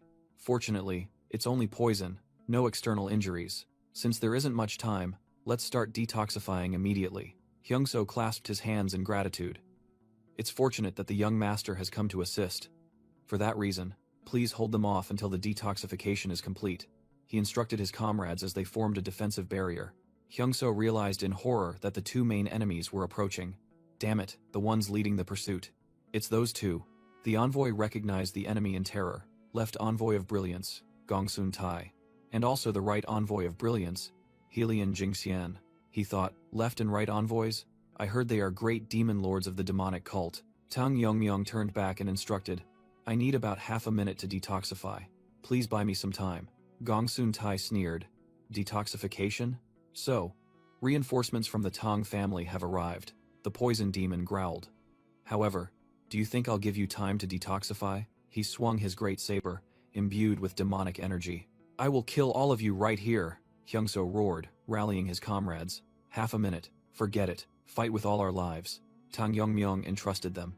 Then, I'm counting on you all. He knelt beside the two dying Grandmasters, Grandmaster Ja-un. Suddenly, an earth-shattering surge of internal energy erupted from the righteous martial artists. Gongsun Tai was stunned, half a minute. If that's all it takes. Helian Jingxian also swung his sword, preparing for a fierce confrontation. Grandmaster Ja-un stood up, his entire body radiating brilliant golden light, and declared defiantly, "This old monk Ja-un will hold on with all his might." The story returns to the time just before Tang Yongmyong departed for Xinjiang, at the headquarters of the Righteous Heavenly Alliance. Tang Yongmyong explained his strategy. Vaguely dispersing our forces will only create an advantageous situation for the enemy. Just think about it. He continued to question the alliance members. Can we resist the Demon Lord with the remaining forces after sending troops to Xinjiang? A member asked worriedly. So, will Kongtong and Kunlun be abandoned like this? Tang Yongmyong asserted. Losing Kongtong and Kunlun, home to masters of the transformation realm, would be a severe blow both to morale and actual strength. Tang Yongmyong boldly declared, "Therefore, I will personally go to Xinjiang with a special unit." He continued to entrust, "While I am away, full control of the Orthodox Heavenly Alliance forces will be handed over to military commander Zhuge." A member worriedly spoke up. However, if the alliance leader, the pillar of the alliance, leaves the front lines, everyone's morale will drop. Tang Yongmyong firmly explained, "This is the best way to deal with both sides without scattering our forces." Great Master Ja-un immediately suggested. "Then, how about this old man accompanies you?" The Great Master added cautiously. "The alliance leader's martial arts are beyond doubt, but shouldn't we prepare for unexpected attacks during the detoxification process? Currently, the Xinjiang battlefield is engulfed in smoke and fire. Great Master Ja-un alone fought against two guardians of the demonic cult, his golden protective aura shining brightly. His fist easily blocked the powerful kick of the Guangmyong left envoy Gongsun Tai. His bare hand also lightly parried the fatal sword strike from the Guangmyong right envoy Hyokrion Jungxian. Blown back, Gongsun Tai exclaimed in surprise, "Impressive. This is the Shaolin's secret technique, the indestructible Vajra body." He had to admit, indeed, a venerable great master, that reputation is not unfounded. Gongsun Tai bitterly concluded that there was no way to break through that defense in just half a minute. Hyokrion Jungxian added angrily, "Not only that, the remnants of the Kunlun and Kongtong factions have regained their morale and are holding on."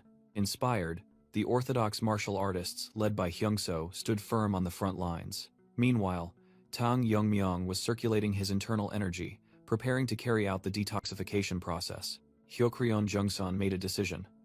"Left envoy, buy us some time. I will cultivate demonic arts." Gongsun Tai immediately understood. "So that's it, you intend to use that technique, I understand." Realizing their scheme, Great Master Ja-un roared. "Do you think I'll let you pull your tricks?" Gongsun Tai unleashed the ultimate technique Fire Demon Hand, attacking in concert with Hyokrion Jungxian. Hyokrion Jungxian poured all his strength, his eyes burning with murderous intent. The entire battlefield was engulfed in a sea of blazing red demonic energy. Gongsun Tai roared in defiance, "Come on, you damn old man, I'll burn this place to ashes." Yet, Great Master Ja-un remained calmly standing, blocking their attack. Elsewhere, Tang Yongmyong thought to himself that although the poison had been successfully extracted, the meridians of the two great masters were severely damaged. Especially Elder Taeheo, his condition made returning to the front lines impossible. He recognized the energy of this poison, and an ominous premonition arose within him. Memories flooded back. He was certain this was the energy of one of the Tang family's 10 great poisons. Excluding Tang Jiryong, Tang Yongmyong suspected that the traitors were the other elders. He wondered about the identity of the poison demon, whose poison arts were so potent that Taeheo's severed arm was still filled with poisonous qi. A terrifying hypothesis emerged. Could they have colluded with the demonic cult to create a master of poison arts? Sensing the earth-shattering demonic energy from afar, Tang Yongmyong decided he had to quickly go reinforce Great Master Ja-un. Upon arriving, he was stunned by the sight before him. A worried voice rang out from behind. "Great Master?" Great Master Ja-un was also terrified. He sensed a ferocious, inhuman energy. A wicked demonic sword, the black evil demonic sword, appeared in midair. Hyokrion Jungseon roared, declaring that he had cultivated demonic chi to its limit, summoning an evil god into the sword to shatter the indestructible Vajra body. Faced with that terrifying power, Great Master Ja-un's expression also changed. With a shout, Gongsun Tai unleashed the Hellfire demonic hand. His ultimate technique, void-burst demonic flame, created a terrifying explosion. Great Master Ja-un braced himself, resisting the destructive demonic energy. The Great Master's face changed color. He was being pushed to his limit. At the same time, Hyokryon Jungshun was not to be outdone, unleashing the Black Death demonic god sword. Tang Yongmyong was stunned by the terrifying power erupting on the battlefield. A desperate cry of Great Master rang out as Hyokryon Jungseon charged to attack. Meanwhile, Tang Yongmyong thought to himself, "Damn it. My bloodline is about to fully recover. If I let go now, the lives of these two will be hard to guarantee." Jingo Poison spoke up. "Alliance leader, focus on the treatment." But on the battlefield, Great Master Ja-un, despite having lost an arm, still resolutely declared, "For their sake, I can endure even more." Gongsun Tae roared mockingly, "Just one arm? You speak as if that's the end of it. The arm is just the beginning. I will burn you and tear you to shreds." Jingo Poison on Tang Yongmyong's shoulder suddenly sensed a strange energy. What is this energy? Could it be? There's no doubt about it.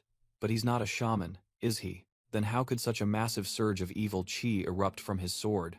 Hyungso broke out in a cold sweat, thinking to himself, has half an hour ever felt this long? The number of enemies shows no sign of decreasing, even though Great Master Ja-un is holding on with one arm. But he will soon reach his limit, Hyungso thought to himself, exhausted, his sword-wielding hand trembling after a long night of fleeing. He panted, wondering if he could hold out until the sages were detoxified. All around, the remaining Orthodox allies were desperately fighting back while surrounded. Suddenly, Tang Yongmyong appeared, telling Hyungso to step back and let him handle the situation. Hyungso burst into tears of shock and joy, unable to believe that the young master had arrived while Gokun and the other sages. Tang Yongmyong explained that, contrary to expectations, they had successfully detoxified quickly. He stepped forward, asserting that this victory was thanks to those who had risked their lives to hold on until now. With sharp eyes, Tang Yongmyong declared that it was time to end this war. Meanwhile, Great Master Ja-un was still bravely fending off the two guardians of the demonic cult alone.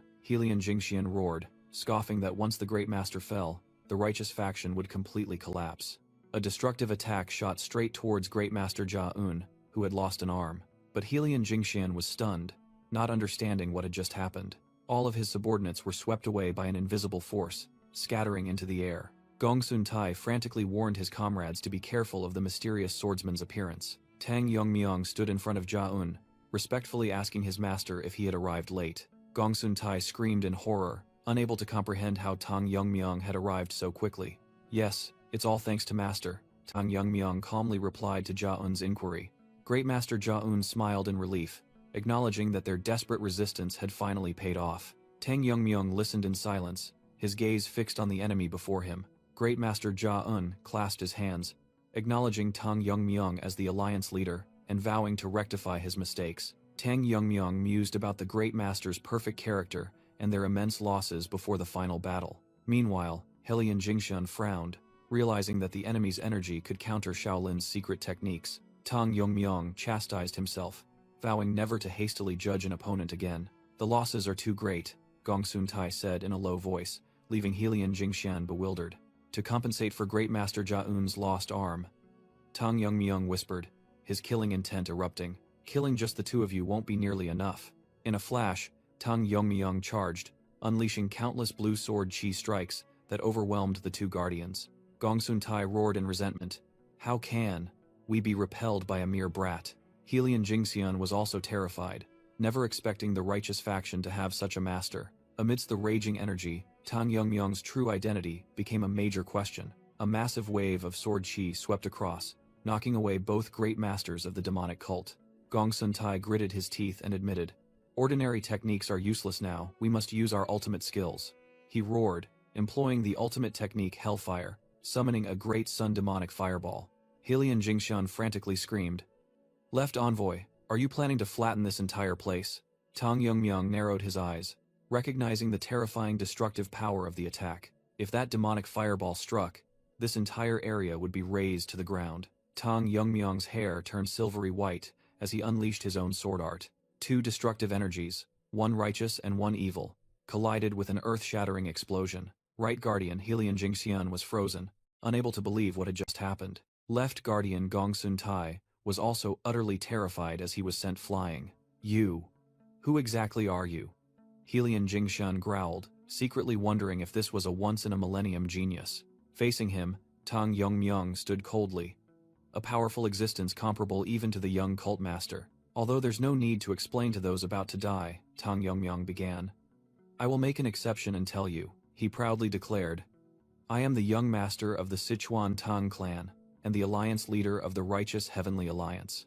Hearing that title, Helian Jingxian was stunned, realizing, so this is the venomous sword dragon? That was also his last thought before completely collapsing on the bloody battlefield. Tang Yongmyung turned to Great Master Jia-un, asking, how is your arm? It's fine. I've stopped the bleeding. You are truly remarkable, the Great Master replied. Jia-un laughed heartily, believing that defeating both guardians of the demonic cult made losing an arm worthwhile. Tang Yongmyung felt apologetic for not being more careful, but Jia-un comforted him, saying that preserving the lives of the masters was the most important thing. And, even though I've lost an arm, the Great Master looked at his remaining hand, glowing with internal energy. He clenched his fist, boldly declaring that his spirit to eradicate demons would never waver.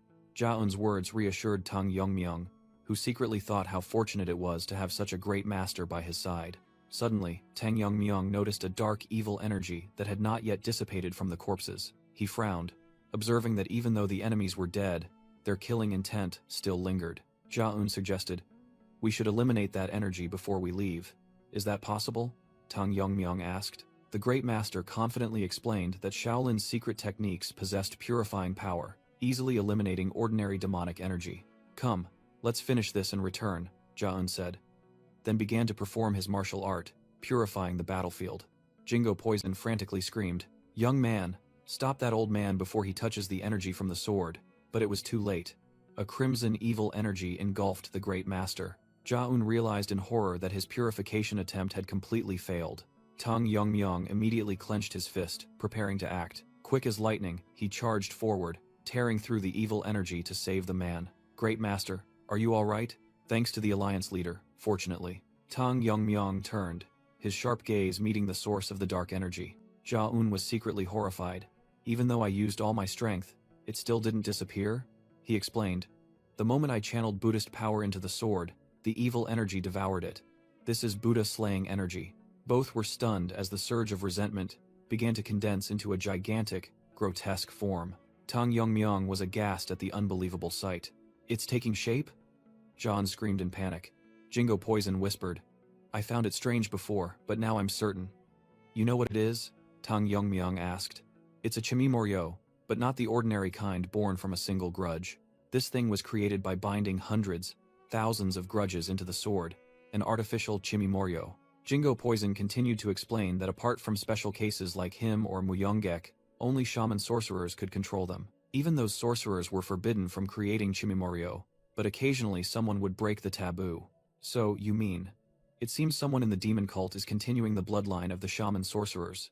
Someone who defies all prohibitions, willing to do anything to oppose even the heavenly Tao. Tang Yongmyung confronts the newly unleashed Chimimoryo monster. The monster roars and lunges to attack. Tang Yongmyung swings his sword, hitting the enemy, but the attack seems to do no damage. He continues to unleash energy slashes at the monster. However, all attacks pass through it harmlessly. Tang Yongmyung realizes he cannot inflict physical damage on it, possibly because it is made of resentment. He is confused as to how the monster is immune to physical attacks but can attack physically. Jingo Poison explains that spirits are essentially concepts, so normal attacks are ineffective. It offers to handle it, surprising Tang Yongmyung. Jingo Poison reminds him that it is more than just a supplementary source of poison energy. It declares itself a spirit that has lived for over 1,000 years and begins to unleash its power. Grandmaster Jia-un and another monk are surprised as a thick fog suddenly engulfs everything. The Chimimoryo is also confused by the sudden environmental change. Tang Yongmyung orders Jingo Poison to finish the battle quickly. Jingo Poison, now in its giant snake form, complies. It faces the Chimimoryo in the dense fog. Jingo Poison admits that the newly born monster's power has surpassed the level of a normal spirit, but it asserts that the monster is no match for it and will become nourishment for its power. Jingo Poison opens its mouth wide, preparing to swallow the terrified Chimimoryo. After absorbing it, Jingo Poison returns to its small form and rubs its belly contentedly. Grandmaster Jia-un anxiously asks Tang Yongmyung if he is injured, but he replies that he is fine. Tang Yongmyung vaguely explains that the fog was a type of his technique. Grandmaster Jia-un is still stunned, wondering what kind of terrifying entity the demonic cult has created. Tang Yongmyong warns that this might not be all, and asks the monks to escort everyone back first. The monks are taken aback by his suggestion. A monk frantically asks if Tang Yongmyong intends to go to the demonic cult's headquarters alone, and tries to dissuade him.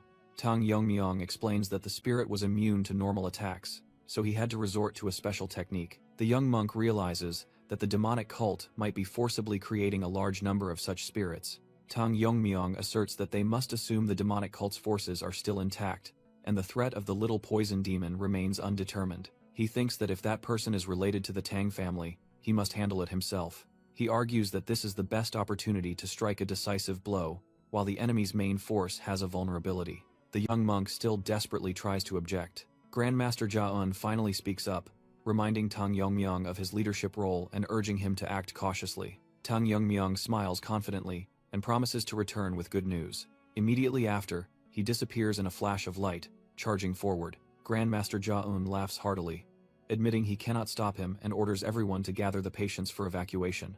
However, in his heart, he is still deeply worried about the extreme demon masters and the demonic cult leader Tang Yongmyong is about to face. Nevertheless, he decides to set aside his doubts and place his complete trust in the righteous leader. The Grandmaster's well wishes echo, hoping Tang Yongmyong returns safely. The scene shifts to the heavenly demon cult's headquarters in Xinjiang, a massive architectural marvel amidst treacherous mountains. A voice announces the arrival of the little poison demon. Tang Munchan, with his robust physique, strides into the demonic cult's main hall. A white-haired female demon lord greets him, congratulating him on his great achievements on the battlefield, and Tang Munchan bows respectfully. The female demon lord remarks that he finally looks like a true demonic disciple. She also teases about how the Yang family head, who is now his father, is also very proud of this news. The story flashes back a few days, to when Tang Munchan reached the Poison Master realm. In the flashback, the female demon lord introduces him to the Yang family head, who will guarantee his status from now on. Tang Munchan is about to introduce himself as belonging to the Tang family, but stops, realizing that is no longer true. The Yang family head reminds him that he has abandoned the Tang family and announces his adoption of Tang Munchan as his son, with the new name Yang Munchan. Tang Munchan reluctantly accepts and calls him father, causing the Yang family head to laugh heartily, finally having a reliable son. Returning to the present, Tang Munchan humbly expresses his gratitude, but the female demon lord finds the answer boring. She says the cult master will surely reward his merits, and asks what he desires. Recalling the battle with the Kunlun sect, Tang Munchan requests to learn their divine body technique so he can join the pursuit squad. The female demon lord agrees it's a good choice, then appears to be contemplating. She dismisses the request, stating that divine techniques like that are too common in the cult's library. Instead, she offers something more interesting, the original version of the reverse blood demonic technique. This is the demonic technique that the heavenly demon lord's forces once used, capable of unlocking potential and multiplying power many times over. Tang Munchan worries about the risk of death or chi deviation, but the female demon lord reminds him that he has already mastered the immortal demon technique. She suggests combining the reverse blood demonic technique to enhance lifespan and the immortal demon technique to prevent death, creating an extraordinary outcome. With her eyes glowing with a sinister purple hue, she admits her curiosity to see what happens when two opposing martial arts are combined. At the Righteous Heavenly Alliance's camp, a strategist greets Jegal Changshin as he oversees. Jegal Changshin explains he is there to re-examine the army's formation, and the strategist praises his diligence. The strategist adds that thanks to Jegal Changshin's swift organization, over 2,000 people were able to move in just a few days. He then asks if the Alliance leader and Grandmaster Jia-un have met with the Kunlun sect members yet. Elsewhere, Jia-un appears worried, secretly hoping they are not too late. Jegal Changshin calculates that if the Alliance leader successfully heals the two elders and brings them to the front lines, the Alliance will have a total of 6 Fire Realm experts. He analyzes that the Heavenly Demon Lord has 5 Extreme Demon Masters, so they must hold their ground and stall him until the Alliance leader returns. However, Jegal Changshin is unaware. A significant amount of time will pass before he can reunite with Tang Yongmyong, and he will return after causing a world-shattering event at the demonic cult's headquarters, far beyond all expectations. At the Heavenly Demon Cult's headquarters in Xinjiang Tianshan, Tang Munchan is praised by someone for his great contributions, which have advanced the cult's plan to enter the Central Plains by one step. The demonic cult's cult master sits on his throne, declaring that such merits must be rewarded, and asks Tang Munchan to state his wish. This is the first time he has met the cult master, Tang Munchan thinks to himself that the old man is different from what he imagined, and the pressure from his demonic energy is terrifying. Tang Munchan boldly requests to be granted the true version of the reverse blood demonic technique. The cult master appears surprised by the request. He repeats the question, the true version of the reverse blood demonic technique? The cult master ponders. After a moment, he leans back, continuing to consider this unexpected request. The cult master deduces that it cannot be a coincidence that someone possessing the immortal demon technique is seeking the reverse blood demonic technique, and concludes that the demon master must have told him. The white-haired demon master suggests that the other demon master likely told Tang Munchan that an immortal body can bypass the technique's backlash. The cult master laughs heartily, acknowledging the demon master's curiosity as a charm, then decides to get straight to the point. He declares a shocking truth. There is no true version of the reverse blood demonic technique. The cult master explains that it was originally a potential bursting technique, and using all acupoints, at the risk of one's life, is the true version. Tang Munchan is completely bewildered, as this contradicts what he has been taught. He is speechless, only able to express his utter confusion. Suddenly, Tang Munchan feels his entire body controlled by a surge of energy, unable to move. He realizes in horror that this is the heavenly demon technique he comprehended, which the demon master mentioned. The cult master casually states that he thought it would be faster for Tang Munchan to experience it himself. The cult master's hand tightens slightly, increasing the invisible pressure. Tang Munchan strains to resist the force constricting his body. The cult master explains that he is merely overloading Tang Munchan's demonic energy slightly. Otherwise, he would have fallen into a berserk state. He reveals that the heavenly demon technique, once comprehended, can control the demonic energy of all demonic individuals in the cult. However, one person escaped that control, the immortal demon. The cult master recounts that when he tried to force the immortal demon into a berserk state, it only caused his potential to explode, turning him into an uncontrollable monster. Tang Munchan inquires about the immortal demon's fate, saying he heard from the demon master that the cult leader at the time killed him. The cult master admits he did not explain thoroughly to the demon master. The truth is, the immortal demon overused the reverse blood demonic technique, causing his regenerative abilities to spiral out of control and leading to self-destruction. The cult master concludes that if someone who has learned the immortal demon technique pushes the reverse blood demonic technique to its limit, that is its true version. Finally, he warns that to obtain such power, Tang Munchan must undergo a berserk state similar to what the immortal demon experienced. The cult master sneered, warning that if one wasn't proficient in the immortal demon technique, learning this additional technique could hasten death, then asked Tang Munchan if he still wished to learn. Without hesitation, Tang Munchan knelt, affirming that to avenge Tang Yongmyong, he would do anything. With eyes burning with hatred, he declared he would bet his life 100 times over, and begged to be granted the true reverse blood demonic technique. At a camp of the righteous Heavenly Alliance, the peaceful scenery contrasted with the tension within. A gray-bearded official felt something was amiss. He looked at the map, noticing that the destroying Demon Lord's forces had been unusually stagnant recently. He speculated if the Demon Lord was severely injured from the battle with the Sword King, but also feared another possibility. Suddenly, he called out loudly, signaling an emergency. A Grand Master named OK Yang from the Hua Mountain sect rushed in, bringing earth-shattering news that the destroying Demon Lord had moved. With a horrified expression, OK Yang reported the rest of the news. He screamed that they had invaded Shaolin Temple, where the monks were facing the enemy's blades. A muscular monk roared in anger, disbelieving that anyone would dare to provoke Shaolin, a place protected by the imperial family. The invader, Yun Junghyuk, stood before his army and faced the monks. He casually asked the monk if he truly thought so, leaving the monk stunned. Yun Junghyuk scoffed, saying the emperor seemed to prioritize practical safety over faith in Buddha. The monk was speechless, unable to respond to the harsh truth. Yun Junghyuk unleashed an attack named Repentance, sweeping through the monks' ranks. He declared that neither the imperial court nor the righteous Heavenly Alliance would come to their aid. With his hair turning white and his eyes glowing, he asserted that even if they came, it would be futile. Yun Junghyuk coldly announced that from this day forward, not a single monk would live to see the night moon. The Shaolin monks cried out in terror as they faced Yun Junghyuk and his army. Elsewhere, an official was in a panic reading a notice that the imperial court would not intervene in martial arts affairs, fearing they had decided to abandon Shaolin. He hastily ordered Grandmaster OK Yang to gather the army immediately, stating they had to reach Shaolin even if it was late. However, Swordmaster Chung Nam Hak Un stepped in and declared that it was impossible. Accompanying him was Sword Saint Wu Tang Song Chung, who asked Jegal Changshin if he was a soldier of this alliance. The gray-bearded official asked in disbelief, not believing that even the righteous Heavenly Alliance intended to abandon Shaolin. Hakun shouted that not only was the destroying demon lord acting, but the demonic sects in Shanxi had also begun to move. The official and OK Yang were stunned by the news from Shanxi. Song Qiang explained that the three demonic clans following the destroying demon lord had begun their actions, with the Hua family in Shanxi having announced a send-off ceremony for the Great War. Meanwhile, at the Hua family, the great Madame Hua Yunzheng mused that the day had finally come. She poured tea while contemplating the great war between righteousness and evil. She told the person opposite her that her son, Hua Mu Riong, had been waiting for this day to achieve merit and impress his father.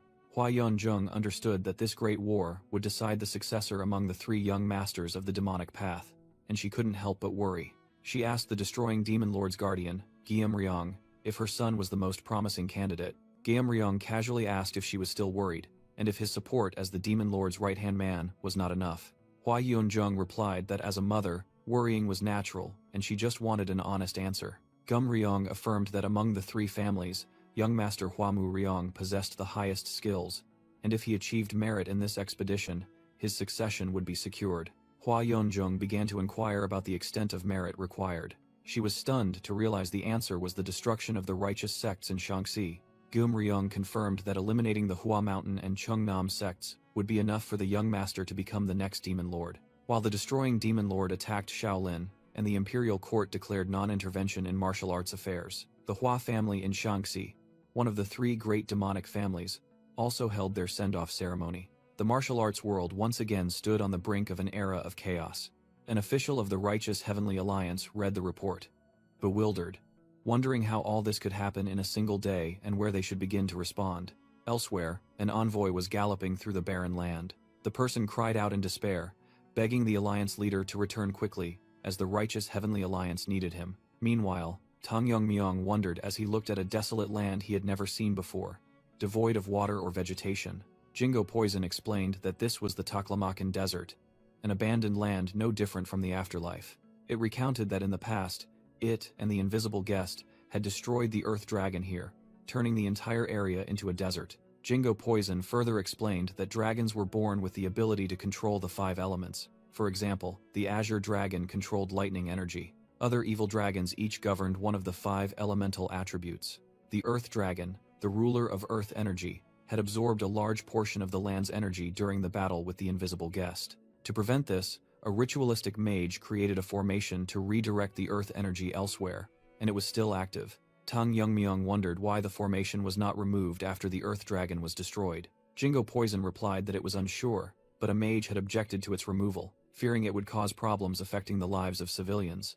That person was the Demonic Path's Night Demon, a mage with unparalleled skills of that era. His talent was so exceptional that he could perform formations alone, making other mages and even the invisible guest unable to object. However, Jingo Poison warned that the demon followed a different path than orthodox mages, and surely had other intentions. Unlike others, he used evil spirits as subordinates to build his status, thus being able to perform forbidden arts without punishment. Tang Yongmyong summarized the warning and then turned to tease Jingo Poison for speaking so unusually much, asking if it was worried about him. Jingo Poison grumbled that it was worried about itself, because if Tang Yongmyong died, it would die too due to their bound souls. Tang Yongmyong brushed it off and asked about the size of the desert they were crossing. Jingo Poison responded to the question and commented that Tang Yongmyong's speed had slowed down. In another development, the demonic cult master warned Tang Moonchan not to stray more than 3 steps from him, while Moonchan secretly thought about his goal of learning the reverse blood demonic technique. Tang Moonchan realized they were originally walking at the edge of the desert, but then the landscape suddenly distorted, leaving him unsure of his location. He broke into a sweat, suspecting this was a type of formation similar to what he had seen in the Young Master competition. The cult master suddenly announced that they had arrived. Before them was a colossal stone wall with a large seal circle bearing the character Feng, seal.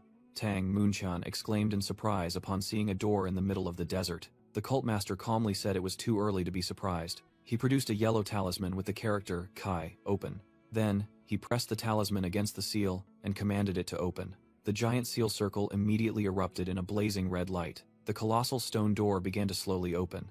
The cult master pulled the stunned Tang Moonchan through the gate. Beyond the door was a completely different space, a lush and verdant forest.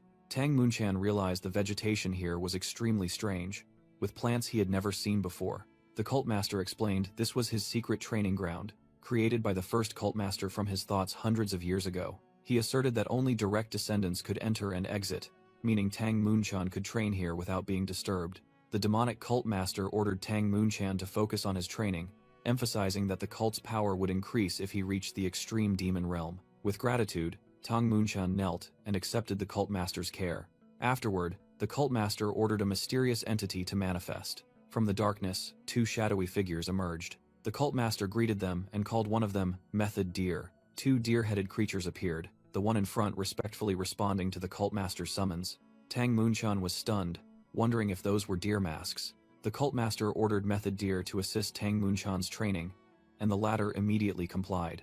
The cult master explained that during his training, Method Deer would handle all his daily needs. He asked one last time if Tang Munchan had changed his mind, and the latter firmly denied it. Satisfied, the cult master performed the heavenly demon divine technique. A stream of purple energy enveloped Tang Munchan, transporting him into the demonic realm. He immediately felt excruciating pain, far beyond any previous demonic energy outburst. Screaming in agony, Tang Munchan's body began to convulse and transform. His body swelled and grew sharp spikes, while the cult master watched. The cult master expressed his belief that Tang Munchan would endure like the immortal demon did, and hoped he would achieve good results. He used a talisman and commanded the entrance to the training space to close. Inside, Tang Munchan lay convulsing on the ground as the cult master turned and left. In a desolate desert, Tang Yongmyong and Jingo Poison were surprised to discover something. Jingo Poison explained that they had found the reverse dragon seal formation, Earth, a powerful formation created to destroy the Earth Dragon. Jingo Poison confirmed that Tang Yongmyong could also sense something strange beneath the formation. It revealed an underground space where thousands of evil spirits were imprisoned. Tang Yongmyong immediately guessed that this was the work of the night demon of defying heaven. Jingo Poison explained that such individuals would resort to any means, including turning evil spirits into subordinates to increase their power. Tang Yongmyong was astonished by the sheer number of evil spirits, far exceeding expectations, and wondered if he should deal with them before confronting the demonic cult. He worried that if they were also immune to physical damage like the Chimimorio monster before, dealing with them would be troublesome. Meanwhile, Jingo Poison panted, imagining its power would skyrocket if it could devour all these evil spirits. It timidly asked permission to act, and Tang Yongmyong readily agreed. To Jingo Poison's surprise, Tang Yongmyong admitted he was not a sorcerer and had no understanding of evil spirits. He suggested that Jingo Poison was more suited to handle them, making it even more confused by this easy approval. Tang Yongmyong explained that he was tired after the long journey and needed a day of rest before the battle. He allowed Jingo Poison to transform and instructed it to finish quickly and then find him. Jingo Poison happily obeyed. Immediately, Jingo Poison reverted to its giant snake form, its blue horns glowing. Before leaving, it showed Tang Yongmyong the way to a village north of the desert and promised to return. Tang Yongmyong nodded in agreement. As he turned to leave, a massive explosion erupted from the ground behind him. Underground, countless evil spirits were sealed by numerous glowing talismans. A guardian evil spirit with skeletal hands sensed a powerful energy approaching. It realized it was not its master, but the energy of a hungry soul. The evil spirit's eyes glowed, identifying the intruder. An intruder had appeared. The four-eyed divine hound, guardian of the reverse dragon seal formation, ready to eliminate any threat. Meanwhile, Jingo Poison flew around, feeling strange, wondering if the Earth's energy was trapped by a formation beneath this desert. It discovered a massive pit. Without hesitation, it plunged straight down. Looking into the abyss, Jingo Poison sensed countless energy streams and guessed that this was where the evil spirits were sealed. It thought to itself that if it could absorb them, its level would increase significantly. Suddenly, Jingo Poison sensed something rushing towards it. It turned to face the approaching danger. The four-eyed divine hound landed forcefully. The monster roared, questioning Jingo Poison why it dared to set foot in this place. It threatened to destroy the intruder. The divine hound recognized Jingo Poison as a top-tier entity, then suddenly found it familiar. It asked if Jingo Poison was the blue-horned white snake, a subordinate of the invisible guest, leaving Jingo Poison stunned. The divine hound confirmed it had seen Jingo Poison when the invisible guest was alive and thought it was dead, then contemptuously asked what a tool was doing here alone. Called a tool, Jingo Poison became enraged, its eyes glowing fiercely. It roared in response, calling the divine hound merely a gatekeeper for insignificant beings. Jingo Poison screamed, "How dare you call me a tool? and charged at the divine hound.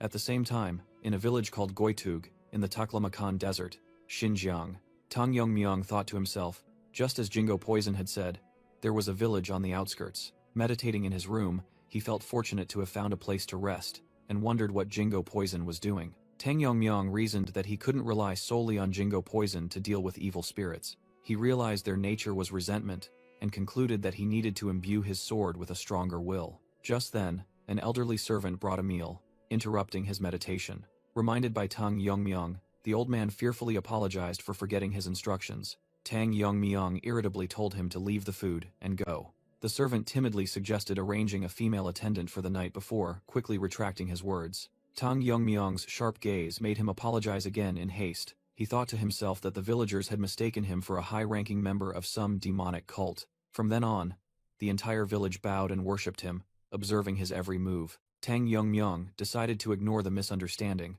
but their excessive hospitality was becoming bothersome. Suddenly, another voice echoed from outside the door, further irritating him. A man with a stern expression entered, and directly asked who he was. The man stated he had recognized his identity from the start, and asked if he was from the Tang family. Tang Yongmyong was slightly surprised to be recognized. The man was Zhang Chunil, a former warrior of the demonic path during the Black Death Alliance's rule in Sichuan. One day, his wife was harassed by a superior from the Black Death Alliance and committed suicide in shame. Enraged, Zhang Chunil killed the perpetrator in revenge but was hunted and forced to flee to Xinjiang.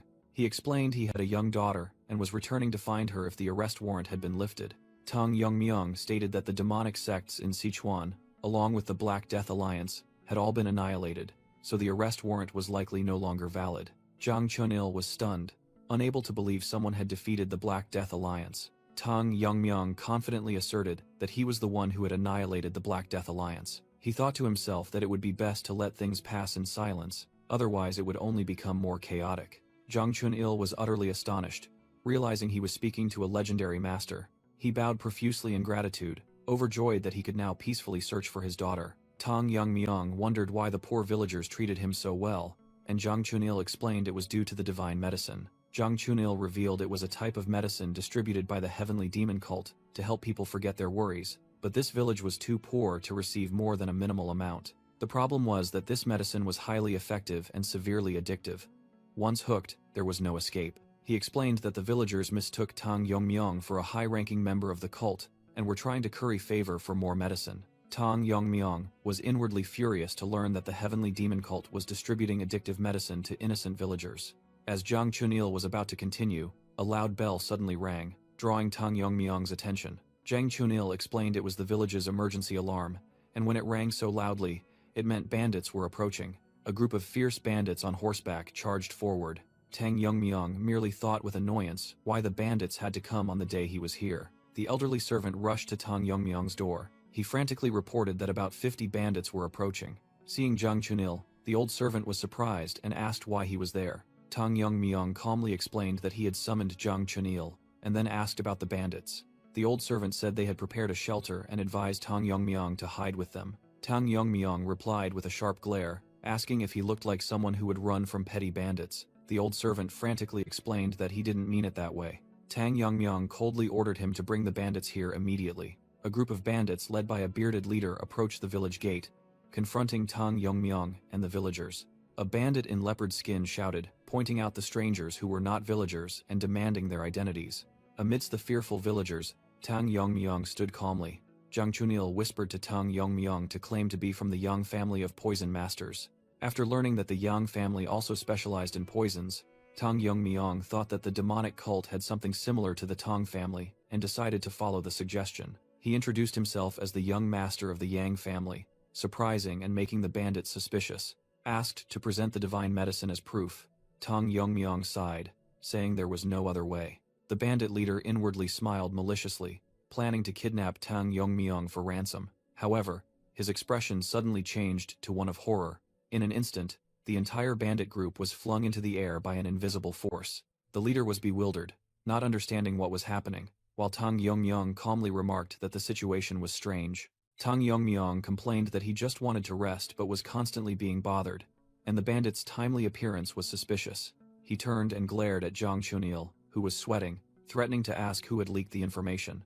The villagers, led by Zhang Chunil, exclaimed in astonishment at Tang Yongmyong's incredible power. The leader was stunned to realize Tang Yongmyong had hidden his true strength. The surviving bandit in leopard skin quickly bowed his head to the ground, begging Tang Yongmyong for mercy. He confessed that they came on someone else's orders and was about to reveal the mastermind. The accused was the village chief, shocking the villagers and Tang Yongmyong alike. The village chief sweated profusely, unable to believe he had been exposed. The old man frantically denied the charges, blaming the bandit and instigating Tang Yongmyong to kill him to silence him. The bandit leader angrily exposed the wicked old man, reminding him that it was he who reported the naive young master for them to kill and rob. He continued to confess that he and the village chief had a close relationship and had collaborated to harm sect members many times before. The village chief would provide information about passing merchant caravans, and then they would rob them. The old man greedily kept most of the wealth. Otherwise, the village would have escaped poverty long ago. The bandit leader challenged Tang Yongmyong to search the village chief's house, which surely contained ill-gotten gains. An indignant villager shouted the name of the village chief, Hyun Yong-gil. The villagers turned to question the village chief, asking if the accusations were true. Cornered, Hyun Yong-gil could only remain silent before the villagers' furious gazes. The enraged crowd realized that it was the old man's deceit that caused the deaths of the young men in the village guard. Surrounded by hateful eyes, Hyun Yong-gil stammered a defense, claiming it was all a misunderstanding.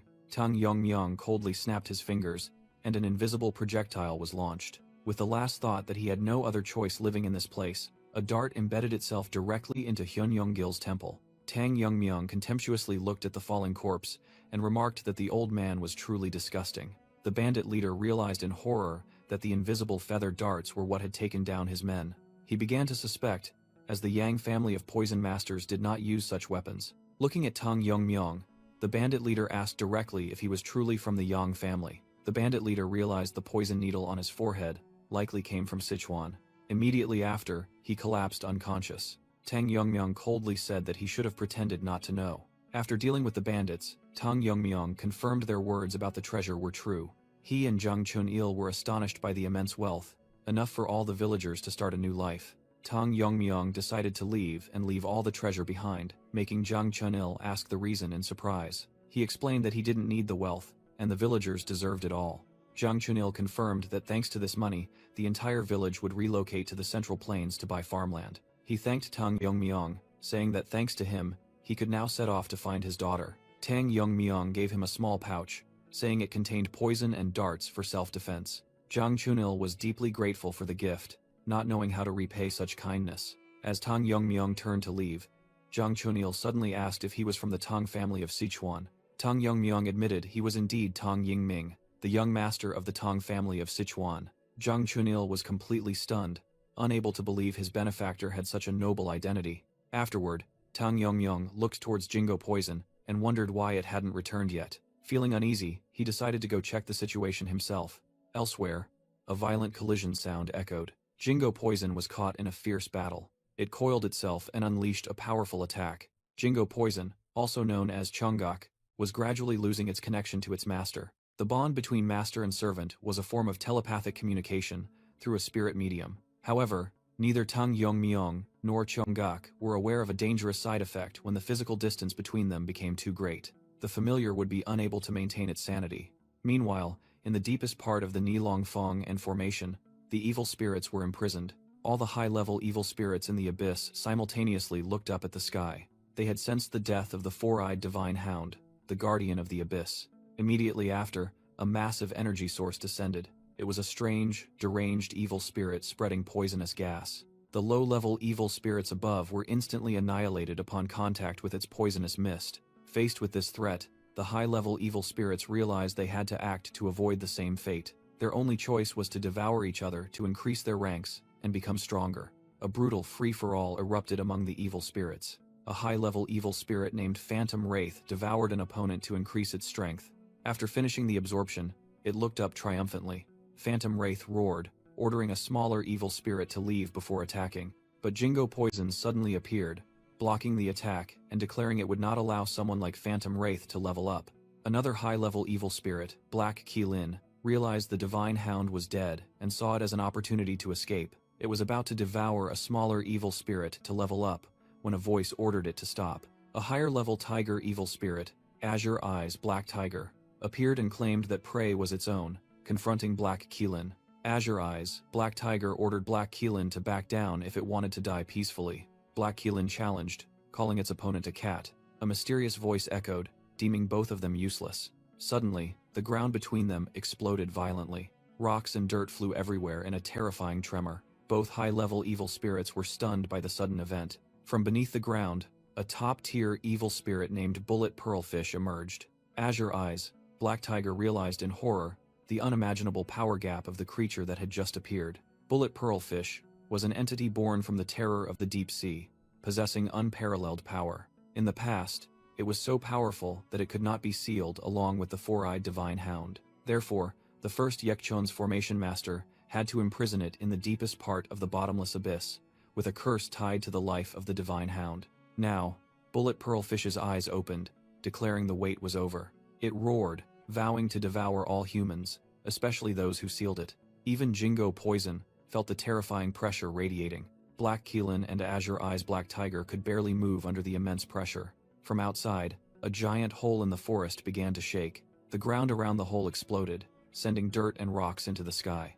Inside the abyss, a rift opened in the barrier, revealing the sky. Black Keelan told Azure Eyes Black Tiger that they should look at the current situation.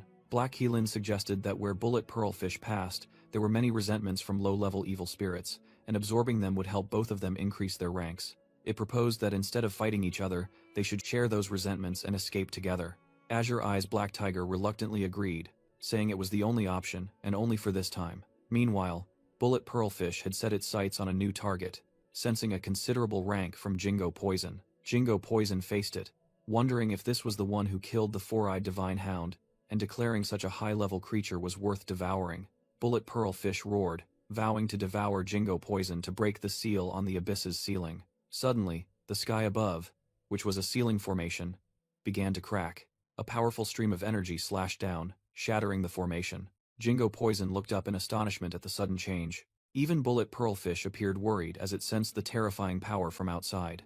The life-or-death battle among the low-level evil spirits continued relentlessly to steal each other's ranks. Azure Eyes, Black Tiger, and Black Keelan also looked up in shock, unable to believe their eyes. They were stunned to realize that the sky created by the knee-long formation had completely shattered. Bullet Pearlfish wondered who could break such a powerful formation, suspecting that the one who sealed it years ago was still alive. A figure began to descend from the hole in the sky. Bullet Pearlfish waited tensely, believing the first Yekchon's formation master had returned. However, the one who appeared was not the one it expected. The person was none other than the young master of the Tang family of Sichuan, the venomous sword dragon, and he asked Jingo Poison if it wasn't done yet. Tang Yongmyung looked down and sternly asked Chonggok if it was being lazy. Inside the bottomless pit, the jadefish evil spirit stared in shock at Tang Yongmyung, who had just torn open the seal in the sky. It thought in astonishment, "What is this? Tearing apart a spell formation without being a heaven-defying formation master?" Realizing the formation wasn't regenerating, it knew the sky had truly opened up. The jadefish evil spirit secretly rejoiced, thinking that with the appearance of this stranger, they could easily escape. Meanwhile, Tang Yongmyung was preoccupied. What's wrong with that guy? Hearing its master's call, Jingo Poison, in its blue-horned white snake form, let out a roar. Tang Yongmyung held out his hand, preparing to summon it. "We'll hear the details later," he said. "Come back here, Chonggok." Immediately, Jingo Poison soared towards him. Tang Yongmyung was relieved when he checked, and found his spirit beast completely unharmed. Holding the bewildered Jingo Poison in his hand, he sighed, always making things complicated. Suddenly, a colossal voice boomed from behind. "Hey, human." Tang Yongmyung turned around, facing the jadefish evil spirit. "Is that giant fish talking to me?" he thought to himself. As the evil spirit commanded, "Tear the formation wider. It's too narrow for me to escape." Tang Yongmyung glanced indifferently at the tear in the sky. "That? Yes," the evil spirit replied. "If you do that, I won't care what you do here." "It's not difficult, but your attitude is a bit annoying," Tang Yongmyung retorted. "And what if I refuse?" The evil spirit roared threateningly. "You'll regret it!" Then it shouted, "Listen, everyone. The sky has opened." Its call echoed throughout the bottomless pit. "This is our chance to escape." Hearing the announcement, all the imprisoned evil spirits, from the black-eyed Black Tiger to the Black Keelan, began to stir. The jadefish evil spirit roared, rallying its kin, Eliminate that human and let's escape together, Tang Yongmyong thought to himself. This mountain-sized fish is truly petty, and all sorts of bizarre creatures are stirring. He estimated the number must be in the thousands, realizing it was impossible to purify them one by one. Facing the horde of roaring evil spirits charging towards him, Tang Yongmyong stood firm without a trace of fear. He decided it was time to test the technique, specifically created to deal with evil spirits. Tang Yongmyong drew out the white snow dragon Fang's short blade, white as bone. He gripped the weapon tightly, beginning to focus energy into it. A colossal aura erupted, forming an energy vortex that enveloped Tang Yongmyong. The jadefish evil spirit was terrified by the immense pressure, realizing it came not from the human, but from the sword. A massive amount of energy was being compressed into the short blade. Tang Yongmyong told himself he had to be precise to finish it in one blow, as his master had taught him. In a flashback, his master explained, this was the technique to shake Jing, one of the 3 treasures of Jing Qi Shen, based on vibrations to counter martial arts and magic. By transmitting a disintegrating force into the vibrations and attacking the soul-like essence, this technique was unleashed. Even ghosts would become powerless before it. The jadefish evil spirit was stunned, not understanding what was happening with the short blade. It couldn't believe that Tang Yongmyong simply threw the weapon. The short blade shot forth like an arrow of light, piercing an evil spirit and disintegrating it. Tang Yongmyong explained that this was a sword strike that unified vibrations, and its power would increase as he focused his energy. He unleashed the explosive force sword technique, and a terrifying wave of vibrations spread out. A colossal energy ripple erupted, sweeping through the entire bottomless pit. The jadefish evil spirit's eyes dimmed amidst the terrifying vibrations. All the evil spirits in the bottomless pit were swept into the destructive energy vortex. The ancient ceiling formation shattered into pieces under the power of the attack. An earth-shattering explosion flattened everything, completely purifying the area. The jadefish evil spirit thought in despair, how can this be? After enduring for so long, finally freed from the seal, only to end like this, it vanished before Tang Yongmyong. After the battle ended, Tang Yongmyong stood calmly amidst the purified space. He gently nudged the unconscious Jingo Poison in his palm and called, Chonggak, wake up, Chonggak. Seeing no reaction, Tang Yongmyong lost patience. I said, wake up. Jingo Poison groggily woke up, asking in confusion, Yongmyong, why are you here? It suddenly remembered and panicked. Wait, what about the evil spirits down there? They both looked up, countless energy remnants of the evil spirits hovering like fireflies. Jingo Poison exclaimed in astonishment. So many remnants. Did Yongmyong deal with them all while I was out? Tang Yongmyong asked sternly. You were so confident, yet you lost consciousness to the point of not recognizing me. What happened? Jingo Poison stammered an explanation. Well, I was fighting something that seemed to be the gatekeeper here. For some reason, as soon as the battle started, I lost my mind. I apologize. It sincerely admitted its fault. Tang Yongmyong breathed a sigh of relief. As long as you're okay, let's go. We've wasted too much time. Jingo Poison hastily stopped him. Wait, it eagerly suggested. Before we go, let me absorb those remnants. If I absorb that energy, I might be able to. But Tang Yongmyong cut it off with a cold hey. Tang Yongmyong squeezed Jingo Poison's cheek, grumbling. I've already used up inner energy equivalent to 4 meridians, and now you want to waste more time? He continued to scold. Didn't I say I didn't want to waste any more time? Do you have no conscience? Jingo Poison immediately put on a pitiful expression, but Tang Yongmyong was unmoved. You think acting cute will work? To escape, Jingo Poison quickly offered. Then I'll tell you the key, making Tang Yongmyong ask in surprise. The key? That's right, Jingo Poison replied. The key to the myriad heavenly flower rain. A supreme technique of the invisible guest that suddenly appeared in Tang Yongmyong's mind. Tang Yongmyong narrowed his eyes warily. How do you know that? Jingo Poison began to recount a past story, when the invisible guest, whom it called the invisible visitor, revealed the secret before sealing it.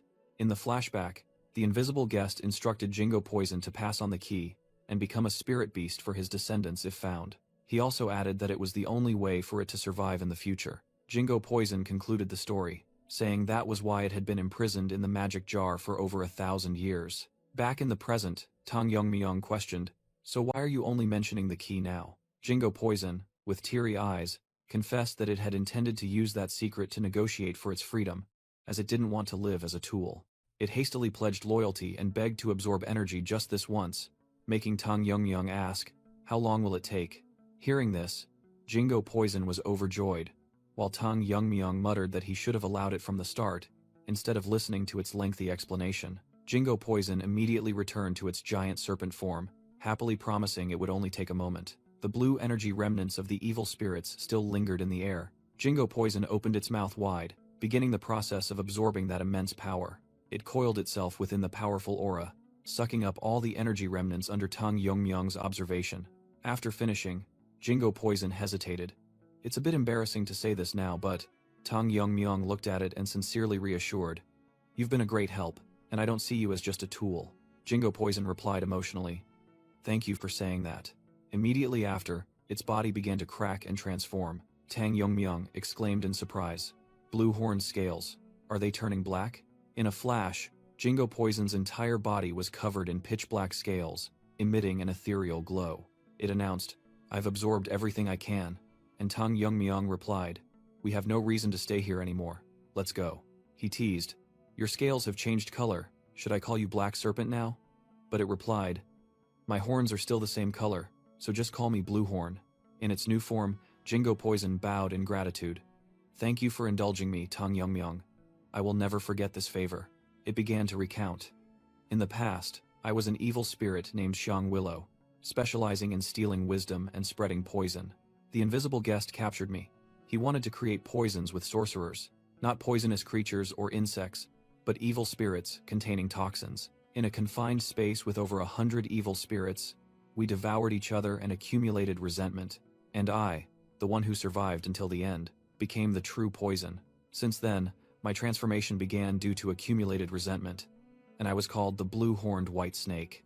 After hearing this, Tang Yongmyung remarked, Isn't this similar to how a martial artist reaches the 3 flowers gathering at the peak realm? Jingo Poison explained, Similar, but with a slight difference. Evil spirits are fundamentally creatures of degeneration. It's almost like a demon learning the martial arts of degeneration.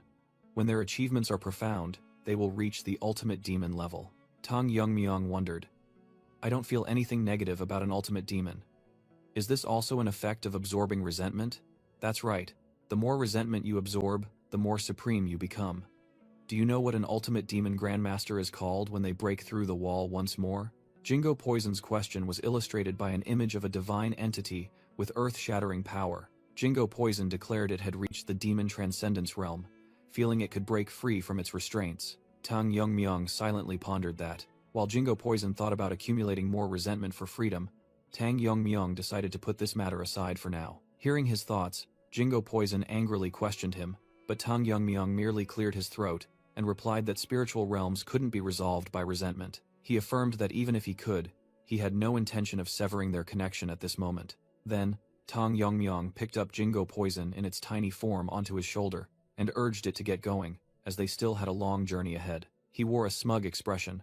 Then Tang Yongmyung sneered, teasing that Jingo Poison was the one who had wasted time. He traversed the wasteland at an astonishing speed, secretly thinking that he might become attached to the desert. Suddenly, Tang Yongmyung stopped short as he sensed something unusual. He stopped, asking Jingo Poison, who looked worried in his hand. What's wrong? Jingo Poison explained that ahead was Maori village, where he had rested after entering the reverse dragon ceiling formation.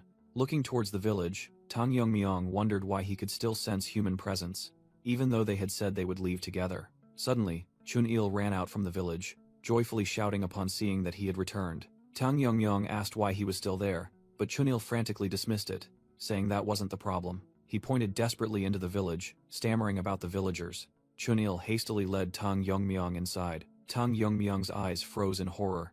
Before him was the sight of countless villagers lying scattered on the ground, their faces covered with white cloths. Chun-il tremblingly explained that not long after he left, they began to foam at the mouth and collapse in pain. Chun-il explained that the young people barely survived, but the elderly and children didn't make it, leaving Tang Yongmyung stunned and asking for the reason. He hypothesized that these were withdrawal symptoms from the divine pill.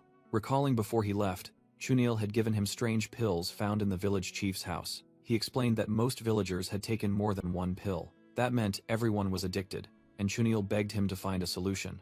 Tang Yongmyung recalled that he had indeed sensed toxins in every villager's body, but at the time, he simply thought they were weakened by the lack of food in the desert. He agreed to help and asked to gather everyone, making Chun-il overjoyed. Back in the present, Tang Yongmyong explained that even though he had absorbed the poison, he hadn't anticipated the withdrawal symptoms, as the divine pill's nature was to disrupt the senses, not kill. He added that attempting to detoxify would cause an even greater problem. Astonishing Jingo poison. When their paralyzed senses returned, even a light touch would cause burning pain. Jingo poison shivered, concluding they had only two choices: slowly die from addiction, or endure horrific torture during detoxification. Seeing Tang Yongmyong's pained expression, Jingo poison couldn't help but be surprised, having never seen him like that before. Before him was still a body covered with a white cloth. Tang Yongmyong lifted the cloth, revealing the face of the deceased village chief, Hyunyong-gil. He bitterly realized that his well-intentioned actions, when he placed his hand on the deceased's face, had become the cause of their deaths. He ordered the stunned Chun-il to gather the survivors and bring them to the Tang family, and to give the divine pill to Tang Yijun. Tang Yongmyong believed that Tang Yijun would find a way to resolve the divine pill's addiction symptoms, instructing that merely mentioning his name would secure help. He immediately set off, rushing away at an astonishing speed. Chun-il could only stare, calling master, as his silhouette disappeared into the distance. On his way, Tang Yongmyong recalled information about his next target, the Poison Master Yang family, where the demonic cult specialized in poison research. He resolved that the first thing he would do upon reaching their base was to annihilate the entire family. In a distant place, the headquarters of the Poison Master Yang family, a renowned clan within the demonic cult, appeared majestic. Inside, members were hastily concocting poisons, one urging them on due to a shortage of poisonous tree sap. A deputy poison master ordered the new recruits to gather, emphasizing the value of the divine pill and announcing the family head's imminent arrival. Immediately after, footsteps echoed, signaling the family head's appearance. The deputy poison master immediately bowed to welcome the family head. The Yang family head, named Yang, praised his subordinate's diligence and inquired about the progress of the divine pill's production. The deputy poison master quickly flattered him, and Yang contentedly accepted the adulation. Yang secretly mused about recent successes, especially gaining the cult master's trust due to the increasing demand for the divine pill.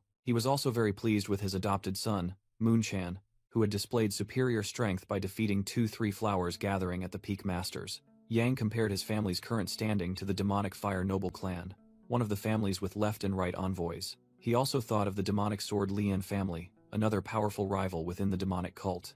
With these achievements, Yang was certain that the Poison Master Yang family would soon become the next leading clan. Suddenly, the deputy poison master spoke, inquiring about young master Moonchan. Yang proudly replied that Moonchan was being personally instructed by the cult master himself, a reward for his achievements. Nevertheless, the deputy poison master couldn't help but wonder and worry about why the family head suddenly asked about Moonchan. In his lair, Yang pondered that it had been quite a while since the young master had used pian pills. This type of elixir was an extremely potent painkiller, and the divine pill was its diluted version. He wondered if Moonchan could endure pain without pian pills, or if he had found something to replace them. As Yang was about to consult with the physician, a loud noise suddenly erupted. The entire room shook violently, making him and his subordinates wonder in astonishment if it was an earthquake. A piercing scream rang out as the door was burst open by someone. A subordinate frantically shouted that an intruder had appeared. The deputy poison master's face turned pale with extreme terror. The stranger landed in the courtyard with immense power. A guard from the Yang family rushed out, shouting a challenge to the one who dared to come here. But immediately, the guard's eyes filled with horror. Looking down from above, Yang was stunned to see his courtyard littered with the corpses of guards, and a single person standing amidst the battlefield. He couldn't believe that the entire guard squad had been defeated, while the intruder spoke, saying he had been searching for this place since early morning. Tang Yongmyong declared that he had come to face the members of the Poison Master Yang family, those who created divine pills to destroy innocent people. With his silver-white hair and glowing eyes, he directly asked if he was the head of the Poison Master Yang family.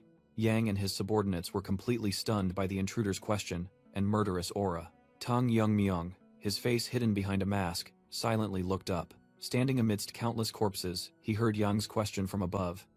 "Are you here for me?" Yang recognized the character Zheng on Tang Yongmyong's attire in horror, wondering why someone from the Orthodox Heavenly Alliance was here. Tang Yongmyong coldly condemned them, those who spread poisons and destroyed the lives of common people, and declared that he had come to annihilate the entire family. Yang stammered in confusion. He was still reeling, wondering what he had just heard.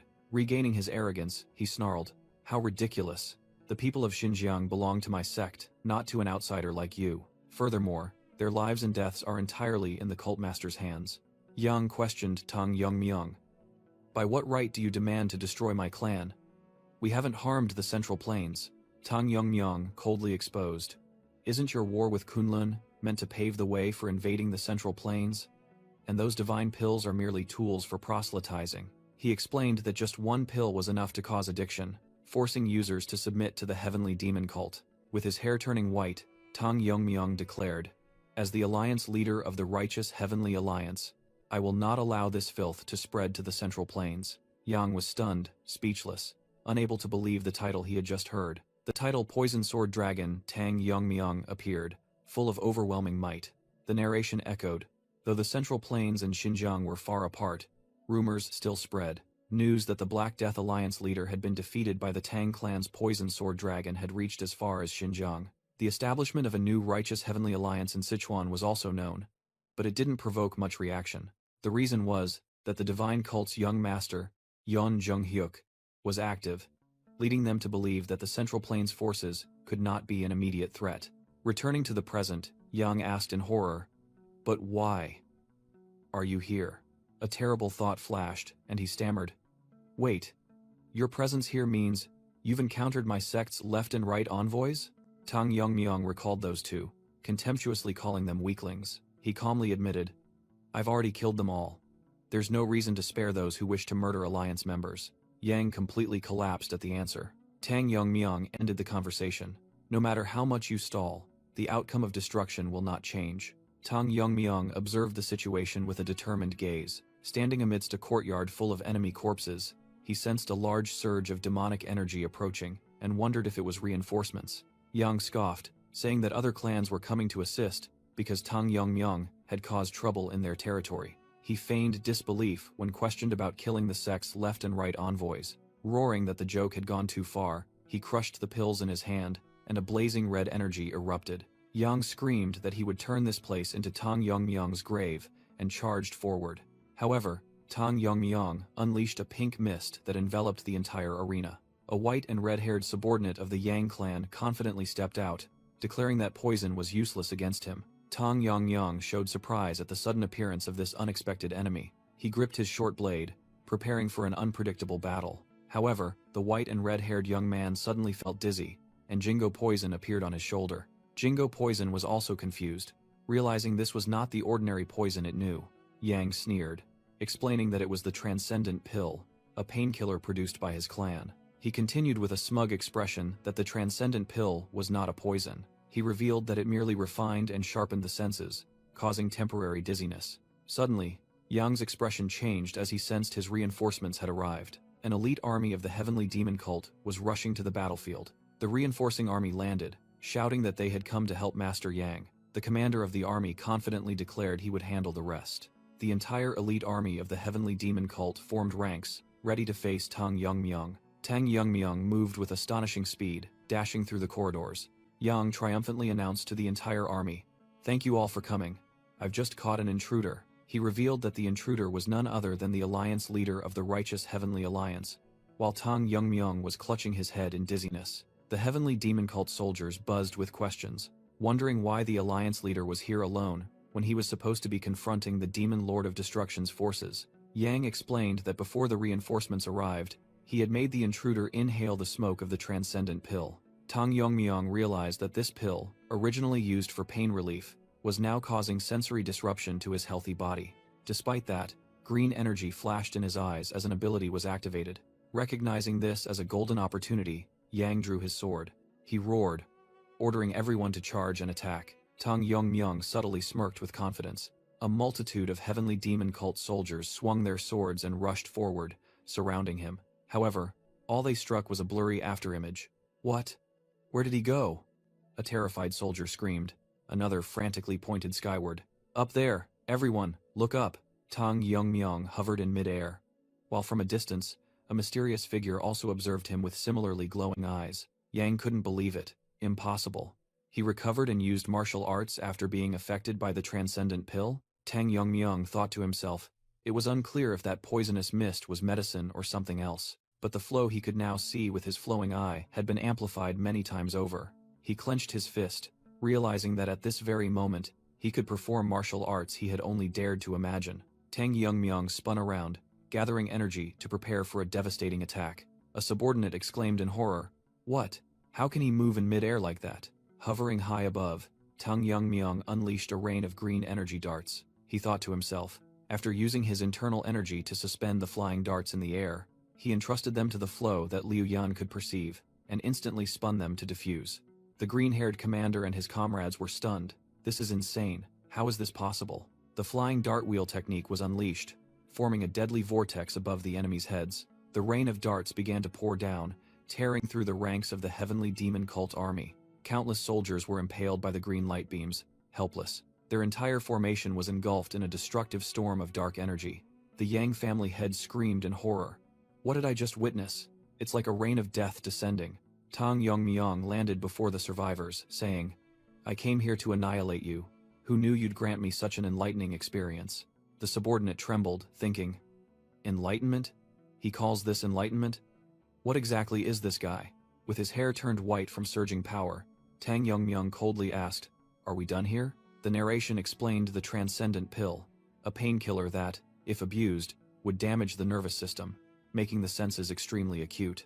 However, Tang Yongmyong's poison cultivation physique absorbed the excess medicine, adjusting its effects to the maximum his body could withstand. As a result, the effect manifested in Tang Yongmyong as a sublimation of clear consciousness. In other words, it began to act as a stimulant, making him feel omnipotent as he did in his previous life. The Yang family head cried out in despair. Impossible.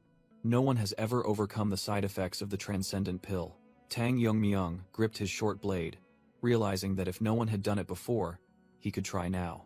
Accumulating a massive surge of green energy, he took his stance, ready to unleash a completely new ultimate technique. The Yang family head panicked, determined to be the first to counteract the side effects. He growled, unable to accept death, and decided to use forbidden arts even without the cult master's command. He self-tapped pressure points on his chest to forcibly increase his power.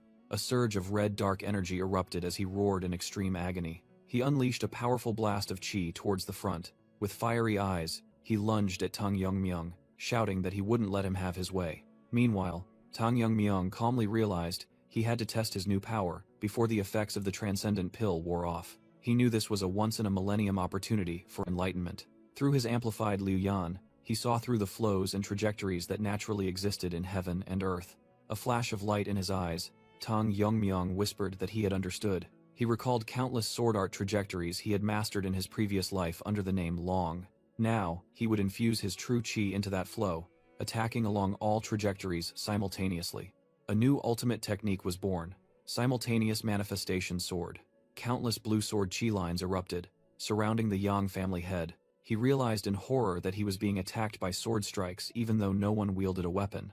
The Yang family head's body was instantly torn apart by thousands of invisible cuts. The terrifying power caused his body to begin disintegrating in an explosion of light. The explosion spread, destroying the surrounding ground. It continued to engulf even the nearby structures. The entire area was submerged in a storm of sword qi, leaving nothing but destruction. Jingo Poison exclaimed in astonishment. To think an entire clan could vanish with just one technique. You truly are incomprehensible. It continued to wonder. Not a trace of life remains.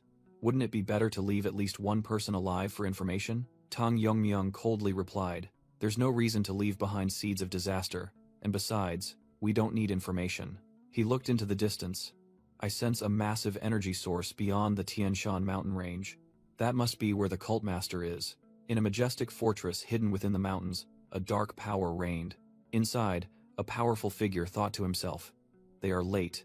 The cult master sat on his throne, annoyed that the left and right envoys, who were pursuing the Kongdong and Kunlun sects, had not yet returned. He speculated that they might have encountered unexpected assistance, though in the Central Plains, few could rival those two. Among those he could think of, at most there was Ja'an of Shaolin, but he believed even he wouldn't be a problem. He was even more confident, having sealed an evil spirit into the right envoy's sword, rendering even Buddhist teachings ineffective.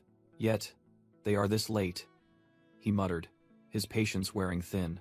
Suddenly, the cult master sensed a change. What is this? All the demonic energy from the direction of the Poison Master Yang family. His eyes widened in horror as he realized. Has vanished all at once. Just then, Maui rushed in, panting. My lord, Urgent news. The Poison Master Yang family. The cult master interrupted. Calm down, Maui. I've sensed it too. You should find a safe place to hide.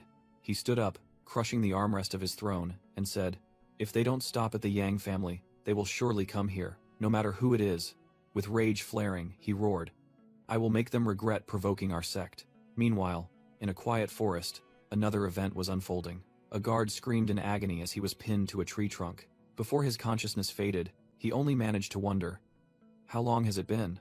Tang Moonchun collapsed, admitting he couldn't adapt to the rampant demonic energy and that his regenerative power also had limits. He roared in pain, fearing that his mind would collapse before his body, turning him into a mindless monster. With burning determination, he asserted that he couldn't let that happen, and called out the name of his enemy, Tang Yongmyong.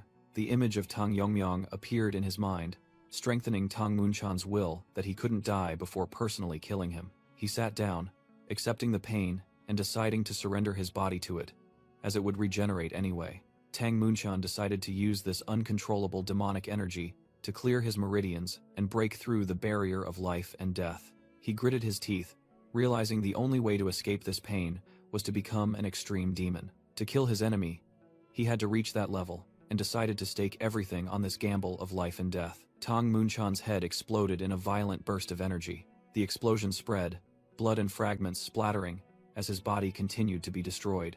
A series of smaller explosions occurred consecutively throughout his body, signaling complete destruction. Amidst the silence, Tang Moonchun opened his eyes and realized he no longer felt any pain. His mind became clear, and he even felt a sense of liberation as he stood up. His eyes now turned blue. He was stunned to realize that a change had taken place within him. Tang Moonchun slowly clenched his fist, feeling the new power. A surge of purple demonic energy swirled around his hand, and he declared that he had truly reached the realm of an extreme demon. With sharp and confident eyes, Tang Moonchun had completely transformed. He called out a name, Bangrok. From the forest, a person with a deer head emerged and respectfully replied, Did you call me? Tang Moonchun asked how long he had been there, and Bangrok replied that it had been 15 days. Tang Moonchun smirked, thinking to himself that he had reached the extreme demon realm in just 2 weeks, and was determined to get his revenge. He looked at his body, wondering if this rapid progress was due to poison arts. Looking at the devastated surroundings, he realized this place had become a mess. Tang Moonchun decided to get dressed and go meet the cult master. Suddenly, he felt something unusual. Thunderclouds unexpectedly gathered, a weather phenomenon that had never occurred here before. He called Bangrok to ask what was happening. Bangrok solemnly announced that the Lord of 10,000 Demons was descending, leaving Tang Moonchun stunned. Tang Moonchun asked again if the cult master himself was coming, but Bangrok explained that the cult master only ruled over demons in the mortal realm, not the Lord of 10,000 Demons. Bangrok continued that the entity had many names, but only one title encompassed them all. From the sky, a figure radiating dazzling light descended, and Bangrok called that person Heavenly Demon. Tang Moonchun couldn't believe his eyes, muttering the 2 words, Heavenly Demon. He asked again in astonishment, not expecting there to be another powerful figure besides their cult master. Before that overwhelming presence, Bangrok immediately knelt. Tang Moonchun was speechless, seeing that even Bangrok, who had never knelt before the cult master, had to pay his respects. His question ignored, he grew even more bewildered, wondering if it was real. The entity called Heavenly Demon hovered in the air, radiating a dark and majestic energy. Standing before a godlike existence, Tang Moonchun felt overwhelmed. He felt the terrifying pressure even more clearly as the entity approached. Tang Moonchun felt an immense pressure, on a completely different level from the cult master's demonic energy. He was mercilessly struck down to the ground by that invisible force. Normally, when a practitioner of demonic arts faces a supreme authority of the demonic path, they are forced to bow in reverence. Falling without pain, Tang Moonchun realized it was thanks to his immortal demonic body, and it was precisely because he had reached this realm that he could comprehend it. He desperately realized that this entity was so powerful that even if he died and revived 1,000 times, he wouldn't be able to scratch his opponent. Even after becoming an extreme demon, was he still so powerless? The Heavenly Demon spoke, calling Bangrok, realizing there was someone not of Yun's bloodline in the space created by its mind, and was told it was Master Yun's disciple. The entity showed disdain upon hearing that such a low-level creature was a disciple. The Heavenly Demon's sharp eyes began to scrutinize Tang Moonchun thoroughly. Despite the pressure, Tang Moonchun struggled to stand up. The Heavenly Demon was slightly surprised, noticing that his unusual body was due to the demonic art he had mastered. But Tang Moonchun's defiant gaze annoyed the Heavenly Demon, which wondered if it was because he could regenerate his head even if it were severed. Tang Munchan knelt, identifying himself as a follower of the divine cult, Little Poison Demon Yang Munchan. He respectfully welcomed the supreme entity of the demonic path, the Lord of 10,000 Demons. The heavenly demon scoffed that he dared to use that title without understanding its meaning, but decided to overlook it due to his ignorance. With just a gentle wave of its hand, the heavenly demon forced the regenerative demonic art to pour out of Tang Munchan's body. It concluded that this was an unusual method that had never existed in its era, but was merely a crude technique born from the fear of death.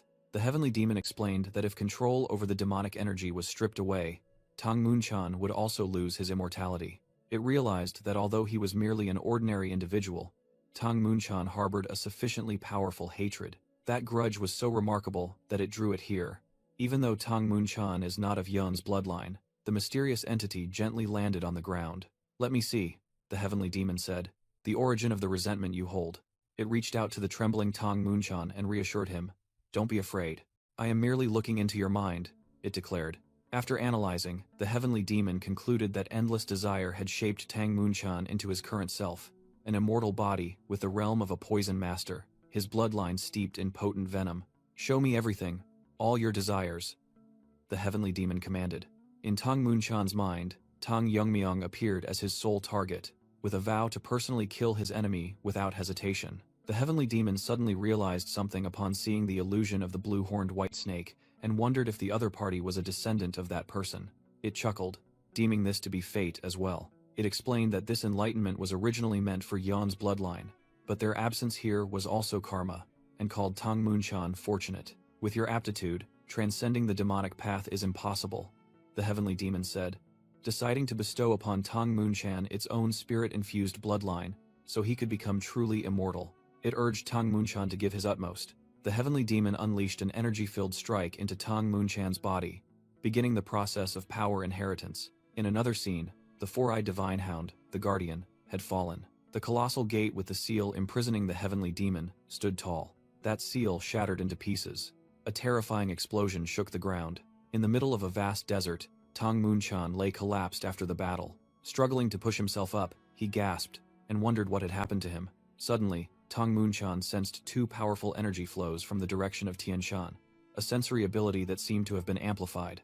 He recognized one demonic energy as the cult master's, but the other energy flow was so familiar, it made him disbelieve. The story was recounted from the Ming cult, the predecessor of the heavenly demon cult, led by an ancestor of the Yon clan, the greatest sorcerer. Contrary to popular belief, this sect championed righteousness and always prioritized the welfare of the common people. As a result, the Ming cult's influence spread further and further, reaching unimaginable heights. The Ming cult's leader dreamed of a day when his sect would become the national religion. But then, he soon had to confront his own complacency. Tragedy struck from the betrayal of the emperor, who was once his loyal follower. Fearing that the Ming cult's power would surpass the imperial court, the emperor mobilized all national resources to destroy them. Losing his people, the cult leader was plunged into extreme resentment and agony. Blinded by hatred for the imperial court, he resorted to forbidden arts that he himself had once strictly prohibited. That is why the first heaven-defying sorcerer could not remain in the Central Plains,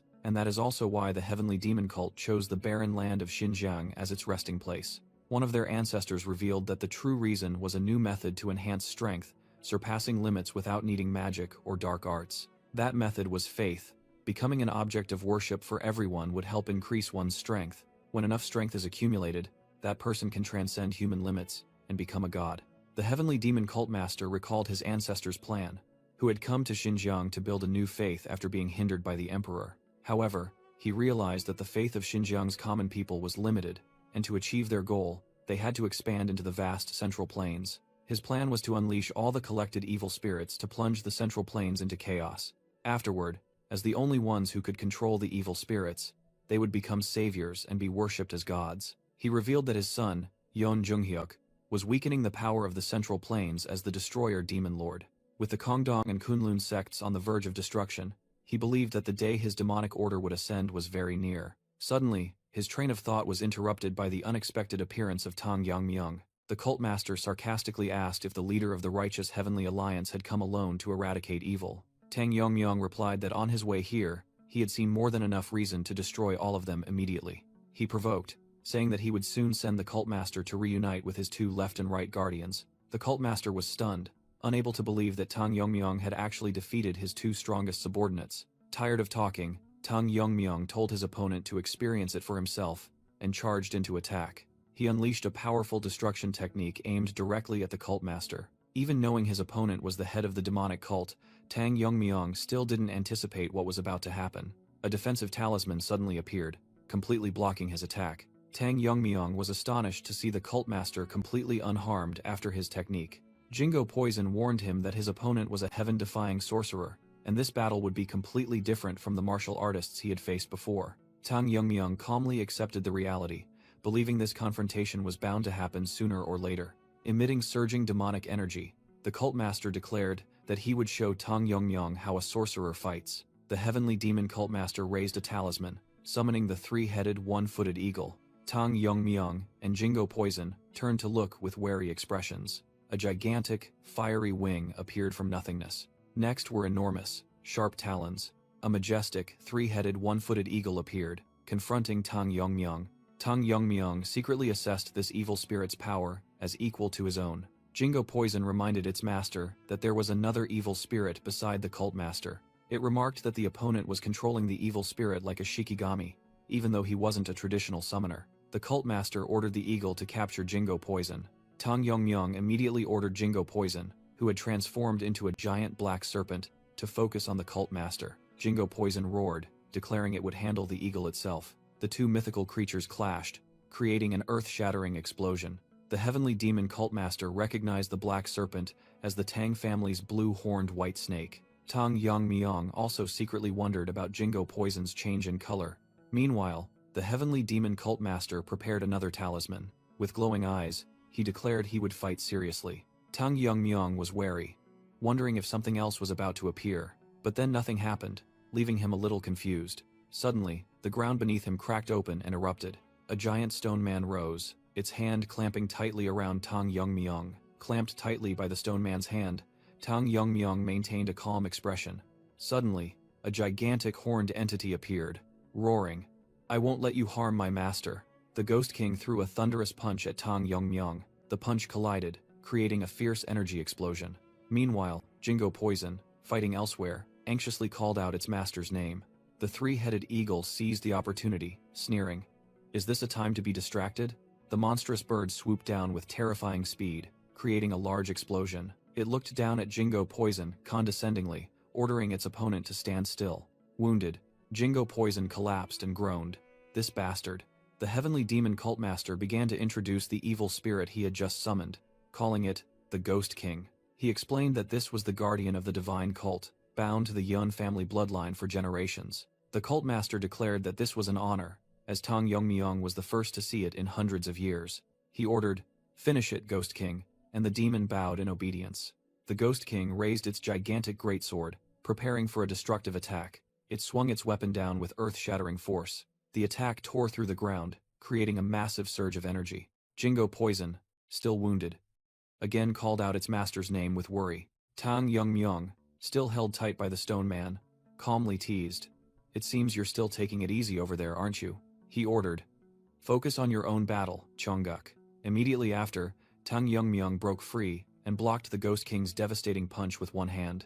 The heavenly demon cult master was stunned when the Ghost King's attack was neutralized. Tang Yongmyong realized that the opponent was merely a construct created from thousands of advanced formations. He considered using a wide-area shock attack, but worried it would affect Chongguk. Therefore, Tang Yongmyong decided to compress the shock energy and limit its range. He unleashed Ripple Point Consecutive Strike, a series of concentrated attacks on the Ghost King. The gigantic evil spirit roared in agony from the precise attack. The cult master couldn't believe it when he saw the Ghost King being harmed without the need for magic. He wondered where someone like Tang Yongmyong came from. His gaze flickered to the side, re-evaluating the entire battle situation.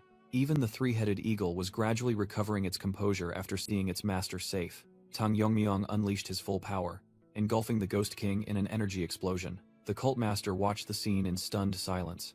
The Ghost King, his strongest evil spirit, was disintegrating into pieces. Tang Yongmyong scoffed, "Is that all your strongest evil spirit has? Do you have any other tricks?" The cult master remained silent, his face devoid of expression. Defeating the Ghost King is indeed impressive, he said, but such cheap provocations show you are still too naive. He growled, a surge of dark purple demonic energy erupting. Did you think I would just stand by while you fought? Tang Yongmyong immediately became wary of the new energy surge. Suddenly, the cult master vanished without a trace, his presence completely gone. Where is he? Tang Yongmyong was searching when a desperate scream echoed from afar. The heavenly demon cult master used a talisman, and purple lightning immediately struck down, binding Jingo Poison tightly. Tang Yongmyong was astonished, unable to believe he could hide so perfectly, and subdue Jingo Poison with just a single talisman. He turned to reprimand the three-headed one-footed eagle for its failure, making it bow its head in shame. He clicked his tongue, mocking it as a pathetic creature. If you die too, my power will be damaged, he said, then used another talisman to recall the eagle. He turned to the bound python, declaring he would make the blue-horned white snake his subordinate, but Jingo Poison roared in protest. The heavenly demon cult master sneered, revealing that he knew the invisible guest had helped his master capture the Earth Dragon, so it owed the sect a debt. Jingo Poison scoffed at his family's persistent grudge and issued a warning. If you want me to obey, you'd better be careful of the child behind you, it yelled, as Tang Yongmyong suddenly appeared behind the heavenly demon cult master. Tang Yongmyong swung his hand, and a sharp sword chi formed. He charged forward, unleashing a powerful slash at the enemy. However, he realized the sensation of the slash was not like cutting through flesh. In front of him, strange coffins suddenly appeared, blocking the attack. Tang Yongmyong quickly realized it wasn't the coffins themselves that blocked the attack, but what was inside them. He sensed the energy of supreme masters emanating from each coffin. The heavenly demon cult master laughed arrogantly, saying that the Ghost King might be the strongest evil spirit. But it's not my trump card, he said, as a coffin lid slowly opened. The coffin lid burst open in an eerie silence. From within, 3 extreme demon masters from ancient times emerged, undead beings possessing terrifying power. There are 30 of them in total, the heavenly demon cult master declared. This is my true trump card, facing Tang Yongmyong's resolute gaze. Tang Yongmyong realized the enemy was using a spell to awaken and control the corpses of past masters. This technique transformed them into ghouls, and a large army was advancing towards him. The heavenly demon cult master smugly named the technique Extreme Demon Resurrection Grand Technique, boasting that it was an assault by 30 grandmasters. He explained that even though they were just corpses, their movements were incredibly unpredictable. The glowing red eyes of a ghoul flashed, indicating an evil consciousness still lingered. Immediately, one of them lunged to attack Tang Yongmyong with terrifying speed. The heavenly demon cult master admitted that even he, the caster of the spell, found it difficult to fully control them. Tang Yongmyong raised his weapon, blocking the direct attack in a flash. He counterattacked, the force of his blow slicing through 2 ghouls. The collision created a fierce energy explosion, shattering the surrounding ground. The force of the explosion sent Tang Yongmyong flying into the air. Despite losing his balance, he maintained a calm expression to analyze the situation. He quickly understood the enemy's intentions and prepared for the next wave of attacks. Another group of ghouls simultaneously leaped up, surrounding him from all directions. Tang Yongmyong skillfully used an invisible force to change his direction mid-air. He clicked his tongue as he faced the tightening encirclement. He unleashed a blue palm strike, hitting an approaching ghoul directly. With a determined gaze, he poured all his strength into the attack. The powerful energy immediately obliterated the target. Tang Yongmyong landed on a rooftop, steady and ready for the rest of the fight. Tang Yongmyong held his ground, his gaze resolute before the upcoming battle. Immediately, an army of 30 resurrected extreme demon masters charged down to attack him. Tang Yongmyong deftly weaved through the chaotic attacks, his sword flashing in battle. A ghoul with a skeletal face lunged forward, swinging its weapon brutally. He blocked a powerful blow, surprised to realize his opponent still attacked with full force, despite having an arm severed. Tang Yongmyong deduced that they couldn't feel pain, which was natural since they were already dead. Understanding the enemy's nature, he thought to himself, if that's the case, he unleashed a palm strike directly at the ghoul's face with astonishing power. Grabbing the enemy's head, Tang Yongmyong growled, with a dead body, don't bother anymore. He activated the corrosive poison art, and a corrosive green energy enveloped his hand. Meanwhile, the heavenly demon cult master had used the 5 elements binding talisman to imprison Jingo Poison. Bound by the magical lightning, Jingo Poison heard the cult master's demand, behave and become my servant. Jingo Poison challenged back, claiming the heavenly demon cult master could do nothing more than bind it. It shrewdly exposed that controlling those soulless ghouls must be draining his own internal energy. The heavenly demon cult master seemed intrigued, admitting that Jingo Poison also knew a bit about necromancy. He began to explain that this was not ordinary necromancy, as inserting souls into bodies was simple. He spoke of the inherent difficulties. If the body and soul were different, there would be rejection, and if they belonged to the same person, they would resist the controller. But he revealed that the predecessors had found a way to strip the souls of their will. The ghouls created by that method did not require meticulous control. Tang Yongmyung was disgusted by this evil technique, but he had found a weakness and prepared to counterattack. Even so, they still can't breathe, can they? The heavenly demon cult master explained that his cult had researched and found a method. That technique supplied demonic energy to the extreme demon masters by using talismans to absorb energy from others and store it. Tang Yongmyung was astonished, wondering if that was truly possible. The old sorcerer revealed that he had learned the energy absorption technique from the relics of the 3 vicious stars of Qi absorption, who were once annihilated by Murong Yonmyong, the sword ghost. As long as they were regularly supplied with demonic energy, these extreme demon masters could freely use their martial arts from when they were alive, without needing to be controlled. Jingo Poison roared in anger, cursing the old man as a madman with no respect for the living or the dead. The old sorcerer scoffed, stating that whether alive or dead, dedicating oneself to the divine cult was an honor. Seeing that Jingo Poison had no intention of submitting, the old man decided to forcibly extract its soul. The old sorcerer's hand grasped an invisible stream of energy. Jingo Poison let out a painful groan. The old sorcerer placed his hand on Jingo Poison's head, using streams of purple magical lightning to torture it. He mocked, asking how it felt to have its soul forcibly taken, even though he had only just begun. Just as he was about to state his conditions, he suddenly paused, realizing something was amiss. He wondered in astonishment why he couldn't find Jingo Poison's soul. He was confused, not understanding why Jingo Poison had such a strong connection with the Tang family child. Realizing he couldn't break the connection, he decided it would be best to eliminate Jingo Poison to prevent future trouble. Jingo Poison challenged that its master would not be easily defeated, and the old sorcerer had to admit that Tang Yongmyong's skills were very impressive. Nevertheless, he remained confident that Tang Yongmyong's internal energy was limited, and he couldn't hold out forever against a tireless army. Tang Yongmyong inwardly assessed that this battle wouldn't be easy, because even if their limbs were severed, they would continue to move. Furthermore, these extreme demon masters even used protective true Qi to block attacks, leading him to conclude that he had to completely destroy their heads or bodies. Tang Yongmyong thought to himself that eliminating each of the 30 extreme demon masters would be too time-consuming. He analyzed that if he used a grand technique to sweep them all away at once, he would be attacked from blind spots, and their instinctive attacks were very unpredictable. Releasing all his internal energy to overwhelm them was also a bad option without Jingo Poison's support. Finally, he concluded that he needed a grand technique that could both wipe out the enemies and leave no openings. Feeling stuck, Tang Yongmyong unleashed a series of sword moves, forming a vortex of energy. Suddenly, a voice echoed in his mind, making him realize with a start that it was Jingo Poison. Jingo Poison explained that it was speaking through their soul connection, and urged Tang Yongmyong to listen carefully as there wasn't much time. It conveyed a profound piece of advice. Fill the sky with everything you've learned, everything you've seen, with your very life and will. Jingo Poison concluded with a warning that if he failed to do so, Tang Yongmyong would fall. At that very moment, a fierce purple energy explosion suddenly engulfed the battlefield. It was the attack of the heavenly demon cult master, who was confidently controlling his power. The old sorcerer smiled triumphantly, believing the battle was over, and praising the young sect leader for fighting valiantly. But then, his smile vanished as he sensed something unusual. From within the dust and smoke, the extreme demon masters rose once again, completely unharmed. Immediately, a massive blue energy surge erupted from the center of their formation. The heavenly demon cult master's eyes widened, filled with horror and disbelief. The entire army of extreme demon masters was torn to shreds in Tang Yongmyong's energy storm. Tang Yongmyong smiled, finally comprehending the meaning in Jingo Poison's words. He recalled the Tang family patriarch's explanation.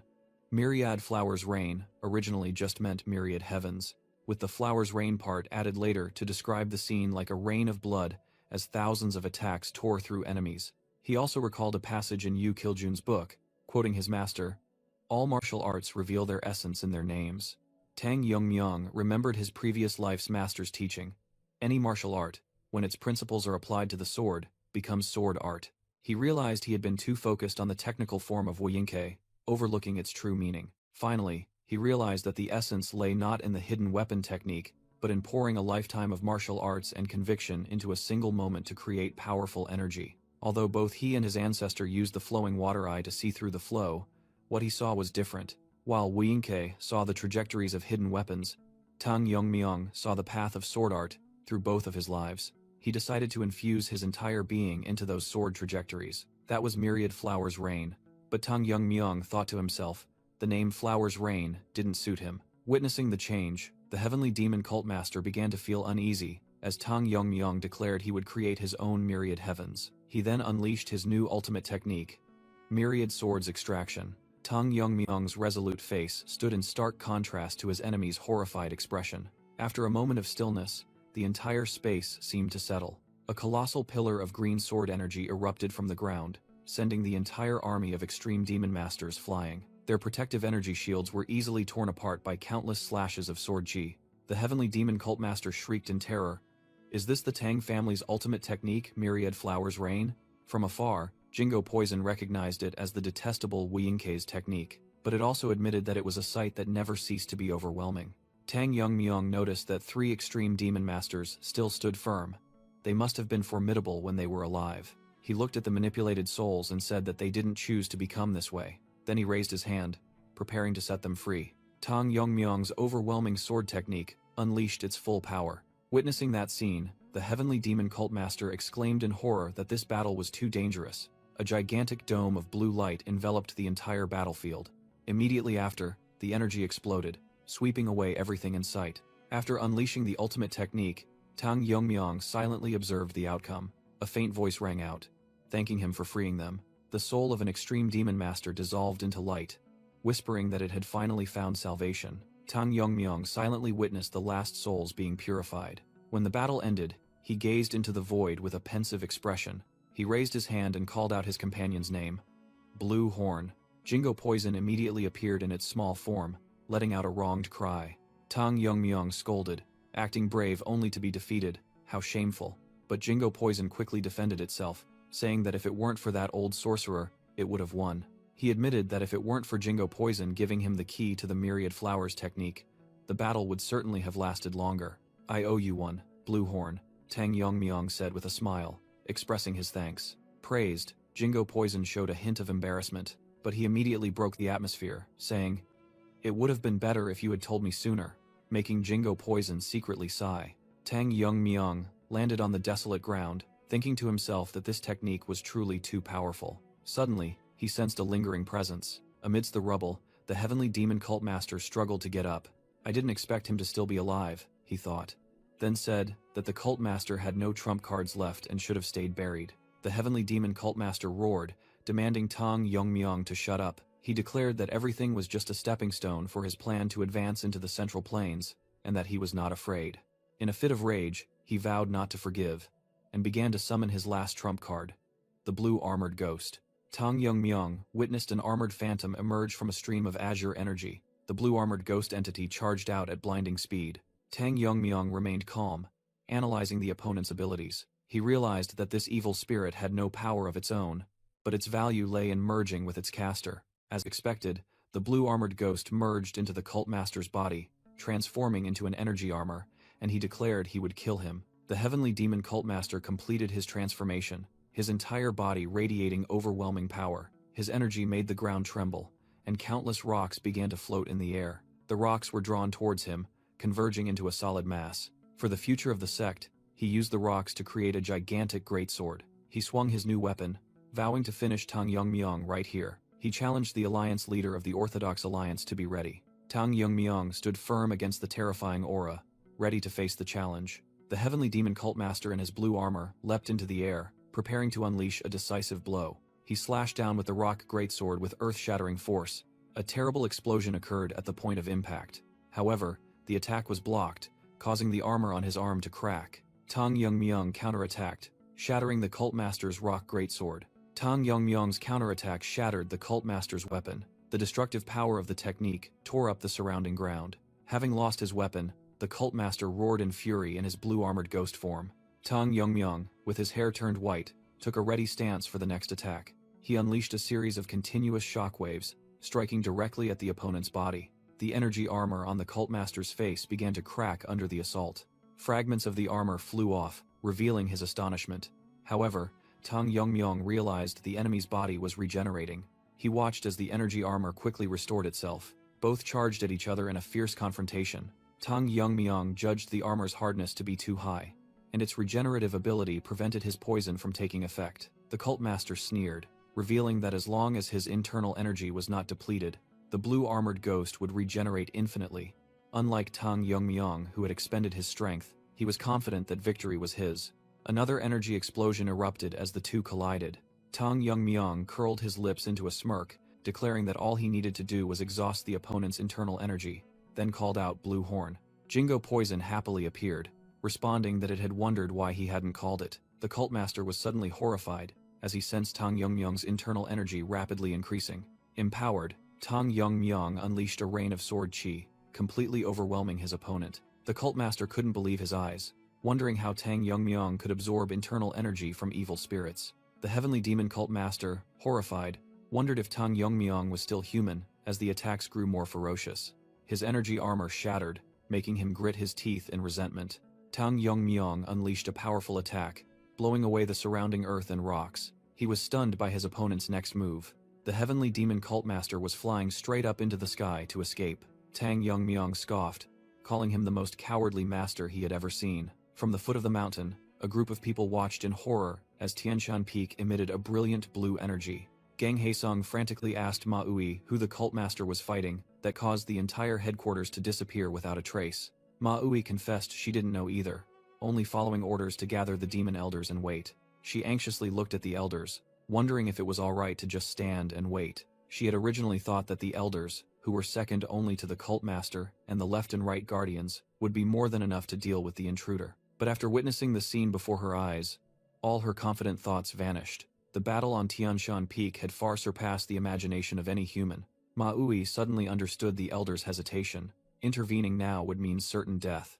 Even so, she couldn't help but worry that if this continued, the cult master would be in danger. Suddenly, Ma Ui screamed when she saw a figure in the sky. The cult master was diving down from above. Ma Ui burst into tears of joy, shouting for the cult master upon seeing him return safely. At that very moment, a gigantic pillar of light descended from the sky, creating a terrifying explosion right where the cult master had just landed.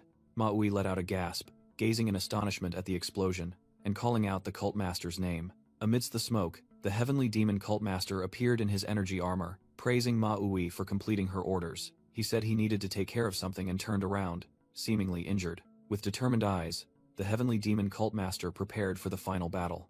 The confrontation between Tang Yongmyong and the heavenly demon cult master resumed with terrifying speed. The demon elders were dumbfounded, unable to believe that the cult master's enemy was that young man. In contrast to his enemy's panic, Tang Yongmyong maintained a calm expression. The heavenly demon cult master was bleeding, thinking to himself that his opponent didn't give him a second to breathe, while Ma Ui screamed in worry. Tang Yongmyong unleashed a powerful slash, continuing to press his opponent. He calmly remarked on the heavenly demon cult master's stubbornness, while Jingo Poison asserted that the remaining remnants were not worth worrying about. A demon elder shouted, calling for the entire army to charge and fight to the death to protect the cult master. But the heavenly demon cult master raised his hand to stop them, admitting that all of them couldn't even last a second. He declared he couldn't let them sacrifice themselves in vain, because sacrifice only had meaning when it brought commensurate results. Then he issued a terrifying command, demanding that all of them help him with their own deaths and unleash the 5-star reverse blood demonic art. The call to use the suicidal forbidden art rang out decisively. The demon elders immediately understood the cult master's terrifying intention. This technique would turn its users into deranged berserkers, an act no different from suicide. The heavenly demon cult master threatened that if he died, all of them would share the same fate. Seeing their continued hesitation, he decided to use his power to force them to obey. An elder screamed in horror, realizing the cult master was using the heavenly demon divine art to control demonic energy. Another trembled, understanding that the cult master intended to force all of them into a berserk state to sacrifice their lives. An elder desperately wondered if using the reverse blood demonic art could defeat Tang Yongmyong, when even the cult master had failed.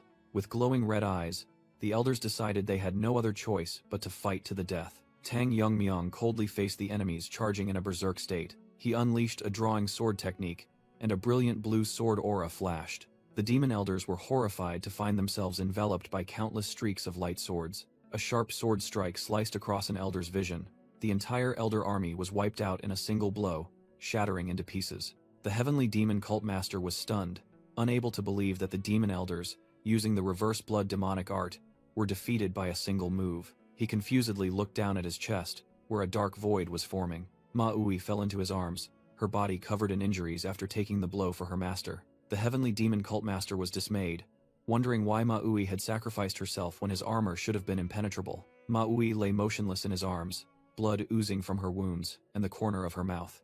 The Heavenly Demon Cult Master's armor began to crumble. He realized his internal energy was so depleted he couldn't maintain his form. Tang Yongmyung approached, mocking that he wouldn't give him another chance to stall. The Heavenly Demon Cult Master gathered his last remaining strength, unleashing a wide-area berserk induction attack. Tang Yongmyung, with his hair turning white, charged forward to confront the attack. Pushed back, the Heavenly Demon Cult Master was astonished by the recoil, not understanding how Tang Yongmyung still had so much internal energy. Tang Yongmyung launched a fierce attack, but was pushed back by a powerful countershock. He wondered in astonishment how his opponent still had enough internal energy to push him back. Suddenly, Tang Yongmyung looked up and noticed a strange phenomenon in the sky. The sky began to turn fiery red, concentrating around a swirling dark red cloud, making him suspect it was another trick by the cult master. He felt a strange energy spreading everywhere. His gaze was highly focused, trying to determine the nature of this energy. Red energy streaks began to rise from the ground. Tang Yongmyung was horrified to realize that demonic energy was being drawn from the corpses of the dead. All that energy converged towards the cult master, who was holding the dying Maui. He looked at Maui, bitterly saying that he had wanted to spare her and told her to resent him.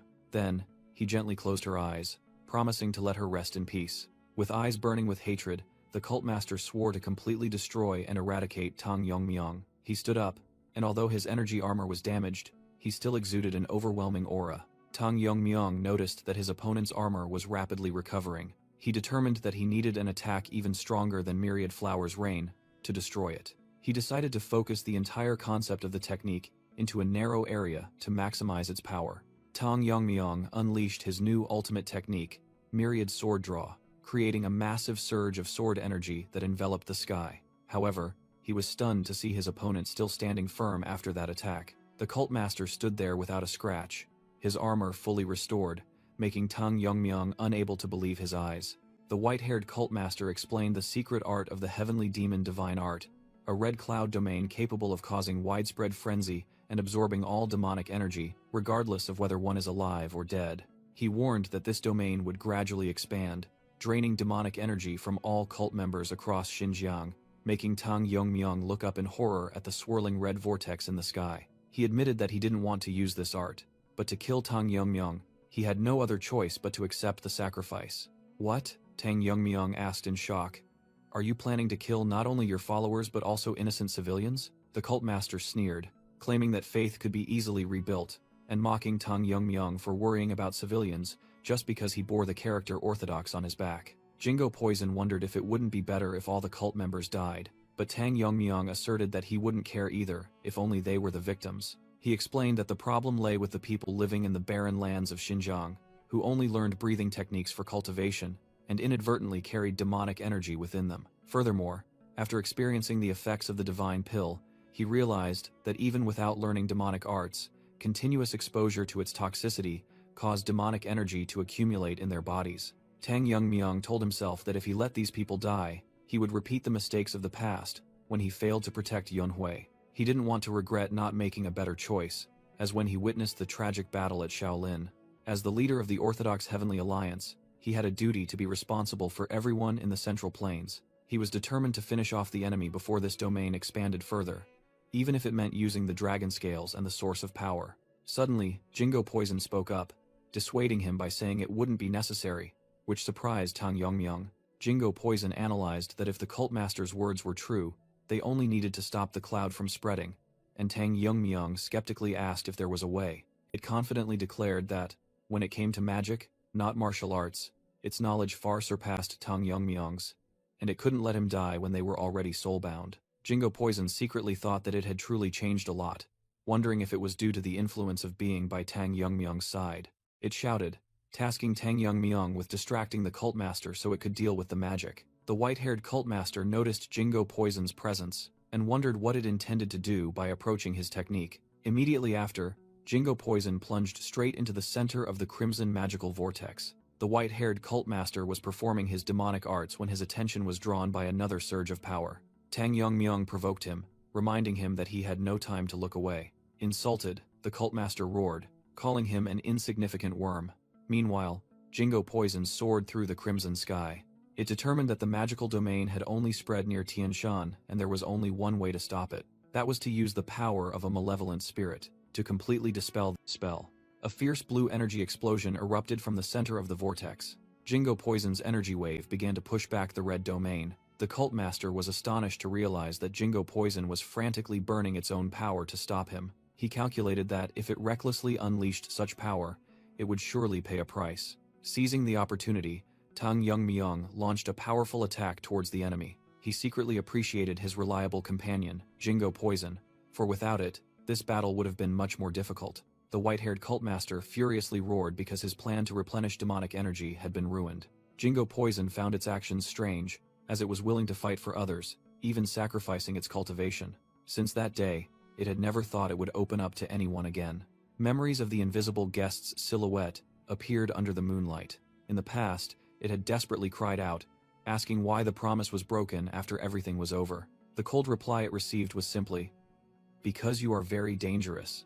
In Jingo Poison's memory, the ancestor of the Tang family coldly stated that accepting the sealing was the only way for it to survive. It believed that the person's last words were merely treating it as a tool. But Jingo Poison secretly thought that the descendant of the invisible guest, Tang Yongmyong, had never treated it that way. Even if he utilized its power, he always showed gratitude.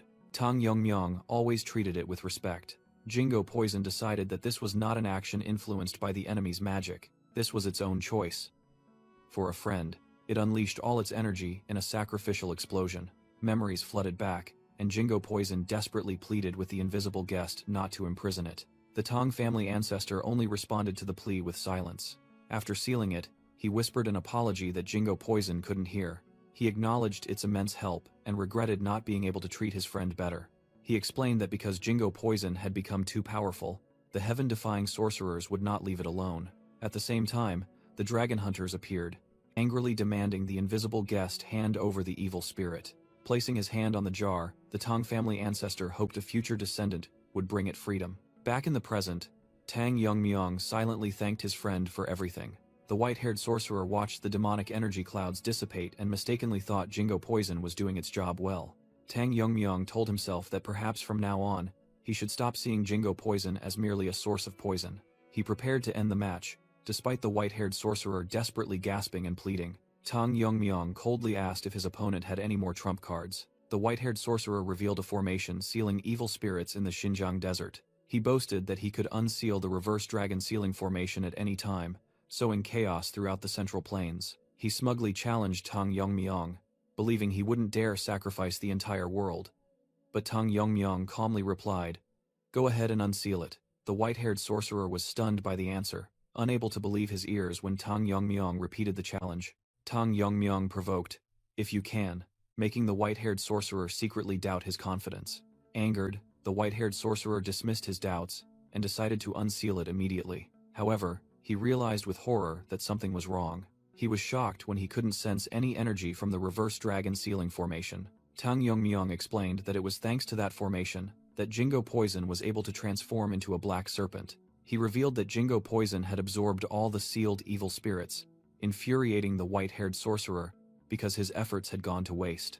Tang Yongmyong lunged to attack, asking his enemy in return what he expected him to do. He declared that anything threatening the peace of the world, he would destroy it at all costs. In his final thoughts, the white-haired sorcerer was bitter about his failure when his plan to unify the demonic realm was so close. He collapsed, screaming in despair, questioning his ancestors why they hadn't destroyed the Tang family. His resentment faded. Tang Yongmyong stood there, quietly declaring that the battle was finally over. He told himself that even though he had killed the heavenly demon cult master, he couldn't let his guard down because the war with the destroyer demon lord was still ongoing. Tang Yongmyong noticed that the dark clouds in the sky had almost dissipated. He wondered what Jingo Poison was doing, and began to summon it due to its delay. Immediately, Jingo Poison rushed over with a sky-shattering roar. It landed on Tang Yongmyong's shoulder, only to be scolded by him for dawdling and not returning immediately. Jingo Poison retorted that it was already on its way back and didn't need him to forcibly summon it. Seeing Tang Yongmyong staring at it, it confusedly asked what he was looking at. Picked up, Jingo Poison, in the form of a small white dragon, asked if there was a problem. It began to explain that earlier, it had exhausted its evil spirit cultivation to shrink the cloud domain, regardless of the consequences. Just when it thought it would dissipate, it felt something miraculous. It was the birth of a completely new stream of cultivation. Tang Yongmyong asked in surprise. So it was no longer an evil spirit, but he directly asked if it had become a dragon, and Jingo Poison confirmed that was the unexpected result of shedding its old shackles. Tang Yongmyong wondered if it was a young dragon, but Jingo Poison thought not exactly. After some thought, it concluded that perhaps its time as an evil spirit was its young dragon phase. When asked about its abilities, Jingo Poison happily stated that it could still use poison as before. It was a little self-conscious about its nascent dragon cultivation, but Tang Yongmyong reassured it that it was already a great help. Jingo Poison felt grateful for becoming his spirit beast, thereby gaining this opportunity for rebirth. Tang Yongmyong declared that they had obtained everything they could, and it was time to return, as the war against the demonic path had only just begun. His gaze turned to the white-haired sorcerer's corpse, his heart filled with determination for the battles to come. Tang Yongmyong confusedly wondered what was happening. Suddenly, a white-haired stranger appeared, grabbing the white-haired sorcerer by the neck and wondering who this man was and how long he had been there. The old sorcerer gasped, recognizing the stranger as the little poison demon, and horrifyingly asked what he had done. Without a word, the one called the little poison demon plunged his hand directly into the old sorcerer's chest. He pulled out his blood-soaked hand, remarking that the blood of someone who had accumulated cultivation was indeed different. After tasting it, he felt his cultivation increasing just by drinking this blood. He smirked, saying he should thank that person. Then he turned, called Tang Yongmyong by name, and said it had been a long time. The stranger chuckled sinisterly, surprised to meet him in Xinjiang, while Tang Yongmyong was stunned, recognizing the voice. He exclaimed in shock the name he never expected. Tang Moonchan. Tang Moonchan sarcastically expressed gratitude, saying he thought an unknown person like himself would be forgotten. Tang Yongmyong suddenly remembered the old sorcerer calling him Little Poison Demon, and he realized this was the one who had breached the defenses at Kongdong and Kunlun. He questioned if Tang Moonchan had killed the Tang family warriors sent to assist Kunlun, and Tang Moonchan casually admitted it, even though it was his grandfather who did it. He recounted that they had killed everyone who opposed surrendering to the heavenly demon cult that day. Tang Moonchan laughed maniacally, saying that thinking of Tang Yongmyong's and the Tang family's pain made him feel immensely satisfied. He growled, stating that it still wasn't enough. Tang Yongmyong's eyes flashed with angry blue light, and he said that sending his family members to Kunlun was his mother's last act of mercy, an opportunity for them to restore their honor. But Tang Moonchan merely scoffed, asking what that Tang surname meant to him.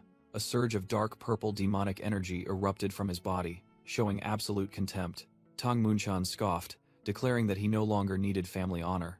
On Tang Yongmyong's shoulder, Jingo Poison thought to itself, wondering if Tang Moonchan was still human after transforming his body far beyond magic. It continued to analyze, sensing the faint spiritual energy in Tang Moonchan's blood, and concluding that it was neither ordinary magic nor internal elixir. Jingo Poison was utterly astonished to realize that his cultivation traces were even higher than a dragon's. Tang Moonchan roared that he had been waiting for this day, and charged straight at Tang Yongmyong. He screamed maniacally, vowing to kill the one who had stolen everything that should have been his. Tang Yongmyong seemed shaken by the attack. Tang Moonchan launched a direct, unarmed attack, but he suddenly froze, unable to see anything as a net of energy enveloped his head.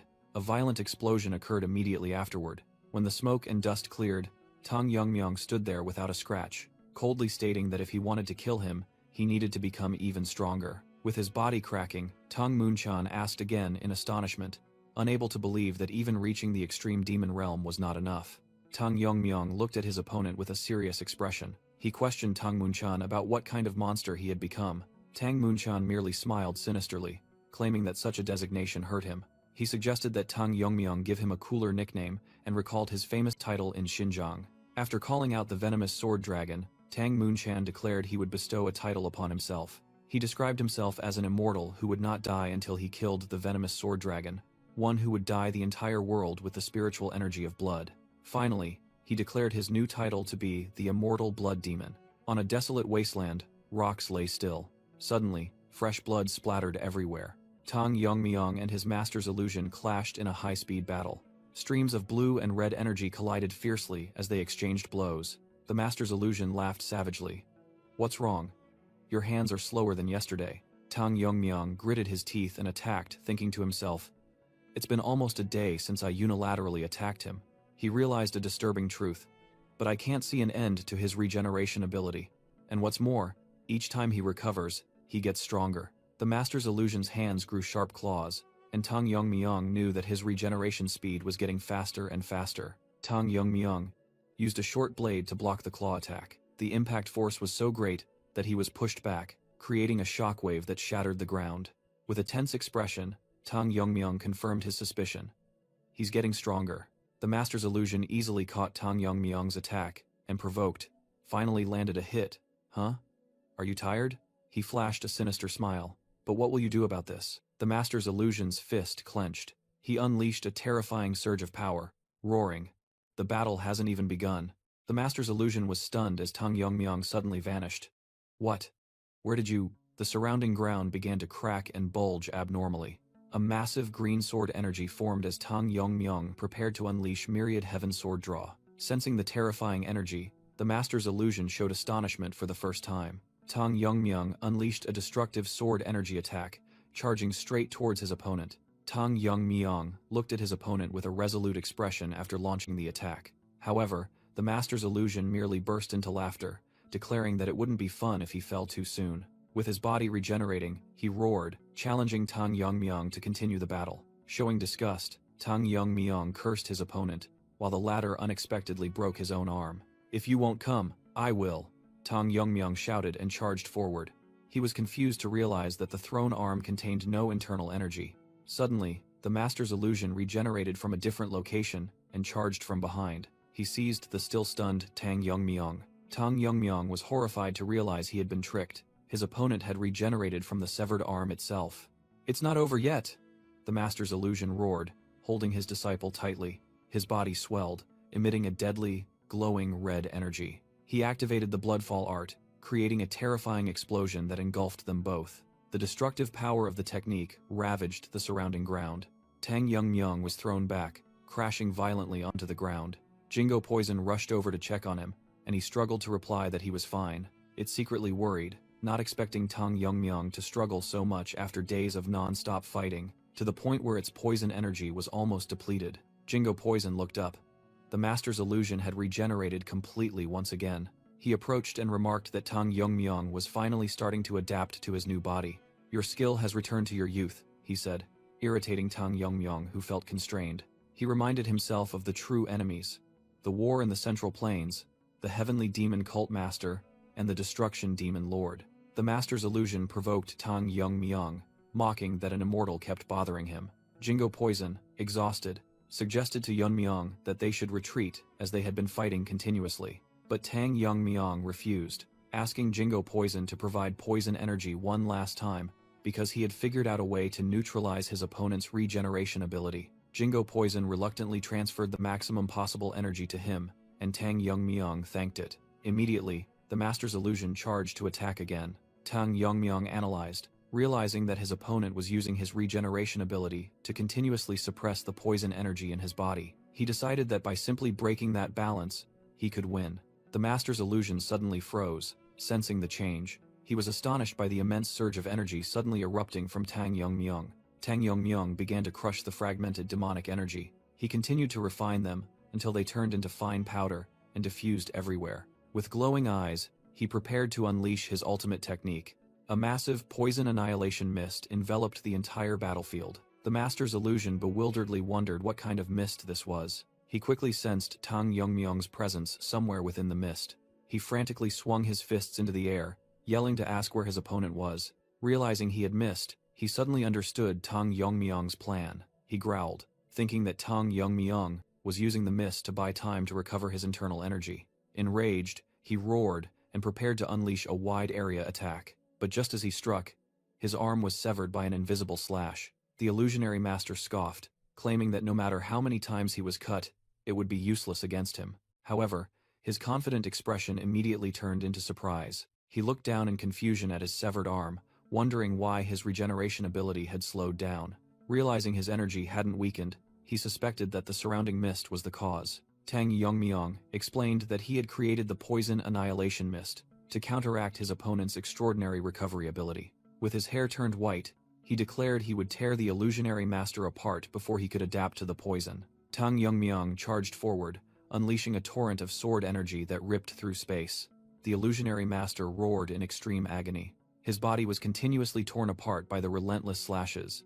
Amidst the battle, Tang Yongmyong briefly recalled his own despair in a life-or-death struggle in the past. Cornered, the illusionary master tried to escape, but the name Tang Munchan echoed in his mind. He decided to resort to a desperate measure, activating a self-destruct technique to detonate the poisoned parts of his body. A blazing red energy explosion erupted from his body. Terrifying shockwaves spread across the battlefield. Tang Yongmyong was sent flying backward by the immense pressure. The illusionary master stood firm after the explosion, rejoicing that he had repelled the mist and gained a final opportunity. He roared, vowing to kill Tang Yongmyong in the most painful way. Tang Yongmyong merely replied coldly, considering the threat meaningless. Shouting his opponent's name, the illusionary master charged forward with all his might. From afar, Murung Hui watched in horror, wondering if this was a battle between demon cult leaders. The illusionary master roared in fury, charging into attack with all his might. Meanwhile, the heavenly demon cult master was stunned to realize his enemy was still alive. He gritted his teeth and swore that, before taking his last breath, he would drag everyone down to hell with him. Tang Yongmyong realized in horror that he couldn't dodge the incoming attack. In that instant, he activated a powerful eye technique. An ultimate technique was unleashed. The Heart Demon Jade, Sealing Great Art. This was a powerful sealing art, where the caster had to stake their life to imprison the opponent within a jade orb. The captured individual would forever be immersed in their own inner demons. Those who couldn't overcome their inner demons would be imprisoned forever, never to be released. 2 blazing red jade orbs floated, signaling the success of the art. Both the caster and the sealed fell into silence. Both had been imprisoned in another dimension. In the real world, Jingo Poison coughed up a mouthful of energy. It wondered in shock why the demon cult master had struggled so desperately until his last breath. It realized Tang Yongmyong was motionless and worried that even someone as strong as him couldn't recover. Jingo Poison frantically screamed, trying to wake the alliance leader of the righteous Heavenly Alliance. It loudly demanded him to get up, otherwise, it would. But then a thought flashed through its mind. If Tang Yongmyong never woke up again, would it be free? Jingo Poison imagined being free, wondering if it could live peacefully if it just left. But then it thought of Tang Yongmyong again, wondering what his fate would be. Pushing away its selfish thoughts, it told itself it wasn't because it liked him or anything. It was only doing this to prevent someone from using a spell to sever its soul connection from him. In its dragon form, Jingo Poison looked at the motionless Tang Yongmyong and urged him to wake up before they reached the central plains. It realized the changes in its body after absorbing the dragon's cultivation helped it understand many things naturally. One of them was the existence of an incredibly vast subspace within its body. Jingo Poison immediately swallowed Tang Yongmyong and the sealing orb. It briefly considered taking along the sealed individual inside the orb as well, but it feared that if that person escaped in the central plains, it would be a disaster. So, it decided to leave the orb behind, telling itself that Tang Yongmyong would understand and not complain later. Resolutely, Jingo Poison soared away, heading straight for Sichuan. Meanwhile, at the Tang family's medical hall, the atmosphere was extremely tense. The physicians were working tirelessly to treat the severely wounded. The medical hall was packed with patients, the physicians busily running back and forth to dispense medicine and bandage wounds. A young martial artist groaned in pain as his wound was rebandaged. After receiving treatment, Hyungso expressed his gratitude to the physician who saved him. He recounted that the Tang family's patriarch had mercifully allowed them into the medical hall for treatment. However, upon hearing that the alliance leader had gone alone to the demon cult's main headquarters, she couldn't hide her horror. Hyungso thought to himself, no matter how great the alliance leader was, in the eyes of his loved ones, he was still just a worrisome child, and prayed for his safe return. At the poison hall, Tang Jihye was deep in thought. She sighed, wondering if her son Tang Yongmyong was going through a late rebellious phase. She worried that his increasingly reckless actions were pushing him away from her. She wished her son would think of those who worried about him, when a voice interrupted her thoughts. When informed of a visitor, she allowed them to enter. Mirio timidly peeked her head out the door, silently complimenting the beautiful guest and stammering a greeting. The guest introduced herself as Tang Miso. After the introduction, Miso began to state her purpose. Tang Jihye asked in surprise about her connection to Tang Yongmyong. Miso explained that Tang Yongmyong had saved her life when she was on the verge of death from blocked meridians, and she had always wanted to repay that kindness. She recounted that when she visited the medical hall, she heard the injured talking about the young master fighting the demonic cult alone. Therefore, Miso earnestly offered to help the family, and Tang Jihye seemed to have an idea. She suddenly asked Miso if she wanted to call her mother, leaving the girl stunned. The family head laughed, saying she was just joking, and playfully chided her son for not introducing such a beautiful girl. She secretly thought, if Tang Yongmyung were to marry, perhaps he would be more responsible for his actions. Suddenly remembering, she asked Miso that if her meridians were blocked, she must be a descendant of the Ice Palace, and inquired if her condition was 3 yin or 5 yin. Miso hesitantly replied that it was 9 yin, leaving Tang Jihye speechless. She couldn't believe it. Even in the Ice Palace, a talent above 7 yin only appeared once every few hundred years. An idea flashed in her mind. She looked at Miso and reiterated her offer to help the family. Tang Jihye came up with an idea, making Miso ask in surprise. With a confident smile, Tang Jihye suggested that Miso begin martial arts training. Miso was stunned, asking self-consciously if it was too late to start. Tang Jihye playfully suggested that this would help her make a good impression on Tang Yongmyung, causing Miso to blush in embarrassment. She explained that, as a mother, she worried about Tang Yongmyung's future and that he would need more trustworthy people by his side. Miso listened intently as Tang Jihye emphasized that these must be people who could protect and represent the family. Tang Jihye offered to personally instruct Miso, but the final decision still rested with her. After a moment of hesitation, Miso swallowed, her eyes gleaming with determination. She bowed deeply and honorably accepted, while Tang Jihye secretly thought she couldn't let a potential daughter-in-law slip away. As Miso left, Tang Jihye arranged for her to begin training tomorrow morning, but their conversation was abruptly interrupted by a frantic messenger who rushed in with urgent news. Tang Jihye turned, surprised, and asked about this sudden commotion. The messenger frantically announced that the Heaven's Brilliance Demon Lord had attacked Shaolin Temple. The shocking news left both Tang Jihye and Miso stunned in horror. The scene shifted to the Tang family's medical hall, where the atmosphere was very different. The physicians were buzzing with extreme astonishment at an unbelievable sight. They recognized Grandmaster Jia-un performing the legendary Void Palm technique to drink tea from a floating cup. Jia-un laughed heartily, admitting that his display had caused unnecessary attention. Meanwhile, Tang Yijun happily reported to another person that Grandmasters Gok-un and Taeheo were both doing very well. A young servant reported that the Grandmaster's meridians had stabilized and invited Jia-un to have some snacks. Jia-un ate a pastry, secretly thinking this was a rare moment of peace that helped him temporarily forget the war. The narration introduced the Righteous Heaven Alliance headquarters in Sichuan, one of the few places the demonic cult had not yet reached. While Gokun and Taeheo were still unconscious, Jia-un felt uneasy resting amidst the fierce war. The young servant curiously asked Jia-un if he knew when Alliance leader Tang Yongmyung would return.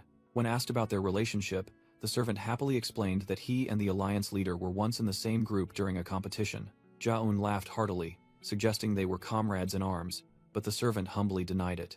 As Jia-un was joking, a messenger suddenly appeared and called his name. The messenger bowed to Tang Jihye, who had just arrived, causing Jia-un to turn in surprise. Tang Jihye looked at the messenger and asked why he looked so serious. The messenger turned to Jia-un, reporting urgent news from Henan, and asking him to remain calm. He was stunned when he heard that Shaolin Temple had been completely destroyed by the Heaven's Brilliance Demon Lord.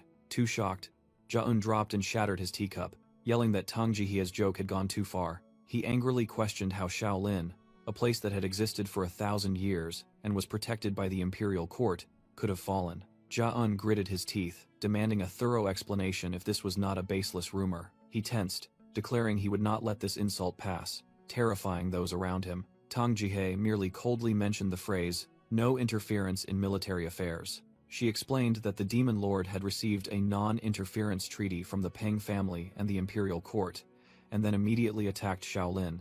Jia-un was utterly devastated, realizing in shock that Shaolin had been abandoned by the imperial court itself. Jia-un asked again in bewilderment, not understanding what Tang Jihye meant. She revealed that the Hua family, a demonic force in Shanxi, had begun to act. Tang Jihye explained that they were advancing towards Mount Hua and Zhongnan, signaling that an all-out war had erupted in the Central Plains. Meanwhile, at the Zhongnan sect, night fell with an unsettling air. During the meeting, news of the Shaolin Temple being attacked and the Hua family mobilizing was reported. Zhongnan sect leader Hak Yu remarked that this was not the time to sit back and observe, and asked if the news had reached Mount Hua. Envoy Hak Woon confirmed that the Righteous Alliance had sent people, while Hak Yu worried that pride might prevent the Mount Hua sect from acting. Suddenly, a loud cry of enemy attack echoed from outside, startling both of them. The massacre had begun. A young Zhongnan sect disciple screamed as his fellow disciples were struck down by a shadow right before his eyes. He horrifyingly realized that his senior and junior brothers were being torn apart as easily as paper. His eyes welled up with tears, unable to believe the tragedy unfolding before him. He painfully recalled his always cheerful senior brother Young Jun, now lying dead in a pool of blood. Then there was junior brother Heo Rim, who had just trained with him this morning, all dead meaninglessly. A mysterious swordsman with a bandaged face appeared, coldly remarking that he was trembling.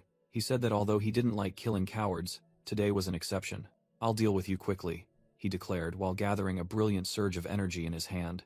The swordsman charged forward, unleashing a lightning-fast attack. The young disciple could only stand frozen, his face paling with extreme terror. In the final moment, the eyes of the attacker and the victim met. The young disciple desperately reached out, trying to block the blade. Just then, Zhongnan sect leader Hak Yu appeared, shielding his terrified student. The bandaged attacker smiled sinisterly, realizing that the Zhongnan sect leader had finally revealed himself. An earth-shattering slash erupted, forcing the two masters to struggle in defense. Zhongnan sect leader Hak Yu roared in anger, demanding the identity of those who dared to slaughter his disciples. The attacker recognized Hak Wun, the sword saint of Zhongnan, and wondered if the Righteous Alliance had reacted so quickly. From horseback, an armored young master expressed concern, suggesting a full assault instead of letting one person fight alone. The bandaged man, known as Elder Golden Spirit, reassured the young master that, at their level, numbers were meaningless. He said that their army only needed to surround and hunt down those who tried to escape. The young master, revealed to be Hua Mu Riong of the demonic Hua family, accepted Elder Golden Spirit's plan. Zhongnan sect leader Hak Yu could not suppress his rage at the enemy's arrogant words. Elder Golden Spirit smirked, beginning to unleash a surge of dark demonic energy and challenging them. Both Hak Yu and Hak Wun were stunned, unable to believe the evil energy emanating from their opponent. Elder Golden Spirit roared, unleashing his full power, believing that eliminating many masters at once would bring greater merit. With glowing red eyes, he declared his hatred for wasting time and demanded that they all charge at once. Crimson demonic energy exploded into gigantic tentacles, lunging towards the members of the Zhongnan sect. Realizing the desperate situation, Zhongnan sect leader Hak Yu ordered Hak Wun to take the disciples to Mount Hua immediately. Deep down, Hak Yu realized he couldn't gauge the true strength of this masked opponent. Then a horrifying thought flashed through his mind. If he was here alone, then the other extreme demon masters must have already reached Mount Hua. Hak Yu analyzed. That's right, they're attacking two places at once to prevent one side from escaping if the other falls. He resolutely told Hak Wun, "Now that their forces are divided, we will reinforce Mount Hua and destroy them." Suddenly, a surge of pitch-black demonic energy with glowing red eyes rushed forth like a storm. Hak Wun yelled "Master," as both were caught in the surprise attack. The attacker, Elder Golden Spirit, revealed himself with an evil smile. Zhongnan sect leader Hak Yu braced himself, swinging his sword to parry the insidious attack. Two terrifying sword energies clashed, creating a violent shockwave. Realizing the disadvantageous situation, Hak Yu shouted, "Take care of the disciples." Hak Wun was stunned, understanding that his master intended to stay behind alone to hold off the enemy. He obeyed, shouting, "All Zhongnan disciples, follow me," and led everyone in retreat. Elder Golden Spirit sneered, "Even the two of you aren't strong enough. Do you think you can stand against me alone?" He continued to provoke. "Didn't you feel my level from the very first strike?" Hak Yu remained silent, his face clearly showing tension in the face of the opponent's overwhelming power. He secretly admitted that this person's demonic energy indeed far surpassed his own internal cultivation. Clenching his sword hilt, he resolved, "I must hold out until the disciples are safely evacuated." Hak Yu roared, unleashing his full sword energy. "I will make you pay for disrespecting the sword art of Zhongnan." Elder Golden Spirit burst into maniacal laughter. "Haha, excellent. Try to entertain me." Meanwhile, the Zhongnan disciples were frantically rushing through the forest to escape, but from behind, Hua Mu Riong had led his troops in pursuit, yelling, "Chase them! Don't let a single Zhongnan dog escape." The sword saint of Zhongnan, Hak Wun, growled as the Hua family's pursuit team caught up from behind. A young disciple called out anxiously, but Hak Wun merely ordered everyone to keep running and not look back. With a determined expression, he declared that he would stay behind alone to hold off the enemy. He charged into battle, his eyes gleaming with the ferocity of a fight to the death. A gigantic surge of sword energy erupted, sweeping away enemy ranks in Hak Wun's final attack. From afar, The young disciple ran while shedding tears, praying for his master's safety. Meanwhile, war spread everywhere, starting with the destruction of Shaolin and the Hua family's attacks, engulfing Mount Hua and Zhongnan in flames. In the distant Tian Shan mountain range in Xinjiang, a lament echoed amidst the white snow. Jingo Poison, in its white dragon form, grumbled about Xinjiang being unexpectedly vast while flying with Tang Yongmyong. Originally a snake, it complained that it wasn't used to long-distance flying and urged Yunmyong to wake up quickly. The red orb sealing Tang Yongmyong's master had been left behind. Inside Jingo Poison's space, Tang Yongmyong was still in an unconscious state. Gradually, his consciousness began to return. His eyes slowly opened. Waking up, Tang Yongmyong looked at his hands and confusedly wondered what had happened. Recalling that he was fighting Tang Munchan, he remembered being hit by a strange spell from the heavenly demon cult master, and wondered if it had been dispelled. Tang Yongmyong called out to Chongguk, asking how much time had passed. But then, he was stunned as he recognized the surrounding scenery. He was standing alone amidst a desolate, ruined city under a fiery sky. Tang Yongmyong exclaimed in panic that this place couldn't exist, that it was impossible. He mused, recalling the 7 ultimate principles of swordsmanship: weight, speed, illusion, destruction, dispersion, singularity, and sharpness. But he knew that was merely the path of the weak, those who couldn't handle the inherent thrust within the principle of power.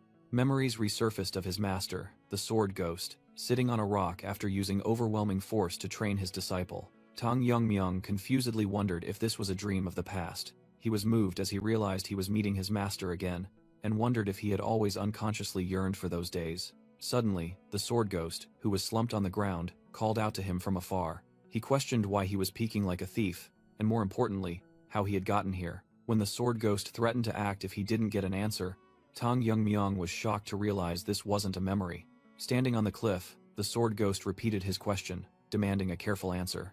Faced with the threat of losing his head, Tang Yongmyong was still stunned, unable to believe this wasn't a dream. He reasoned that if his master could perceive and speak to him, perhaps he had truly traveled back to the past. Deciding to improvise, he introduced himself as Tang Yongmyong of the Sichuan Tang family. The sword ghost silently tightened his grip on his sword hilt, clearly showing suspicion.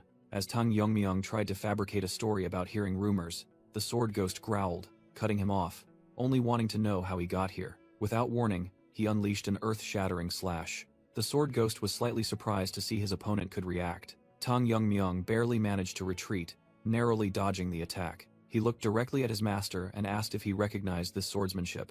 Tang Yongmyong secretly thought his master was truly an eccentric old man. Dodging that attack had stimulated his fighting spirit. He figured he had no choice but to use his swordsmanship to get his attention, but then suddenly noticed something amiss. Tang Yongmyong panicked when he saw his white snow sword had disappeared. Not only that, but he also couldn't sense Jingo Poison's energy, feeling completely empty inside. Meanwhile, the sword ghost smirked, thinking it was interesting whether it was by chance or if he had comprehended his sword Dao. He declared he would observe his skills further, making Tang Yongmyong despairingly think he was doomed. At the same time, at the Zhongnan sect, a fierce battle was raging on the snow-covered bridge. The bridge was cracked and shattered, testament to the terrifying power of the confrontation. The Zhongnan sect leader, Hak Yu, admitted that this battle was much harder than he had imagined. He clutched his chest, his wounds showing he was at a disadvantage. The bandaged attacker, Elder Golden Spirit, sarcastically remarked that Hak Yu was indeed worthy of being a sect leader. He continued that even so, Hak Yu couldn't change his fate.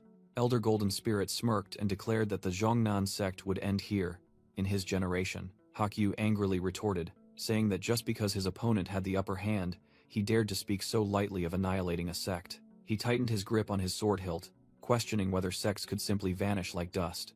Hak Yu asserted that even if he fell, the Zhongnan sect would not collapse. With that, he unleashed a powerful sword chi technique, creating a massive vortex of energy. Hak Yu roared that as long as one Zhongnan disciple remained alive, their will would continue, and he would sacrifice his life to stop the enemy. Witnessing that unyielding spirit, Elder Golden Spirit remarked that even as mere embers, Hak Yu's will was still strong, and he had changed his mind.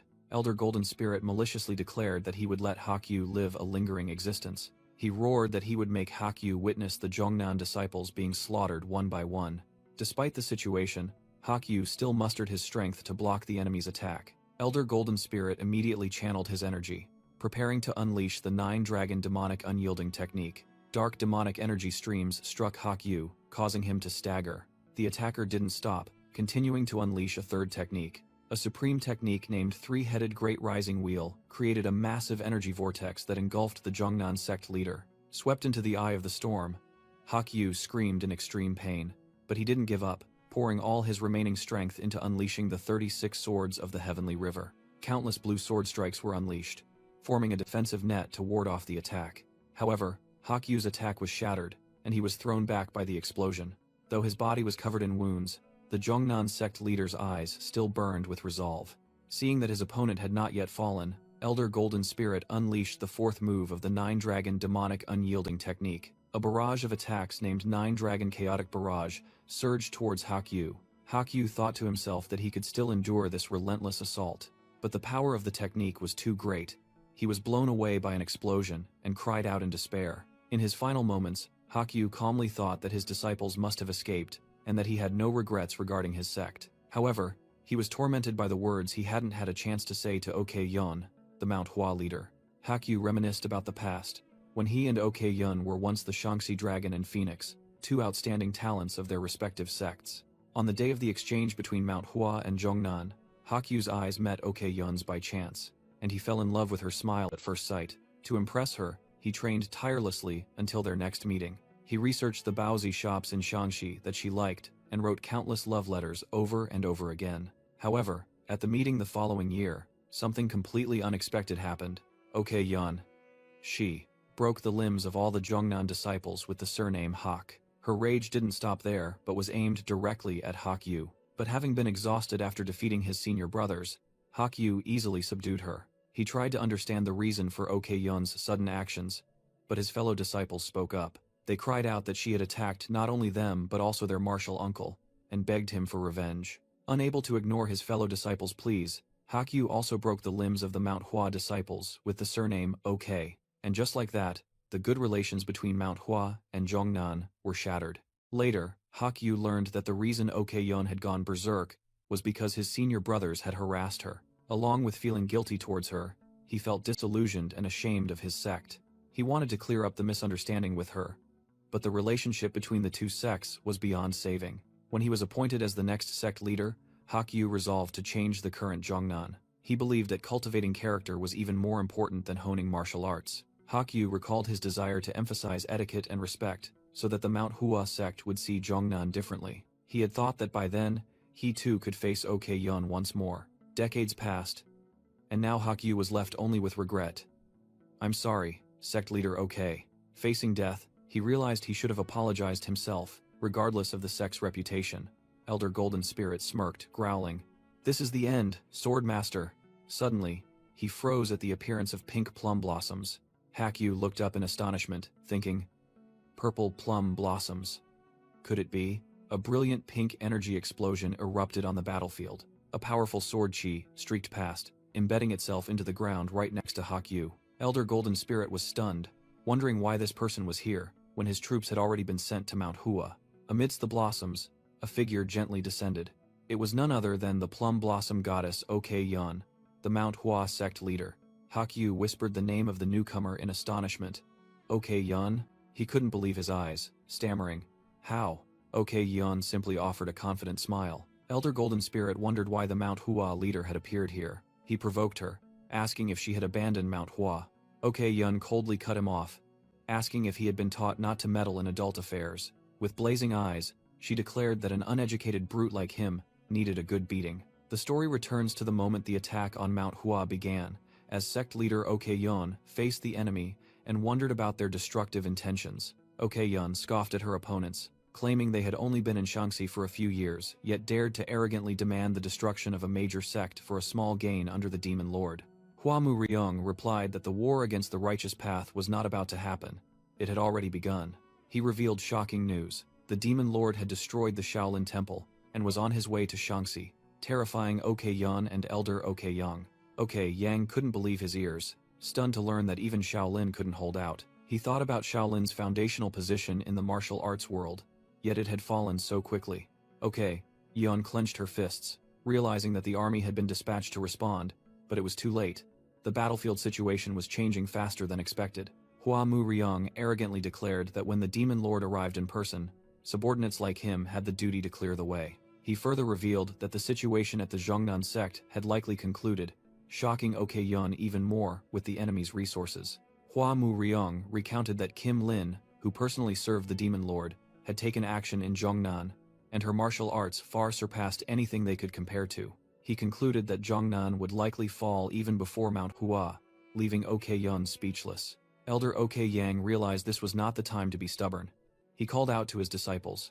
Ok-yun decided she had to go to Zhongnan and asked the two of them to stay and bear the burden here. The giant accompanying Hua Mu Ryong roared, questioning why the sect leader intended to abandon her post. He charged forward, declaring that he would let no one leave and all must die. A powerful attack struck the ground, but Cheongmyeong rushed out, using his sword to block the giant's devastating punch. He smiled confidently, asserting that no one could question the sect leader's decision, and asked his master to entrust everything to them. Ok-yun apologetically told Ok-young that her stubbornness had wasted time, and now she had to place the burden on his shoulders. Ok-young immediately reassured her, called her senior sister, and said he understood the reason, then urged her to depart quickly. Okay, Yun thought to herself. So he knew all along, then said, then I'll rely on you completely. Remaining at Mount Hua, Ok-young roared a command. Mount Hua disciples, follow me to eliminate the demonic cult. Meanwhile, Ok-yun shot off like an arrow, leaving behind the battle that had just erupted at the sect. At Zhongnan, sect leader Hak-yu sensed her haste, thinking to himself that this junior sister had left behind both her disciples and her brethren. His enemy, Elder Kim Lin, sneered. Furthermore, I have much to say to this old man of Zhongnan before he goes to his grave. As soon as she set foot on the battlefield, Ok-yun growled. Forget the chatter, just take your beating. Kim Lin recognized her violet mist divine technique, while young master Hua Mu Ryong mocked from afar. What's wrong? Are you interested in getting beaten like a dog by a female sect leader? Kim Lin retorted. For a sect leader, your manner of speech is truly disrespectful. To be so insolent in front of a sword saint, isn't your confidence a bit excessive? The real insolence is your ugly face that dares not look up, Ok-yun sharply retorted. No need for many words, you'll understand once you take your beating. The rapid sound of horse hooves echoed, signaling someone was rushing over. Hua Mu Ryong called out loudly. Kim Lin, are you all right? Making Kim Lin startle and turn around. Young master? Without hesitation, Ok-yun unleashed her renowned 24 forms plum blossom sword technique. From afar, a Zhongnan soldier cried out hopefully. I see deadly aura descending from the sky. Perhaps Mount Hua has sent reinforcements. Ok-yun's eyes sharpened. She focused all her power into the 15th move. Her movement technique was so fast that she was merely a blur gliding across the ground. A dazzling pink sword aura net was unleashed, covering a vast area. The soldier who had just arrived screamed at his young master. Forgive my abruptness, young master. Ah! The sword technique reached its peak, creating a massive plum blossom energy explosion. Powerful shockwaves swept across the courtyard of the Zhongnan sect. Caught in the sword aura, sect leader Hak-yu asked in horror, Are you going to cut me down too? Okay, Yun coldly replied, saying Hak-yu didn't need to make a fuss when she hadn't even touched him. Overwhelmed, Hak-yu could only utter her title, Plum Blossom Goddess.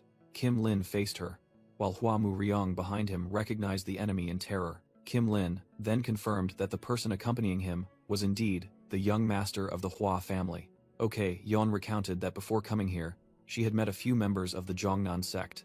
In the flashback, the disciples asserted that the glory of destroying Mount Hua and Zhongnan would belong to the young master. Hua Mu Ryong sneered, suggesting that the demon lord's personal bodyguard didn't need to go that far. He sowed doubt about Kim Lin's relationship with his master, making both of them glare in anger. Enraged, Ok-yun roared that she would make him unable to spout nonsense anymore and unleashed a fierce attack. Kim Lin blocked the attack and retorted with a sneer, revealing that everyone now knew Hua Mu Ryong was the demon lord's son. He threatened Ok-yun that if he killed the young master, she would also be held responsible, making Hua Mu Ryong furiously call her a coward. Ok-yun scoffed, exposing that every word Hua Mu Ryong uttered only revealed his weaknesses. Struck where it hurt, Hua Mu Ryong gnashed his teeth in fury. Ok-yun coldly questioned the surprise attacker's right to speak of principles, and threatened to show him true cowardice. Completely losing control, Hua Mu Ryong roared in a fit of rage. Kim Lin immediately lunged to attack and protect the young master, but Ok-yun blocked his move. Caught in Ok-yun's sword dance, Kim Lin struggled to defend himself. However, he was quickly overwhelmed by the continuous slashes. Just then, Hakyu stepped forward, declaring that thanks to her buying time, he was able to move. With determined eyes, the Zhongnan sect leader asserted that he could not become a burden to a woman. Hakyu roared, charging at Ok-yun and scolding her for daring to mention women. Elsewhere, the surviving Chungnam sect disciples looked on in horror at the battle. Kim Lin saw an opportunity to eliminate Hakyu, but worried that the young master alone couldn't stop Ok-yun. He decided to swing his sword and attack. His target was the Chungnam disciple, leaving him frozen in fear. However, Ok-yun was a step faster, delivering a fatal blow to Kim Lin, making Huamu Ryung scream. After delivering the blow, Ok-yun's eyes shone with determination. Kim Lin gritted his teeth, his body covered in injuries from the unexpected strike. He staggered back, unable to believe what had just happened. Immediately, Ok-yun and Huamu Ryung clashed again in a fierce battle. Ok-yun confidently said that targeting the young master was the right decision. Meanwhile, Kim Lin coughed up blood, his injuries extremely severe. The Chungnam disciple hastily begged the young master to retreat, but Huamu Ryung refused. He remained firm that the young master's safety was the top priority. Kim Lin stood up, admitting defeat but threatening that the demon lord would arrive soon. With hateful eyes, he warned that they would regret not dying by his hand today. Ok-yun brushed off the threat, declaring she would take the young master's life right here. But Hakyu stopped her, explaining that the young master was the enemy's weakness. He said if she killed Huamu Ryung, the demon lord would surely fight to the death. Hakyu admitted that even if they combined forces, they might win, but the risk was too great. Hakyu braced his hands on the ground, trying to get up after the battle. Ok-yun approached to check on him, but he replied that he was just trying to hold on despite his leg injury. Nevertheless, he reassured her that he would be fine with a little internal energy circulation. Ok-yun playfully scolded him for being boastful, then helped him up. She supported Hakyu, doubting if he could walk normally, while comments were heard that the once-renowned Shaanxi dragon was past his prime. Hakyu gave a sad smile, dismissed the mention of the past, then sincerely thanked and apologized to Ok-yun. Ok-yun replied that she did it not for Chungnam, but for the righteousness of the sect. She then brought up an old incident from a friendly gathering many years ago, and said she had always wanted to apologize for that day. She added that it was fortunate she managed to say this apology before dying. Hakyu recalled that day, but instead of accepting the apology, he grumbled that he still wanted to break the legs of those Chungnam disciples again. He was surprised by her anger, while Ok-yun was embarrassed, trying to move past the topic. She finally revealed that his disciples had read and cruelly mocked the love letter she wrote to him. Hakyu froze, then accidentally confessed that he too had stayed up all night writing a letter to her. Immediately, he blushed at his own unexpected confession. Ok-yun then scooped Hakyu up, telling him to hold on tight so she could use her lightness skill. As they soared into the air, Hakyu frantically pressed her for more details about the old love letter. Meanwhile, the battlefield below was still strewn with corpses. A giant demonic sect grandmaster roared, deciding to charge into battle. He charged like a storm, but Chongmyung quickly rushed out to block his path. Chongmyung gritted his teeth, straining to halt the giant's furious attack. A terrifying explosion occurred, as Chongmyung clashed with the grandmaster. Hak-woon shouted in worry. "Chongmyung! Why are you so reckless?" He continued to yell as Chongmyung directly confronted the horned grandmaster. Hak-woon gritted his teeth, realizing the enemy's skill far exceeded his expectations. He anxiously watched the other Mount Hua sect disciples also being pushed back in the battle. Amidst the smoke and dust, Hak-woon desperately prayed for Chongmyung's safety. Lying amidst the rubble, Chongmyung coughed up blood but confirmed he was still alive. Hak-woon recalled the past, when he was once very conceited about his talent. He bitterly admitted that the lack of combat experience had made too great a difference. The horned grandmaster stood there, radiating purple demonic energy and sneering. "Is this the end?" he continued to mock. "Not bad for your age, but you lack experience." The grandmaster raised his fist, declaring he would not give Chongmyung any more chances. He leaped into the air, diving down to finish off his opponent lying on the ground. A devastating punch aimed directly at Chongmyung, creating a powerful shockwave. The grandmaster burst into laughter upon seeing his opponent's strange movements. He scoffed as he watched Chongmyung roll on the ground to dodge the attack. Chongmyung continued to roll and evade, and the grandmaster looked disdainful. Chongmyung gritted his teeth, enduring the insults, as anger flared within him. With a cruel gaze, the horned grandmaster declared he would end the match. Just as he was about to strike, he suddenly felt the ground shake and looked astonished. The grandmaster with horns asked in surprise what was happening. Hak Woon pointed forward, shouting to the Zhongnan sect disciples that a group of demonic cultists was right in front of them. He rallied everyone to charge and help Huashan eradicate the demons, stunning the Grand Master with horns as he realized they were from the Zhongnan sect. The Zhongnan sect leader, Hak Yu, faced the enraged Grand Master with horns. The Grand Master, with horns, thought in panic, could Kim Ling have fallen? Finding the idea absurd, Hak Woon gave a wry smile, admitting their entrance was indeed dramatic. While Hak Woon asked casually, the Grand Master with horns was blaming himself for a momentary lapse in concentration. He gritted his teeth, realizing his mistake was paying attention to the arrival of the Zhongnan sect. The battle resumed, with the giant Grand Master fiercely clashing with the Zhongnan warriors. With Zhongnan's support, the tide of battle turned, severely wounding Flame King Demonic Blade and life-taking Demonic Fist. The two powerful enemies were forced to retreat from the battlefield. This was the first victory for the orthodox martial arts world, after a series of continuous defeats against the demonic forces. The Huashan sect leader, OK Yun, appeared and inquired about everyone's situation. She praised everyone for playing a major role in inflicting fatal wounds on the extreme demon masters. Although the praise was for Chong Myung, OK Yun affectionately patted the head of a deeply embarrassed sect leader Hak Yu. She even lifted Hak Yu up, despite his pleas to be put down, while Chong Myung remained speechless at the bizarre sight. Afterwards, in a room, OK Yun suggested everyone summarize the situation. She stated that the Demon Lord was on his way to Shaanxi after destroying Shaolin, and although they had repelled the Hua family, their side had also suffered heavy losses. Hak Yu continued, expressing concern about the number of unknown masters under the Heaven's Brilliance Demon Lord. He specifically highlighted the one named Kim Ling, who had forced them to retreat by taking hostages. Hak Woon admitted to Chong Myung that if the battle prolonged, both he and Hak Yu would hardly return alive. Chong Myung was secretly terrified to learn that the enemy possessed strength comparable to the two masters. OK Yun sternly stated that they could only buy time for a while, as the enemy would soon regroup and attack again. She worried that if the Demon Lord personally joined the battle, they would have no way to resist. Hak Yu announced that after deliberation, he and OK Yun had come to a conclusion. He declared that the Zhongnan sect and Huashan sect must abandon Shaanxi, leaving everyone stunned. Hak Yu explained that Shaanxi was the homeland and symbol of both sects. However, the demonic forces had grown too powerful, and the priority now was to restore balance. Therefore, both Huashan and Zhongnan needed to join the Orthodox Heavenly Alliance to contribute their strength. Hak Woon agreed but worried about the common people who had always supported them in Xi'an. OK Yun asserted that they would take all the common people with them, as the sect's existence depended on them. She believed there was still time to persuade everyone to evacuate before the enemy returned. OK Yun began assigning tasks, sending 2 people to report to the Alliance, while she and Chong Myung would go to persuade the populace.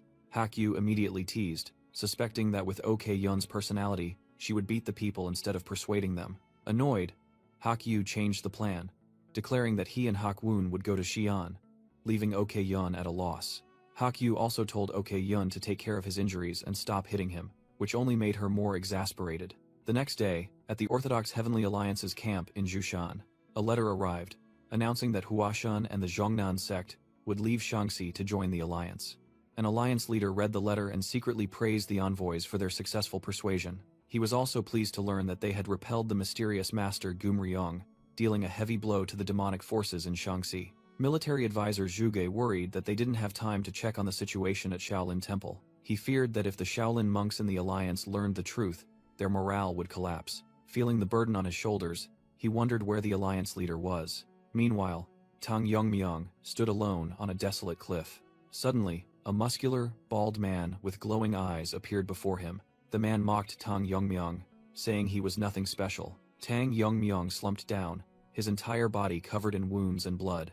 The strange man turned away, remarking that this was a waste of time. However, the man realized that this did not seem to be reality. He gathered his strength, preparing to unleash a sword chi technique called Heaven's Canopy Sword. A massive green energy explosion engulfed the entire area. Tang Yongmyung stood up, remarking that his master's attacks were truly much more painful than this. He realized that his body and internal energy had automatically fully recovered, an unusual phenomenon. He deduced that the stresses in this space must be affecting his real body. Tang Yongmyung recalled that he had never defeated his master when he was alive.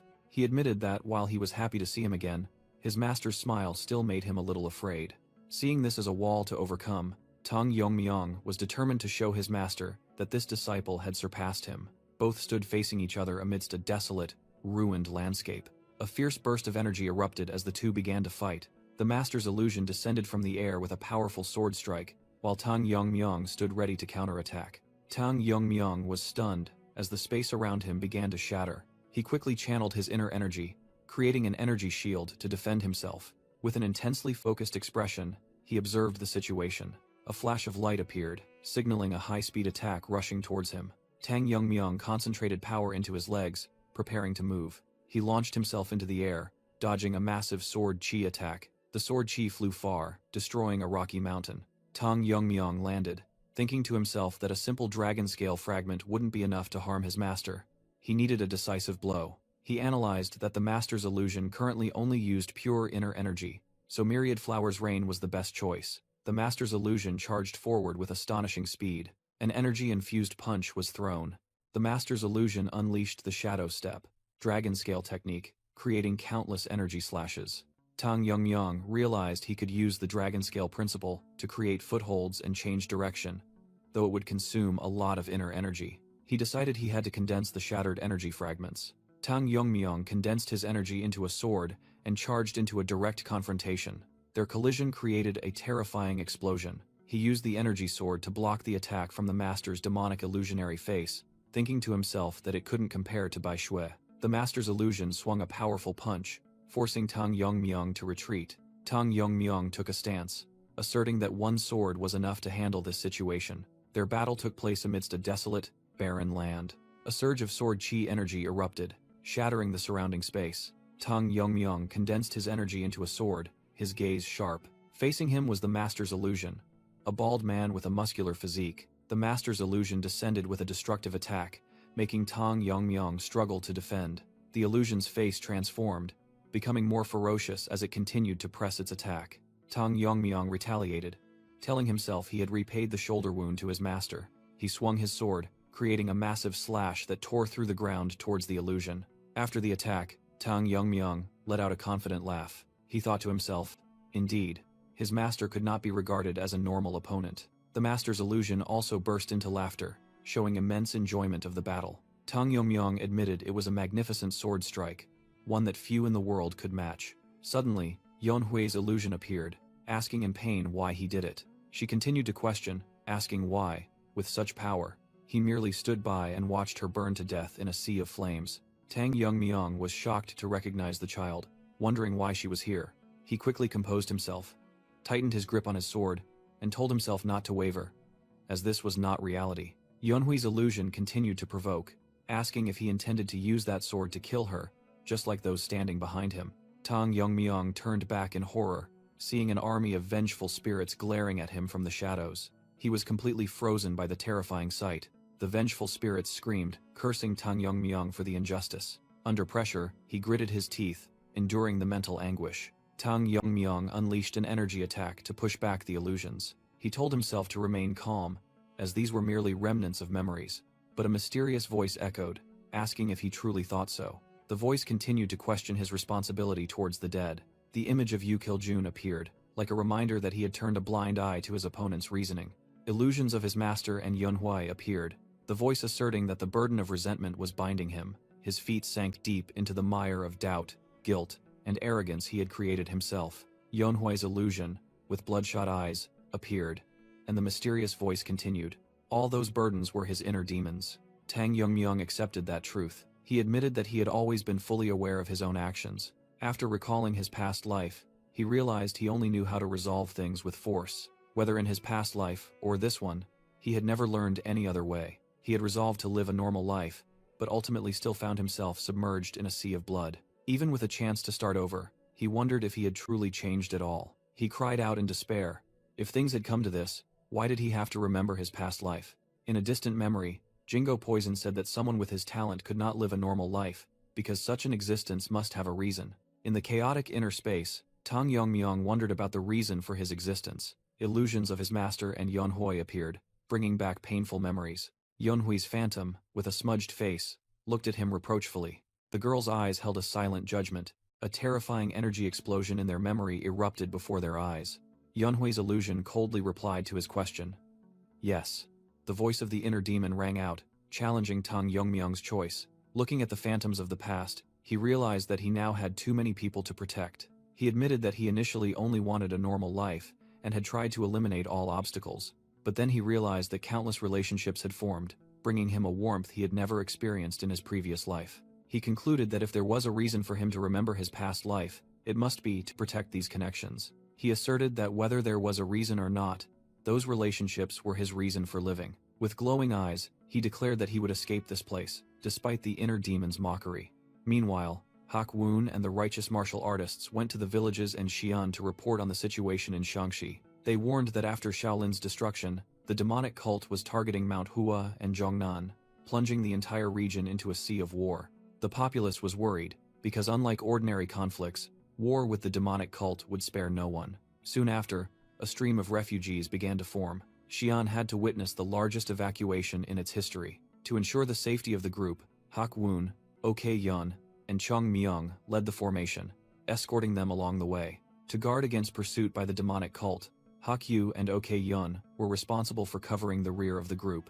OK Yun asked about their destination, as she knew that they couldn't take all the refugees to Mount Zhuxian, where the alliance was stationed.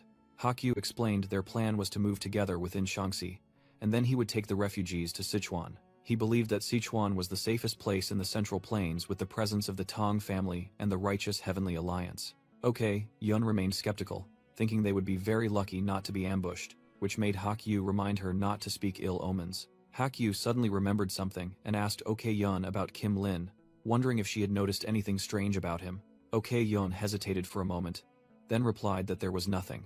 But in her mind, she recalled Kim Lin's overly protective behavior towards Hua Muriong, even though the demon lord's seed looked perfectly normal. She thought that such an act was meaningless by the demonic cult's logic, and their relationship seemed too affectionate for a mere bodyguard. Finally, OK Yun dismissed those thoughts, believing she had overthought it. Meanwhile, elsewhere, a special cultivation session was underway. Tang Miso was meditating, focusing on a new cultivation technique. She recalled being taught the cold poison ice crystal art secret technique, a result of the exchange between the Tang family and the Ice Palace. This cultivation technique was explained to be optimal for those with a 9-yin severed meridian constitution like hers, who typically found it very difficult to practice ordinary martial arts. Due to its unique nature, this secret technique was useless to ordinary people, and was fortunately not destroyed during the Destroyer Demon Lord's invasion years ago. Back in the present, Miso felt more clearly with each breath, understanding that this was a cultivation technique that would cause harm if practiced by ordinary people. She secretly told herself that this was a precious opportunity, and resolved to cultivate diligently. Another woman stood silently, observing Miso from a distance. The woman secretly marveled at how miraculous fate was, when one of the many lost martial arts from that day had become useful to Miso. Tang Jihye recalled a lingering question in her heart. It was 17 years ago, when the Destroyer Demon Lord executed her father, the Tang family patriarch. Just as the Tang family's defeat was sealed, that person only whispered an enigmatic sentence about the Lord's will before retreating. She wondered if that person with white hair and glowing red eyes was truly the Destroyer Demon Lord. In a forest in the present, another battle had just concluded. Kim Lin, one of the commanders, knelt on the ground. Behind him were the surviving subordinates of the Hua family in Shaanxi, all bearing expressions of exhaustion and defeat. Kim Lin began to report on his failure and that of the honor guard.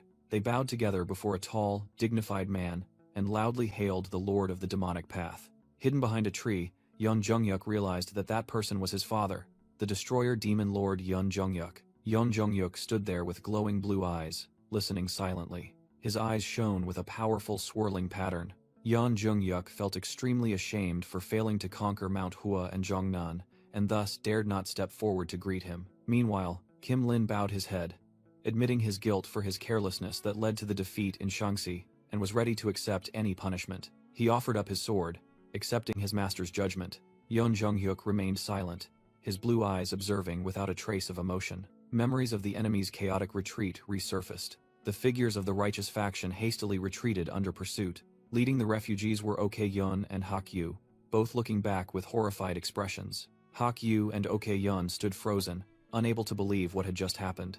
The entire scene was reflected in the azure eyes of someone observing from afar. Elsewhere, the Destroyer Demon Lord gave an order, and his subordinate Kim Lin stood there, obeying.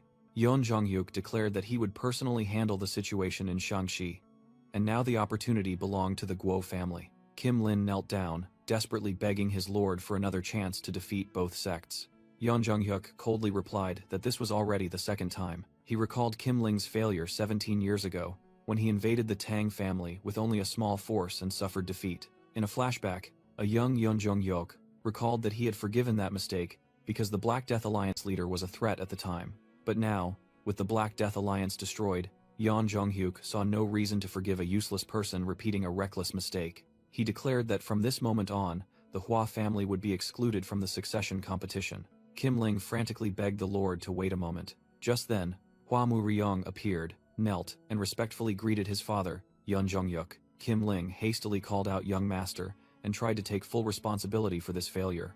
Hua Mu-ryong explained that he himself had become the weakness, forcing Kim Ling to retreat. Nevertheless, Kim Ling continued to plead, begging for another chance. Yan Zhenghyuk coldly asked if his son had blocked his path just to utter meaningless words, and Hua Mu-ryong replied that he would take all responsibility. Yan Zhenghyuk decreed that, if so, Hua Mu-ryong must pay the price. A merciless sword slash swept out, fresh blood splattering into the air. Yan Zhenghyuk's eyes gleamed with cold indifference after delivering the punishment. Hua Mu-ryong cried out in horror. Kim Ling, as he saw him impaled by a sword. Fresh blood spurted from the fatal wound on Kim Ling's chest as he collapsed in pain. Why? Hua Mu-ryong desperately watched his loyal guard fall to the ground. Yan Zhenghyuk coldly uttered, calling Kim Ling's actions foolish. He continued to mock him for throwing away his life just for a child. Yan Zhenghyuk scornfully said that he had painstakingly raised Kim Ling as a shadow, but he was swayed by trivial emotions. Standing over his subordinate's corpse, Yan Zhenghyuk casually stated that nothing else mattered anymore. He cruelly quoted a proverb, that parents must bear the sins of their children, then turned and walked away. Hua Mu-ryong was stunned by the truth, wondering if he was not of the Lord's bloodline and if Kim Ling was his true kin. In his final moments, Kim Ling's memories flooded back. He recalled the old days, when Yan Zhenghyuk saw the two twins and said their faces resembled his, then decided to adopt both. The young master of the heavenly demon cult declared that from then on, the two brothers would be his personal guards. Kim Ling recounted that among the many children sold to the demonic cult, the two twin brothers were chosen by the young master. Under Yan Zhenghyuk's patronage, they cultivated demonic arts, reached the extreme demon realm, and became Kim Ling and Yin Ling, the young master's personal guards. As shadows, the two brothers cleared all obstacles in their master's path, until one day, Yan Zhenghyuk issued an order to create an heir. He ordered them to make the daughters of surrendered families bear his successor's bloodline. It was an incomprehensible order, to suddenly seek an heir through his own personal guards. However, the command of the one who would become the sky of the demonic path was absolute and undeniable. A red-haired woman stood in the room, her bare shoulders exposed. She looked down with a resigned expression, while Kim Ling stood behind, silently observing. She looked anxious, sweat trickling down her cheek as she lightly bit her lip. Kim Ling recounted that they did not question it, nor did they allow personal emotions, as it was simply an order. He had thought so, but after 10 months, the moment he held the tiny life in his arms changed everything. Kim Ling was stunned, realizing he had developed emotions that a shadow should not possess. His eyes trembled, because knowing he shouldn't only made him want to call out the name more desperately. He secretly called the child his son. Those were words he could never utter in this lifetime, but instead, he swore to keep a promise. Kim Ling began his vow. On the day you become the Lord in the future. No, even if you become the Lord. He continued, an image of an older Hua Mu-ryong appearing before him. I will protect you until the end of my life. Kim Ling's vow echoed amidst the pouring rain. The heavy rain continued to fall. Under the rain, the bodies of Kim Ling and Yin Ling lay motionless on the ground. In the place where the one called the sky of the demonic path had passed, Hua Mu-ryong bowed his head and looked down. He looked up with tear-filled red eyes, desperately calling father, but only emptiness remained. At the Guo family's mansion in Guizhou, a woman asked if the other person intended to go to Shaolin. The burly man clutched his lapel, firmly replying, yes, because assisting the Lord is my duty. The woman hugged him from behind, tiredly asking if the Guo family had to wait again, and for how long. The woman anxiously said, I heard the Hua family has already held their departure ceremony. If they win big, won't our Yan be pushed out of the succession race? The man replied with a resigned expression, that is the Lord's will, what can we do? But, he gently placed a finger on her lips, continuing, I understand your impatience. The woman looked at him with eyes full of affection and hope. the man's voice rang out, reassuring her. I cherish our Yun just as you do, he promised. So, please be patient a little longer.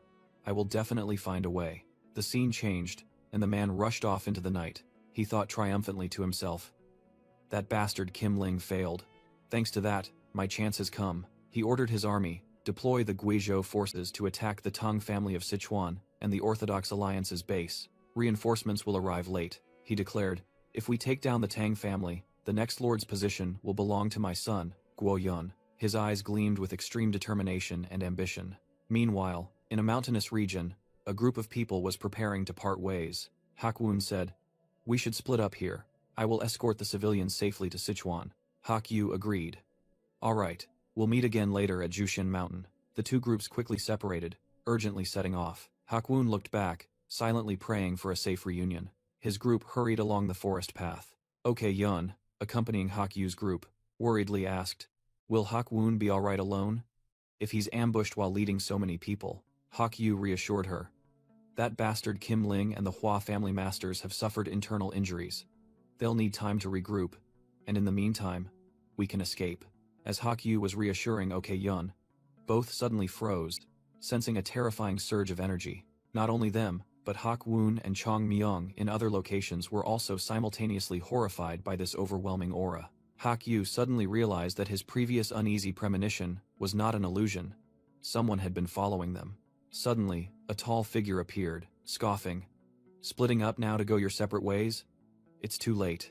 Hakyu broke out in a cold sweat, exclaiming in horror that this demonic energy was even stronger than Kim Ling's. That person was none other than the Dark Lord of Destruction, Yeon Jong-yuk, who yawned and said he was bored of waiting.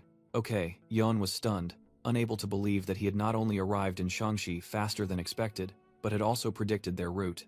Chung Myung trembled as he realized he was facing the legendary Dark Lord of Destruction. Faced with the enemy's boundless power, Chung Myung felt his own level was completely different. He let out a desperate laugh, realizing a harsh truth. All this time, he had arrogantly thought he could be on the same level as such an existence. Hakyu coldly assessed that there was no need to fight to know the outcome. He decided that even if they all attacked together, they would die.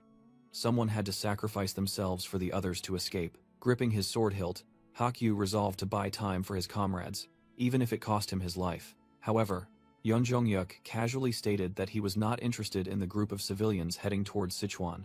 Hakyu froze, realizing that the enemy had completely grasped all their intentions. He wondered in horror if Yeon Jong-hyuk's sensory abilities covered all of Shangxi. Yeon Jong-hyuk looked at them and said he had intended to kill them all, but then changed his mind.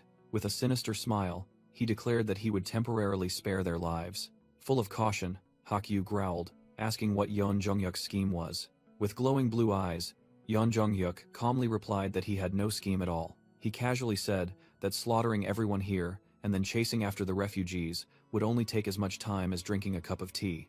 Yeon Jong-hyuk clenched his fist, continuing his explanation. He said he wouldn't do it because there was no reason, not because he couldn't. Both Hakyu's and OK Yeon's groups were shocked to realize Yeon Jong-hyuk had moved behind them without them noticing. Yeon Jong-hyuk confidently declared that if he truly wished, establishing demonic order in the Central Plains would take less than 2 weeks. However, he explained that such an easy conquest would be boring, as only tension brought satisfaction. He revealed that was why he had continuously postponed his battle with the Black Death Alliance leader, as both wanted to face each other at the peak of their power.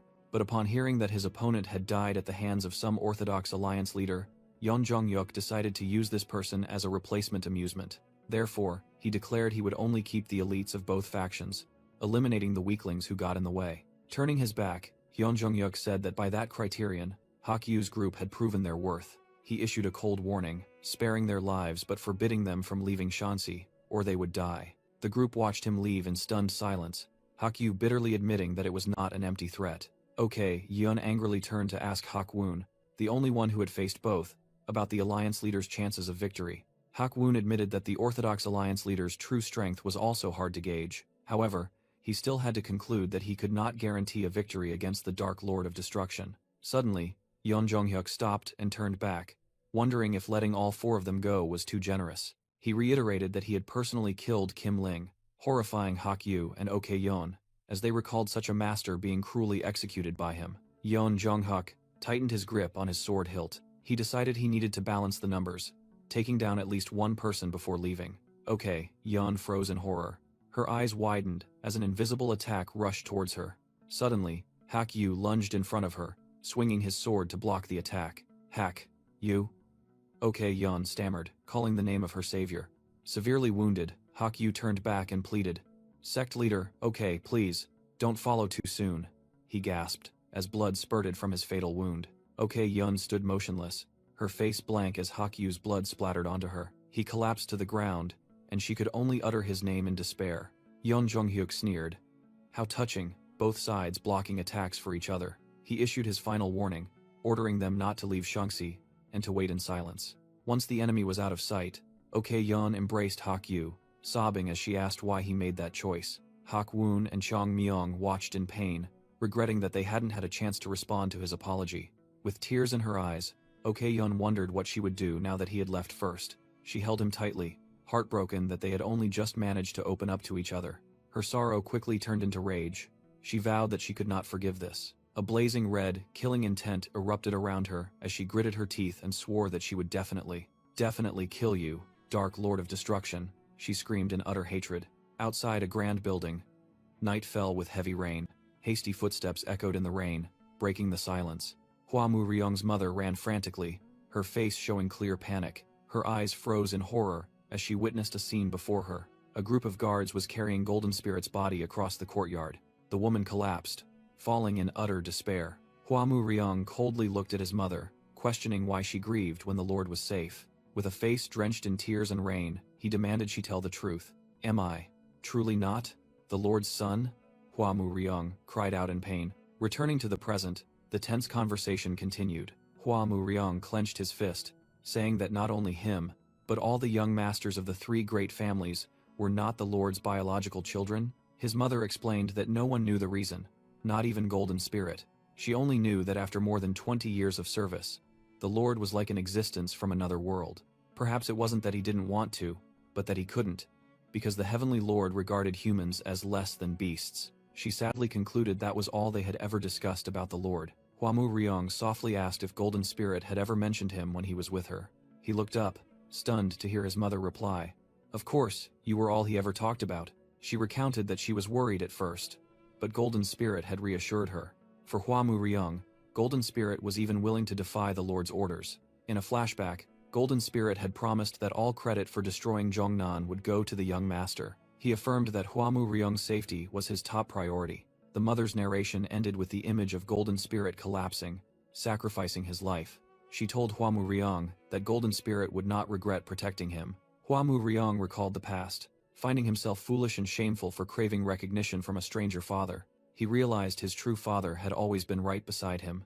Accepting defeat, Hua Mu Ryong told his mother that perhaps this was the end for the Hua family. His mother looked at her son and said that no matter what he chose, the truth that he was her proud son would never change. Hua Mu Ryong decided he would leave now. He turned and walked away, carrying his mother's encouragement. His eyes now shone with a new determination. The scene shifted to the Guo family mansion in Guizhou. Inside, a woman was sitting and applying makeup. A man entered the room. The man asked for permission to enter, surprising the woman. Her eyes immediately lit up with joy. She quickly turned around. Madame Guo Huayun, of the Guo family, joyfully called out. My dear, she asked her husband if his personal visit was about what she was thinking. The Guo family head confirmed that their family's opportunity had finally arrived. He ordered the entire military force of the Guo family in Guizhou to prepare for deployment. Meanwhile, at the Righteous Heavenly Alliance headquarters, Jigal Changshin angrily questioned why his opinion was ignored. He sharply pointed out that with Shaolin destroyed, the Shaanxi region could not possibly be safe. Jigal Changshin suggested they must go to Wuhan immediately, to prepare with Wudang against the Heaven's Brilliance Demon Lord's attack. Sword Saint Song Cheng replied that they had lost contact with the Shaanxi forces, further enraging Jigal Changshin. He stared at Song Cheng, asking if he found this situation ridiculous. When Song Cheng sarcastically retorted, Jigal Changshin flusteredly explained that wasn't what he meant. Song Cheng exposed him, stating that Jigal Changshin only wanted to go to Wuhan to preserve the Alliance's forces, disregarding other sects. He growled Jigal Changshin's name directly, demanding he listen. Song Cheng warned Jigal Changshin to be careful with his words, declaring he would not tolerate any further insults. An observer thought to himself, sensing Song Cheng's unwavering killing intent, and doubting his trustworthiness. In a flashback, the Shaolin monks were aghast upon hearing that their sect had been annihilated. Song Chong explained that due to the situation in Shaanxi, the alliance had been unable to intervene and assist, and apologized for the late notification. He admitted this was his mistake and said that anyone who wished to leave the alliance could do so. With deep remorse, Song Chong bowed in apology to the monks. He was consumed by torment and helplessness over the tragedy that had occurred. A young martial artist spoke up indignantly, saying that the alliance leader did not need to bow for the crimes of the Heaven's Brilliance Demon Lord. However, the Shaolin monks clasped their hands, expressing gratitude that he had spoken the truth and affirming that no one blamed him. They hoped Song Chong would not worry and would continue to lead the alliance righteously, which deeply moved him. Grandmaster Jia-un declared he would personally resolve the grudge of his destroyed sect in the upcoming battle. Sword Saint Song Qiang decisively rejected the proposal, asserting that the plan would not change and they would not go to Wuhan. Jigal Chongxin angrily shouted, questioning the alliance leader. Song Qiang replied, saying they would not wait at Mount Zhuxian, and he had decided on their marching direction. Jigal Chongxin was surprised, and Song Chong explained that they had just received a report from the reconnaissance team.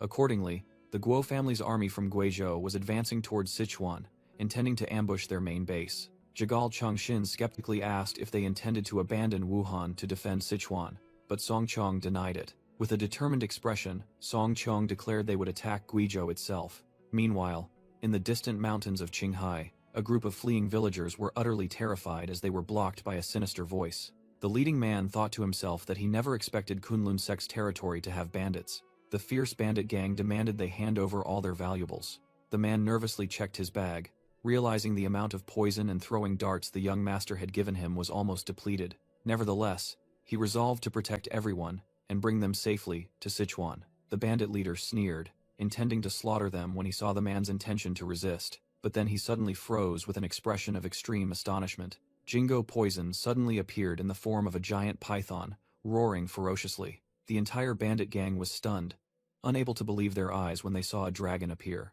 With a powerful sweep of its tail, Jingo Poison sent the entire bandit gang flying into the air. The man and the group of villagers could only stand dumbfounded at the scene that had just unfolded. The leading man and the group of fleeing villagers startled and turned back in horror. He stammered, wondering what had just passed by, not daring to believe his eyes. Then he screamed in panic. A dragon is heading towards the central plains. Amidst the clear blue sky, Jingo Poison glided over the rolling mountain ranges. It thought to itself that it had arrived in the central plains and would reach Sichuan tomorrow. Suddenly, it recalled the villagers it had just saved, feeling their faces seemed familiar. Suddenly, its blue eyes flashed as it sensed something unusual. An ominous red energy emanated from the subspace within it. Jingo Poison anxiously roared, wondering what Tang Yongmyong was going through. It earnestly prayed for its master to safely awaken. Meanwhile, within his inner world, Tang Yongmyong was confronting an illusion of his master. Their battle took place on a desolate, barren land. The master's illusion scoffed. "You say you want to leave this place? As if mere determination is enough." With a sinister smile, he continued that Tang Yongmyong might have a firm will, but that only meant he hadn't succumbed to his inner demon. "It doesn't mean you've defeated it," the illusion roared as they both charged at each other. A terrifying explosion occurred, forming a giant crater on the ground. The master's illusion transformed, growing two demonic horns on its head.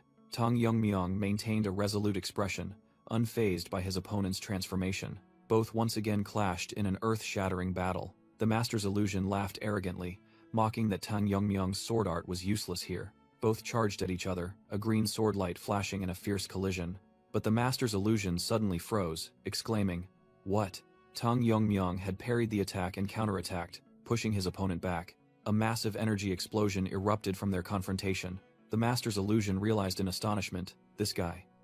His aura suddenly changed. His eyes widened, seemingly having recognized something extraordinary. Tang Yongmyong, enveloped in the new aura, raised his sword, preparing for the finishing blow. He unleashed a powerful slash, creating a massive streak of light that tore through the ground. The master's illusion smirked defiantly. "So you want to go all the way? Very well, if that's what you desire." But then he froze, sensing something unusual in the attack. He wondered in shock. This guy, could it be? As he saw Tang Yongmyong's glowing eyes. As the sword strike descended, the master's illusion struggled to resist in vain. It was an attack without form, without technique, containing only pure will. In a selfless state, it aimed for a single path, making the master's illusion exclaim, Is this supreme? Tang Yong was completely focused, mind and body unified. The energy from the sword strike erupted, engulfing everything. His eyes gleamed with final resolve. The sword chi pierced through, splitting the master's illusion in two. The inner world shattered in a blinding explosion of light. After the decisive sword strike, Tang Yong stood firm amidst the crumbling inner world. His master's illusion sneered, admitting that his heart no longer wavered. But he warned that the battle was not yet over. With a sinister smile, the illusion reformed, and declared that the heart demon was not so easily subdued. Tang Yong was stunned, wondering if he was mistaken. He recognized a familiar energy being unleashed. It was a technique that encompassed all things with the concept of Tiankong Huayu. His master's illusion unleashed a massive energy attack towards him. Tang Yong was astonished, not understanding how the heart demon could grasp the essence of this ultimate technique. But then he awoke, realizing this was no mere heart demon. Beside his master's illusion, another figure had appeared. He muttered, thinking he had just overcome one wall only for another to appear. The new figure spoke, explaining that this form was natural for a mind capable of wielding Tiankong Huayu. It was his ancestor, Wu Yingke. At the same time, in a place in southern Shaanxi, near Hubei, a simple grave had just been erected. Okay, Yan knelt in pain, beside her. Hak Woon and Chong Myung mourned silently. Hak Woon gently advised her that it was time to get up. Okay, Yan stood up, her eyes burning with hatred. Vowing to kill that bastard Yan Junghyuk, Hak Woon cried out in alarm, asking if she intended to throw away the life they had just painstakingly saved. Okay, Yan clenched her fists, thinking that Yan Junghyuk sparing their lives was merely a whim. She asserted that she would rather die with a blade at his throat than be toyed with like a puppet. Hak Woon hastily intervened, shouting if she wanted to make Hak Yu's sacrifice meaningless. He emphasized that what needed to be done now was to find a way to escape the enemy's sight. Suddenly, Hak Woon froze as he noticed something in Ok Yun's eyes. Her face showed no anger, only a terrifying emptiness. He exclaimed in horror that it was not the gaze of someone ready to die, but of someone who had lost everything. Amidst this, an exhausted man suddenly appeared, and asked if they were from Mount Hua, or Zhongnan. Chong Myung cautiously asked for the stranger's identity. The man introduced himself as a messenger sent by the Hua family in Shaanxi to carry out a secret mission. Hak Woon immediately became enraged, believing the Hua family was also part of the demonic cult. Chong Myung was more rational. He questioned the Hua family's purpose in sending only one person. The messenger explained that he was merely a low-ranking member, ordered to deliver a message to the survivors. The urgent message was delivered. They must leave Shaanxi immediately. At the same time, a formidable demonic cult army was gathering under the command of a white-haired leader. The messenger continued, stating that the Hua family would atone for the wrongs they had caused Mount Hua and Zhongnan. They would do so by rising against Moju Huimi. Elsewhere, Yan Junghyuk felt something strange. He wondered why he sensed a large surge of demonic energy from the Hua family, and why a group of people was outside. The person he was questioning was Hua Mu Ryong and his subordinates. Yan Junghyuk questioned Hua Mu Ryong's group. Didn't I say the Hua family had no more chances? Where do you intend to deploy your troops? He said with contempt. Planning to do things I didn't even order. If you want to earn merit now, forget it. His deep swirling blue eyes flashed. There will be no second chance for you. Hua Mu Ryong tightened his grip on his sword hilt and spoke. There's one thing I want to ask. He looked directly at Yan Junghyuk. Please tell us the meaning of this succession struggle. Isn't this a competition to succeed you as the Lord's son and master of the demonic path? Yan Junghyuk replied indifferently. Is that all you're asking? You continue to waste my time. However, he then explained, Moju Huimi is merely a tool to create a foothold for the Tianmo Shenjiao to enter the Central Plains. He revealed his true identity. Originally, I am the young master of the Tianmo Shenjiao. When the order of the demonic realm is established, I will return to that position as the master of the demonic path. Hua Mu Ryong understood. After that, someone will be needed to manage Mozu Huimi in the Central Plains. In other words, this is a competition to select our sect's governor for the Central Plains. Yan Junghyuk's eyes glowed brightly in the darkness as he asked, Is this answer sufficient? Hua Mu Ryong gritted his teeth, questioning in pain. Then why did you deceive us, making us believe we were your sons? Yan Junghyuk coldly replied, It provided a legitimate reason to entrust the demonic elders. Use your brain a little. He continued, as images of the two elders appeared. Without the excuse of being my son, do you think those two would faithfully act as hounds under a nobody like you? The answer seems sufficient. Now be gone, Yan Junghyuk ordered, then added, How fortunate. Hua Mu Ryong retorted, I'm glad a cold-blooded person like you isn't my father. Thanks to that, my heart feels lighter. He repeated Yeon Junghyuk's initial question. Earlier, you asked where I was trying to lead my troops, didn't you? With eyes burning with hatred, Hua Mu-ryung roared. I've come to avenge my father, Jin Ling. You bastard. Yeon Junghyuk stood alone, facing the entire force, repeating indifferently. Revenge? He smirked. Well, I can understand. At this rate, the Hua family in Shaanxi will lose everything anyway. Then he turned his gaze towards the two elders standing behind Hua Mu-ryung. But why are it you two, Ming Jimo and Dunming Moquan? We are truly disappointed. The underworld demon bitterly said that despite being loyal for over a decade, they were still mercilessly discarded. He exposed Yeon Junghyuk's deception, who had used the guise of fatherly love to manipulate his subordinates. With resentful eyes, the underworld demon admitted his foolishness for having trusted and followed the demonic path. Facing the resistance, Yeon Junghyuk scoffed. You followed the demonic path for power, and now you speak of righteousness? Are your minds all messed up? He sighed coldly. I thought you were still useful, but it seems there's no other way. Yeon Junghyuk declared decisively. I have no choice but to kill all of you. His eyes gleamed with a demonic light as he ordered. Before the sun sets today, the Hua family in Shaanxi will be wiped out. Faced with terrifying pressure, Hua Mu-ryung thought in horror. Just standing here, I feel like I'm about to be swallowed whole. The two elders roared a warning. What terrifying pressure. Don't let your guard down. In that moment of confrontation, Hua Mu-ryung recalled the conversation that led to this decision. He had once warned the two elders. Even with thorough preparation, we cannot stand against the Lord. Don't forget our purpose. Memories returned to a quiet room. He stood with his mother, his face shrouded in shadow. Hua Mu-ryung recalled the pain as he said, I lost the succession race. He frankly declared to the two elders, I am also not the Lord's son. Please stop treating me with such formality. But the underworld demon replied respectfully, Don't speak such disheartening words. Our master-disciple relationship still stands. Hua Mu-ryung asked the decisive question. Even if I go against the Lord's will? He admitted his weakness, but did not waver. I know I cannot reach the Lord, but I cannot sit idly by after witnessing my father's death. His eyes burned with determination. As long as I can disrupt even a small part of his ambition, I will stake everything to stand in his way. The two elders bowed, swearing in unison. If that is the young master's will, we will stand by your side, even unto death, Hua Mu-ryung declared loudly. Yes, behind me are those who trust and follow me. Listen, everyone. He acknowledged that they were about to enter a battle with no chance of victory, and was grateful to those who chose to follow him. He growled. The Hua family will not live under the protection of the Dark Lord of Destruction.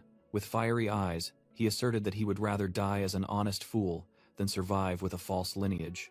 Hua Mu-ryung called upon all the demons of the Hua family to become fools like him and charge into battle. Elsewhere, Cheong Myung and Hak Woon were astonished to learn that internal conflict had erupted within the demonic cult. Hak Woon immediately realized this was the perfect opportunity for them to act. Ok Yun appeared, agreeing that this was good news as the demonic leaders were tearing each other apart. She believed that in this chaos, even Yeon Junghyuk would surely expose a weakness. Hak Woon drew his sword, vowing to decapitate not only the Hua family but also that bastard Yeon Junghyuk.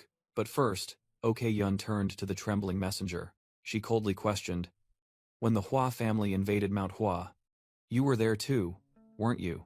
A smack echoed as Hak Woon unexpectedly slapped Ok Yun to stop her. Cheong Myung calmly asked if she thought she could kill such a powerful opponent with a sneak attack. Hak Woon yelled, trying to awaken his senior sister that by the time she arrived, the enemies were already dead. So what am I supposed to do? Okay, Yun wailed in despair. We lost leader Hak right before our eyes. She grabbed Hak Woon by the collar in a fit of rage. Okay, Yun cried out through tears. What about my revenge? Are you saying I have no right to avenge him just because I'm weaker than him? Hak Woon simply replied calmly. Look down at your feet. She looked down in confusion, and saw her sword had fallen freely, lying motionless on the ground.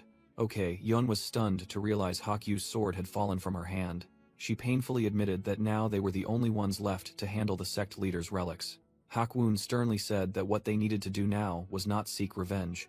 If they also died, Hak Yu's will would have no one to inherit it, so that the sect leader's sacrifice would not be in vain. Ok Yun picked up the sword while listening to Hak Woon's advice. She burst into sobs as Hak Woon concluded that they must survive to the very end. Cheong Myung and another muscular comrade approached to comfort the distraught Ok Yun. Seeing Hak Woon also present, Cheong Myung asked if he hadn't originally intended to go alone. Ok Yun looked up, silently apologizing to Hak Yu and promising that when the war ended, she would give him a proper funeral, so that everyone from Manhwa and Zhongnan could remember him. After building a temporary grave, Hak Woon signaled for the group to leave together, but just as they turned their backs, a sudden attack shattered the grave. A gigantic spiked mace plunged deep into the ground where the grave had just been destroyed. In a flashback, the bearded Grandmaster scornfully uttered, "How pathetic." Elsewhere, Yeon Jung-hyuk placed his foot on the chest of the defeated Kim Lin, mocking his enemy's feeble strength. He easily choked a demonic cult elder and questioned their foolishness. Amidst the battlefield strewn with corpses, Yeon Jung-hyuk declared that they were merely piling up more meaningless bodies. He coldly stated that if they had done nothing, they could have at least prolonged their lives. Suddenly, the elder being choked burst out laughing, surprising Yeon Jung-hyuk. The person scoffed defiantly. "Curious? Why don't you use that amazing ability of yours to find out?" Yeon Jung-hyuk fell silent, his blue eyes swirling deep in thought at the mysterious provocation. Yeon Jung-hyuk used his sensory abilities, his blue eyes glowing with concentric circles. He thought to himself, those bastards from the Mount Hua sect had disappeared from his energy perception range. Returning to reality, Yeon Jung-hyuk held his sword to the neck of a defeated demonic cult elder. He coldly questioned, "Don't tell me you sacrificed your life and your subordinates just to let the enemy escape?" The elder raised his head defiantly. "The enemy? My enemy is right before my eyes. The Dark Lord of Destruction. Although we couldn't even scratch you, if we managed to disrupt your plans and wound your pride, then that is enough." With a final roar, the elder lunged towards Yeon Jung-hyuk, launching a suicidal attack. Yeon Jung-hyuk easily blocked the attack and sneered, "How foolish. But I commend your courage. It would have been better if you had shown that side when facing Mount Hua and Zhongnan," he said, then stabbed through the elder's chest. Standing among the corpses, Yeon Jung-hyuk calmly remarked, "But still, it was quite interesting." He looked down at the elder's lifeless face. "See from the other world how meaningless your defiance was." With glowing eyes, he vowed, "I will personally show all of Central Plains that." Elsewhere, a burly man named Silver Wolf was relaying information to OK Yeon's group, asking why they hadn't gone to Mount Juxian. Silver Wolf explained that he was ordered to lead the Guo family's army from Guizhou towards Sichuan. An image appeared, showing that their wary opponent was Yin Ling. While OK Yeon's group showed clear determination, Silver Wolf warned that their main forces were likely retreating and they might encounter them. After completing his mission to relay the message, Silver Wolf turned and left. On the way, OK Yeon angrily said, "The Guizhou army is only moving now? Does that damned lord treat this war as personal entertainment?" Hak Woon replied, "Isn't that fortunate for us? If they hadn't acted simultaneously, we would have been annihilated." Suddenly, the entire group looked up at the sky in astonishment, where a giant streak of light was tearing through the heavens. Hak Woon anxiously looked at the sky, noticing the unusual movement of the clouds as if they had a will of their own. OK Yeon frowned, guessing that only the Dark Lord of Destruction had the power to do this, and was hunting them down. She was terrified that he could manipulate nature itself, a power that had far surpassed the martial arts realm. OK Yeon urged Hak Woon and Chang Myung, ordering them to immediately speed up their departure from Shaanxi. Their goal was to escape without entering the influence of those demonic clouds. All three channeled their inner energy, rushing away at their highest speed to escape the invisible pursuit. Meanwhile, at the main camp of the Orthodox Alliance in southern Sichuan, the atmosphere was incredibly busy. Jegal Yeong slumped her head on the table, exhausted from dealing with countless reports, from patrols to training. As the acting strategist, she felt her body was about to give out. Things became even more tense when communication with her uncle and the Alliance leader was cut off. She secretly worried, wondering where Tang Yongmyong was and if he was in any danger. Suddenly, a knock echoed, and someone asked permission to enter the room. Recruitment section leader Murong Hui entered, smiling as he greeted the hard-working strategist. He brought some snacks, saying he bought them in case she felt hungry. Murong Hui kindly offered Jegal Yongyong some pastries. Jegal Yongyong happily took a bun and began to eat. She felt revived and thanked Murong Hui for his kindness. Seeing her tired appearance, Murong Hui anxiously asked if she was getting enough sleep. Jegal Yongyong reassured him that she was fine, saying this hardship was nothing compared to those fighting on the front lines. Murong Hui still couldn't help but worry, but Jegal Yongyong just smiled, thanked him, and said she still managed to rest. Murong Hui smiled, remarking that their hardship was natural as members of the Alliance. Both agreed to keep their spirits up together, but their conversation was interrupted by a loud noise. Tang Gaejung, the intelligence team leader, burst into the room, shouting that there was urgent news. Murong Hui quickly dismissed his initial confusion and immediately asked what the urgent news was. Tang Geizhong reported that the Guo family's army from Guizhou was massively advancing towards Sichuan. The sudden news left both Murong Hui and Jegal Yongyang completely stunned. Tang Geizhong added that the army was heading straight for them, as a scene of massacred civilians appeared. They were turning every place they passed through into a desolate wasteland of death. Buildings engulfed in flames bore witness to the brutality of the invasion. Amidst the desolation, the Guo family head rode his horse, coldly observing the destruction. Meanwhile, his son, the demonic young master Guo Yun, was incredibly excited, whispering that he had been waiting for this for a long time. He recalled his ascetic life under surveillance and having to maintain his dignity at home.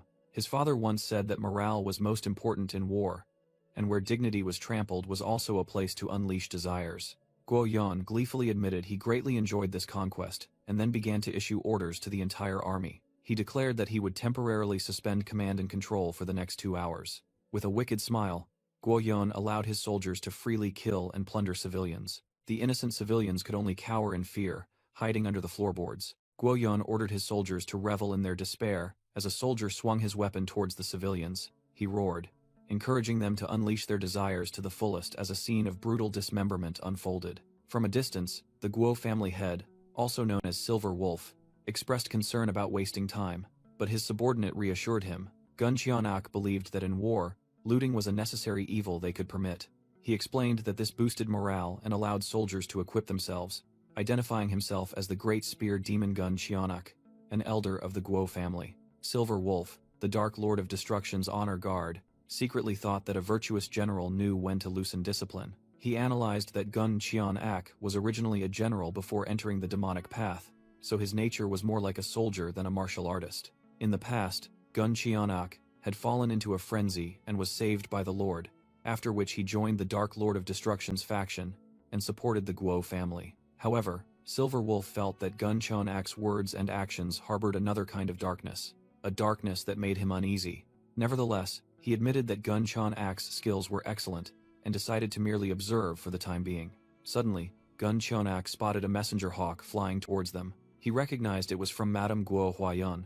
After receiving the letter, Gun Qianak looked surprised. Silver Wolf curiously asked if it was serious news, but Gun Qianak only replied vaguely. Gun Qianak revealed that the main force of the Righteous Heavenly Alliance was advancing towards the Guo family, shocking Silver Wolf. He analyzed that the enemy was attacking their base to force them to retreat, which was a rather good strategy. But then, Gun Qianak exclaimed in astonishment that all of this was within the young master's predictions. In the letter, Madame Guo Huayan confirmed that they had retreated as advised by the elder to lure the enemy, and had also requested reinforcements from the Fujianlu family. Notably, Baeksu Ryan of the Ice Snow faction, the Lord's strongest subordinate, would also arrive to assist.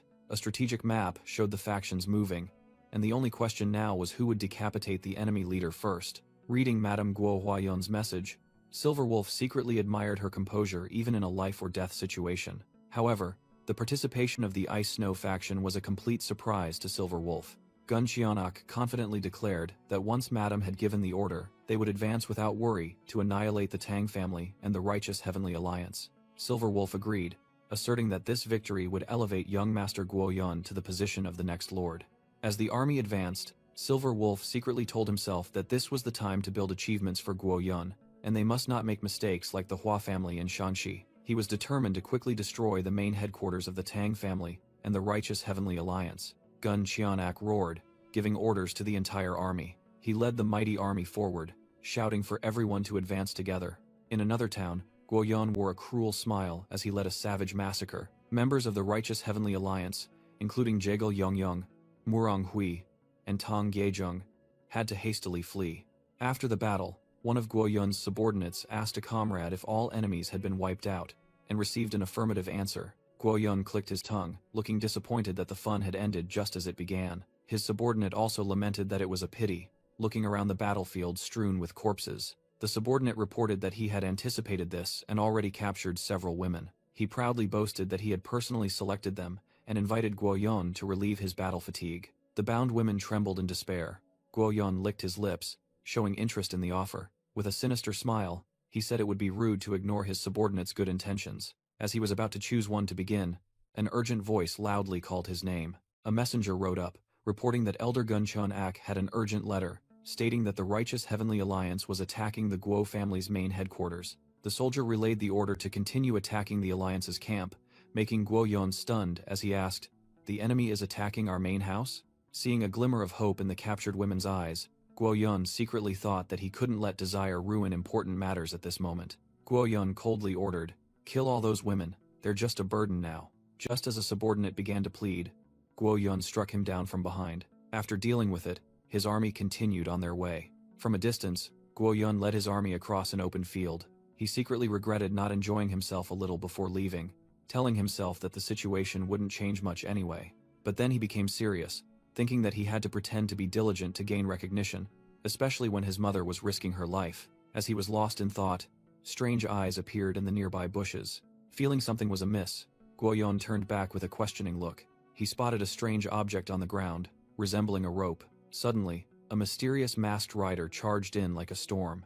The thorny rope unexpectedly coiled tightly around Guo Yun's neck, giving him no time to react. He was violently pulled off his horse by an immense force. The thorny rope continued to unravel, tearing up the ground. Guo Yun's entire army became entangled in the intricate thorny rope trap. From the forest, righteous Heavenly Alliance soldiers rushed out, shouting that the enemy had fallen into the trap and ordering an attack. The mysterious rider, Tang Yongmyong, gripped his weapon, his eyes filled with murderous intent as he looked at the low-level enemies. He roared, "How dare you look down on me?" and then charged into the enemy, slaughtering them.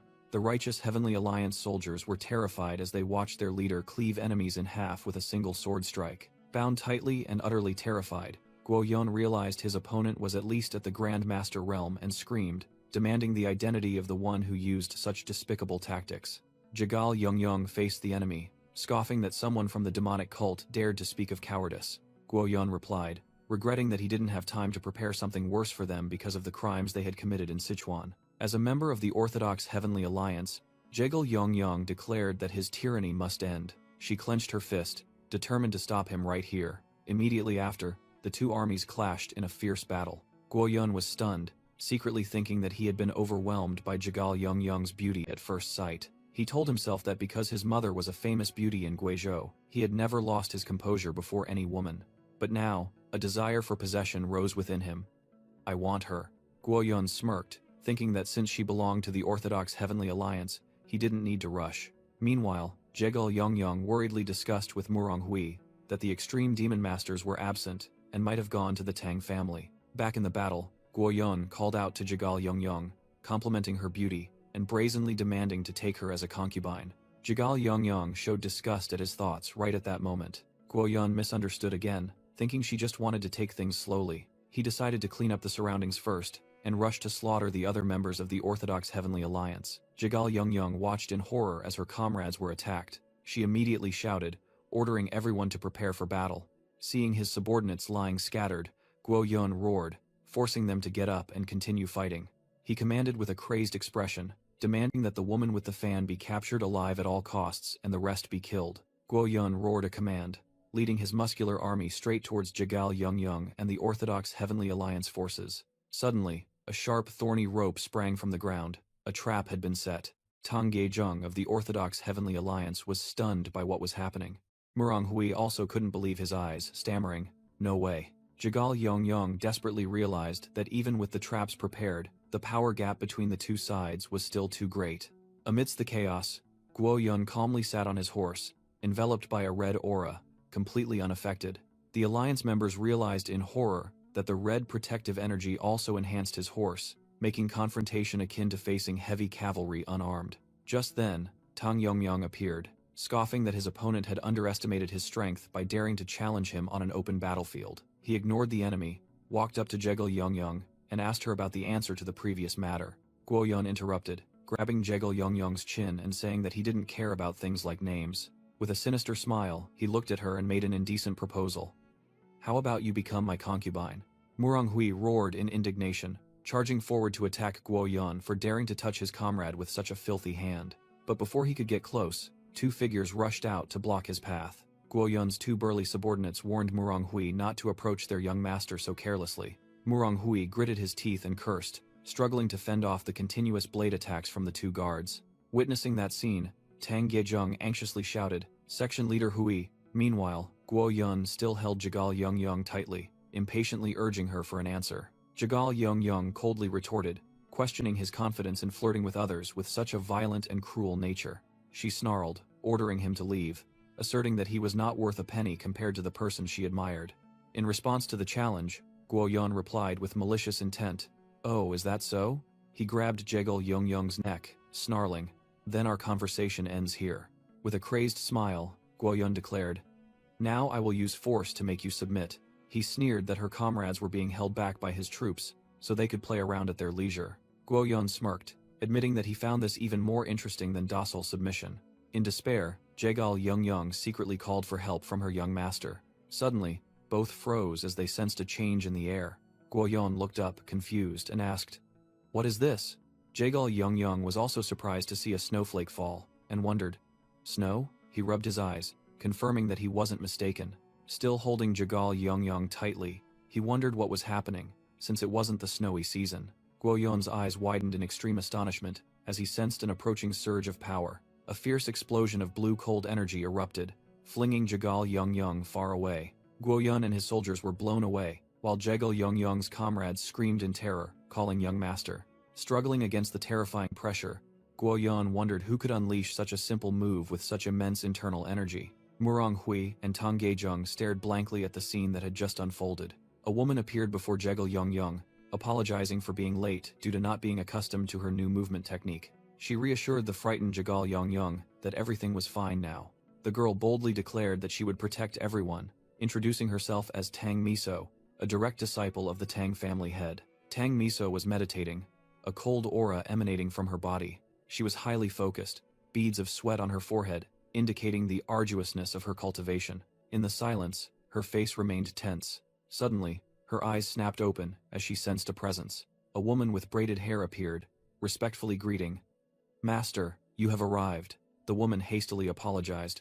"Forgive me for interrupting your meditation. Please understand, this is an urgent situation." She reported that a letter had just arrived, stating that the Guo family's army from Guizhou had reached Sichuan, leaving Tang Miso stunned.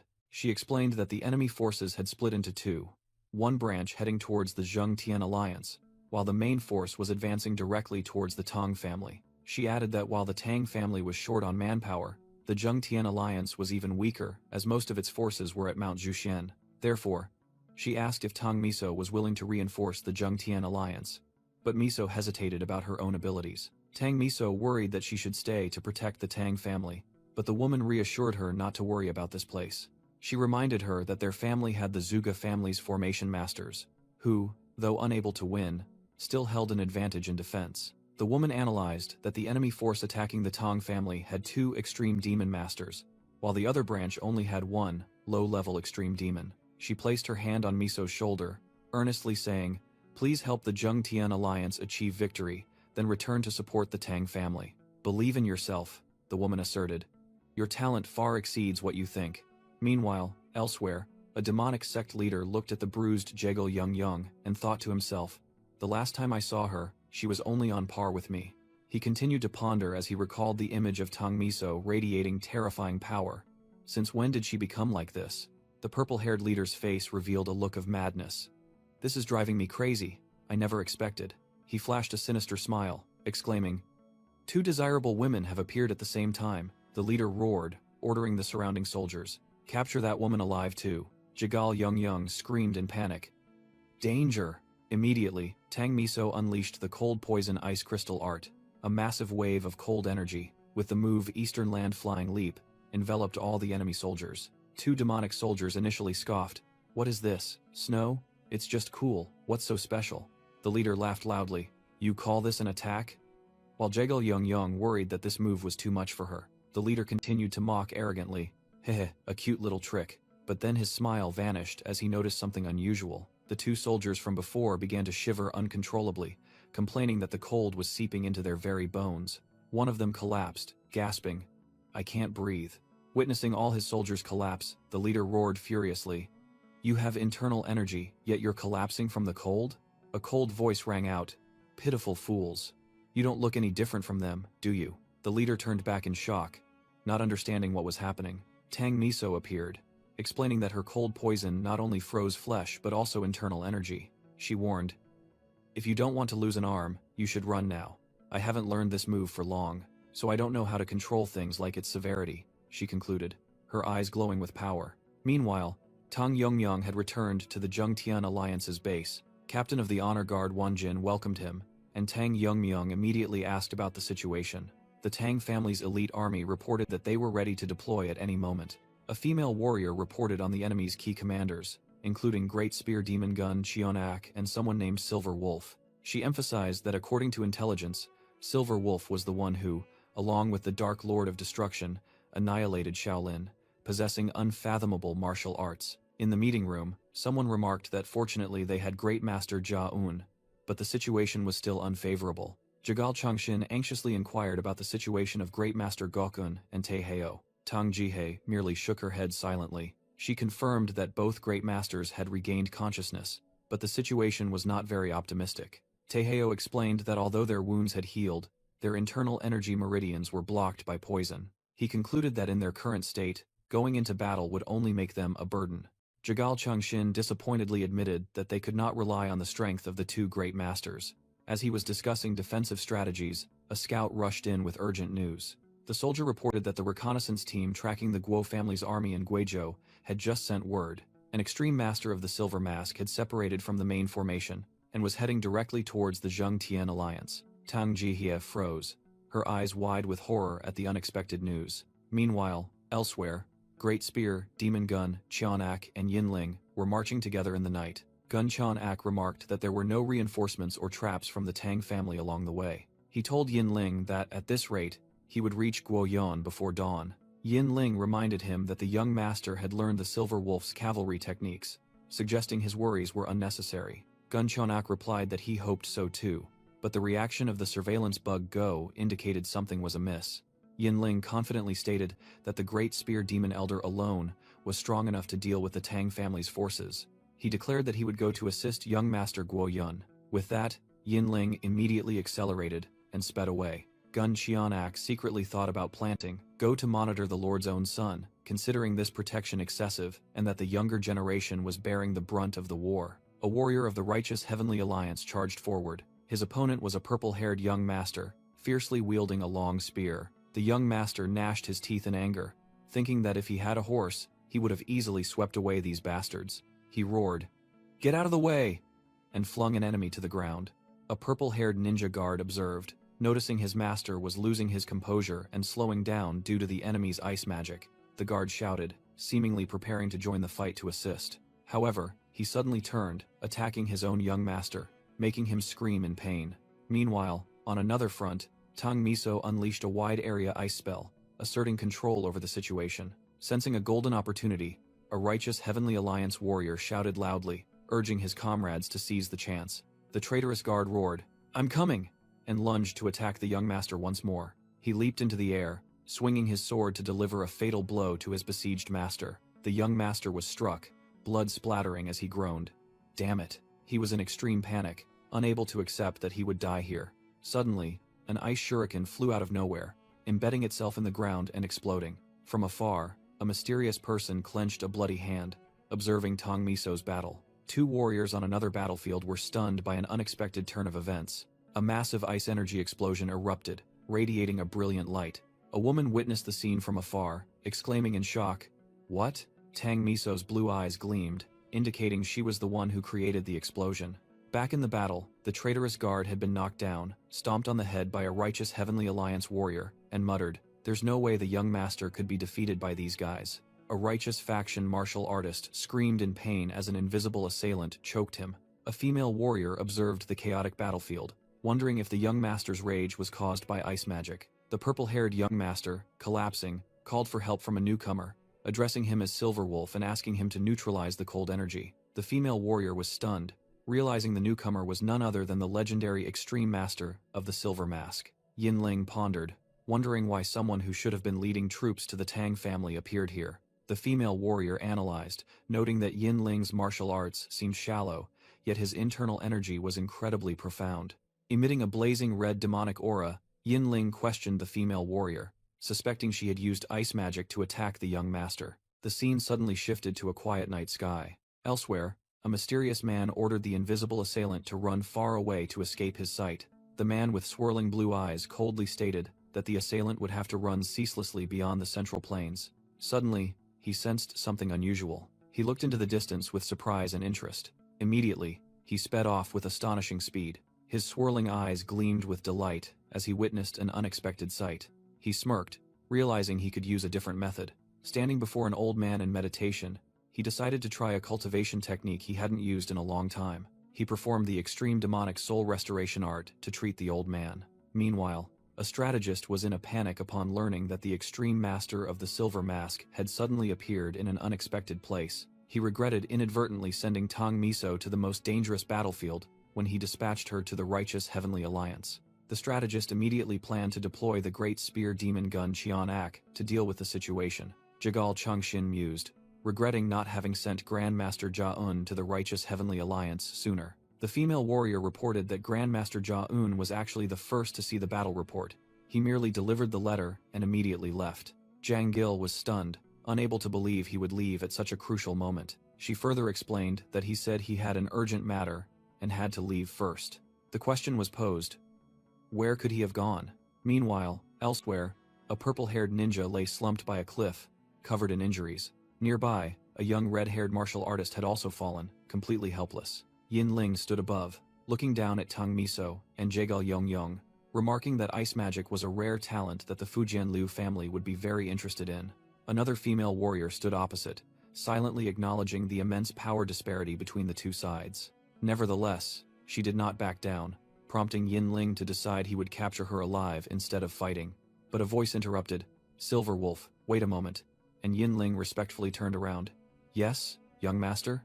The purple-haired young master with a wicked smile ordered, "Capture both of them alive, including that Jagal girl behind you," he continued, stating that they were the culprits who had destroyed his arm. With a crazed look in his eyes, he growled that he would have to cherish them greatly. Yin Ling was silent for a moment, his eyes betraying no emotion. He accepted the order, but secretly thought to himself that he was merely an honorary guard. Yin Ling wanted to teach the young master a lesson, but knew that his father wouldn't care about the chastity of an ice magic user. He turned back, coldly suggesting the female warrior surrender in silence, but she challenged, "What if we refuse?" Yin Ling cruelly pointed out that her dying comrades would perish, then secretly told himself they would die even if she surrendered. He ended his threat with a question that pierced her heart. "Don't you want to save them?"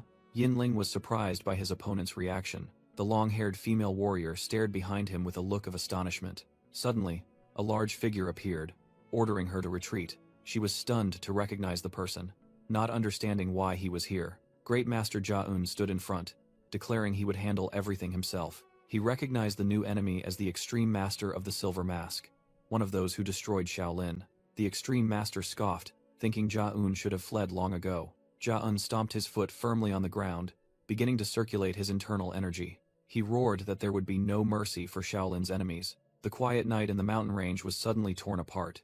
A massive golden light erupted, leveling an entire forest area. The Extreme Master stood firm, silently admitting that Jia-un's power was worthy of the title Vajra Great Victory. He analyzed that Jia-un's true strength far surpassed that of an ordinary abbot. Despite having lost an arm, Jia-un still unleashed the Vajra collapsing fist with undiminished power. However, the Extreme Master blocked the attack with his sword. He confidently declared that while Jia-un was formidable, it was still not enough to defeat him. Immediately, the Extreme Master counterattacked with a surge of blazing red, demonic energy. Jia-un was thrown backward by the force of the attack. Despite being pushed back, the Great Master's gaze remained unwavering. The Extreme Master circulated the Nine Dragons' demonic steel technique, growling, "My turn." The Extreme Master unleashed the Nine Dragons' chaotic strike, as roaring red demonic energy dragons surged forward. Unfazed, Great Master Jia-un shot forward, despite having only one arm. He channeled his power, unleashing the Vajra collapsing fist with a brilliant golden light. His fist transformed into countless illusions, forming a massive surge of energy. The two ultimate techniques clashed, causing an earth-shattering explosion. The young master and Yin Ling staggered from the aftershocks of the battle. The long-haired female warrior stood afar, thinking in horror, "The wind pressure is terrifying, I dare not interfere." This was a battle between masters who had surpassed the Three Flowers gathering at the peak realm. In the epicenter, Great Master Jia-un still stood firm, his body tensed in defense. The young master cried out in panic, "The Silver Wolf is being pushed back. Why didn't that old man die with the Shaolin Temple?" The Extreme Master realized that demonic arts and Buddhist techniques countered each other, and prolonging the fight would be disadvantageous. He decided he had to find an opening to defeat his opponent as quickly as possible. But Ja-un was one step faster, shattering his defense. With bloodshot eyes, the Great Master roared, "Die, you demonic sect trash." The Extreme Master couldn't dodge in time and took a devastating blow. He staggered, feeling the meridians in his body being torn apart. Ja-un also felt his meridians twisting, but strangely, he was not affected by the demonic art. The narration explained that Buddhist techniques inherently use internal circulation to control energy. However, the overwhelming killing intent from the Shaolin tragedy interfered with that process, causing his body to begin to crack. The conflict between reason and action ultimately caused the Great Master to fall into a state of chi deviation. The Extreme Master fell, silently admitting that the outcome was already decided. He lay slumped at Great Master Ja-un's feet. The battle was over.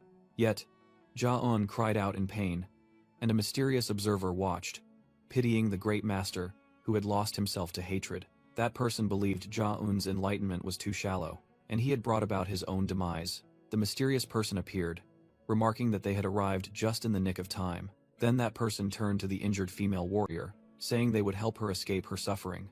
That person's eyes gleamed with a deadly coldness. Suddenly, a hand grabbed the female warrior's neck. The mysterious person mocked another attacker. "You're too slow.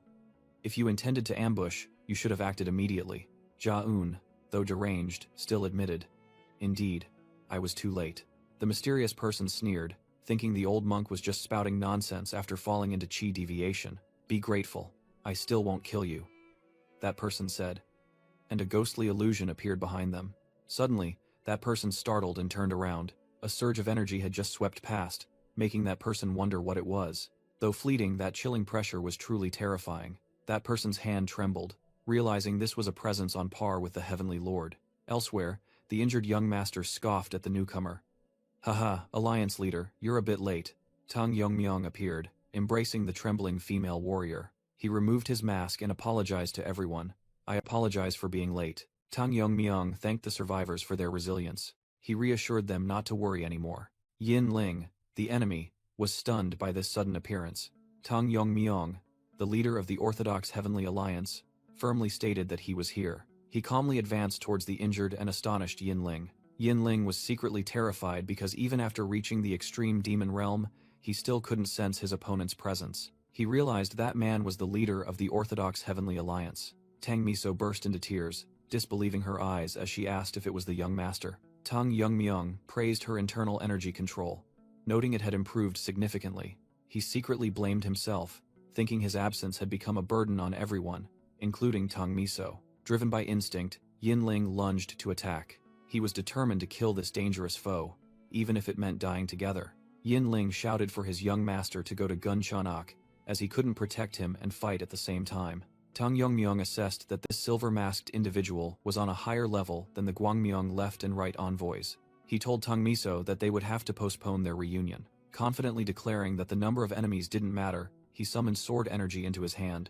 Tang Yongmyong designated his first target as the silver-masked individual. The two faced each other, one radiating blue aura, the other blazing red demonic energy. Yin Ling unleashed an attack with dark demonic energy. Tang Yongmyong retaliated with a powerful sword energy slash, tearing through his opponent's attack. The two opposing energy currents collided, creating an earth-shattering explosion. Tang Yongmyong's sword energy completely overwhelmed and shredded Yin Ling's dark demonic energy. Blown away by the terrifying power, Yin Ling flew backward in shock. He realized with horror that the disparity in internal energy between them was too vast.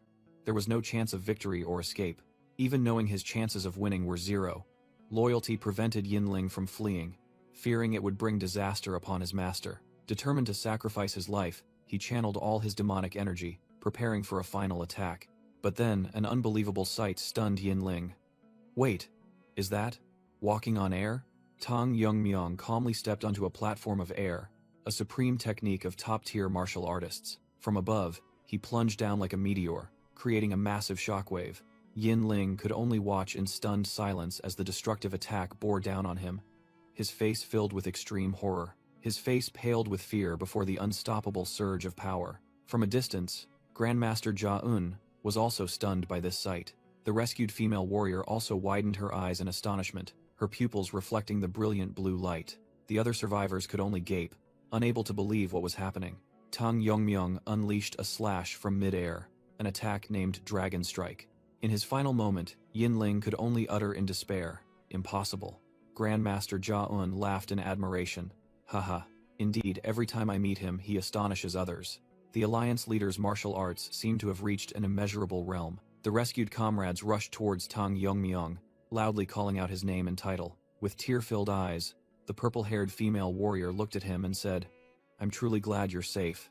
Jia Un said that Tang Yongmyung's safe return meant he had completed his mission in Xinjiang. The Grandmaster eagerly asked how he had struck a blow against the demonic cult there. Tang Yongmyung replied that the demonic cult had been completely annihilated, leaving Jia Un speechless. He explained that he initially only intended to strike a blow, but discovered they were creating a poison that could bring disaster upon the world. In a flashback, Tang Yongmyung recounted that knowing they would reach the Central Plains, he attacked their headquarters. He had to face their strange demonic arts, including a giant, three-headed, one-footed eagle. Despite some difficulty, he not only annihilated their main forces, but also their leader. Hearing this, Jia Un breathed a sigh of relief, saying that they could now rest easy with the core of the demonic force eradicated. However, Tang Yongmyung still harbored concerns about the bastard he left behind, but believed he wouldn't be able to escape without a fortuitous encounter like his own. He decided to put that aside for now, and told everyone to wait a moment. Tang Yongmyung said there were still some unfinished matters to resolve, leaving Jaegul Yongyang and Mirio looking puzzled. A figure on horseback was galloping away from the battlefield. The fugitive, a purple-haired warrior, was furious that Yin Ling had died so easily and due to false intelligence. He thought in horror that if he had known there was such a monster here, he would never have dared to attack. Suddenly, Tang Yongmyung appeared behind him, grabbed his face, and asked who permitted him to leave. With glowing eyes, Tang Yongmyung pressed a poisonous needle into the enemy's eye, questioning him for daring to harm members of the Tang family and the Orthodox Heavenly Alliance. He reiterated the Tang family's rule. Favors are repaid twofold, and grudges are repaid tenfold, as the image of the fugitive being brutally annihilated appeared. Tang Yongmyung returned to the group and announced, "I'm back." Jia Un asked if he had pursued the fleeing horseman, and Tang Yongmyung calmly confirmed that luckily, he hadn't gone too far. Grandmaster Jia Un expressed his gratitude to Alliance leader Tang Yongmyung. He said that thanks to him, the Shaolin Temple had been avenged, which stunned Tang Yongmyung upon hearing that Shaolin had been destroyed. Jaegul Yongyang quickly interrupted, reporting that the situation was even worse. She recounted that while he was away, the three great demonic families attacked, starting with the Hua family assaulting Mount Hua and the Chungnam sect in Shaanxi. Unable to hold out, they had to evacuate with the populace, and then the Guo family from Guizhou advanced into Sichuan. They are heading straight this way and targeting the Tang family. Jagal Yongyang stated that her uncle had led the allied forces to attack the Guo family's main city, but they were also struggling and had lost contact.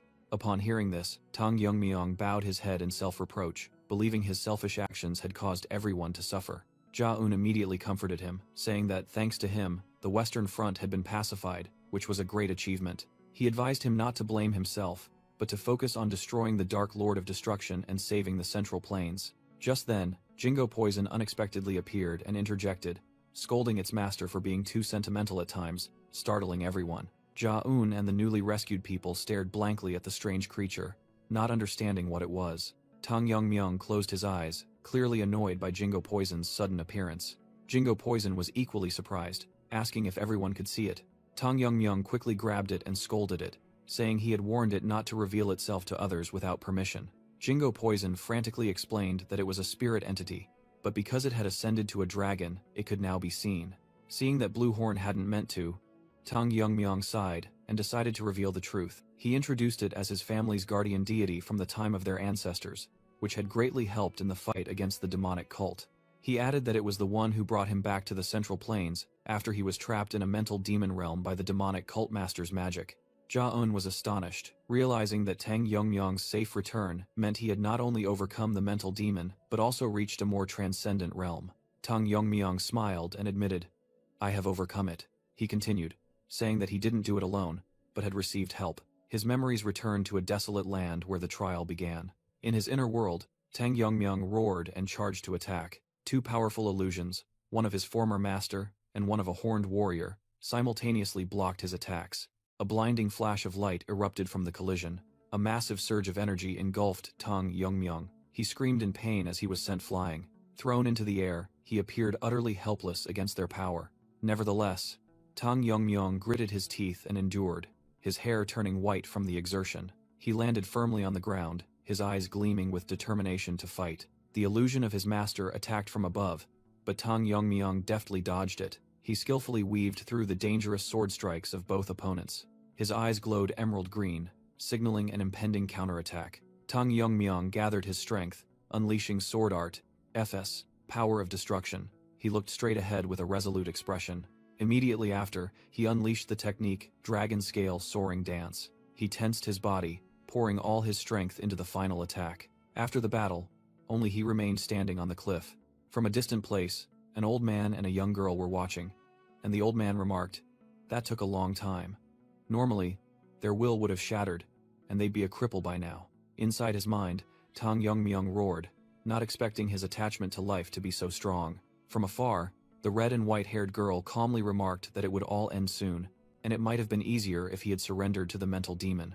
She explained that he was now fighting against all his inner emotions, fear, pressure, everything. The girl mused, believing that the battle with the mental demon was a battle of enlightenment, and facing it alone had clear limitations. Suddenly, the girl exclaimed in surprise as she sensed a change. A blinding explosion of light energy unexpectedly erupted from the inner battlefield. Amidst the smoke and dust, Tang Yongmyung's figure emerged. Exhausted, he slumped to the ground, his hair now white, wondering how long he had been fighting and how much longer he had to continue. He couldn't see an end, and his doubts grew stronger, making the mental demon more powerful with each passing moment. Looking at the two powerful illusions before him, he desperately wondered what more he could do. Nevertheless, a surge of power still rose within him, his eyes flashing with blue light as he prepared for the next battle. The illusion of his master charged forward with a furious attack. In that moment, images of his mother, Miso, and everyone waiting for him flashed through his mind. A voice echoed, urging him to lift his head and look forward. Suddenly, the illusion of Yu Kiljun, his old enemy, appeared. The battle within his mind continued. Tang Yongmyung clashing swords with the illusion of his master. After a powerful clash, both paused, Tang Yongmyung standing firm against the illusion. Yu Kiljun's voice rang out, mocking, "The one who defeated me is struggling with something like this?" He continued to urge, "Get up.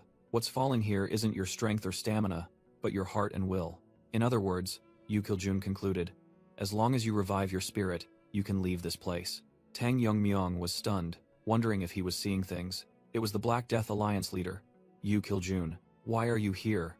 Tang Yongmyung stammered, and the illusion replied, "You're not the only one trapped in this mental demon prison." Yu Kiljun explained that his residual thoughts, white snow, were also here, though nearly depleted of spiritual power to enter his mental world. "But I've witnessed everything," he said. "I don't understand why you're struggling when you've overcome mental demons so well." He scoffed. "It's agonizing and tedious to watch you still be swayed by illusions." "I will lend you my power," Yu Kiljun declared, as a surge of energy enveloped Tang Yongmyung. "White snow!" Tang Yongmyung exclaimed in surprise.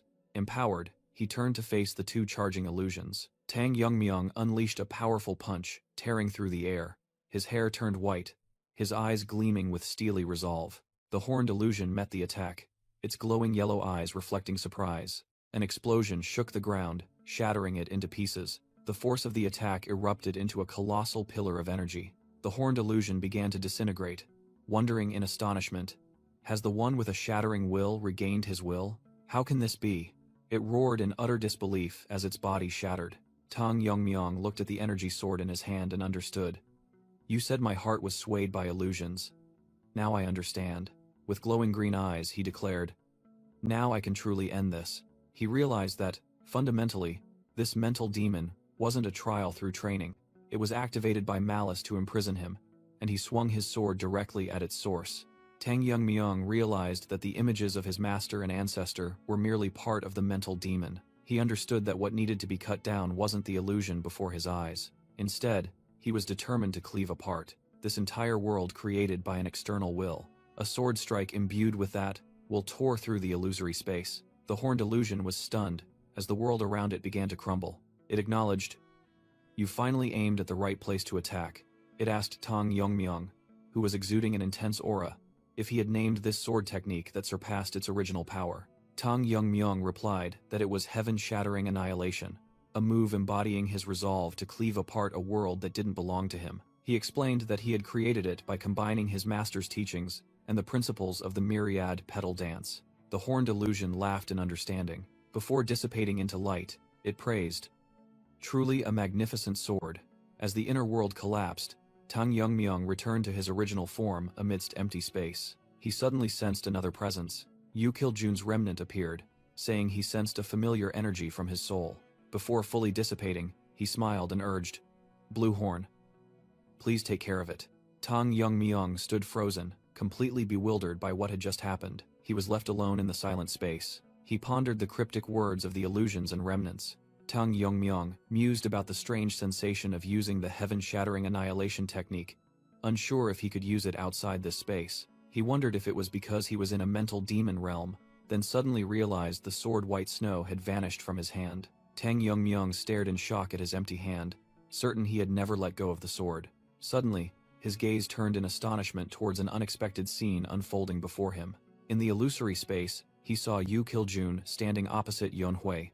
Yu Kiljun turned, questioning Tang Yongmyung why he was helping Yonhui. A voice echoed, lamenting that he hadn't appeared when needed, leaving Tang Yongmyung stunned. Yonhui's illusion screamed in pain and resentment, unleashing a powerful surge of energy. While Tang Yongmyung was still bewildered, Yu Kiljun charged towards Yonhui. Yu Kiljun ordered the young master of the Tang family to stand still, astonishing Tang Yongmyung. He declared that even though this was Tang Yongmyung's mental demon, he wanted to resolve this himself. Yonhui watched Yu Kiljun approach, her voice filled with hatred, as she ordered him not to come closer. Despite the warning, Yu Kiljun resolutely charged forward. Yonhui desperately screamed, demanding he not come near. Yu Kiljun finally reached her and embraced Yonhui tightly. "I'm sorry, my daughter," Yu Kiljun whispered as Yonhui burst into sobs. He continued his belated apologies, admitting he was a father who had arrived too late. Holding Yonhui tightly, the illusions of both dissipated together into light. Tang Yongmyung stood speechless, realizing that Yonhui just now wasn't merely an illusion, but her actions and words were identical to a real person. Yonhui sobbed in Yu Kiljun's arms. Yu Kiljun explained to Tang Yongmyung that these weren't mere illusions, but souls summoned by soul-gathering magic. He said he wanted to resolve this because he couldn't bear to see Yonhui suffer any longer. Tang Yongmyung was stunned by the truth that had just been revealed. He secretly thought that he felt relieved not to have to directly confront that painful memory. Even if it was just a heart demon, he didn't want to relive the events of that day. Tang Yongmyung asked Yu Kiljun if his lingering resentment still held a grudge against him. Yu Kiljun admitted there was a little, but he couldn't ignore the child's pain in front of him because of the past. He also said he felt grateful to have been able to say the words he hadn't had a chance to say to Yonhui. When Yu Kiljun said it was time for them to part ways again, Tang Yongmyung hastily asked him where he was going. Yu Kiljun replied that the dead would go to the place of the dead, then noticed a small creature lying on the ground. He pointed out that the creature was the culprit behind the illusion, created from the soul of a sorcerer. Although he wanted to torture it, Yu Kiljun thought it was meaningless to vent his anger on an unconscious fragment of a soul. Instead, he decided the best revenge was to use it in a way the sorcerer would never expect. Tang Yongmyung caught the object Yu Kiljun threw to him. Yu Kiljun explained that he had used Samadhi True Fire to purify the creature's resentment and turn it into a spirit elixir. This spirit elixir contained the sorcerer's knowledge and wisdom, a trophy for Tang Yongmyung. Yu Kiljun said his final farewell, declaring he would return to the place of the dead with Yonhui. He revealed that he had almost exhausted his spiritual power to intervene, causing the spiritual energy containing him within the white snow sword to deplete, and they would not be able to meet again. Yu Kiljun embraced Yonhui, trusting that the one who defeated him would not easily fall just for lacking a weapon. Tang Yongmyung silently listened to the final words. Yu Kiljun admitted that, despite still harboring resentment, he saw Tang Yongmyung's ceaseless remorse for past sins.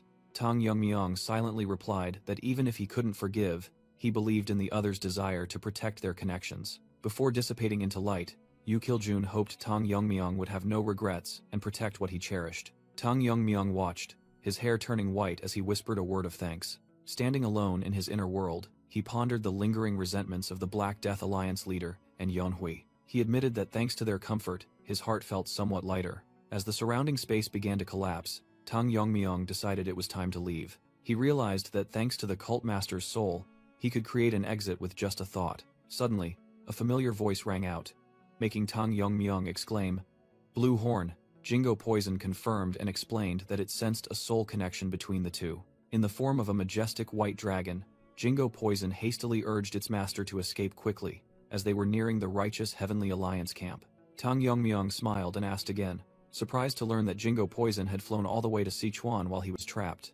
He replied that he would come out immediately. With the enlightenment he had just gained, Tang Yongmyong told himself to spread his will throughout the world. He accepted his new self, a more complete version of himself. Tang Yongmyong smiled, saying thank you once more. He realized that the appearance of his master's and ancestors' illusions in the heart demon was not a coincidence. Tang Yongmyong realized his role was a combination of a disciple from a previous life and a descendant in this life. He believed that his master's and ancestors' wills had guided him, appearing by reversing the cult master's spell. With a new resolve, he swore to lead the fight against the demonic path to victory.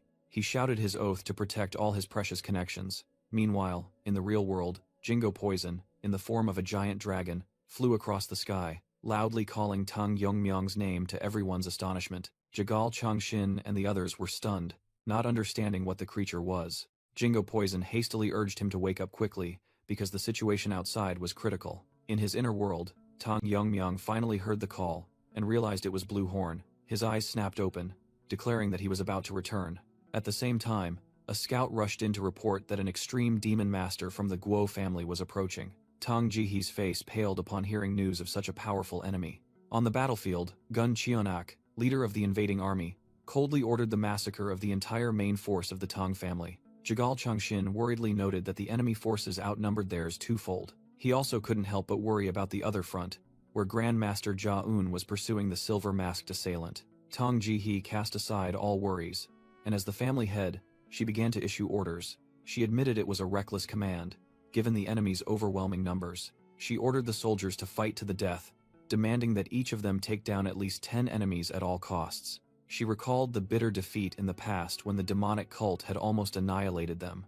But today, she boldly declared that things would be different, in accordance with the rules of the Sichuan Tang family.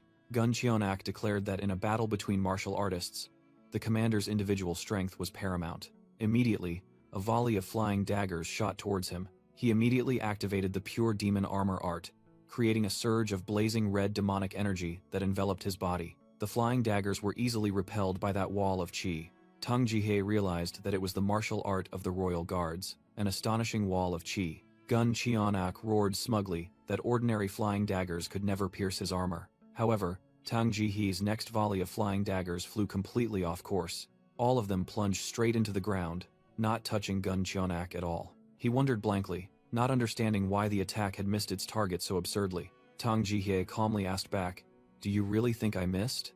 Immediately after, one of the flying daggers stuck in the ground began to vibrate and emit chi. A massive vortex of energy, the soaring petal dance technique, erupted from the ground, engulfing Gun Cheonak.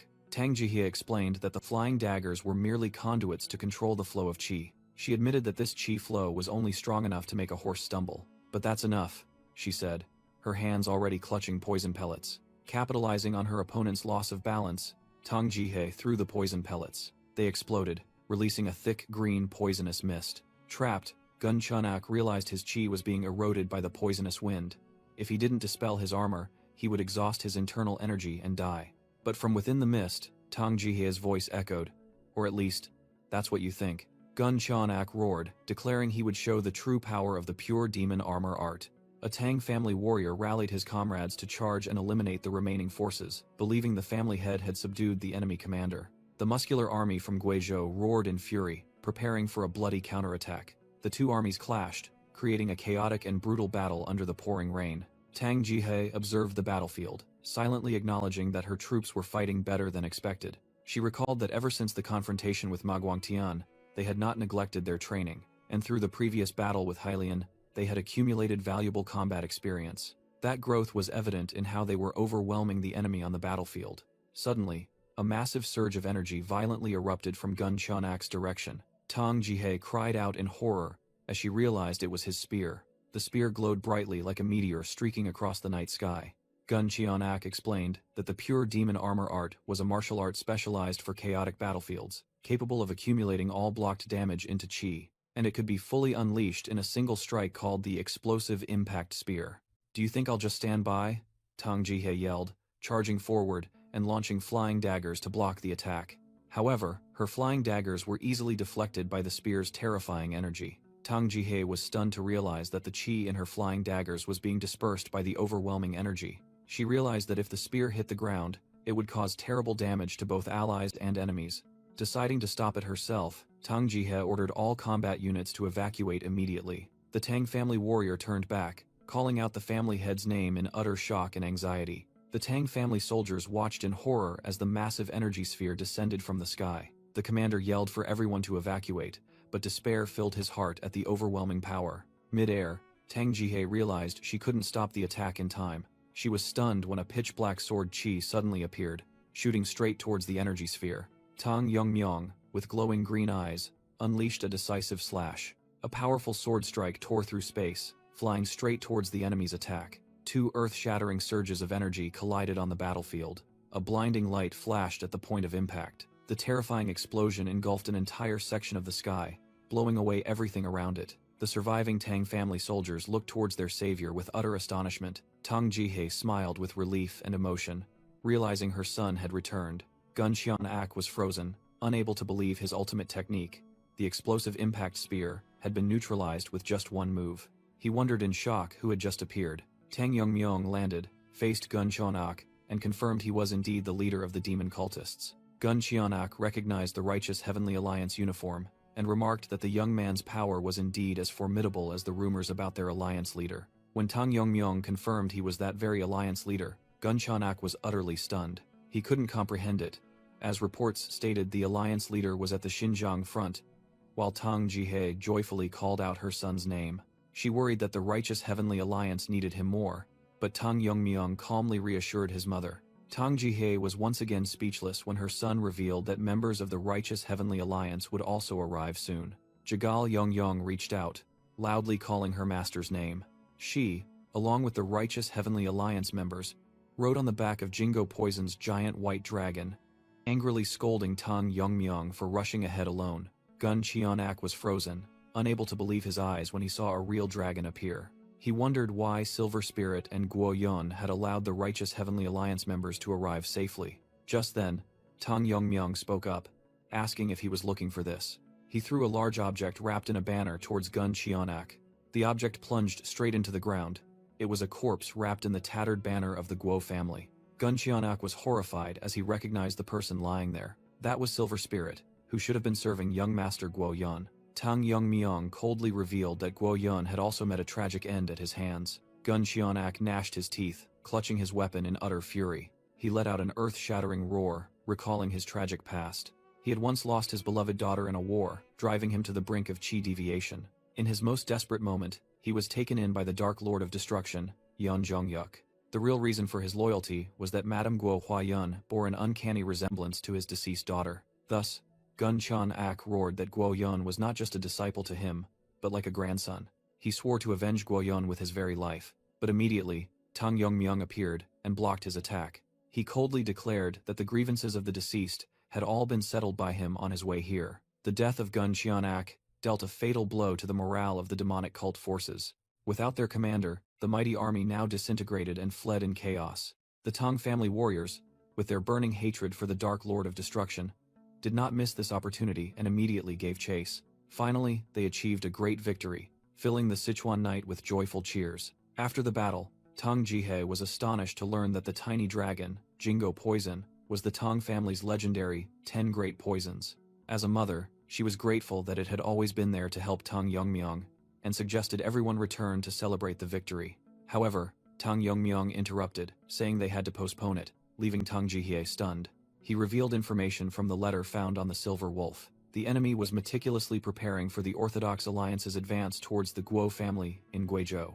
An extreme demon master of the Ice Snow faction, belonging to the Lu family in Fujian, had been dispatched, and this individual's power was said to be second only to the Dark Lord of Destruction. Tang Jihye worried that if that were true, the Alliance's army would be in danger. Tang Yongmyong asserted that he would go rescue the Alliance members, as that was the role of an Alliance leader. Meanwhile, in Guizhou, the Guo family had gathered their remaining forces to prepare for resistance. Sword Saint Song Qiang asked strategist Jegal Changshin about the battle plan. Jegal Changshin presented a simple strategy. while the main forces confronted the Guo family army. Song Chong, one of the alliance's strongest masters, would infiltrate and capture Madame Guo. Song Qiang worriedly asked what if they succeeded, but Gun Qianak and the extreme master of the Silver Mask returned. He warned that if the alliance leader Jigal Chengxin trusted did not return in time, they would fall into a trap and be annihilated. Song Qiang emphasized that they had committed all their forces, trusting the strategist's judgment that they had a chance to win without the extreme demon masters. Jigal Chengxin confidently replied, "Don't worry. Unlike others, our alliance leader never breaks a promise." Jigal Chengxin irritably noticed Song Qiang's skepticism, who explained that he was only worried because the strategist was placing too much hope in the alliance leader. Song Qiang asserted, "He will definitely come," making Jigal Chengxin emphasize again, "So it's not might come, but will definitely come." Suddenly, an immense wave of cold energy swept across the battlefield, making both men turn to look towards the distant fortress. Song Qiang gasped in shock. "What?" While Jigal Chengxin was also speechless at the unexpected sight. Realizing the cold energy was emanating from the direction of the Guo family, Song Qiang wondered what the hell was happening. An old voice echoed through the air. "Your arguments have reached this old man's ears. If you're here, then attack quickly." An old woman with icy blue eyes appeared. Her name was Baek Su Ryan, the Ice Snow faction master, and she questioned why they were wasting time with internal squabbles. Song Qiang was terrified. "The Ice Snow faction master?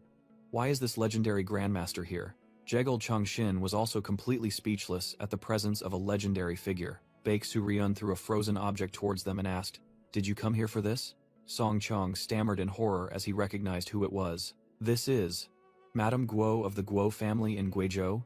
It was the severed head of Guo Huayun, the Grand Madam of the Guo family. Baek Su Ryan calmly explained, "I had intended to kill her when you and the Guizhou army were fighting, but you were too slow, so this old woman couldn't wait any longer." Song Qiang angrily questioned, "Beheading an ally's leader? What are you plotting?" She sneered. "Allies? The purpose of this war is to decide the successor of the three great demonic families. How could there be allies?" Baek Su Ryan began to explain the political situation, pointing out the positions of the clans on the map. In a flashback, Guo Huayun had proposed a marriage alliance with the Liu family, but the Liu family leader realized that the Guo family would be the one to benefit the most. The Liu family leader asked Baek Su Ryan, "This is a bit difficult, but can the faction master go?" surprising her with the plan to ally with the Guo family. The female Liu family leader revealed her true intention. "Of course not. Let's create some achievements for the Liu family. The Lord won't be pleased if we do nothing." With a cunning glint in her eye, she suggested, "And in war, unexpected things always happen. For example, what if the noble madam of the demonic path dies in an accident?" Back in the present, Baek Su Ryan smiled smugly. "I see. The dead can't speak anyway. Truly, one arrow kills two or even three birds." Jigal Chengxin realized in horror that Madame Liu's plan was to fabricate a mutual massacre between the Guo family and the Orthodox Alliance. Baek Su Ryan laughed loudly, declaring that she had explained enough, and now all of them must die. Sword Saint Song Chong